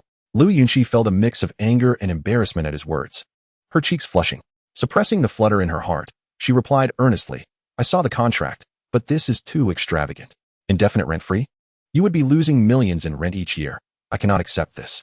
Silly girl, Jiang Chen's voice softened. What is a mere million in rent? The Huanyu Financial Center is worthier of my Yunqi. Besides, we had an agreement, didn't we? Jiang Chen lowered his voice. This is merely a part of fulfilling that agreement. As for my reward, be ready for me tonight. At that moment, Lu Yunqi's face flushed crimson. Her heart racing uncontrollably. This rascal, saying such shameless things in broad daylight. Who would wait for you, you little brother? She indignantly muttered under her breath, disregarding any further discussion about the contract, and abruptly ended the call. After tucking her phone away, she turned around to find Yin Qianyu and Qin Feng watching her intently. Lu Yunqi feigned nonchalance as she walked back. I've reviewed the contract. It poses no issues. Yin Qianyu assured her, having meticulously examined the contract terms, finding no hidden traps. This was indeed a pure, fortuitous windfall. Thus, Jiang Chen indeed serves as the chairman of this billion-dollar edifice. For the sake of Yunqi, he readily waived the annual rent amounting to several million without a second thought. What celestial fortune did Yunqi encounter that night while inebriated? To meet such a charming and affluent man, who dotes on her so indulgently. The contract was swiftly finalized. Emerging from Huanyu Financial, Lu Yunqi gripped the steering wheel, navigating the vehicle at a leisurely pace. In the passenger seat, Yin Qianyu turned her gaze towards the rapidly receding streets outside. After a prolonged silence, she broke the stillness in the car. Yunqi, how well do you truly know Jiang Chen? Upon hearing this inquiry, Lu Yunqi was momentarily taken aback. How well did she know him? After a moment's contemplation, she realized her understanding of Jiang Chen was regrettably scant. All she knew was his name, Jiang Chen. That he was 23, strikingly handsome, possessed a fine physique, and had a hint of mischief about him. Beyond that, she was at a loss. She didn't even know what he did for a living. I don't know him very well, Lu Yunqi admitted, her voice lacking confidence. Until now, she had merely thought of him as a young man from a relatively affluent background. Cough. Yin Qianyu nearly choked on her water. Exasperation evident as she rubbed her forehead while glancing at her dear friend. Yunqi, you're being rather infatuated, aren't you? How can you be so oblivious to your own man's background? I do know. Lu Yunqi's lips curled into an involuntary smile, her face radiating sweetness as she licked her rosy lips. He is incredibly handsome, and so strong the thought of what was to transpire that evening sent her heart racing. Her body feeling a bit weak. Observing her love-struck demeanor, Yin Qianyu was left utterly speechless. Focus on driving, she retorted, deciding against further inquiries. Yet within her heart, an intense curiosity about the man named Jiang Chen began to blossom. Later that evening, in an apartment somewhere, the bedroom lights seemed to take on a rosy hue. With an involuntary, high-pitched gasp, Lu Yunqi's body surrendered completely, collapsing against Jiang Chen's sturdy chest, her breaths quickening. Her silky hair, damp with sweat, clung to her flushed cheeks and smooth back. Her enchanting peach blossom eyes were now misty, brimming with unrestrained affection. Jiang Chen let out a long breath, gently caressing her smooth back. Yunqi, I've told you, for your first time, there's no need to push yourself. Lu Yunqi, feeling utterly spent, merely emitted a soft murmur in response. She buried her face deeper, enveloped in the overwhelming waves of pleasure that had just washed over her, unable to extricate herself. In one corner of the grand bed, a vivid splash of crimson blossomed. Noticing her exhaustion, Jiang Chen embraced her, allowing her to rest her head on his arm. He then proceeded to check the system's reward notifications. Beep. Detected a significant emotional breakthrough in Goddess Lu Yunqi. Her feelings have entered a profound stage. Beep. Congratulations to the host for achieving the 80-phase reward in the Goddess's favorability. Tianshu Capital. Current unlocking progress. 10. Once again, Tianshu Capital. He promptly accessed the system panel to examine the details. Description. One of the world's top-tier private consortiums established by several ancient financial families. Its influence is deeply embedded in the global financial network. This consortium is renowned for its aggressive style and keen insight, with operations spanning numerous high-profit sectors, including high-tech, biomedicine, global energy, military-industrial complexes, and luxury goods, with its actual control of hidden assets being immeasurable. Authority. The host can mobilize a portion of its resources, connections, and funds within the Greater Huaxia region. Greater Huaxia Region Agent, Lu Chun, Chief Executive Officer of the consortium in the Greater Huaxia region, exceptionally capable. Finally, he had unlocked basic permissions. Even if he could only access a small fraction of resources from such a colossal entity, it was still beyond the imagination of an ordinary person. After a while, Lu Yunqi emerged from the lingering echoes of ecstasy, taking a long, deep breath. She slightly propped herself up, attempting to leave Jiang Chen's chest, only to be gently pressed back down by a large hand. Lu Yunqi let out a lazy sound. Yunqi, how are you feeling now? Shall we go for another round? Jiang Chen's lips curled with mischief. Lu Yunqi's body jolted at the suggestion. No, Chun. I can't anymore. Her voice trembled with a hint of desperation, melting one's heart. Hearing her soft plea, Jiang Chen chuckled inwardly. Observing her evident fatigue, he decided not to tease her further. All right, I'll let you off the hook today. Relieved by his mercy, Lu Yunqi scrambled out of his embrace. Glancing at the glaring crimson stain on the sheets, she disregarded her aching body, hurriedly tossing aside the blanket and tearing off the sheet before dashing into the bathroom. I'll change the sheets and then take a shower. Jiang Chen did not follow her. Instead, he stood up, completely unclad, and walked over to the grand floor-to-ceiling window. Sitting cross-legged on the windowsill, drawing back a corner of the curtain, he beheld the dazzling nightscape, a sea of lights merging into a galaxy of stars. Just then, his phone rang, displaying an unfamiliar local number. Jiang Chen answered it casually. Good evening, sir, this is Alice. Her cool and melodious voice resonated through the line. Oh, Alice. Have you arrived in the Magic City? Jiang Chen immediately recalled her. Yes, I'm currently residing at a hotel. Then let us meet tomorrow morning at Tang Chenyi Pin to discuss further. Understood, sir. The call ended. As Jiang Chen scrolled through a video, the bedroom door swung open. Lu Yunqi entered, wrapped in a white bath towel. Her skin, freshly bathed, glowed with a rosy hue, exuding an enticing scent of shower gel. Drops of water cascaded down her elegant collarbone, disappearing into the deep valley concealed by the towel, sparking the imagination. Her long, slender legs were exposed to the air, the expanse of her fair skin nearly blinding. Jiang Chen beckoned her over. Come here. However, Lu Yunqi did not heed his call, muttering softly. You're up to no good again. She tightened her legs, eyeing him warily. I must warn you, no more I'm still swollen. Seeing her adorably apprehensive and bashful demeanor, Jiang Chen chuckled. He understood that today had been her first time and she truly needed to rest. Don't worry. I won't misbehave, just a hug. Reassured by his words, Lu Yunqi finally relaxed, hesitantly approaching him. She arrived at the windowsill, gently loosening her bath towel. As the towel slipped away, her mature and flawless form was unveiled before Jiang Chen without reservation. In the next moment, she nestled into his embrace, warm and soft. Beyond description. Chen. Lu Yunqi buried her face in his chest. Thank you so much for today. Moving the studio to Huanyu Financial. No client will ever dare question our capabilities again. All of this is thanks to you. Jiang Chen remained silent, merely reaching out to deliver a firm slap on her perfectly rounded derriere. Smack! A melodious chime echoed within the confines of the bedroom. The sudden intrusion rendered Lu Yunqi momentarily incapacitated, eliciting a soft, alluring sigh as her body languidly surrendered to his embrace. From now on, we shall refrain from speaking in such an outsider's manner, Jiang Chen asserted dominantly, his words whispered near her ear. I understand, she murmured softly, rendered speechless thereafter. The following morning, the sun shone brilliantly. As Jiang Chen's vehicle approached the entrance of the residential complex, a striking figure caught his eye. It was a tall Caucasian woman, easily exceeding 170 centimeters, clad in a snug woolen sweater that accentuated her exaggerated curves. She boasted a slender waist that harmonized beautifully with her form. Her black fitted trousers highlighted her pert posterior and elongated, shapely legs, while her radiant golden locks cascaded down her back. She stood there with an air of serene elegance, her demeanor cool and competent. An incongruous presence in her surroundings, yet undeniably captivating. What a stunning golden-haired beauty. Jiang Chen's mind raced, the thought surfacing unbidden. System, initiate scan. A virtual panel, visible solely to him, materialized above the woman. Name, Alice. Age, 25. Attractiveness, 89. Physique, 95. Vehicle count, 0. Is this a jest? He mused inwardly.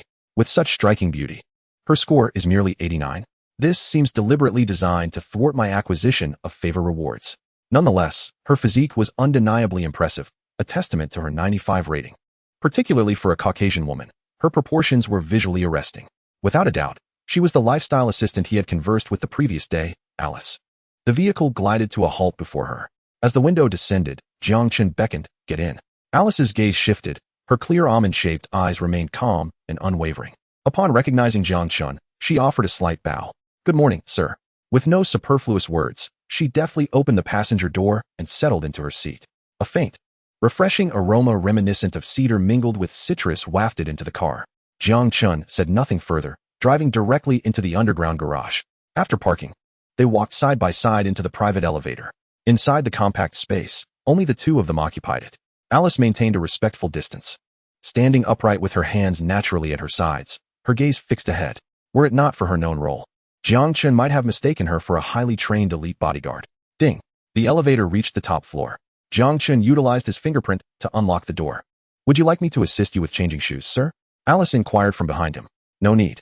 He tossed his car keys onto the console by the entrance and slipped into his slippers before stepping inside. As he entered the living room, Alice followed closely behind, gently closing the door. The expansive flat was adorned in a modern minimalist style, dominated by a palette of black, white, and gray, punctuated by strikingly designed furniture in vibrant hues. Enormous floor-to-ceiling windows framed a breathtaking view of the river, offering an astonishing panorama.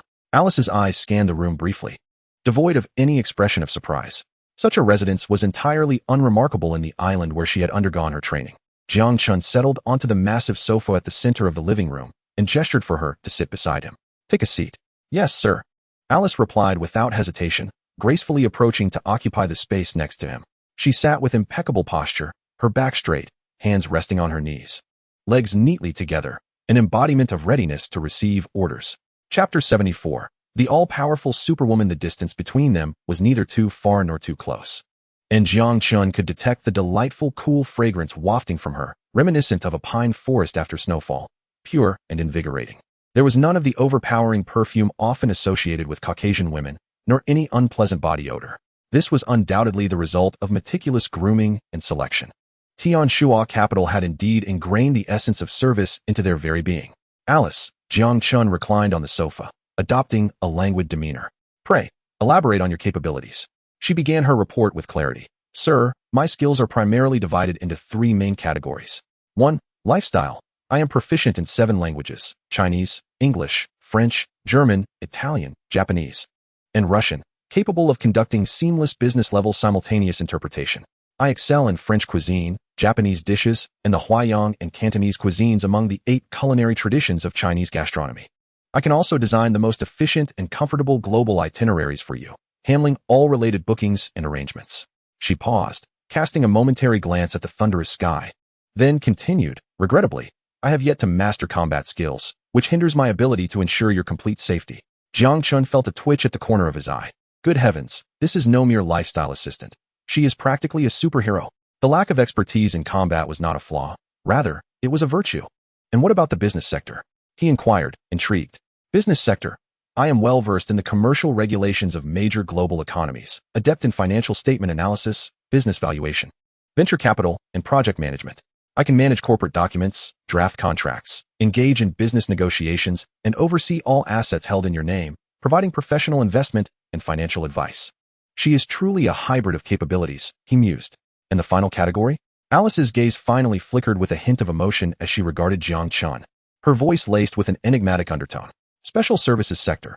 I possess an understanding of human physiology and am trained in various professional massage techniques, enabling me to effectively alleviate your physical fatigue and mental stress.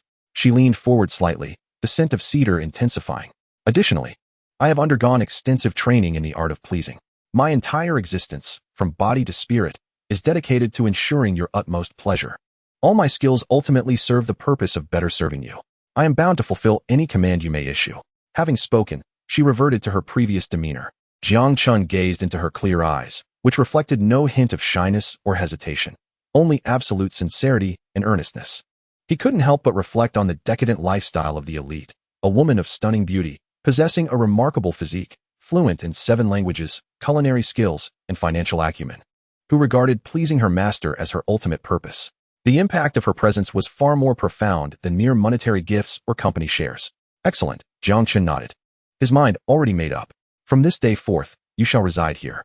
Henceforth, all matters pertaining to my lifestyle will be entrusted to your capable hands. At your service? Sir, Alice responded promptly. She rose, offering a slight bow. Shall I attend to any tasks now, sir?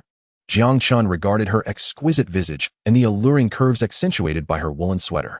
She was indeed a captivating creature, obedient and compliant. However, he had no intention of addressing the matter directly just yet. He felt that diving straight into the subject matter seemed rather dull and a lamentable waste. Such a flawless work of art should be savored slowly. What to do? He repeated the thought, then beckoned her over with a curl of his finger. Alice obediently approached him.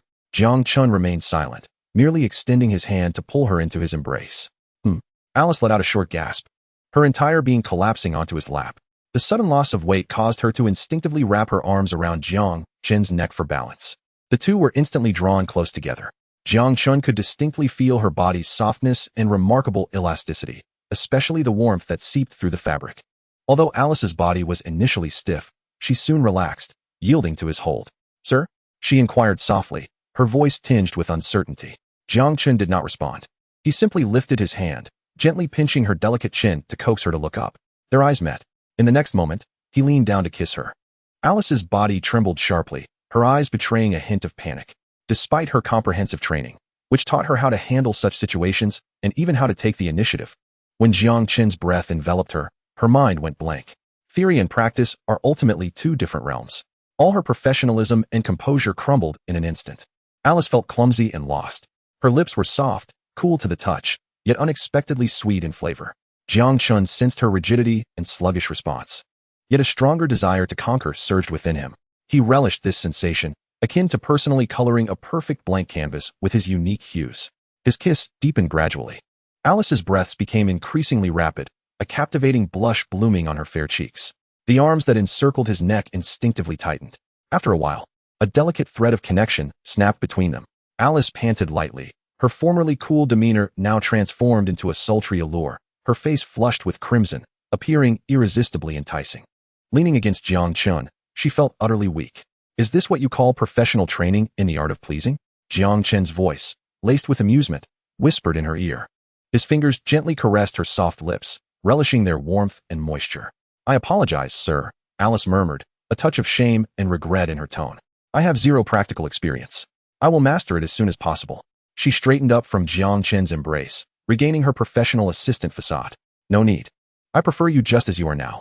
Jiang Chen's fingertips softly toyed with her, satisfied by the tremor of the exquisite being in his arms, inexperienced yet genuine. He enjoyed this sensation of hands-on guidance. "Yes, sir." She obediently lowered her gaze. Jiang Chen was pleased with her compliance. Then, as if struck by a thought, he posed a pivotal question. "Alice, I have a question for you." Chapter 75, Cradle. "Alice, I have a question for you." His voice was calm and steady. "You were nurtured by Tianshu Capital. If one day, my commands conflict with the interests of Tianshu Capital, whose orders will you follow?" This was a crucial question. Alice hesitated not at all. She lifted her head. "My existence has but one purpose, to serve you. Tianshu Capital is merely the tool that trained me. While you are the sole object of my loyalty, your will surpasses all, including the interests of Tianshu Capital and even my own life." Her words were clear and resolute. This declaration offered a man greater satisfaction than any love confession. It transcended mere loyalty. It was a belief woven into her very being. "Excellent." Jiang Chen felt utterly reassured. He embraced Alice and stood, striding towards the master bedroom.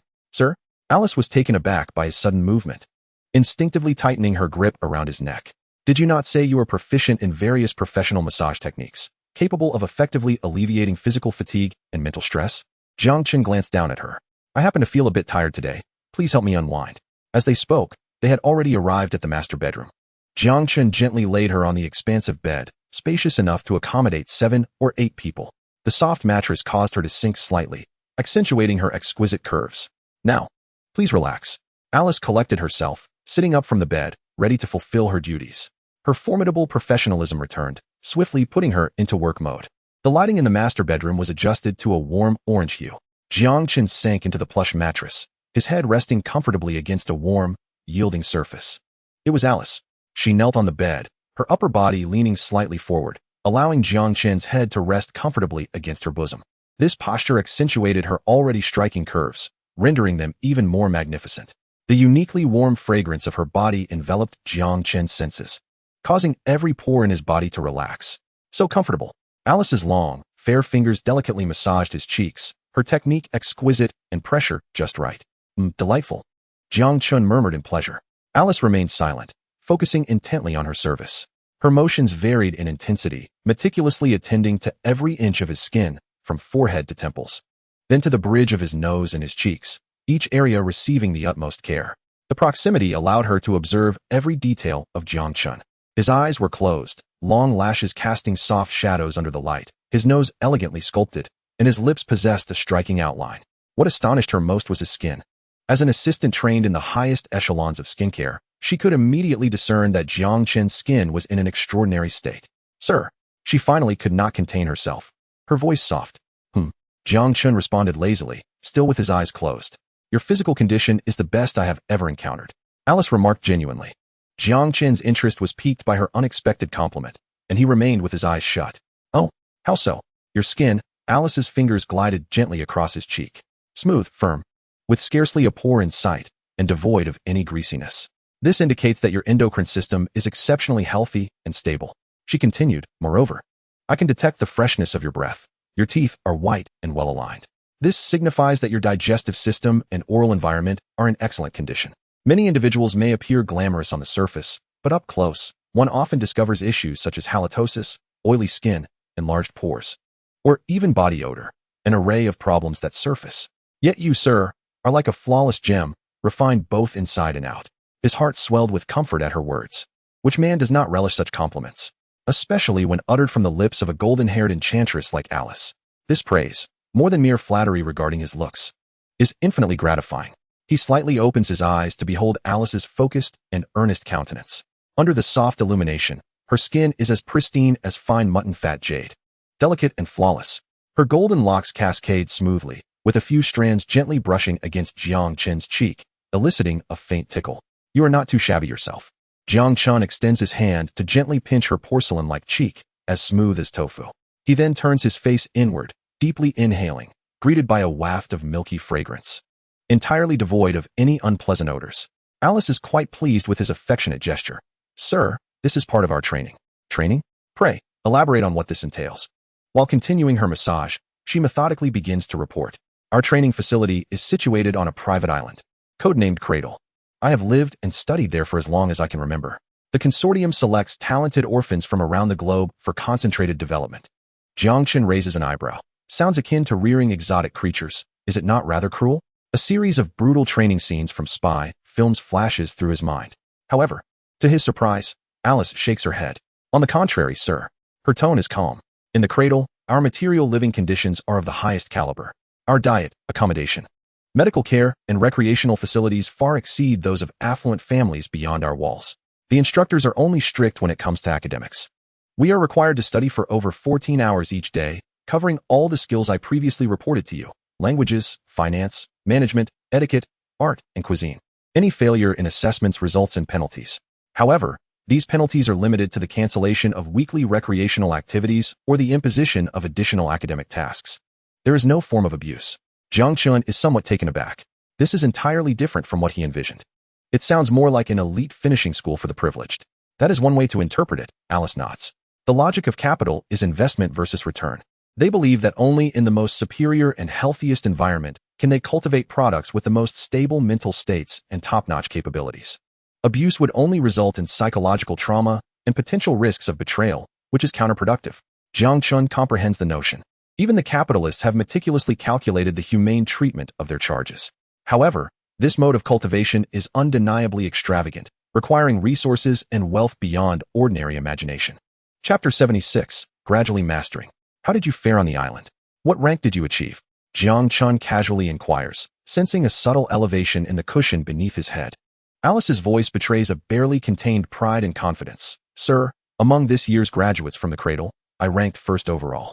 In languages, finance, management, and life skills, my final assessment scores were all at the highest level of excellence. Well, a scholar indeed. Jiang Chen silently admires. However, he quickly seizes upon a flaw in her statement. Oh? Did you not mention that your combat skills were lacking? As expected, Alice's demeanor immediately deflates at this mention. She lowers her gaze, unconsciously fixating on her own impressive curves, her tone filled with regret and grievance. Indeed, only in combat do I always merely pass. The instructors state that my physique hinders my balance and agility when executing rapid movements or evasive actions, rendering me a natural liability. Her voice diminishes further. The pitiable expression she wears seems to convey genuine remorse over a burden that countless women envy and countless men covet. Jiang Chen watches her, nearly suppressing a laugh. This woman feels remorse for her extravagant endowments. He stifles his amusement and solemnly declares, "Nonsense." Alice, startled by his sudden seriousness, appears somewhat bewildered. "Sir?" Jiang Chen reaches out, giving her a gentle squeeze. "Listen well, this is not a flaw." His voice is deep. "First, I do not require your protection. My physical strength surpasses your expectations. Second," he pauses, gazing into Alice's wide blue eyes, filled with tension, "I quite like this liability of yours." "Really, sir?" Alice's face brightens with joy. "Of course," Jiang Chen confirms. Alice feels her heart race. It turns out, the sir appreciates her attributes. This revelation instantly dissipates the self-doubt and regret she harbored regarding her combat shortcomings. As long as the sir appreciates it, it is the most valuable existence. Jiang Chen is satisfied with her submissive and bashful demeanor. "By the way, do you know of any interesting events happening in Magic City recently?" Alice swiftly adjusts her demeanor. She continues her massage while reporting on her work. "Sir, based on your social circle and current asset scale, most commercial activities and social soirees are unnecessary for you and would only waste your time. However, there is an event tomorrow night that I believe may pique your interest." "Oh, do tell," Jiang Chen expresses his curiosity. "Tomorrow at 7 o'clock. At the Waldorf Hotel by the Riverside in Magic City, a charity auction gala entitled A Night of Starlight will be held." Alice's speech is measured and clear. This gala is co-hosted by several enterprises funded by the Tianshu Consortium. Its nominal purpose is to raise funds for art education projects for children in remote areas of China, but in reality, it resembles a social gathering for the upper crust. Jiang Chen immediately comprehends the underlying intent. The true purpose is not charity, but rather high-end networking masked by philanthropy. Alice nods. The attendees will predominantly consist of business luminaries from Magic City and its surroundings, rising stars, and heirs of notable families. "What items are up for auction?" Jiang Chen inquires, curious. "It cannot be Van Gogh paintings or dinosaur fossils, can it?" Alice chuckles lightly at his jest, but quickly resumes her professional demeanor. "Sir, there are no such rare collectibles. Given its charitable nature, excessively high-value auction items would deter fundraising efforts. The auction items are primarily provided by sponsors, including several limited-edition luxury watches, jewelry by renowned designers, and artworks by contemporary artists. There are also experiential packages, such as private dinner services by a Michelin 3-star chef." Jiang Chen nods, fully understanding.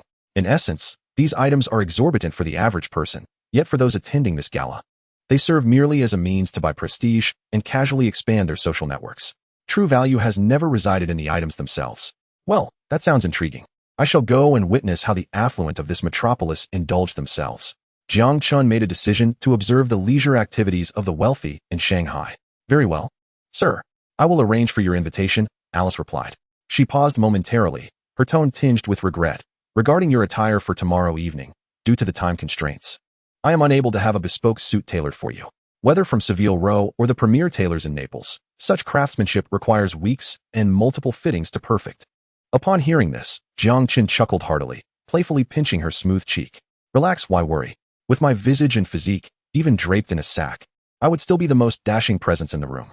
Alice, relishing his affectionate gesture, nodded earnestly in agreement. "Indeed, sir, with your physical attributes, even ready-to-wear luxury garments would render the rest of the crowd inconspicuous." Her earnest endorsement was far more gratifying to Jiang Chen than any overt flattery. "All right then, handle it as you see fit. Just ensure I have something stylish." "Rest assured, sir," Alice promptly responded, "I shall immediately contact the client managers of several top luxury brands, and they will deliver the latest seasonal collections to your residence within 2 hours for your private selection and fitting." "No need for that. Just choose for me," Jiang Chen replied nonchalantly, waving his hand. "Then, sir, I need to ascertain your measurements." Alice began to rise. "Of course, you may take your time to figure that out." Chapter 77. I Want It All. In the afternoon, Jiang Chen placed a call to Fan Wan. "Hello?" The voice on the other end, Fan Wan, echoed with an emptiness. Fan, it's me. What are you up to?" "At home. Just finished tidying up the place." "Good. I'll come over now." "All right." Laughter echoed through the phone, followed by a bright voice interjecting. "Who is it?" Fan. "Is it Jiang Chen?" "It's Chen Xiaojing," Fan Wan responded, and then relayed to Jiang Chen. "You can come over. The door lock code is your birthday." A smile crept across Jiang Chen's lips as he stood before the imposing entrance of Yunding Tianke community. Entering the code on the keypad. Beep. Verification successful. The door swung open. Fan, I'm here," Jiang Chen called out as he changed his shoes. The last time he visited, the place was merely a beautifully decorated but lifeless house. Now, it radiated the warmth of a home. Several pairs of women's shoes were neatly arranged in the entryway, alongside a brand new pair of men's slippers evidently prepared for him. Various plush toys adorned the sofa in the living room, and the coffee table was piled with snacks. Fan, Xiaojing, where are you? He called out again, but received no reply. Yet, he faintly heard the soft sound of splashing water, seemingly emanating from the direction of the terrace. The standout feature of this top-floor duplex was the expansive terrace connected to the living room, complete with an infinity pool that overlooked the entire river view. With a sudden thought, Jiang Chen pulled open the large floor-to-ceiling glass door leading to the terrace and stepped outside. The afternoon sun was warm and gentle, but the sight before him was even more dazzling. He froze in place, captivated by the sight of two graceful figures frolicking in the shimmering pool. His gaze was immediately drawn to Fan Wan. She wore a remarkably simple black one-piece swimsuit, yet no simplicity could conceal her breathtakingly exquisite figure. The swimsuit hugged her curves perfectly, accentuating her flawless silhouette. Her long, damp hair was tied back, with droplets of water cascading down her elegant neck, disappearing into the alluring valley of her neckline. She resembled a mesmerizing mermaid, just surfacing from the depths of the sea, leaving one breathless in her beauty. As for Chen Xiaojing, she sported a cheerful pink bikini, youthful and vibrant, her figure commendably curvaceous. On any other occasion, she would undoubtedly turn heads as a charming beauty. However, in the radiant presence of the unparalleled mermaid that was Fan Wan, Xiaojing appeared merely as an adorable little sparrow, overshadowed and stripped of her luster. Brother Chen, Xiaojing exclaimed, the first to spot him, waving excitedly. She swam to the edge of the pool, propping herself up and calling out with a beaming face, "Come on over. We've prepared your swim trunks." At her call, Fan Wan turned around. Upon noticing Jiang Chen's unwavering gaze, a blush crept onto her cheeks. With a blend of shyness and joy, she smiled at him. "You've come." This smile was enchanting beyond measure. Jiang Chen felt a dryness in his throat, grinning back. "I'm here." He noticed a brand new pair of swim trunks resting on a nearby lounge chair, the tags still attached. Without hesitation, he kicked off his flip-flops, snatched the swim trunks, and dashed into the terrace changing room. In less than a minute, a handsome figure, boasting a perfect six-pack and chiseled physique, emerged before them. "Here I come," he announced, and without a moment's pause, he dove into the water with a splash, creating a cascade of droplets. The cool water enveloped him instantly, providing unmatched refreshment. Jiang Chen, having grown up swimming in rivers, was remarkably adept in the water. He submerged, opened his eyes, and swam directly toward Fan Wan's radiant long legs. Just as he was about to make contact, Fan Wan appeared to have eyes in the back of her head. With a deft twist of her waist and a graceful kick of her legs, she glided away like a fish, effortlessly evading his advance while emitting a string of melodious laughter. "Wow, Fan, how do you swim so fast?" Jiang Chen surfaced, wiping the water from his face. Somewhat unwilling to accept defeat, Fan Wan elegantly splashed water in his direction, a playful smile gracing her lips. "I'm quite the swimmer, with your meager skills. Do you really think you can catch me?" Just as Jiang Chen prepared for another attempt, he noticed Xiaojing stealthily winking at him from a short distance away, mouthing, "I'll help you." Jiang Chen instantly understood. "Good buddy." Xiaojing feigned nonchalance as she slowly approached Fan Wan, who was locked in a standoff with Jiang Chen. Seizing the moment when Fan Wan was distracted, she suddenly launched an attack from behind. "Got you," Xiaojing exclaimed, wrapping her arms tightly around Fan Wan's waist. Fan Wan gasped in surprise, having never anticipated such a betrayal from her dear friend. "Brother Chen, quick!" Xiaojing shouted, gripping Fan Wan tightly. This was an opportunity not to be missed.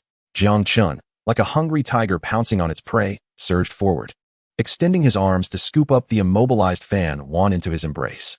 The warmth and softness enveloped him, a fragrant delight. In a swift motion, he also wrapped his arms around the triumphant Xiaojing, a delightful embrace on both sides. "Ah, Xiaojing, you traitor!" Fan Wan felt a mixture of embarrassment and anger, struggling symbolically in Jiang Chen's embrace, which only caused him to hold her tighter. "Oh dear, Brother Chen, my task is to help you catch the food. Why are you grabbing me?" Chen Xiaojing exclaimed, protesting vocally. Jiang Chen, holding both girls, savored the distinct sensations they brought, unable to contain his laughter. "Ha ha ha, children make choices. I want them all." His boisterous laughter echoed across the terrace. "Ha, dream on." Fan Wan, blushing like a ripe apple, elbowed Jiang Chen gently in the chest. "Let Xiaojing go." "Exactly. Brother Chen, my task is already complete. Please release me." Chen Xiaojing floundered in Jiang Chen's embrace. Initially joking, Jiang Chen relented and loosened his grip on Chen Xiaojing, who immediately slipped away like an eel, swimming a few meters away. She lay at the edge of the pool, grinning at them, as if to say, "Continue." With Chen Xiaojing gone, Jiang Chen's full attention turned to Fan Wan in his arms. He tightened his embrace, bringing her soft body closer to him, feeling the smoothness and remarkable elasticity of her skin through the thin fabric of her swimsuit. Fan, now that we are undisturbed, Jiang Chen murmured, leaning down so that his lips nearly brushed against her earlobe. Fan shivered slightly, her legs feeling weak. She buried her face in his chest, letting out a soft murmur. Jiang Chen's hands began to wander, gliding down her smooth spine, lingering over her alluring curves. As he reveled in the exquisite sensations coursing through his palms, he inquired, "By the way, are your parents still in the Magic City?" Mentioning her parents caused Fan to lift her head slightly from Jiang Chen's embrace, her cheeks still flushed. "They returned to Sioux City this morning." "So soon?" "Yes. They aren't accustomed to being here and said it's more comfortable back home." As she spoke, a smile crept onto her lips. "When they left, they specifically told me to get along well with you." "Oh, what did your parents say about me?" Jiang Chen asked with keen interest. "Humph, they think you're quite handsome." Fan replied, casting him a playful glare. "They said you are diligent and reliable, and that I should seize the opportunity." Pausing, her voice softened. "They also mentioned that we should have a child soon." "Ha ha." Jiang Chen erupted into laughter. "Your future in-laws are truly supportive. What a divine assist." He lifted Fan, allowing her legs to wrap around his waist, the position drawing them even closer. Fan, look, our parents have spoken. As their juniors, shouldn't we obey?" Jiang Chen's gaze turned intensely provocative. "How about we heed their call and contribute to the human race's continuation?" "What nonsense are you spouting?" Fan shot a glance at Chen Xiaojing, her petite fists playfully pounding his shoulder. "Xiaojing is still here. Put me down." Jiang Chen feigned ignorance. "What is there to fear? She'll have to get used to it sooner or later." "I don't care. Put me down." Fan struggled even more vigorously. "All right, then give me a kiss, and I will let you down." With no other choice, Fan pecked him lightly on the lips. "Is that sufficient?" Just when she thought Jiang Chen would gently lower her, he unexpectedly released his hold. "Ah!"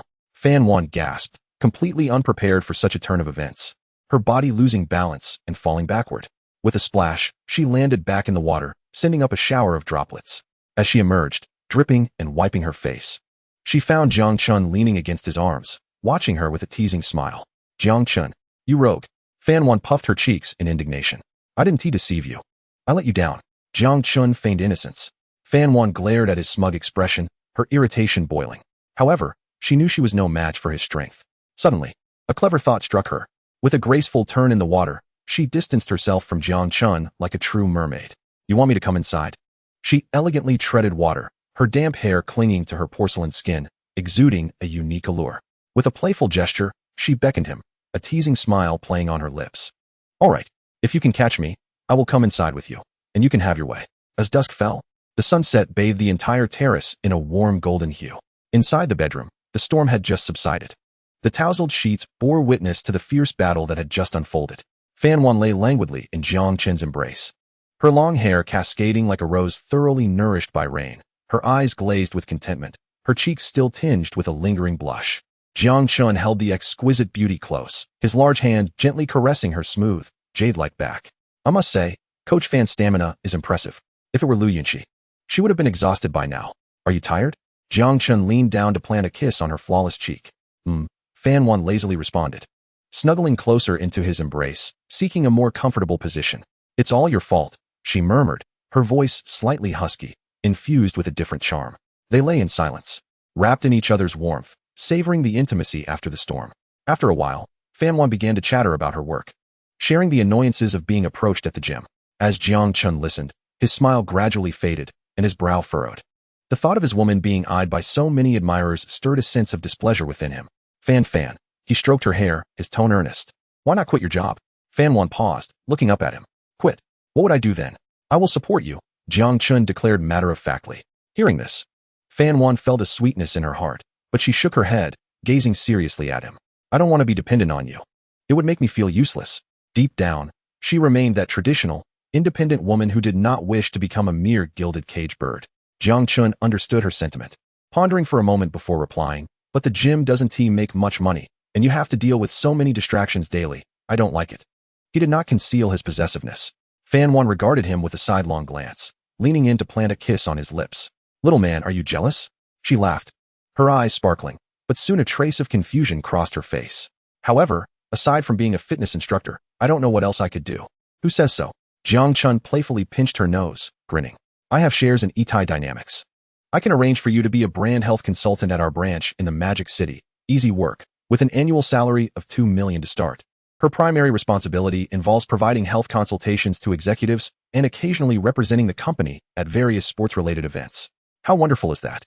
This position seems tailor-made for her. However, upon hearing this, Fan Wan remained silent for a considerable time, fixating her clear and bright eyes upon him without blinking. Jiang Chen felt a twinge of unease under her unwavering gaze. What's wrong? Why are you looking at me like that? After a prolonged silence, Fan Wan finally mustered the courage to voice a question that had been weighing heavily on her mind. Jiang Chen, who exactly are you? She inhaled deeply. You told me you were an orphan from the countryside, yet you drive a luxury car worth millions and reside in a mansion valued in the billions. You casually offer me a property in the prestigious Yunding Tianke, and now you mention having equity in a globally renowned company like Ether Dynamics. Could you please enlighten me on how all of this came to be? After a brief pause, Jiang Chen observed the glimmer of expectation and trepidation in Fan Wan's eyes and sighed inwardly. He had anticipated that this question would arise eventually. Gently cradling her face, he gazed earnestly into her eyes. Fan, I do not wish to deceive you. However, the circumstances surrounding my life are intricate, and I am not yet in a position to reveal the reasons. He was determined not to resort to trite excuses to placate her. Fan Wan continued to scrutinize him. Her gaze locked onto his sincere and composed expression. After what felt like an eternity, she suddenly broke into a smile. All right. She nestled back into Jiang Chen's embrace, holding him tightly. I won't concern myself with it any longer.